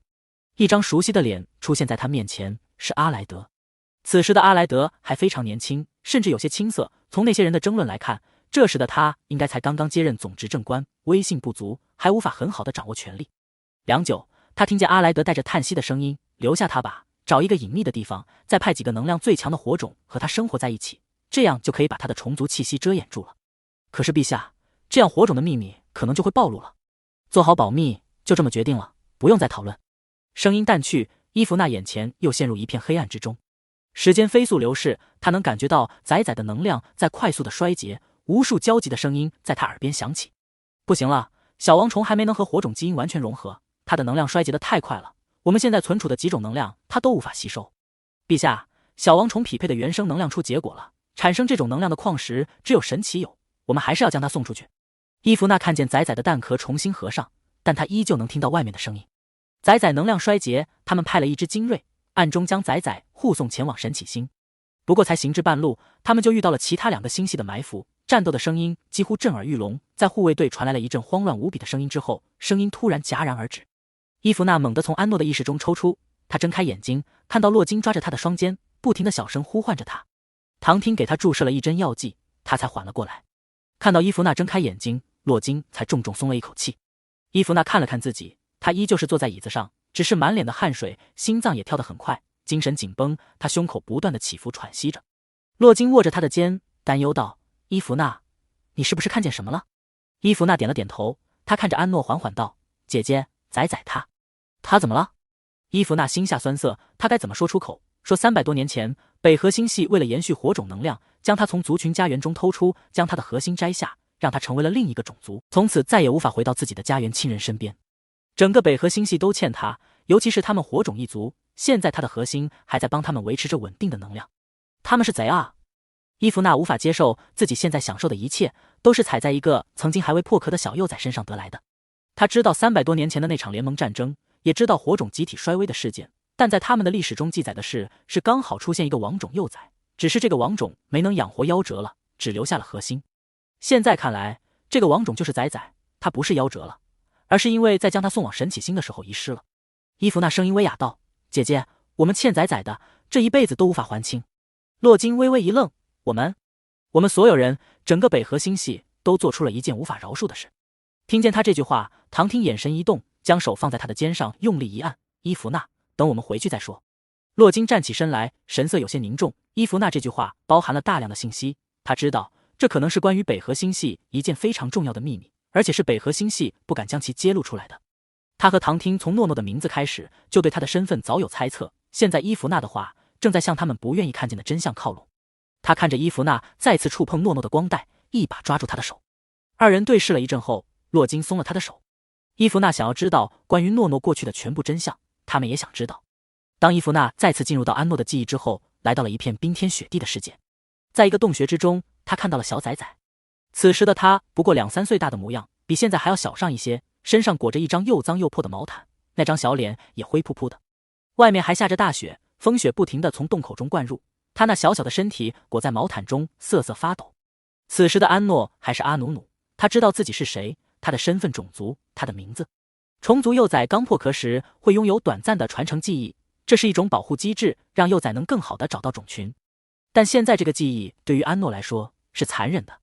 他叫阿努努·塞威尔，他的父亲是奥格西斯，母亲是虫族女王塞威尔。在他脑海中有母亲留给他的记忆，他们是那样期盼着他破壳，他仿佛还能听到母亲那温柔的声音。可他破壳后没有看到父亲母亲，也没有看到任何一个同族。他每天都在寻找着回家的路，他非常害怕，边哭边在荒野中呼唤着同族，不停地发出微弱的虫族特有的信号波段，希望能得到回应。但回应他的只有呼啸而来的风。刚破壳的那些天，他总是哭边和自己说：阿努努，你可是王虫，怎么能这么胆小？虫族幼崽的防御机制让他破壳后拥有健壮的身体，但后面没有足够的营养摄入后，防御机制也渐渐散去，不能再保护他。他又累又饿，但在偌大的荒野中只有草吃，运气好一点，他能找到一些小虫子吃。虫族幼崽的保护机制会帮他驱散着身边的野兽，但保护机制快要消失了，他已经能看到有不少身形巨大的野兽远远地跟着他，口中不停地流着咸液。在下着大雪的一个夜晚，他饿晕在了雪地中。等再次醒来的时候，一只大灰狼躺在他的身边，这是一只母狼，他的孩子没能养活，所以他把它捡了回去当狼崽子养了。今天母狼出去打猎了，阿努努一个人待在山洞之中等着狼妈妈回来。伊芙娜看着缩成一团的小崽崽，想要过去将它抱在怀里温暖它，但这只是他的记忆，他根本无法触碰到它。快要天黑的时候，伊芙娜看到一只身形巨大的灰狼叼着一只猎物进到洞穴之中，这只灰狼身上到处都是伤，他一瘸一拐地走向小崽崽，将猎物放到他面前。伊芙娜看着灰狼在他身边找好位置趴下，伸出舌头舔了舔他的脸，露出自己的肚皮。小崽崽迫不及待地趴在他的肚皮上，找到母狼的星号，大口地吮吸着狼奶。他喝着奶，母狼就在一边吃肉。等他喝得差不多后，母狼从猎物身上撕咬下2块肉，嚼碎后吐出放在他面前。母狼看着没有长多大的小崽崽，心中总是担忧。他不可能一直有奶给他喝，外面危险重重，他随时都会散命，他也不能一直保护他，他总要学会吃肉，自己去捕猎。阿努努迫不及待地伸手抓着碎肉往嘴里塞去，他已经破壳1年多了，还是没有长牙，根本嚼不动任何东西，之前饿起来都是生吞。总算是填饱了肚子，阿努努缩在母狼的怀中，听着外面呼啸的风声，安心地睡去。他喜欢睡觉，因为睡着了，他脑中传承的记忆会让他梦到家园，还有爸爸妈妈和他的族群，梦中他回到了温暖的家中，再也不会受冻挨饿。只是他越长大，脑中传承而来的记忆就会淡去，现在梦中爸爸妈妈的脸已经模糊，他快要把他们忘记了。伊芙娜面前的记忆画面快速地划过，每一幕都是他和母狼在一起的画面。这个世界似乎总是大雪下个不停，母狼隔3差5就要出去捕猎。一开始小崽崽还有奶喝，到了后面母狼没有奶水了，他也被迫断了奶，只能跟着母狼吃生肉。因为吃生肉，他经常生病发烧，虫族保护幼崽的防御机制已经消散，只能靠着自己撑过去。他就这样跟着母狼生活了近2年，为了更好的捕猎，母狼带着他逐渐往南方迁徙。和母狼在一起的日子虽然只有生肉吃，但他总能填饱肚子，除了母狼出去捕猎的时候，他都能待在他温暖的怀抱中，日子并不算太难熬。他也被养成了一只小狼崽，会跟着母狼一起嚎叫。母狼为了他成为了离群的狼，带着他四处流浪。直到有一天，他们遇到了一群人类，母狼出去捕猎，把他放在一个他刨好的地洞之中，那群人类发现了他。母狼捕猎回来，发现小崽崽被带走了，疯了一样的去找他，很快就循着他的味道追了上去。看到小崽崽，那人类手中拼命挣扎，想回到他身边，把自己完全当成小崽崽母亲的他，不顾人类手中有武器，冲上去凶狠地撕咬着他们，想要将小崽崽从他们手中抢回来。在这个刚刚经历重创，到处都是变异动植物的世界，这只巨大的母狼在这群人类眼中就是一头凶兽。1声枪响，2声枪响，3声枪响，阿努努疯狂地大喊着，尖叫着，就这样看着他们开枪打死了自己的狼妈妈。这个小崽子怎么回事？怎么跟疯了一样？已经用基因测试仪给他测过了，没有任何异变基因，这倒是难得，现在纯种的人类可不多见了。普通人？还是一个2、3岁的小孩子，怎么在野外活下去的？他看着也不像普通人啊。哪个普通人耳朵是尖的，头发还是这种颜色？可能只有极少部分变异基因吧。他怎么还学狼叫？阿努努挣脱了他们的束缚，扑向倒在血泊中的母狼，用他那小小的手掌去捂住他不停流血的伤口。嗷呜！阿努努哭着叫着母狼，母狼撑住最后一口气，舔了舔他的脸，在他面前断了气。那群人类惊讶看着他和母狼，明白这头母狼为什么攻击他们，原来是他是被狼养活的。一个男人走过来，将他抱起，任由他在自己怀中挣扎捶打，甚至对他撕咬，直到他累了，才摸了摸他的头。我们带你回基地，有吃有喝，会好好照顾你的。就这样，他被带回了一个人类的小型基地。他们给他好好洗了一个热水澡，穿上干净衣服后，整个G20来号人都非常稀奇地看着他。即便是末世前，他们也没有见过这么漂亮的小孩子。这个基地就只有他一个孩子，除了他最小的都有20岁了。这些人对他也确实不错，在基地的半年中，他渐渐适应了人类生活，每天就是跟在这些大人的屁股后面，他们把他当成了自己的孩子般照顾，会将最好的食物给他带玩具，逗他开心。在带他回来之前，知道他是被那头母狼养大的，没有将他当成食物，而是将他的尸体烧掉了，还留下一撮狼毛做成项链给他做留念。他不能原谅他们杀了养活自己的狼妈妈，但他那时不过才3岁，还处在记忆转化期间。3岁之前的记忆会随着虫族的传承记忆一起淡去，他会渐渐忘记母狼，连同他被杀的记忆一起。基地的人都对他很好，在那半年中，他很快就学会了人类语言，不只是语言，甚至连字都认识了许多，就连他们组装武器的步骤和各类武器都一字不差地背出来。学习能力令基地的人叹为观止。学得越快，他过去的记忆就忘得越快。很快的，他就忘记了3岁前的记忆，不再梦见关于虫族的一切，连基地中的人偶尔和他提前母狼，他也是一脸疑惑。虽然忘记了，但每次他们提前，心中还是会莫名的难过。后来大家就心照不宣，再也不提母狼的事。如果他就这样长大，或许也是不错的，毕竟在末世之中能吃饱穿暖，有固定的居所，有人关照，已经是非常幸福的一件事了。从破壳后，他遇到母狼，后面又遇到这群人类，他是幸运的，但所有的好运似乎都在遇到他们后用完了。他在基地中和他们一起生活了1年多，在马上要进入冬季之前，他们和另一群抢夺资源的人发生了战斗。那是一群穷凶极恶的亡命之徒，他们的人死的死，伤的伤，只能放弃基地，带着他逃往其他地方。屋漏偏逢连夜雨，这个时候又遇上了兽潮，一旦进入冬季，动物们就得要填饱肚子，会成群结队的狩猎。基地20号人，最后只剩下包括他在内的3个人活了下来。他们3个是基地中最小的，基地中的人把生的希望都让给了他们。和他一起的另外2个哥哥姐姐带着他前往其他的幸存人类居所，他们是一对情侣，本来在入冬前囤够食物，他们就打算在基地中举办一场婚礼。基地中互相抱团取暖的20号人早就成为了一家人，他们都在为他们的婚礼准备着，在这个末世中，希望会让人安心，拥有活下去的勇气。孩子，感情就是令人欣喜的希望。但他们没能撑到这一刻，哥哥因为受伤过重，伤口感染，在现在这种时候，伤口感染是非常致命的，药物太过珍贵。为了给他去找药，姐姐冒险去到废弃的城镇之中，却被在那驻扎的一个小基地的人抓住。哥哥拖着受伤的身体，带着他去找姐姐，最后看到的是衣衫褴褛、一脸绝望的他。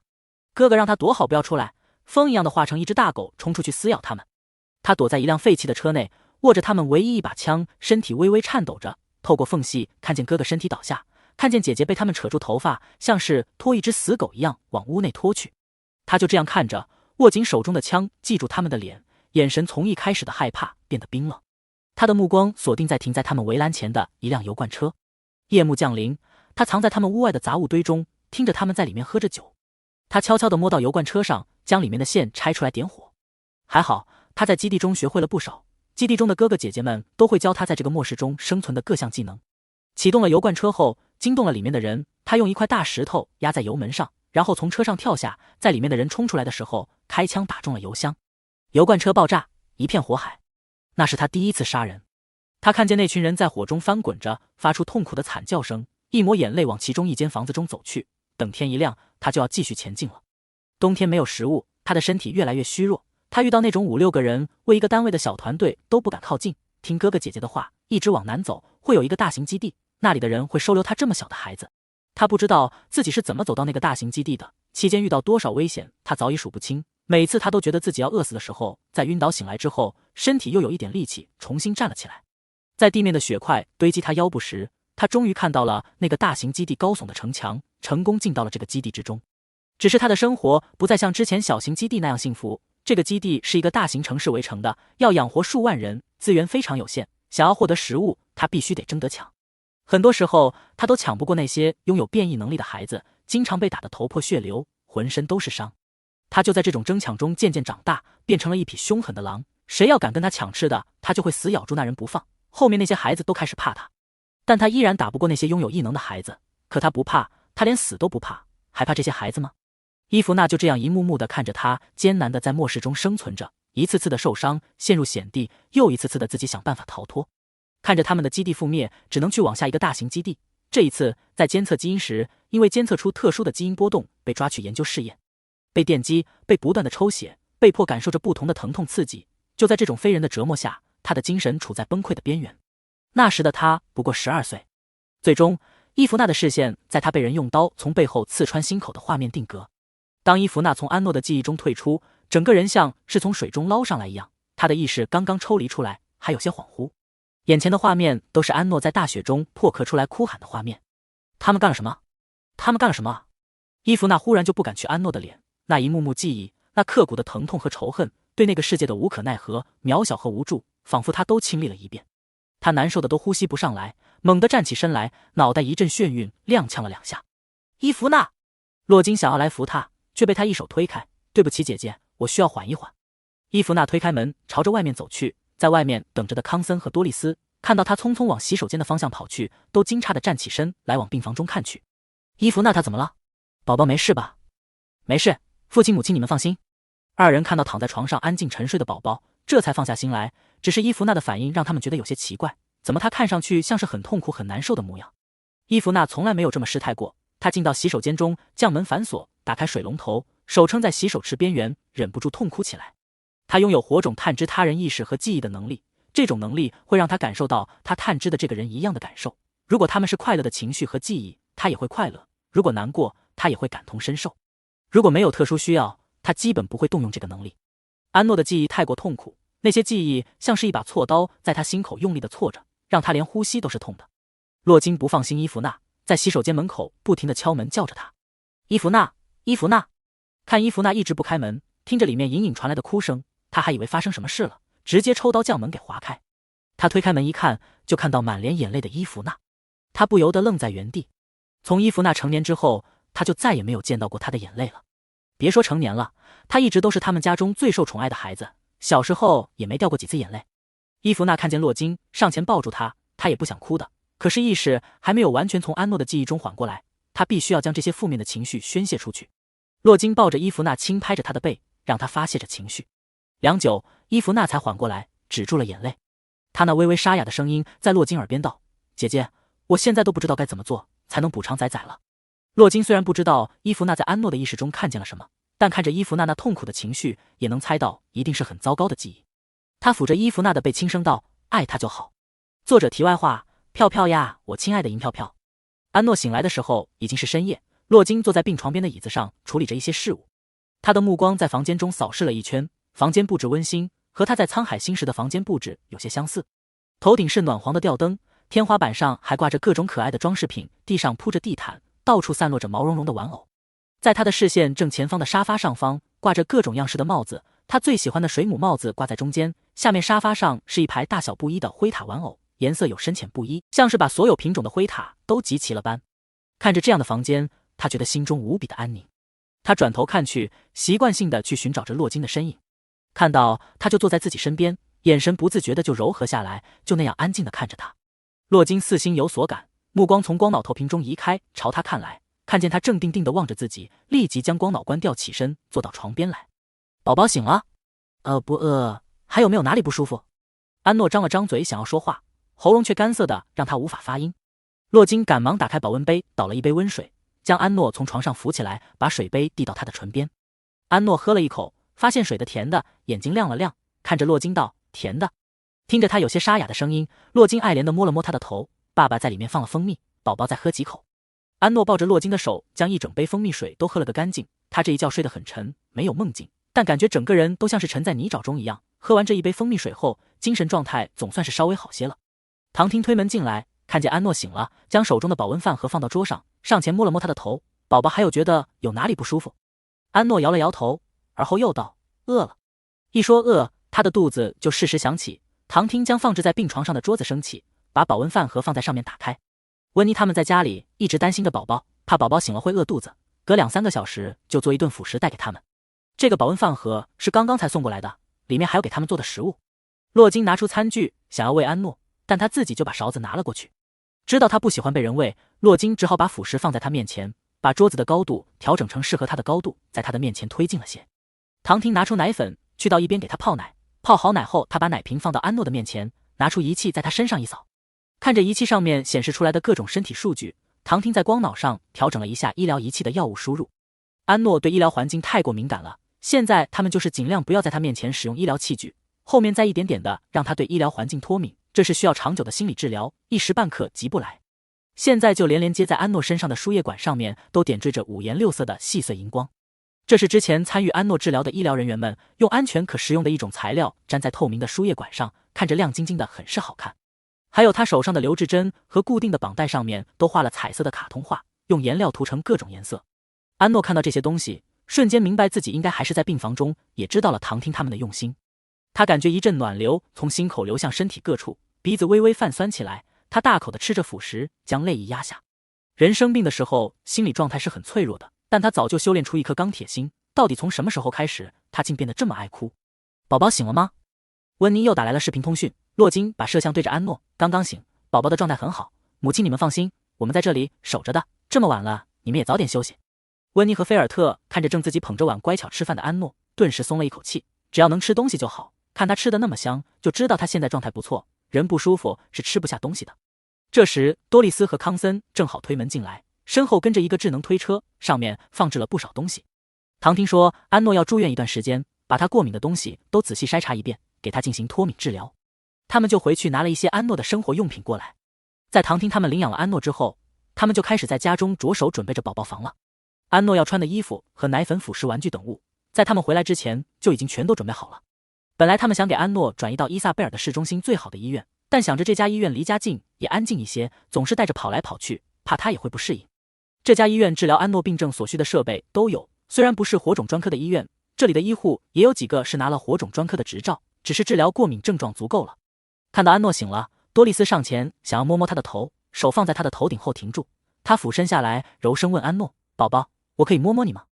安诺从食物中抬起头来看向他，洛金给他擦掉嘴角的食物残渣：“宝宝，这是奶奶，是爸爸的妈妈。”安诺咽下口中食物，点了点头。他认得，他来医院的时候，多丽丝和康森跟着他们一起过来的。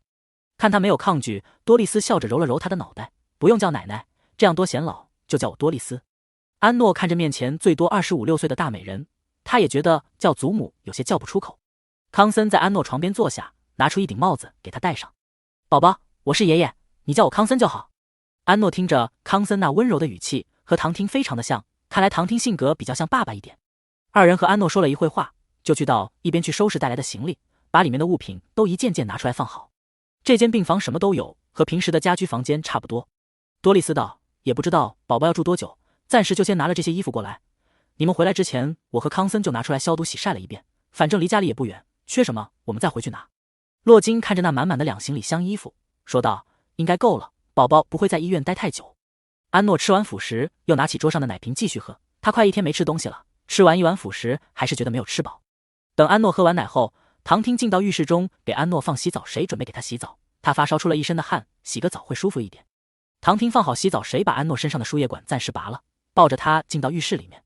洛金在多丽丝面前蹲下，想要给他翻找睡衣。多丽丝道：“宝宝睡了1天，带他出去透透气吧。”说着拿出一条漂亮的长袖裙子递给洛金。“好，一直待在房间里也闷。”洛金拿着毛巾进到浴室中去给安诺洗澡。多丽丝把安诺出去要穿的衣服放在床上，再把房间中的暖气打开。半小时后，洛金用毛巾裹着红彤彤的安诺从浴室中出来，把他放在床上。唐听拿出一盒药膏递给洛金，他身上的红疹子和一般过敏的有些不同，为了避免后面后留下疤痕，给他要擦点药才行。洛金一打开药膏，安诺就闻到一股清香，这药倒是很好闻。给安诺擦了药后，唐听拿来2个吹筒过来帮他吹头发。多丽丝看着他那一头粉金色的长发赞道：“宝宝这头发真是漂亮。”不只是头发，从他现在的五官，多丽丝就可以看出他以后定是美得令人惊叹。唐听看着多丽丝给安诺准备的衣服，问道：“是准备带宝宝出去吗？”多丽丝：“是啊，带宝宝出去透透气，别整天都待在房间里，会把宝宝闷坏的。”洛金问道：“宝宝出去一会没关系吧？”唐听：“没关系，我给宝宝打2针药剂就好，只是他后面还要继续输液，留置针还不能取掉。”给安诺吹干头发后，唐听拿来一只半掌手套给安诺扎着留置针的手带上，以免被碰掉。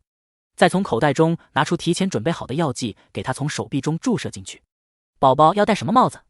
洛金将安诺的头发扎成2条辫子垂在胸前，拿来几个帽子问他。安诺视线在房间中转了圈后，从床上跳下往浴室中走去，然后洛金他们就看着安诺拿着一顶帽子从浴室中出来，那是刚刚康森送给他的。洛金本来以为他还要戴那顶水母帽子，看到他拿着康森送的帽子往头顶上戴去，心中泛起无限爱怜来。宝宝这是在用他的方式来接纳他的家人。房间中的4个大人都眼神温柔地看着安诺，康森在安诺面前蹲下，帮他把帽子调整好，轻轻地抚摸了一下他的脸颊。宝宝要是喜欢，以后我和多丽丝给宝宝做更多的帽子好不好？安诺也学着康森的动作，伸手碰了下他的脸颊，点了下头。多丽丝上前将安诺抱起来，走了，宝宝，我们出去看星星去。安诺抱着多丽丝的脖子，将下巴搭在她的肩上，嘴角露出一抹浅淡的笑来。洛金和唐汀拿着包跟在他们后面，满脸笑意地看着多丽丝、康森和安诺说着话。深夜医院的走廊上基本只有一些医护人员，北河星人大多体质强健，医院的病患并不多。医护人员们看到安诺都忍不住眼中的激动，只是都克制自己不上前打扰。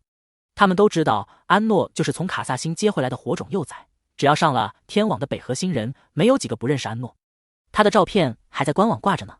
从医院中出去，多丽丝他们就带着安诺往医院附近的一个活动广场走去。医院附近的娱乐设施和商店都是全天营业的，在另一边还有一个漂亮的花园，但安诺对花过敏，不能带他去那边散步。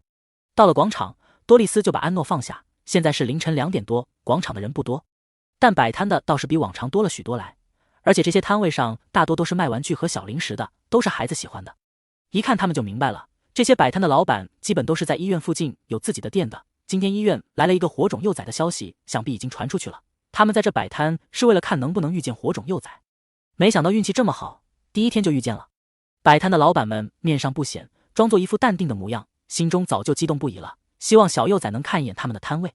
心中还在想，也不知道小幼崽喜不喜欢他们摊位上的东西，要是喜欢，整个摊位都送给他。看安诺的目光望向那些玩具，康森从口袋中掏出一张200面额的新币递给安诺，让他自己去买。在和老板的沟通中，他再去教安诺钱币的概念。安诺当然知道钱币该怎么使用，但还是认真的听着康森教他。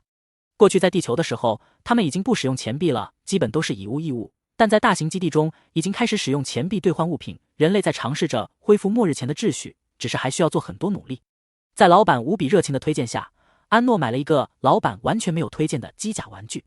看到安诺喜欢机甲，不只是老板愣住，连多丽丝和康森都有点意外，因为他现在还太小了，一般他这个年纪的幼崽更喜欢简单点的玩具、玩偶或者会发光的漂亮物品。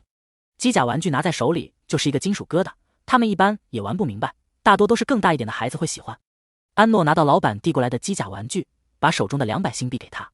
老板本想不收安诺的钱，但听他的监护人刚刚一直在叫他认钱币，就知道不能不收，不能打乱了火种监护人的教育。他接过安诺的钱币，给他找了150的零，又送了一个玩偶给他。安诺抱着玩偶，对着老板说了句谢谢。他其实不习惯说谢谢，过去他总是拿着东西公平交易，不公平交易的人不是被他狠揍一顿，就是杀了。但这是一个有序正常的世界，该有的礼貌还是要有的。唐汀和洛金看着父母在陪安诺玩，他们在广场的长椅上坐下。唐汀转头问洛金，伊芙娜怎样了？伊芙娜白天在探查过安诺的能量后，精神状态就不太好，看了安诺一会后，他就说有事回去了。洛金知道他是回去处理一点关于安诺的事，他生怕他去找阿莱德，再三嘱咐他，如果知道了安诺的什么事，无论是什么，现在只能保密，谁都不能说。伊芙娜几乎看了安诺的全部记忆，知道了他的身份和过去，当然不会把他的身份公之于众。现在他回去就是要想办法把安诺那时不时狂躁的能量压住。宝宝今天好些了没？好些了，只是身上的红疹还没有退完。唐汀说估计还要个2-3天。洛金刚把安诺抱到洗手间，就接到了温妮的通讯。他把安诺放在凳子上，把漱口水瓶打开递给他。我看着是还有些没有退掉，宝宝这是刚睡午觉起来。诺诺今天凌晨2点才醒，怕他晚上又睡不着，多丽丝他们一直陪着他玩到吃了午饭才睡。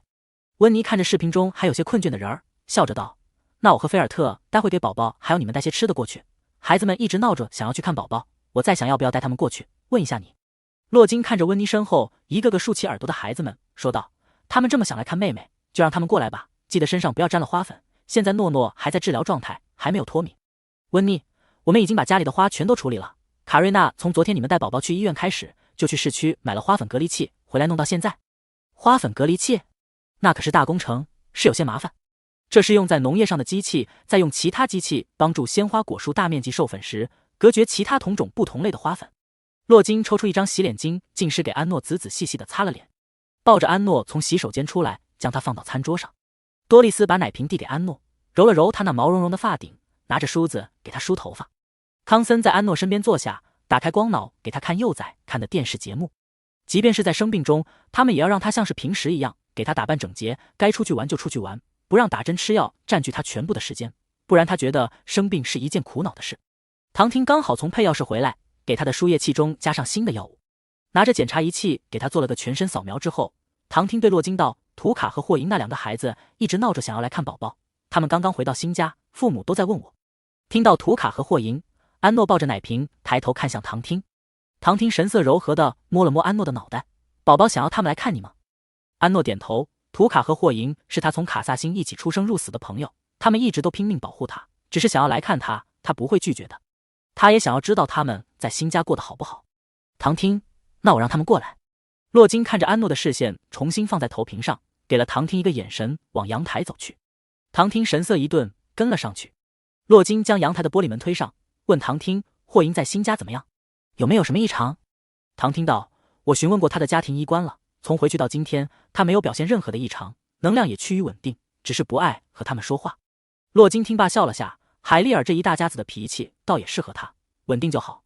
你知道现在宝宝的能量经不起折腾了。唐听，把他给海利尔是最好的，我查看了他的基因点，不到1个月，他的基因指数有明显的上升趋势，这在兽化异种中是很罕见的。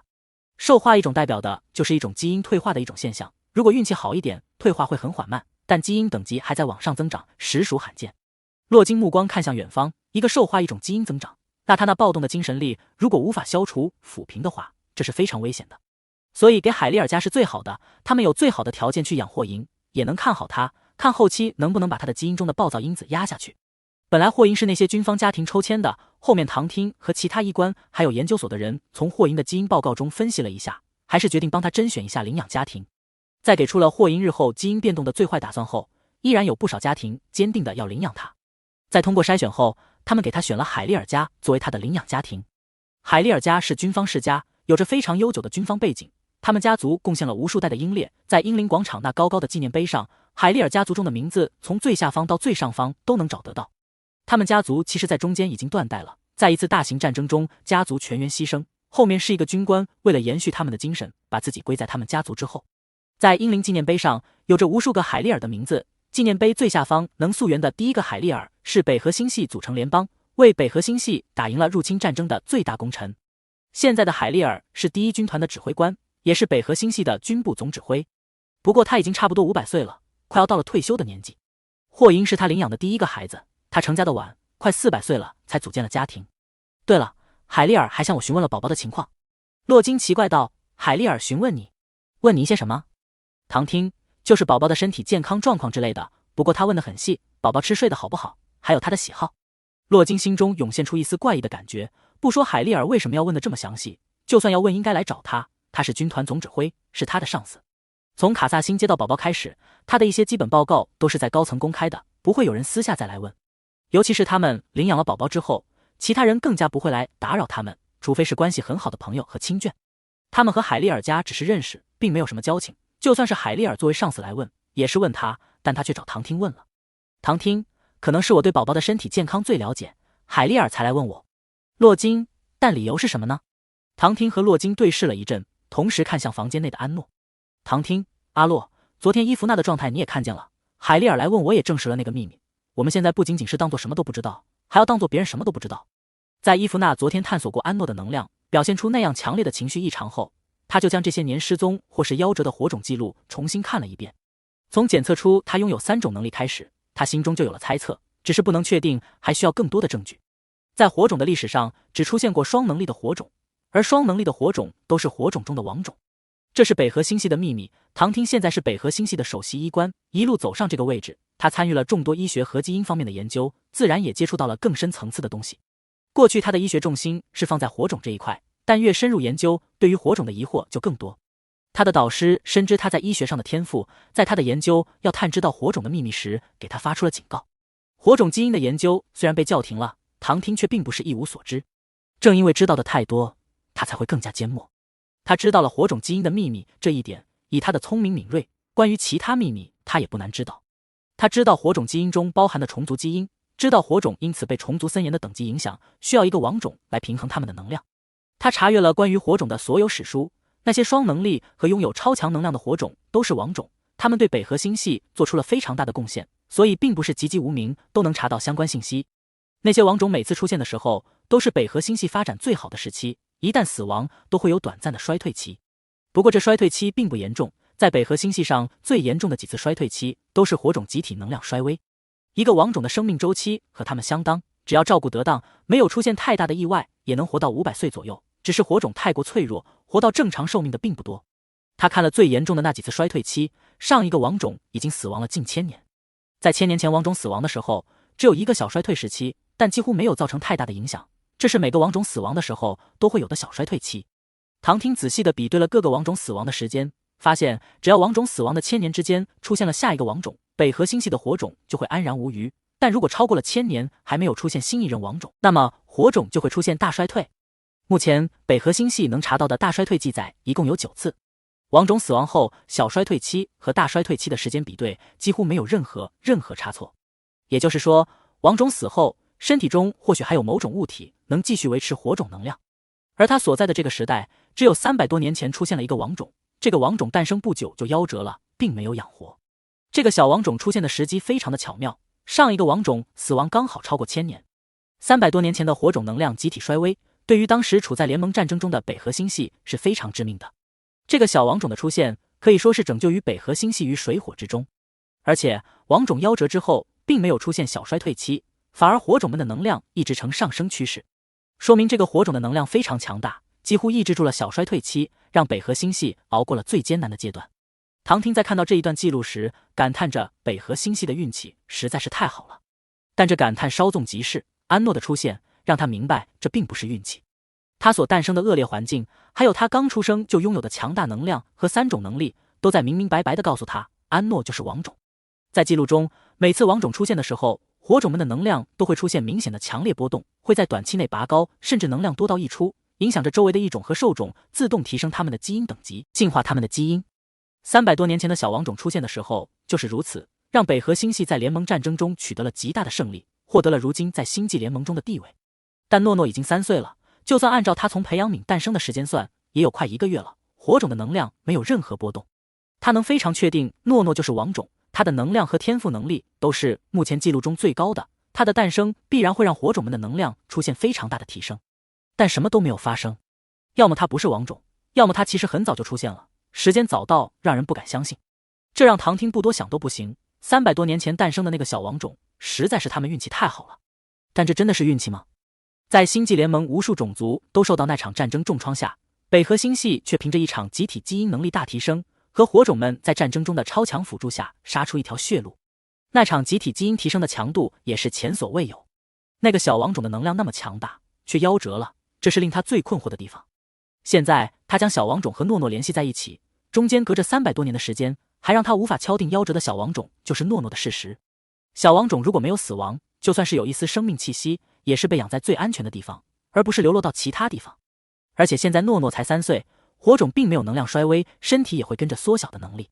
他还需要更多的验证，现在能验证他所有猜想的人，除了诺诺，就是伊芙娜了。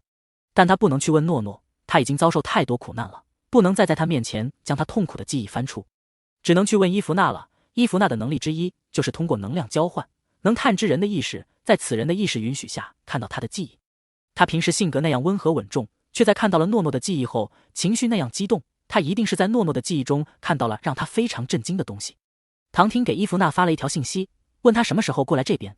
伊芙娜很快就回复了他，我过2天再去，现在有很重要的事要处理。唐听想了想，问他是不是关于诺诺的。伊芙娜这次过了好一会才回复他，是，你们照顾好仔仔。伊芙娜关掉唐听的信息界面，靠在椅背上重重地吐出一口气。办公室中只有他一人，在他面前开着数个投屏，每一个都是密密麻麻的关于火种的资料。伊芙娜昨天从医院回到火种协会中心，就连夜查找出关于火种能量的资料和史记，但翻阅了大半，他都没能找到任何和仔仔能量情况相似的案例。他把仔仔的记忆全都梳理了一遍，从中知道了火种更多的秘密。原来300多年前的联盟战争胜利是利用一个小小的孩子换来的，难怪火种的能量是近几个纪元以来最强的，这是因为他们从虫族中偷来了小王虫，把他的核心摘了，让他有家不能回，甚至差点从这个世界上消失。伊芙娜看着桌上摆动的小球，陷入沉思之中，她的内心从来没有这么痛苦过。知道了真相的她，怎么还能这样堂而皇之享受着如今的和平安宁？但她是北河星人，身体里流淌着北河星人的基因， 300多年前，阿莱德他们所做的一切都是为了整个北河星系，为了他们的子民。他和现在所有的北河星人都是既得利者，他又有什么资格去指责先辈们为了他们后世的和平做下的一切？无论站在哪一方，都是那样的虚伪。如果当时换作是他不会那样去做，但当时做决定的不是他。他昨天回来的时候，并没有直接回家或是到火种协会中心来，而是去了联邦总部。他是那样的愤怒、痛苦和怒火几乎焚烧了他的理智。他想要去找阿莱德，去质问他，质问当时在场、现在还活着的所有人。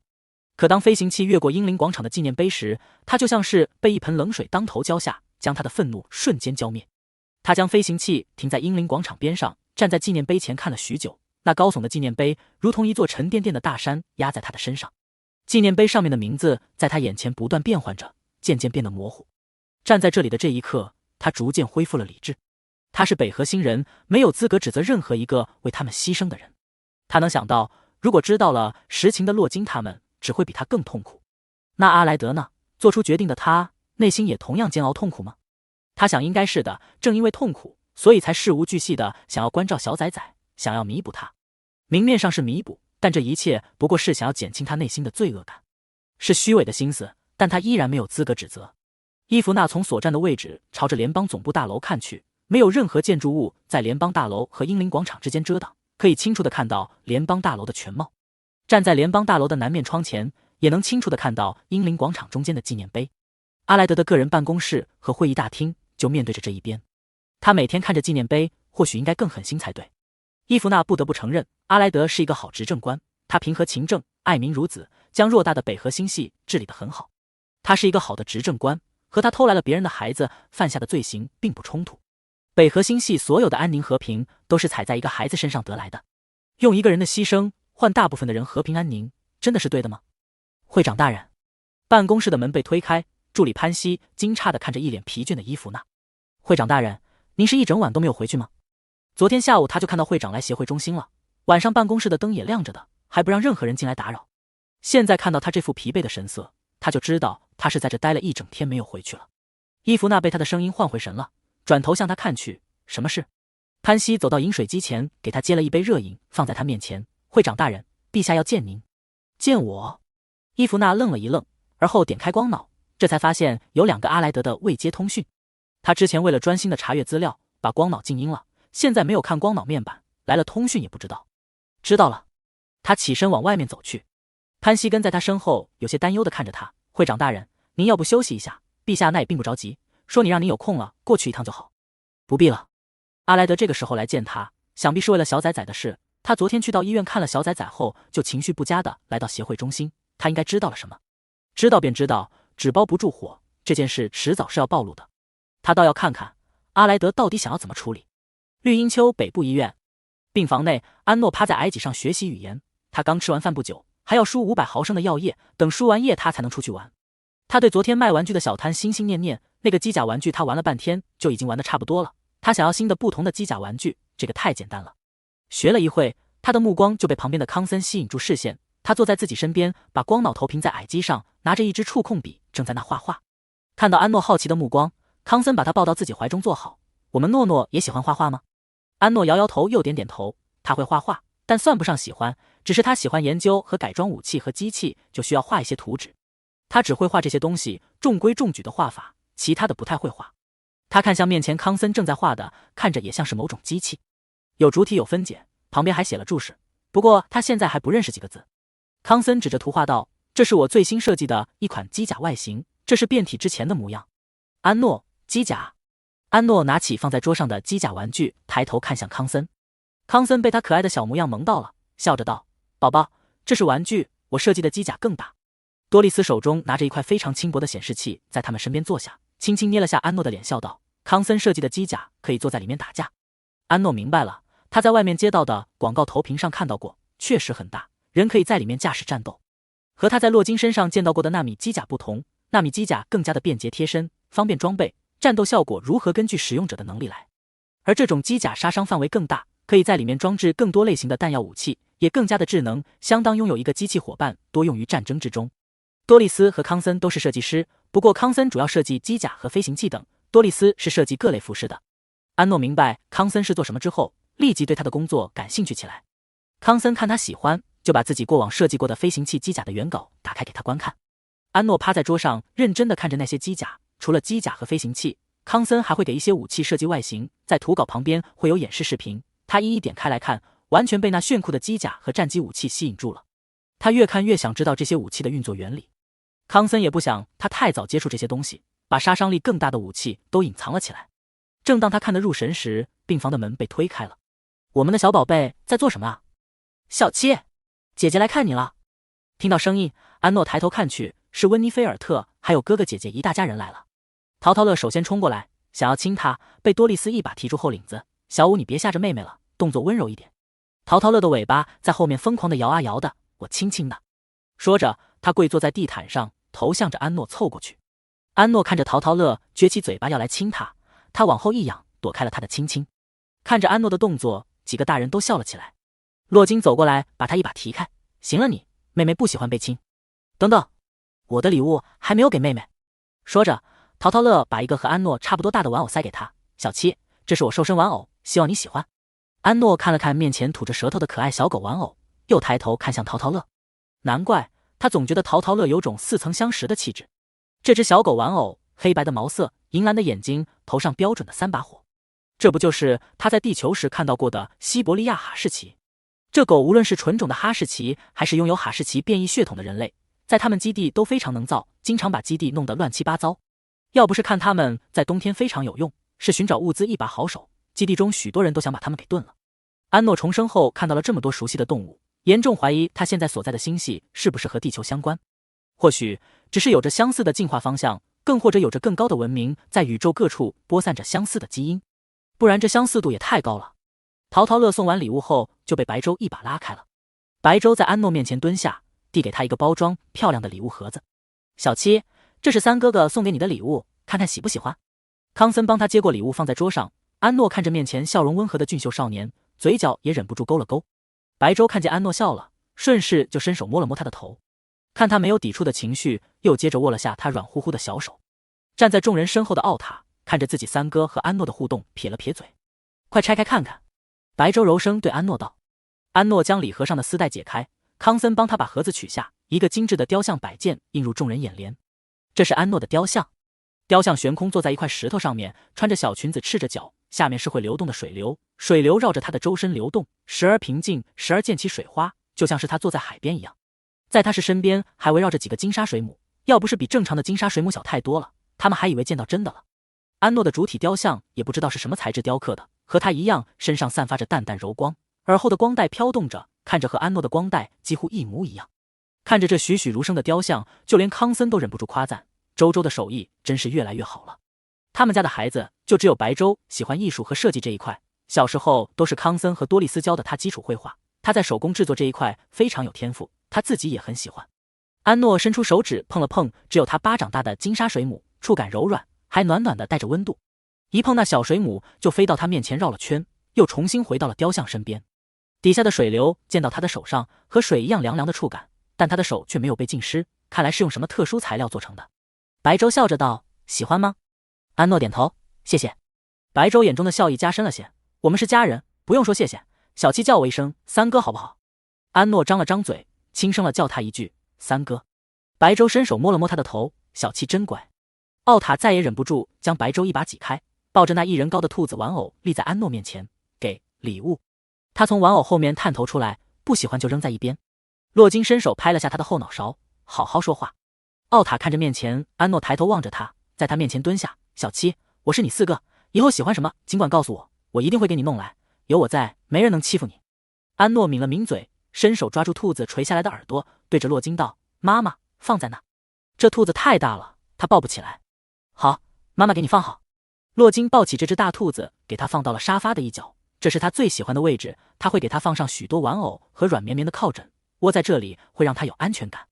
奥塔看着他把其他的玩偶放到一边，给兔子玩偶腾地方，嘴角止不住的扬起。他就知道小七一定会喜欢。安诺把陶陶乐送的哈士奇玩偶也放在了兔子玩偶的旁边。小七，还有我的礼物。巴洛克看哥哥姐姐们都送了礼物，忙把自己的礼物送上。唐婷看着他抱着一个花盆，下意识就要伸手去拦他，现在宝宝可还碰不得花。巴洛克把花盆往前一伸，父亲，这是星光草，没有花粉，只是顶端展开的形状像花。本来之前他是准备好送小七一盆非常漂亮的花，他为此还细细的养了好久，没想到小七花粉过敏。他昨天问了好多植物系的亲戚朋友，终于问他们要到了星光草的种子，用之前准备好的花换了星光草种子，然后连夜用异能使其生长。巴洛克捧着星光草走到安诺面前，小七，这是我能送给你最好的礼物，希望你能喜欢。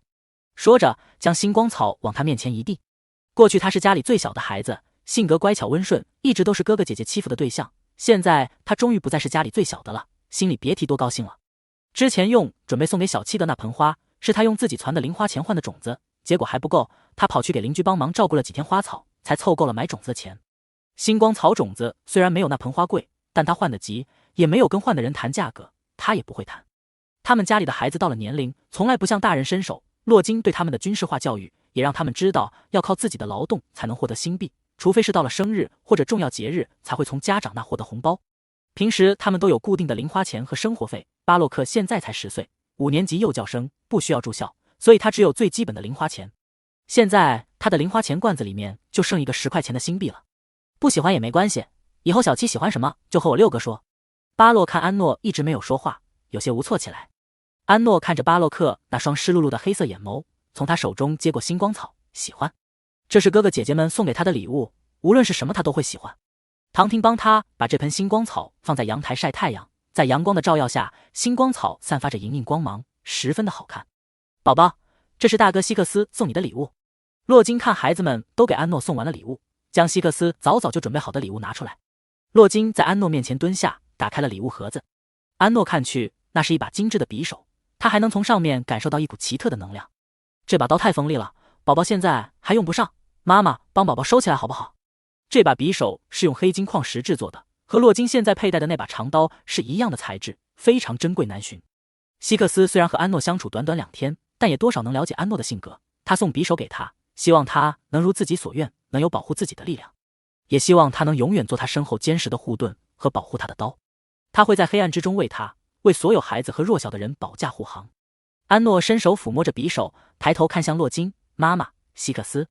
洛金摸了摸他的头，柔声道，希克斯还在卡萨星上有重要的事，他也很想我们诺诺，等他完成了他的任务，他就会回来和我们一家人团聚的。安诺手离开匕首，心中明白希克斯执行的任务很重要。卡萨星的环境恶劣，遇见的也基本都是恶人，他希望他能平安。就在这时，病房的门被推开，一个高挑的身影走了进来。安诺听到动作，转头看去，是卡瑞娜。卡瑞娜一进来，本来和乐的气氛瞬间凝滞，几个孩子都站直了身形，变得有些局促起来。就连菲尔特他们都忍不住和孩子们做出一样的动作来。卡瑞娜径直朝着安诺走来，对家人们见到他的反应早已习以为常。他在安诺面前蹲下，对他张开了手，抱抱。安诺看着他没动，明明面前的二姐见到他是最淡定的一个，但他总感觉其实他非常的激动。他的脑海中出现他把他揉到怀里使劲亲的画面。安诺没忍住往后退了一步，其他几个孩子看到安诺的动作，忍不住抿着唇笑了起来，但又怕卡瑞娜，不敢表现出来。卡瑞娜只好伸手在他头上揉了揉，我来晚了，生气了。他之前一直在家里布置着花粉隔离器，这个东西有点复杂，他折腾了许久才弄好。弄好后又怕自己身上沾了花粉，仔细的洗了一个澡后才过来。安诺摇了摇头，没有生气。卡瑞娜嘴角勾起一抹浅淡的笑意，她伸出手指轻轻地刮了下他的鼻子，拿出一个泛着荧光的冰凉物体往他手上带去。立场防护装置手环，遇到危险的时候会保护你。安诺抬起手，好奇地打量着这个手环，很轻巧，几乎没有感觉到什么重量，看着就只是一个银色的手环，上面没有任何的装饰和雕刻。卡瑞娜，这不是礼物。说着，他将方才一直提着的一个盒子打开，拿出了一个战机玩具，这是礼物。看到眼前精致逼真的战机玩具，安诺眼睛亮了亮。奥塔看到安诺眼中显而易见的欢喜，明白他原来喜欢的是这个，难怪他看到桌上摆了几个机甲和战机玩具。他看了眼他送的兔子玩偶，心想等他攒钱再重新给他买个更好的。孩子们送完礼物，剩下就是长辈们送的，他们的礼物和安诺的叔叔姨姨们的都放在家中他的房间里了，等他病好了再让他回去自己拆礼物。现在就是让他和家中的孩子们多相处，让他慢慢的适应新家庭。半小时后，安诺输完了液，洛金他们就准备带着安诺出去走一走透透气，晚上回来他还要做几项身体检查，准备给他安排脱敏治疗了。今天阳光灿烂，气温达到了30摄氏度，便只给安诺穿了短袖和背带裤，拿上外出常用的幼崽包，就带着他出去了。霍银和图卡被乌虽带来的时候，远远的就看到安诺正在广场中央和几个孩子在一块玩着。看见站在那的小小身影，霍银快步朝着他而去，图卡直接朝着他狂奔而去。要不是之前黎月和他说过，在城市之中不能随意画出兽身，他就变回兽身了。他还没有跑几步，就被霍银的尾巴卷住拉了回去。霍银揪住他的后领，不许跑。图卡朝他呲了呲牙，为什么？不要拦着我去见小崽崽。霍银面无表情，不许跑到我前面。图卡还想说什么，在看到霍银那向他冰凉眼神后，他立即央了下来。这条小龙人真是霸道死了，还臭脾气。小崽崽真是脾气太好了，要是换做他绝对不会喜欢他。想到这，图卡无比思念起希克斯来，还是希克斯好，又温柔又耐心，不知道他什么时候能回来，真想他啊。小崽崽，安诺正在摆弄着手上洛金给他新买的机甲玩具，就听到一声熟悉的清脆声音。他转过身看去，看到图卡和霍银正快步向他走来。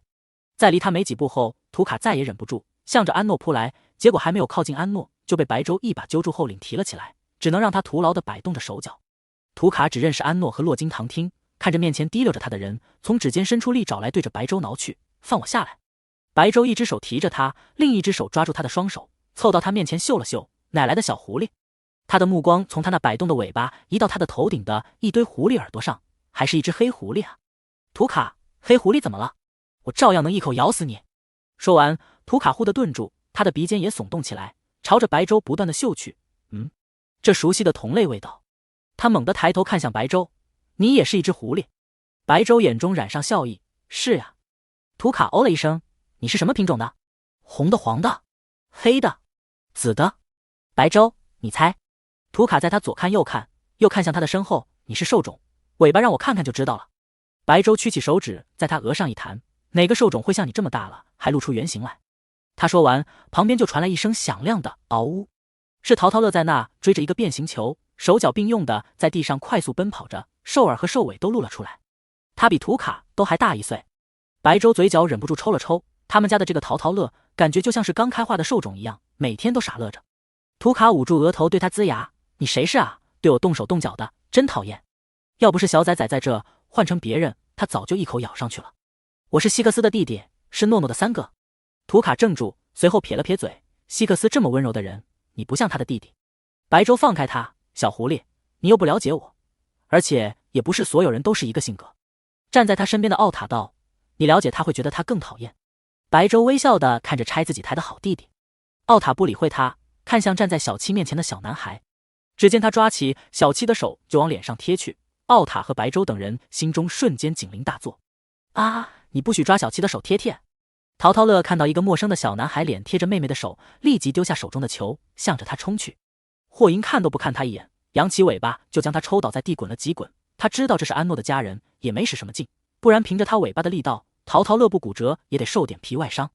图卡看着霍银先他一步和小崽崽贴贴，心中顿时不满，跑到安诺面前蹲下，对着他疯狂地摇晃着尾巴，眼睛无比期待地看着他。安诺看见图卡，从霍银手中抽出手来，抱住他的脑袋摸了摸。图卡也伸手一把抱住安诺，脑袋不停地往他怀中蹭着。啊，好想变成兽身在地上打滚，想把小崽崽藏在肚皮下面使劲蹭。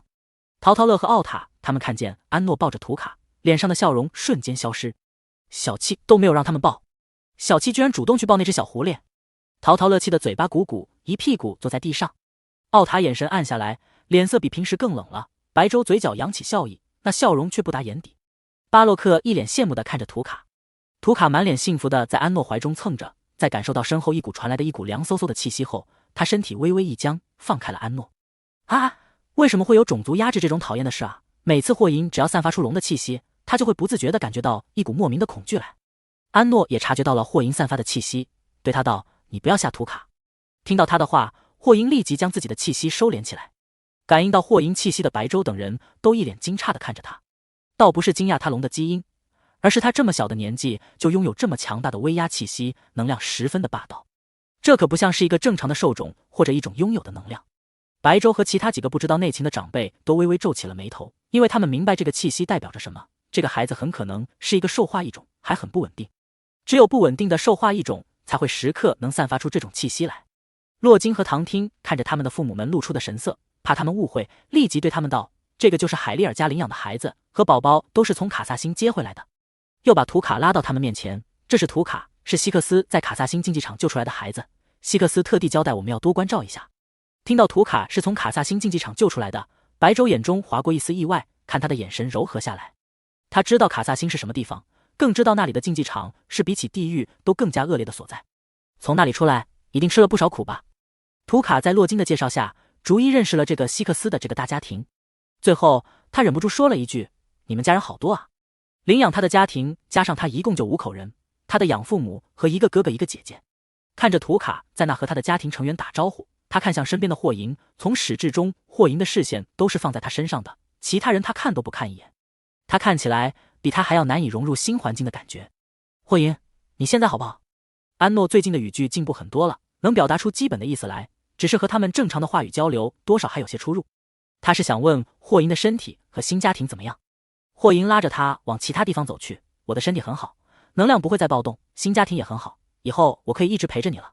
安诺，你不用陪我，你可以去做其他的事。霍银停住脚步，垂头看着他，你不想我陪着你吗？我只想和你在一块。安诺听着一个8岁孩子对自己说着这样的话，一时不知道该怎么回答。他想，霍银一直这么黏着自己，只是因为能量的缘故。他第一次见到他，就用能量帮他稳定暴躁的精神力，也是第一次感受到体内那奇特的能量。但后面他使用的能量次数多了，发现并不是每个感受过他能量的人都会对他产生这样的强烈的依赖。虽然他和别人的能量交互融合，确实会产生一种依赖和喜欢的情绪，但顶多像图卡这样。他并不抵触霍银对他的这种依赖，只是他和霍银在一起时，总有一种说不上来的感觉，就好像他天生就应该跟在他身边，他会觉得他的出现，他们的相遇并非偶然。这只是他的一种感觉，具体为什么会有这样想，他现在还无法给出答案。看着霍银那双漂亮的金色眼眸，他开口道：“你和图卡是朋友，什么时候想要找我都可以。”他不知道自己表达的对不对，霍银现在还小，他也不会把一个孩子的话太放在心上。他有了新家庭，以后还会有各自的生活，谁也无法预料到以后会怎么样。他在地球上时，也曾有过安宁幸福的日子，有对他好的朋友长辈，只是一切都那样的短暂，幸福就如同指尖流沙消散。见过几次身边朋友的惨剧之后，他就再也没有交过任何朋友，不再和任何人亲近交好。霍银伸手碰了碰安诺的脸，看着他无比认真道：“我会一直在你身边。”安诺勾了勾嘴角，没再说话。下午阳光很是灿烂，安诺和霍银坐在长椅上晒着太阳。过去安诺生活在比较寒冷的靠北区域，因为寒冷变异，动植物会比较少，但相应的物资和食物也会少很多。他很喜欢晒太阳，喜欢太阳那灼热的温度照在肌肤上的感觉。其他孩子看着安诺在那舒服的晒着太阳，也不吵他，就在他身边玩着。图卡很快就和淘淘乐他们玩作一团，两个同龄的且性格都开朗好动的女孩在广场不停地追逐玩耍着。长辈们都在旁边看着安诺和最小的几个孩子。宝宝热不热？洛金从背包中拿出水瓶递给安诺。不热。安诺接过来喝了2口，对着他抬头笑了下，晒太阳舒服。看着安诺这副可爱的模样，洛金一颗心变得无比柔软。他笑着捏了捏他圆润了些的脸颊。安诺抱着水瓶，看着图卡他们在那追逐着变形球。图卡和淘淘乐是少数喜欢露出半兽身的兽种，那奔跑的模样也还带着各自兽形的形态。他被太阳晒得有些昏昏欲睡，身体摇晃了2下，歪倒在霍银肩上。霍银身体始终坐得笔直，安诺靠在他身上后，他更是一动都不动。直到安诺睡着后，洛金将他抱走，他才跟着起身。洛金看时间也不早了，让温妮他们带着孩子们回去。他和唐汀带着安诺回到医院。霍银恋恋不舍地跟着走了2步，乌虽上前抓住他的肩膀：“我该带你们回去了。”霍银站在原地许久，看着洛金抱着安诺的身影消失在花坛拐角处后，才收回了目光，跟着乌虽回到他的新家。他其实并不在乎什么新家，也不在乎任何人。从他有记忆起，他就仿佛在追寻着一个目标。他在荒芜的流放地生存了很长一段时间，在那段时间里，他像野兽一样厮杀捕猎，咬死任何一个胆敢靠近他的人。他从来不会做梦，但有时候他的意识会变得混乱，在这混乱的意识中，他的脑海中就会出现一个小小的身影，一道声音也不停地在他耳边响起：“你将成为他的眷属，永远忠于他，你的一切都属于他，他将镌刻在你的基因中，你的灵魂中，他就是你此生前进的方向。”他是谁？他到底要找什么？他不知道，但他只要想到自己要寻找到人无法寻到，内心总会无比的焦躁。后面有人来流放的捕捉退化的兽种和堕落种，这一次他并没有过多的反抗，因为他知道这里没有他要找的人，他需要换一个地方。当他第一次见到那个小小的身影，他望向自己的那双湿漉漉的蓝色眼睛，还有他的能量气息，他就知道自己找到了他。除了他，他不会在乎任何事任何人。回去的路上，霍银的光脑响起，他看了眼来电显示，海丽尔将光脑挂断。他一挂断，海丽尔继续给他打来，在他连续挂了几次后，他冷着脸接通，说：海丽尔，你这小崽子，脾气怎么比你老子我小时候都还要臭？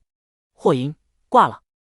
等着，你老子我出来有点事不在家，你快给我说说，小崽崽怎么样？长得壮不壮实？吃的多不多？喜欢什么？霍银听到他提到安诺，本来要挂断通讯的手指又收了回去。他过敏长了红疹还没有消掉，小小的不壮实，没有看到他吃饭。以前他吃饭不挑食，对比我们吃的不多，喜欢武器。不壮实？难道养得很瘦？这可不行，不过吃饭不挑食这点就很好，不挑食才能养得壮，他一定吃了不少苦，后面好好养一定能养好。海丽尔听到霍银的话，脸上立即露出笑容来，滔滔不绝地和他说着，等小崽崽身体好些了，我们就开一个家庭宴会，把洛金他们都请过来一块吃个饭。你说小崽崽喜欢武器？他怎么可能喜欢武器？你肯定观察的不对。你……海丽尔正说着，霍银就把通讯给挂了。这臭小子！海丽尔笑骂了一句，将光脑界面关闭后，他的笑容渐渐落下。他向外看去，飞行器正越过英灵广场往联邦大楼飞去。他收回了目光，打开了光脑相册，翻出了一张相片。相片上面写着安诺塞威尔，这是他从火种官网上截图下来的相片。相片中的孩子表情冷淡，没有任何笑容。一个才3岁的孩子却不爱笑。他的手指在相片上面轻抚，这双漂亮如同宝石般的蓝色眼眸，他至死都不会忘记，也不会认错。看到他容貌的那一刻，海丽尔就确定这就是300多年前被他们弄丢的小王虫。这些年来，他一直在外面暗中寻找着小王虫的身影，即便他们都觉得他已经死了。300多年前，到处都是战争，宇宙间混乱不堪，他一个刚出生的小幼崽，怎么可能自己活得下去？或许是心中愧疚，或许是心中有着一个莫名的信念，觉得他就是活着。他即便要找上一辈子，也要去找他，这是他的赎罪。300多年前，当阿莱德说要用小王虫的核心来维持火种的能量，他极力反对，他宁愿和敌人死战到底，将自己的生命奉献在前线，也不愿意拿一个孩子换得他们的安宁和平。这不仅仅是为了那个孩子，他们如此庞大的种族，却要靠牺牲一个孩子去解决问题，而不想其他提升种族实力的方法，迟早有一天他们将会吃大亏。而且将小王虫偷来的行为，就是在为北河星系树立一个劲敌。300多年前和其他种族打，顶多是让北河星系衰退一阵，联盟中那么多种族都在打，战争过后都会修身养息一阵，他们是还有机会的。但没有人敢冒这个险，也没有人想输。他一人的话，终究难敌北河联邦的一众高层。他们靠着小王虫的核心，在这场战争中大获全胜，成为了少数几个的赢家之一。但他却高兴不起来，这300多年来，内心一直受到煎熬。他身为军人的所有荣誉，只要想到那个被他们摘掉了核心的孩子，就全都烟消云散。总指挥官已经到了。副官的声音将海丽尔的思绪拉回，他正了正色，身形板正地从飞行器上走下，往联邦大楼中走去。总指挥官大人。总指挥官。联邦大楼中的人看见海丽尔，纷纷对他恭敬行礼问候。海丽尔目不斜视地朝着阿莱德办公室而去。从电梯中出来，再经过长廊，他站在挂着执政官牌子的办公室门口，正要敲门，门就被人打开。他将手放下，看着面前眼眶微红的伊芙娜，略有些惊讶。伊芙娜会长。伊芙娜眼中的愤懑还未散去，看到海丽尔，她神色一顿。总指挥官。海丽尔对他点了点头，目光越过他，朝着里面看去。只见阿莱德背对着他们站在落地窗前。总指挥官，你也知道小王虫回来了是吗？听到伊芙娜的话，海丽尔心底微微一震。他说的不是小崽崽，而是小王虫。仅这3个字，他就知道伊芙娜已经清楚他们所做的一切。是陛下。伊芙娜，是我自己看到的，你忘了我的能力？伊芙娜看着他，露出一个浅淡的笑来。还好，北河星系还有您在。他知道海丽尔是唯一一个坚决反对摘小王虫核心的人，他代表着北河星人的血性和不惧一切往前的勇气。说罢，他越过海丽尔离开了办公室。海丽尔，进来吧。阿莱德转过身来看向他。海丽尔从伊芙娜身上收回视线，进到办公室中。将门关上后，海丽尔再也无法掩饰自己内心的激动，对着阿莱德道：陛下，小王虫找到了，他回来了。阿莱德，海丽尔，他不是我们找到的，这点你要明白。海丽尔，确实不是我们主动找到的，但显然这里面有很大的运气成分。小王虫是怎么在卡萨星被发现的，又怎么带回来的，都有详细的报告在。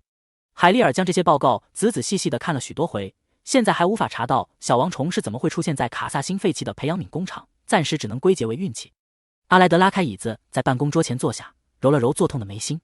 他正想着要怎么和阿莱德开口，他的光脑就响起了通讯的声音。只响了一声，不等他接，通讯视频界面就自动弹出了。整个过程充满着不耐烦。看到视频中的人，海利尔的眼睛几乎要瞪出眼眶了。或许大部分人都不知道他，但他在战场上征战多年，当了这么多年的总指挥，眼前的人他再熟悉不过，见过他的第一面后，他就记得牢牢的了。奥格西斯，海利尔忍不住惊声叫出。阿莱德手撑着额头，暗自叹了几声。这下好了，都不用他和海利尔多解释什么了。我的阿努努好了没？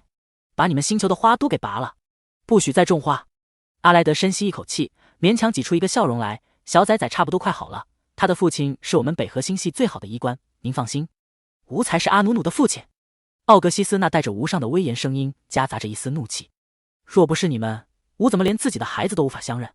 奥格西斯越想越气，把面前的桌子拍得震天响，那坚固的矿石桌子被他拍出了裂缝，再拍几下就得碎了。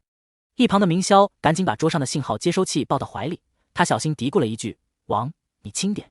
这可是他刚做好的新的信号器，再坏可又要重新编码了。阿莱德听着奥格西斯又提起这句话来，只好安抚道：小崽崽的养父母和我汇报过他的情况了，现在他正在医院接受脱敏治疗，他居住的地方花也全都清理干净了，您放心，我们一定会给小崽崽最好的生活环境。奥格西斯冷哼一声，若不是你们将他的核心摘除，他根本不会生任何病。给吾照顾好吾的阿努努，别再让他生病。说罢，奥格西斯就挂断了通讯。通讯一挂，阿莱德就往椅背上一靠，有些无奈地看向还未回过神来的海利尔。现在你看到了，虫族已经找到了小王虫，只是因为小崽崽的身体原因，才没有将他接回去。海利尔，我们该庆幸。海利尔回过神来，沉声道：陛下是在庆幸小王虫是在我们手上是吗？看阿莱德不说话，海利尔继续道：因为小王虫在我们手上，虫族便不敢对我们如何，是吗？面对着海利尔的诘问，阿莱德长久无言。确实是这样，海利尔。良久，阿莱德才抬头看向海利尔。伊芙娜方才和你说了同样的话。阿莱德站起身来，走到落地窗前向外眺望。海利尔走到他身边，顺着他的视线向外看去，从这里可以看到整个英灵广场，那高耸的英灵纪念碑就在眼前。我确实做了懦弱的事，在成为执政官之前，我在军队待了数十年，我的父亲为了让我成为一名有血性的军人，甚至不让我竞选指挥官，而是让我亲眼见识战场的残酷。然而我见识的越多，我便越不想要战争，尤其当我坐上了执政官这个位置后，我需要考虑的就更多了。我需要考虑的第一位就是北河星系的延续和民众的安宁。阿莱德的看着面前高耸的纪念碑，声音带上了几分沧桑。我每天都要看着纪念碑，纪念碑就像是一座大山一样，从我坐上这个位置开始，就压得我喘不过气来。先辈们的名字会在我的脑海中一遍遍的闪过，他们在提醒着我身为执政官的责任。海利尔，我的名字永远不会刻在纪念碑上，如同老执政官科林一般。我们都知道自己做了什么，科林把小王虫的使命交到我身上，事情是我做的，但他依然拒绝把他的名字刻在丰碑上。这是对我们来说是一件懦弱而耻辱的事，我们永远不配在丰碑上有一席之地。但如果再来一次，我们依然会这么做，去做一个贼，只为了维系和平和胜利，所有的一切都由我们来承担。你们尽管往前走。海利尔听罢阿莱德所言，沉默良久。他现在的心情就和伊芙娜一样，除了自己觉得煎熬痛苦以外，无法去指责任何一个人。去指责他，不过是将自己的愧疚情绪转移到了阿莱德身上，获利的是所有北河星人，不该让他一个人承担罪责。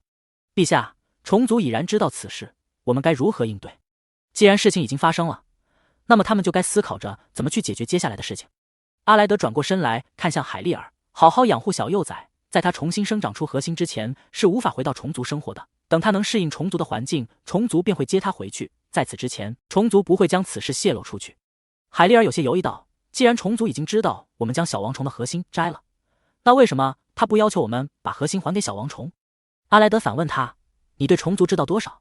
海利尔比任何一个北河星人都多。他是军团的最高指挥官，自然对每一个敌人和潜在的敌人都研究得非常透彻。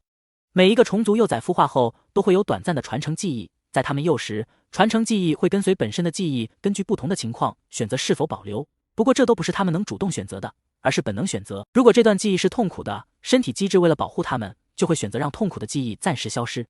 海利尔不解，那和小幼崽的核心有什么关系？难道是因为核心能让他恢复记忆？虫族不想小幼崽这么快恢复记忆回去，因为他还不能适应虫族环境。阿莱德，这是其中一个原因，但更大的原因是因为他们的王虫也在害怕。害怕什么？害怕小王虫想起过去的一切，连他也不认。海莉尔张了张嘴，沉默了下来。从报告还有他从唐缇娜询问到的小幼崽情况显示，他一定是封闭了自己过去的记忆，那就说明过去他过得非常糟糕。他肯定认为自己是被亲族抛弃了，如果现在就想起来，他对自己的亲生父亲肯定是有怨的。所以王虫宁愿把孩子先放在他们这养着，让他慢慢长出一个新的核心，这样不仅仅是他们还有机会弥补，他这个亲生父亲也有机会弥补。没有哪一个父亲希望自己的孩子记恨自己。阿莱德，现在我们能做的就只有一件事，治愈他，无论是身体还是心灵上，将一个健康的孩子还给虫族。海莉尔沉吟道，我明白了。他方才看到伊芙娜时，他的神情就让他猜到了，他是见过小王虫的记忆的，阿莱德也一定知道了。他现在不知道一个刚孵化的王虫幼崽是怎么在陌生的环境生存下去的，但他知道他过得一定非常艰难。火种不会因为能量衰弱身体缩小，但部分虫族是拥有这个能力。到底发生了什么让他重新变回幼崽，他不得而知。如果可以，他也希望小王虫不再记得那些痛苦的记忆。海莉尔从阿莱德办公室出来时，重重地松了一口气。虫族知道了这件事，虽然对北河星系埋下了非常危险的一个隐患，但也总算让他心中舒坦，不必再将此事隐瞒下去。只有正视错误，才能更好的前行。绿茵丘北部医院，温妮推门进来，看到病床上空空如也，唐缇正在那调试仪器，洛金在冲泡奶粉。温妮将手中的保温饭盒放到桌上，问洛金：“宝宝呢？”洛金对着阳台方向抬了抬下巴，笑道：“一大早起来就跑到阳台上趴着，也不知道他在看什么。”温妮朝着阳台看去，看到他踩在凳上，趴在阳台边上，卡瑞娜正在旁边陪着他。二人看着也没有什么沟通，就只是在那看清晨的风景一样。看着一大一小两个背影，温妮有些忍俊不禁，忍不住打开光脑拍了一张照片。他看着照片笑道：“看来我们娜娜还是和诺诺最合得来。家里的那些孩子哪一个不怕他，就连最调皮的奥塔看到他都是躲着的。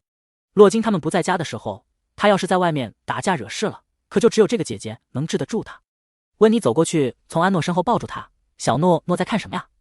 安诺对着远处一栋建筑物一指：“有飞行器。”他已经在医院住了半个月了，他发现每天早上这个时候，前面的一栋建筑物都会飞出一排飞行器来。这些飞行器和他们乘坐的飞行器样式有些区别，看着和战机有些相似，颜色也更加的鲜亮。这些飞行器会在周围飞行，速度比一般的飞行器要快许多。他看了看光脑上的时候，抬头对温妮道：“快了。”温妮笑着摸摸他的头：“我陪诺诺一块等。”洛金走过来，将冲泡好的奶瓶递给他，看他抱着奶瓶喝着，视线还盯着前面，便也跟着他一块等着。等安诺喝了半瓶奶，他还没等到那飞行器出来，疑惑地看了下时间，按照平时应该早就出来了啊。他这半个月一直在医院待着，看那些飞行器是他为数不多的乐趣。他向来会给自己找一些自己觉得有趣的事。卡瑞娜瞥到安诺的动作，点开光脑，找到其中一个名为文野的通讯头像，发了一条信息过去：“你们今天怎么还不出来？不用训练？”此时刚早训完的文野正坐下休息，他收到卡瑞娜的信息，有些意外地挑了挑眉，拿着毛巾擦了擦额上汗，回道：“我们今天室内训练，怎么了？”卡瑞娜：“我妹妹要看你们那花里胡哨的飞行器训练。”文野笑了下，那锐利的眉眼柔和下来，回道：“我们这是专业的飞行器比赛，驱动和普通的飞行器可不一样。你妹妹怎么喜欢看飞行器训练了？我上次看她不是喜欢追着球跑，我以为她更喜欢变形球比赛。”卡瑞娜：“不是小五，是我家小七要看，出来，快点。”文野看到这条信息，喝水的动作一顿，他怎么把这件事给忘了？现在卡瑞娜家可是有一个新成员，还是一个火种幼崽。只是卡瑞娜平时和他说句话都嫌，难得来找他，就来。他快速地回复了这一条信息后，在群里呼唤队友们出去转2圈，1分钟后出发。群里顿时一阵哀嚎：“不是吧，队长，我们刚下早训，正准备去吃早饭，我才进电梯。今天不是室内训练吗？连续无休摸了半个月方向盘了，我看到方向盘就想吐了。我连大楼都还没出，我已经闻到早餐店传来的香味了，能不能让我先吃一口，就一口？”文野，你们还有50秒的时间。我擦，我在楼下。此时为了吃早餐下训，就奔向早餐店的一众队员们顾不得等电梯了，直接走楼梯，朝着58楼狂奔上。总算是在最后1秒时间赶到了飞行出口。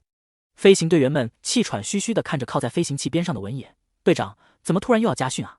文野将计时器页面关掉：“不是加训，不是加训，出去救火啊！”其他队友笑了起来：“救火也用不着你。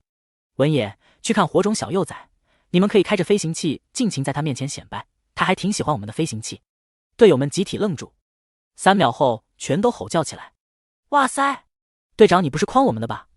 是最近才从卡萨星接回来那个吗？文野，麻溜点，6两圈，请你们吃早餐。听到去看火种幼崽，队长还请吃早餐，队员们瞬间亢奋起来，比他们夏训还要精神100倍。就在安诺快要把奶喝完时，他终于看到那5颜6色的飞行器出来了。只是今天这些飞行器的飞行路线好像改变了，没有绕着大楼和交通轨道航线飞行，而是径直朝着他的方向飞来。那些飞行器在空中变换着各种动作，看得安诺眼花缭乱的。看着这些飞行器的路线，怎么觉得好像是冲着他来的？2分钟后，不出安诺所料，那些飞行器曾到3角阵型，全都停在了他的面前。最中间的一艘飞行器的天窗打开，一个身量颀长的身影从飞行器中跳出。卡瑞娜，假期过得怎么样？听到来人的寒暄，卡瑞娜依旧是面无表情，过得不错。你怎么沦落到开飞行器了？文野笑了笑，偶尔还是想要躺平一会，看来你只看得上战机。文野是专业的竞速选手，平时会参加各种专业的竞速比赛。竞速比赛五花八门，飞行器类型也数不胜数，只是最近没什么他看得上的比赛，就回来带队员了，准备参加后面的一个接力赛。文野看到趴在阳台上的小可爱，半蹲下来，直视着他的眼睛道：小崽崽，要不要来做哥哥的飞行器？文野刚说完，他的队友们就从车窗中探出头来。小可爱，来做我的飞行器。做我的。哥哥带你去买玩具，吃好吃的。做我的，做我的。文野回头扫了他们一眼，你们安静点，别吓着小崽崽了。队友们瞬间噤声，但还是一脸期盼地看着安诺。安诺确实想出去逛一逛，这段时间他去的最远的地方就是附近的广场，因为他隔一段时间就得回来打针吃药，接受各种治疗，不能走得太远。他抱着已经空了的奶瓶，抬头去看洛金。洛金还没有开口，一边的卡瑞娜就道：母亲，我陪着小七出去走走，这是我读艺能学院时的同学文野。洛金听到这个名字有些耳熟，好像陶陶乐向他提过。难得听卡瑞娜介绍朋友，洛金道：行，那你们早去早回，不要玩得太晚了。诺诺换身衣服再出去。说罢，洛金把安诺抱到房间里，帮他把睡衣换了下来。唐婷把装着安诺外出常用物品的包包递给卡瑞娜，今天诺诺只需要做2个检查就行了，可以在外面多玩一会。他和洛金都是希望卡瑞娜能多交一些朋友，那个和他说话的小青年明显就是为了他才过来的。既然这样，他们就不陪着安诺一起打扰他们年轻人了。有卡瑞娜陪着安诺，他们很放心。父亲母亲请放心，我会看顾好小七。洛金给安诺换好衣服后，拿着一顶遮阳帽给他戴上，今天太阳有些晒，不要带小七在阳光底下待太久。明白。卡瑞娜将安诺的背包背好，抱着他直接从阳台跳到文野的飞行器上。作者题外话，求音票票呀。卡瑞娜抱着安诺坐到飞行器的副驾驶上，一落座，文野就探头过来，姐妹2人同时往后一仰。做什么？卡瑞娜伸手便推开文野的头，被卡瑞娜这么一推，文野倒是眉开眼笑的。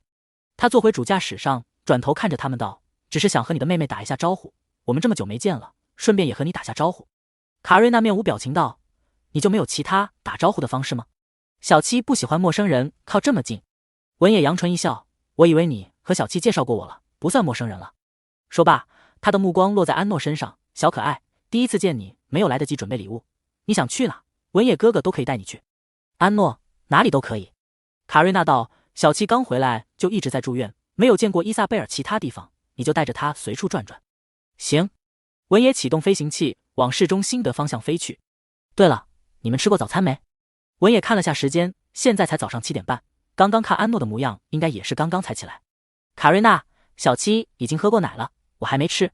文野，正好，我们也没吃，一起。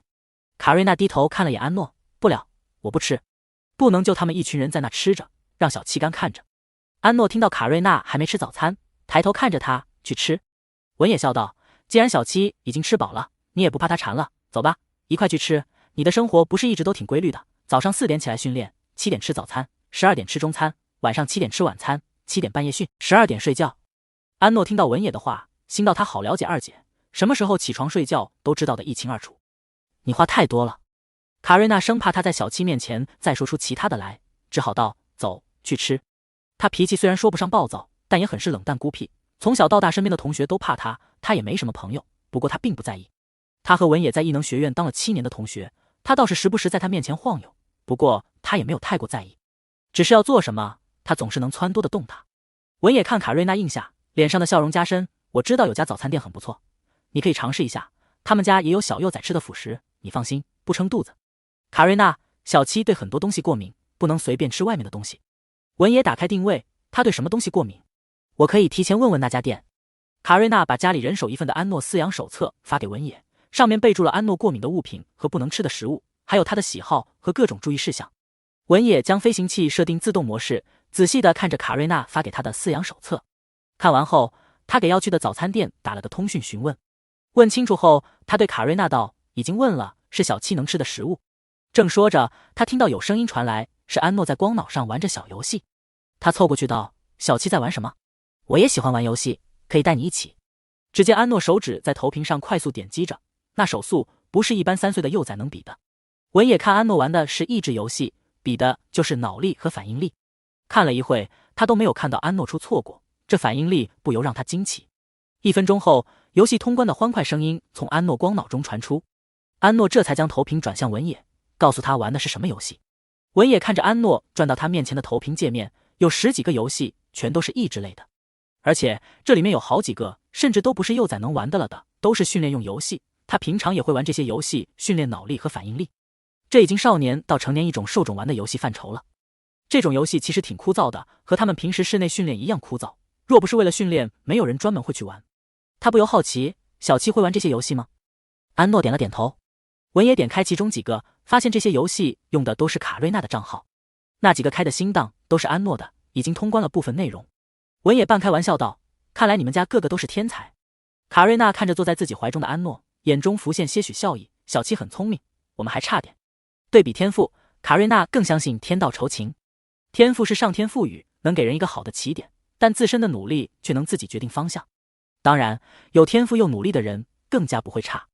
你们家那一个个哪里都不差，就说你弟弟白周，年年全校第一，他要是不毕业，北星没人能盖得过他。他那脑瓜子也不知道怎么记住那么多复杂的理论。白周无论是在实践还是理论方面，成绩一直都是 A 加，尤其是理论成绩总是接近满分。他实践课再强，别人都不会太过惊奇，但他连那些除了应用之外的枯燥乏味的理论课都能满分，就不得不让人感叹了。都有不少学生宁愿不选修那些理论课程，觉得有些浪费时间。卡瑞娜道：“我们家就只有他拿到过全科满分。”卡瑞娜对分数并不是很在乎，他只会选择自己觉得可以学的课程，但只要选了这一门课，他一定会拿最高分。家里其他几个，淘淘乐是偏科最厉害的，他和白周就是一个极端。他从小到大理论考试就没有及格过，别说及格了，试卷上有分数都算他动了脑筋。奥塔的成绩也不赖，只是他也不喜欢理论课，但比起淘淘乐，在学习上倒是特别有耐心，几门必修的理论课成绩都很好，因为少了选修的理论课，综合成绩比白周差了那么一点。除了还在幼教园的巴洛克，白周、奥塔和淘淘乐都在北星异能学院。北星异能学院是天河主星最好的一所异能学院，在伊萨贝尔比邻的琥珀州，仅学院面积就占了琥珀州一半的土地面积。学院分为中学部和大学部，还有附属的幼教园。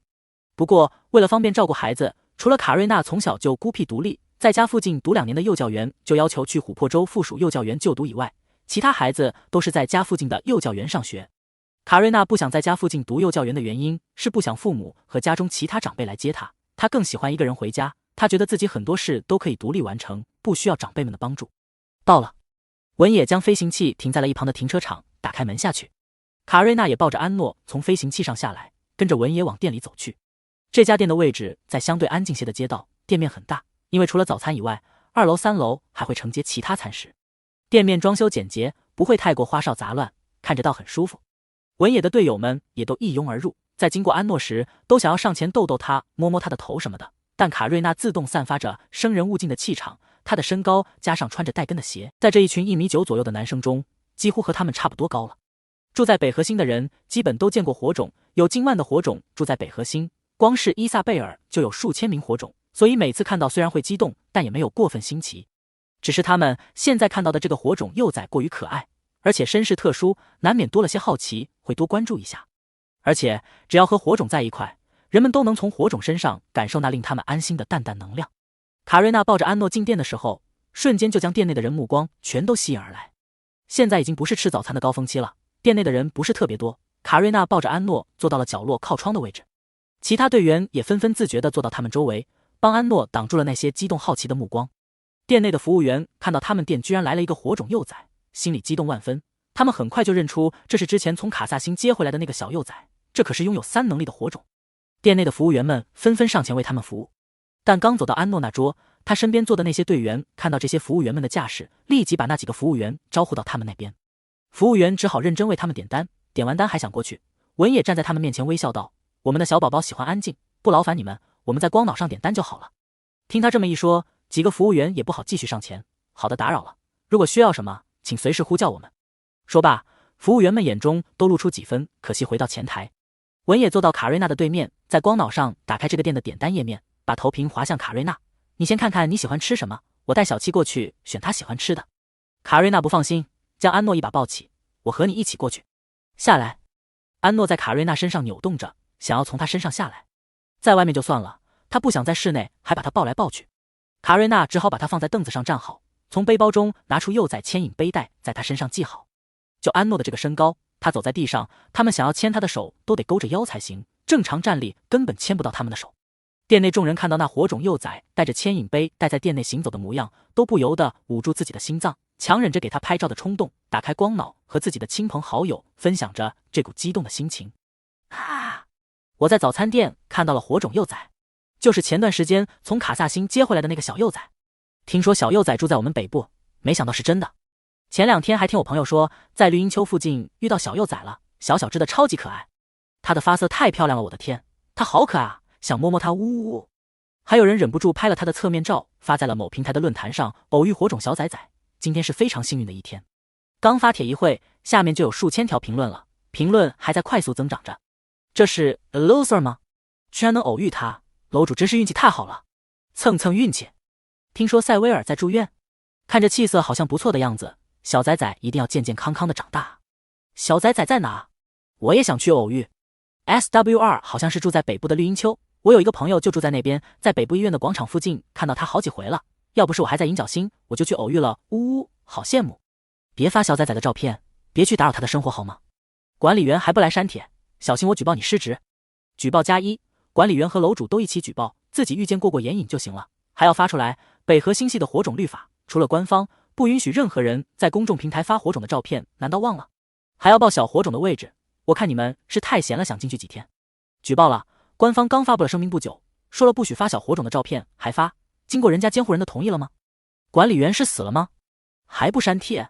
刚刚喝了口水离开监控屏的管理员，听到滴滴作响的警报声，赶紧坐回屏幕前，看到自动监测系统放到第1条的违规帖子，点开一看，赶紧删了。别骂了，这条帖子也才发了2分钟而已。这个发帖的平台是一个社交小平台，平时管控的没有那么严，天网上各种网络平台多不胜数，即便是大数据筛选，在一些网友们安装的防检测系统下，也会有不少漏网之鱼。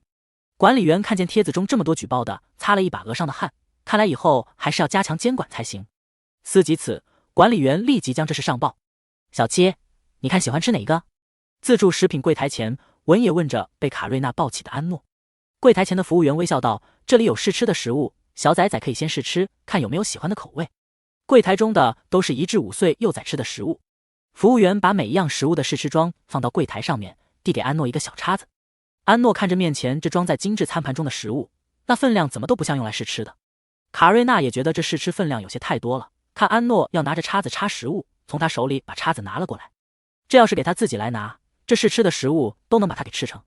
作者题外话，我今天的银票票呢？继续求银票票，爱你们。这个口味怎么样？喜欢吗？卡瑞娜从盘子插起一块试吃的奶糕，继续往安诺嘴里送。安诺每一口评价都是好吃。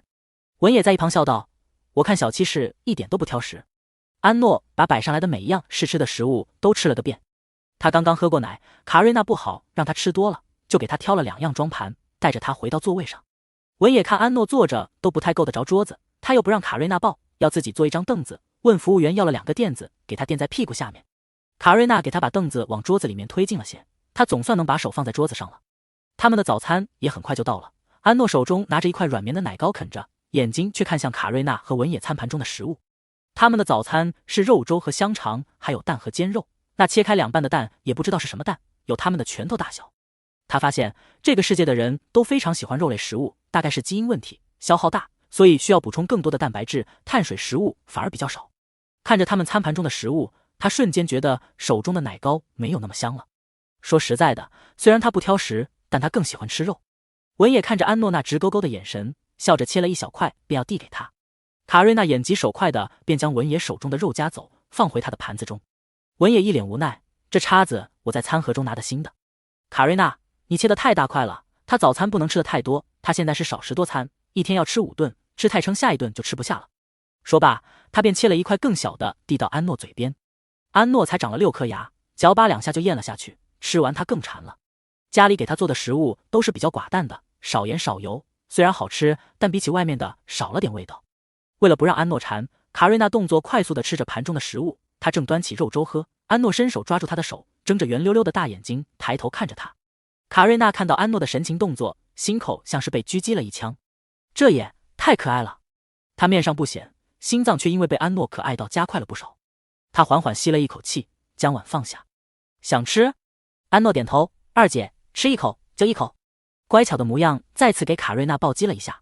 她以前在家的时候，那几个小崽子饿起来连盘子都啃，看到他们碗里有吃的不给就闹，吵得她抬手就是2巴掌，哪会这么乖巧的坐在凳子上眼巴巴的看着你。其他幼崽在安诺这个年纪喂养方法差不多，也是少食多餐，而且那些幼崽比其火种幼崽更加容易饿，他们可能吃完这一顿没有半小时就饿了，通常都是等不到半小时，就是当时吃的这一顿觉得没有吃饱，饱腹感非常弱。尤其是兽种幼崽还处在变形期，一天有大部分时间都是兽形，到了7、8岁的时候才趋于稳定。为了防止他们饿起来乱啃家具，他们家的各种家具都换成了瓷的铁的，之前的木头桌椅被啃得七七八八，尤其是淘淘乐啃得最起劲，连玻璃桌面都被他啃碎了。当初洛金和唐婷抽签领养抽到他时，都开玩笑说不等淘淘乐脱离幼崽期，他们就得换房子了。他这个品种的犬，据不完全统计，目前是最爱咬家具的犬类基因之一。看着安诺的眼神，卡瑞娜刚刚还说不让安诺多吃，现在是实在不忍心。他从桌上的餐盒中拿出一个小碗，给他分了点肉粥，再切了点肉肠和蛋，弄碎了给他一块放碗里，拿一个勺子塞到他手里。那这个就不许吃了。卡瑞娜把他盘子里的奶糕端到自己面前，用最快的速度吃掉。安诺有肉吃奶还管其他的，美美的吃了起来。等他吃完碗里的时候，卡瑞娜和文野已经把面前的食物全都吃了个精光。卡瑞娜抽出一张餐纸给他擦了擦嘴，肚子撑不撑？说着手就摸了摸他的肚子，感觉还好，也没有给他吃太多。文野看着他细致照顾着安诺的模样，眼中含着温柔笑意，还不知道你这么喜欢幼崽。卡瑞娜，我不讨厌幼崽，只喜欢小七。文野眉头一挑，这样看来你家那几个弟弟妹妹不讨你喜欢了？我倒是觉得他们也挺可爱的，尤其是小淘淘。听到他说淘淘乐可爱，卡瑞娜道，那你带淘淘乐几天，免得他天天在家里瞎折腾。文野，可以啊，这有什么？带幼崽我还挺在行的，我可以天天去你们家给你们带，反正我住的也不远。而且过了暑假你又要去赛德星上学了，我就在北星，你们家不是有3个弟弟妹妹在北星吗？帮你怎么带都行。安诺听到文野的话，多看了他2眼，他和二姐很熟，都熟到可以帮家里带小孩的程度了，他还以为他们只是同学。过去基地中有父母的孩子，如果不是亲眷和生死之交，都不敢把孩子交给他人。你能带得住淘淘乐就行了。卡瑞娜看安诺吃的差不多了，抱着他往外走去。文野起身跟在他后面，和其他队友招了声告别。安诺听到那些队友们在后面道，队长，原来你是带妹子出去约会啊，难怪今天让我们出来溜2圈，还请我们吃早餐。一个队友凑上来嘿嘿一笑，队长，要不然我们带小幼崽吧，别打搅你们。去，吃饱了该干嘛干嘛去，别在我面前晃，小心我给你们家训啊。听罢，队友们只好赶紧溜，队长可真的会说到做到，让他们家训。安诺见此明白过来，这个文也喜欢二姐。他虽然没有喜欢过谁，因为一些不好的原因对陌生男性很抵触，但他也见证过男女之间有着真挚的感情，在末世之中，这种感情尤为珍贵。他心里分得很清楚，什么是对的，什么是错的。他去看卡瑞娜，卡瑞娜却只是看着他，像是并没有将他那些队友的话放在心上。他想，能让二姐喜欢，可能不太容易。他看着就不像会喜欢谁的模样。走，文野哥哥带你游遍伊萨贝尔。上了飞行器，文野就往市中心飞去。他沿着轨道路线，每飞到一个地方，就和安诺仔细介绍，怕他理解不了，尽量用浅显易懂的语句。前面就是伊萨贝尔最大的游乐场，什么娱乐项目都有。等下次小七身体再好些，让你二姐叫上我，带你一块玩。这里是我们竞速的一个赛道，不过平时用的时候要申请一下，和空轨路线撞上了。那里就是飞行器竞速体育场了。安诺顺着文野指的方向看去，在前面不远处是一个建在半空中的巨大镂空体育馆，上方有许多不同样式的飞行器飞过，引擎发出锐利的声响。那飞行速度比起太空中的战机都无不及。飞行器都在固定的比赛路线飞行，期间还有许多的障碍物要躲避。在这样快的速度下，几乎只能有一次的失误。这些比赛用的飞行器机体都是呈流量型，且比起普通的飞行器要小巧一些，机体材料也更轻便，更注重速度。所有一旦撞上了，过快的速度让飞行器只会面临着散架的命运。文野看安诺趴在前面对飞行器竞速感兴趣的模样，往前靠近了一些，让他多看了一会。安诺确实对飞行器竞速感兴趣，但他更对飞行器本身感兴趣。他看了一圈就明白了，这些飞行器为了速度把机体做得太轻了，这些会过多的受到气流干扰。当然这是无法避免的事，只有尽量的缩小机身，才能更加的灵活闪避。但得保证一次错误都不能出，或者开这个飞行器的得是个高手，在撞击到障碍物的时候，还能开着快要报废的飞行器追赶上去。等前面的飞行器飞完一圈比赛后，文野才继续带着安诺从北面沿着东面往市中心绕去。像竞速这种活动和比赛都是比较靠伊萨贝尔的边，伊萨贝尔的北面是森林和山脉，东面和南面是海洋，都非常有利于竞速等各种比赛。安诺一路上都看到空中架设了不少轨道，一辆辆银白的列车架设着轨道往远方而去，消失在他的视野中。看到这些轨道、列车，北面山丘上一栋栋彩色的小屋，东面海岸线上连绵的小船，城市中如同钢铁森林般的建筑，空中的飞行器，他像是进入到一个童话和未来交织的奇幻世界中。他心中感叹，怎么会有一个科技和田园结合的这么好的城市？而且这还是主星的首都。伊萨贝尔太大了，文野带着安诺从北部到东部，快到中午都没有逛完东部这条路线。到了安诺要吃第二顿的时间，洛金打来通讯，还提醒了一下卡瑞娜。文野将飞行器停在东部的一个海岸口，准备带着安诺在海边玩一会，然后带着他找个地方睡个午觉。文野提前找好了一个休息区，先让安诺吃了再说。我带小七去上个厕所。卡瑞娜把包交给文野。文野道：我去给小七泡奶吧。卡瑞娜狐疑地看着他：你会？文野：必须会，你放心吧，等小七回来就有吃了。行。文野倒也没在他面前做过不靠谱的事，便抱着安诺往洗手间的方向走去。还没到洗手间，安诺就接到了霍营打来的通讯。在哪？他问。安诺：在海边。你训练完了？我来找你。谁和你在一起？安诺：二姐和一个刚认识的哥哥。霍营听到他说一个刚认识的哥哥，心中的警铃响了一下。我就来，会发定位吗？这些天他还没有看到安诺去过医院附近的其他地方。会。卡瑞娜听到他和霍营的对话，看了眼他的通讯屏幕，看到是霍营，心道怎么又是这小崽子，天天黏着他们家小七。本来听小七说他现在被家里拉去参加幼教生训练，可以稍微消停一会，没想到还是这么黏人，训练完就得过来找他。虽然他是第一个被小七能量治疗的人，但对他的能量是不是有些过于依赖了？等他带着小七回到休息的地方时，文野已经泡好奶粉。卡瑞娜接过奶瓶，先喝了口试一下温度和奶粉浓度，没问题后才递给安诺。文野看他这么谨慎，说道：你放心，我说了我带幼崽很在行的，只会比你带的好。卡瑞娜抬眸看他：你很喜欢幼崽？文野：还行吧，你不喜欢？卡瑞娜看了看安诺，思考了一下才道：按照正常流程，我组建家庭会领养1到3个幼崽。文野：没想到你都为以后做好打算了，1到3个幼崽，看得出你并不喜欢幼崽。卡瑞娜：不讨厌也不喜欢，我是一个身体健康且能力优秀的北河星人，我会尽到我应有的责任。文野笑了笑：如果还没有到达喜欢幼崽的地步，你可以暂时不考虑组建家庭，责任固然重要，但我更希望你能做自己喜欢的事，就好像当初我要考军事学院的时候，你和我说的那样。卡瑞娜神色一顿：我和你说的？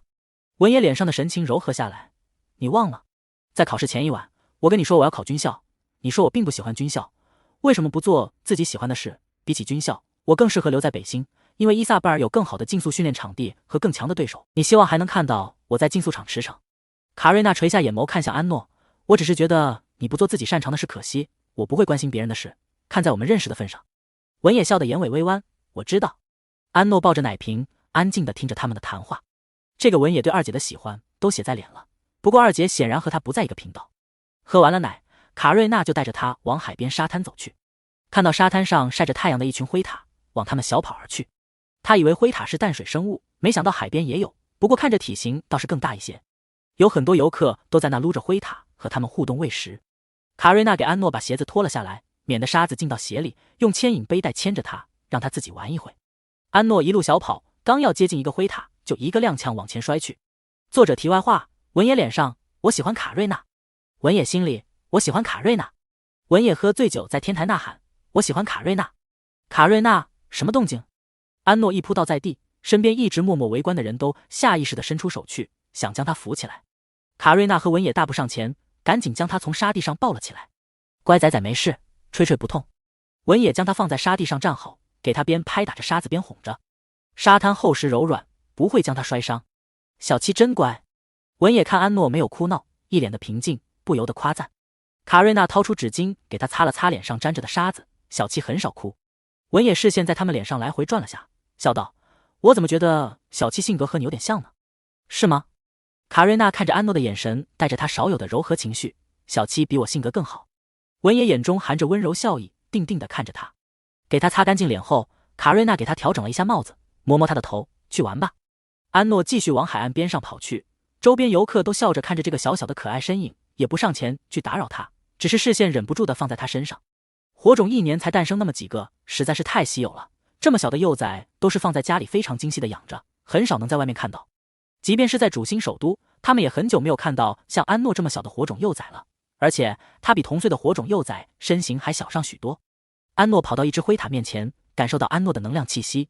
那只正在翻着肚皮晒太阳的灰塔懒洋洋地睁开眼睛向他看来，那缩起来的尾巴伸出来在他身上扫过，而后将身体舒展得更开了，手脚都大张着，一副任由安诺撸的架势。安诺看到他这副模样，抿着嘴笑了下，伸手去摸他那柔软的肚子。被安诺摸了两下，灰塔忍不住在地上扭动翻滚起来，朝他身上贴去。霍银来的时候看到的就是安诺被一只灰塔抱着使劲蹭的场景，在他身边还围着好几个兽种和一种幼崽，都是5到10岁的年纪。这些幼崽们都围在他的身边，不停地和他说着话，几个兽种幼崽更是在他脚边打起了滚，画出兽身想要讨他的喜欢。旁边有不少围观的游客，看着这幅场景也被可爱的走不动道：小崽崽真是讨人喜欢。跟着霍银一起来的少年道：这个少年是霍银的堂哥吉宇，因为霍银还小，平时要出去时候的还是要跟这个人比较好。他又不喜欢长辈们总是跟在他身边，正好吉宇放假，海丽尔便将自己这个侄子叫来，想着他们年纪也差不了多少，也能跟霍银说上话。吉宇嘴角含着笑，看着霍银冷着一张小脸，朝着小幼崽走去，他的目光也从小幼崽身上挪到站在一旁看着他的卡瑞娜身上。看到卡瑞娜，他眼中的笑意更深了，迈步朝着他走去。真巧啊，卡瑞娜。听到声音，卡瑞娜转头看去，看到是吉宇，他不咸不淡地嗯了声，随后眼中多了丝疑惑，他看到了跟他一块来的霍银。看到他眼中的疑惑，吉宇微笑着道：如你所见，霍银是我的堂弟，海利尔是我的叔叔，洛金指挥官和我叔叔共事，你应该知道。我知道。卡瑞娜道。他只是不关注他的家事而已。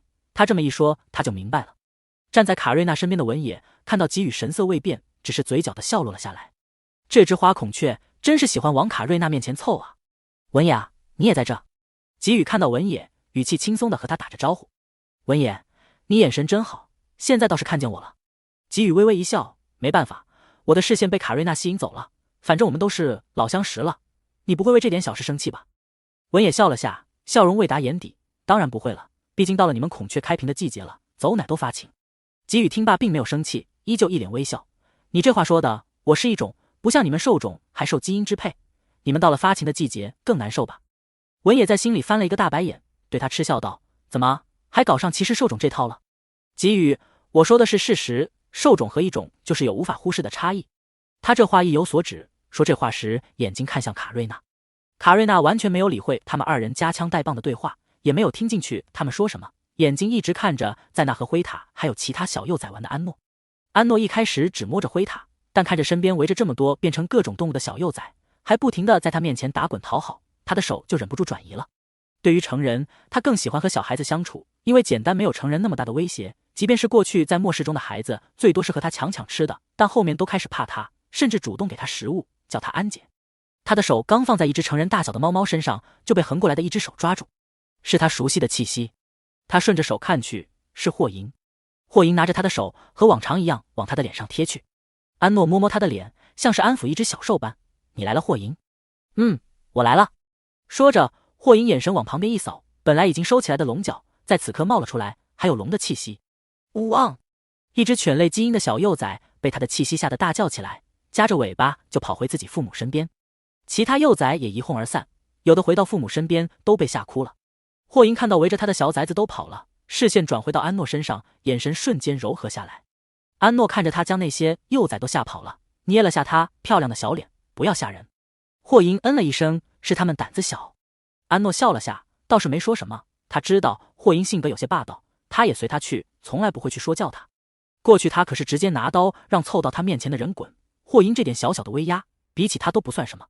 他确实喜欢温柔乖巧的，但那只是针对他个人，对外的性格还是要强势一点，这样不会受人欺负。那是你堂弟，可真是霸道啊！文野看到霍银将其他小崽子都吓跑了，对他有些刮目相看。他是兽种，对兽类的气息比一种更加敏感，他也感受到了霍银带着威压的气息。兽类天然就是更强的物种凌驾在上，体型品种决定生态圈中的地位，即便现在它们受到这种影响比较小，但对更强物种的恐惧是刻在基因中的。还没有成年的兽种还无法很好的克制这种恐惧和压制。吉语道：“我觉得我应该向他学习。”文野收回目光，语气冷淡道：“你可以试试。”吉语嘴角一勾，眯了眯眼睛，愿意一试。卡瑞娜感受到二人之间散发出来的火药味，终于将视线从安诺身上挪了回来，看向站在自己左右两边的少年。他一把视线放在他们身上，他们就一副什么事都没有发现的表情，火药味也散去了。卡瑞娜狐疑地看了他们两眼，怎么总觉得这两人在一块，像是随时要干一架的模样。你拿的什么？安诺注意到霍银手上抱着一块板子一样的东西。滑板，我刚学的。霍银把手中的滑板往地上一放，在手上的光脑点了几下，那一本书大小的滑板延展开来变大了些，面积可以站上2个人。霍银面前出现一个控制面板，他将控制面板抓到手中，手指移动着，控制着滑板悬浮起来，绕着安诺飞了一圈。滑板是漂亮的银色，在太阳底下折射着点点光芒，很是好看。霍银站上滑板，对着安诺伸出手去。现在这个世界的任何一样物品对安诺来说都是新奇的，他牵住霍银的手，站上了滑板。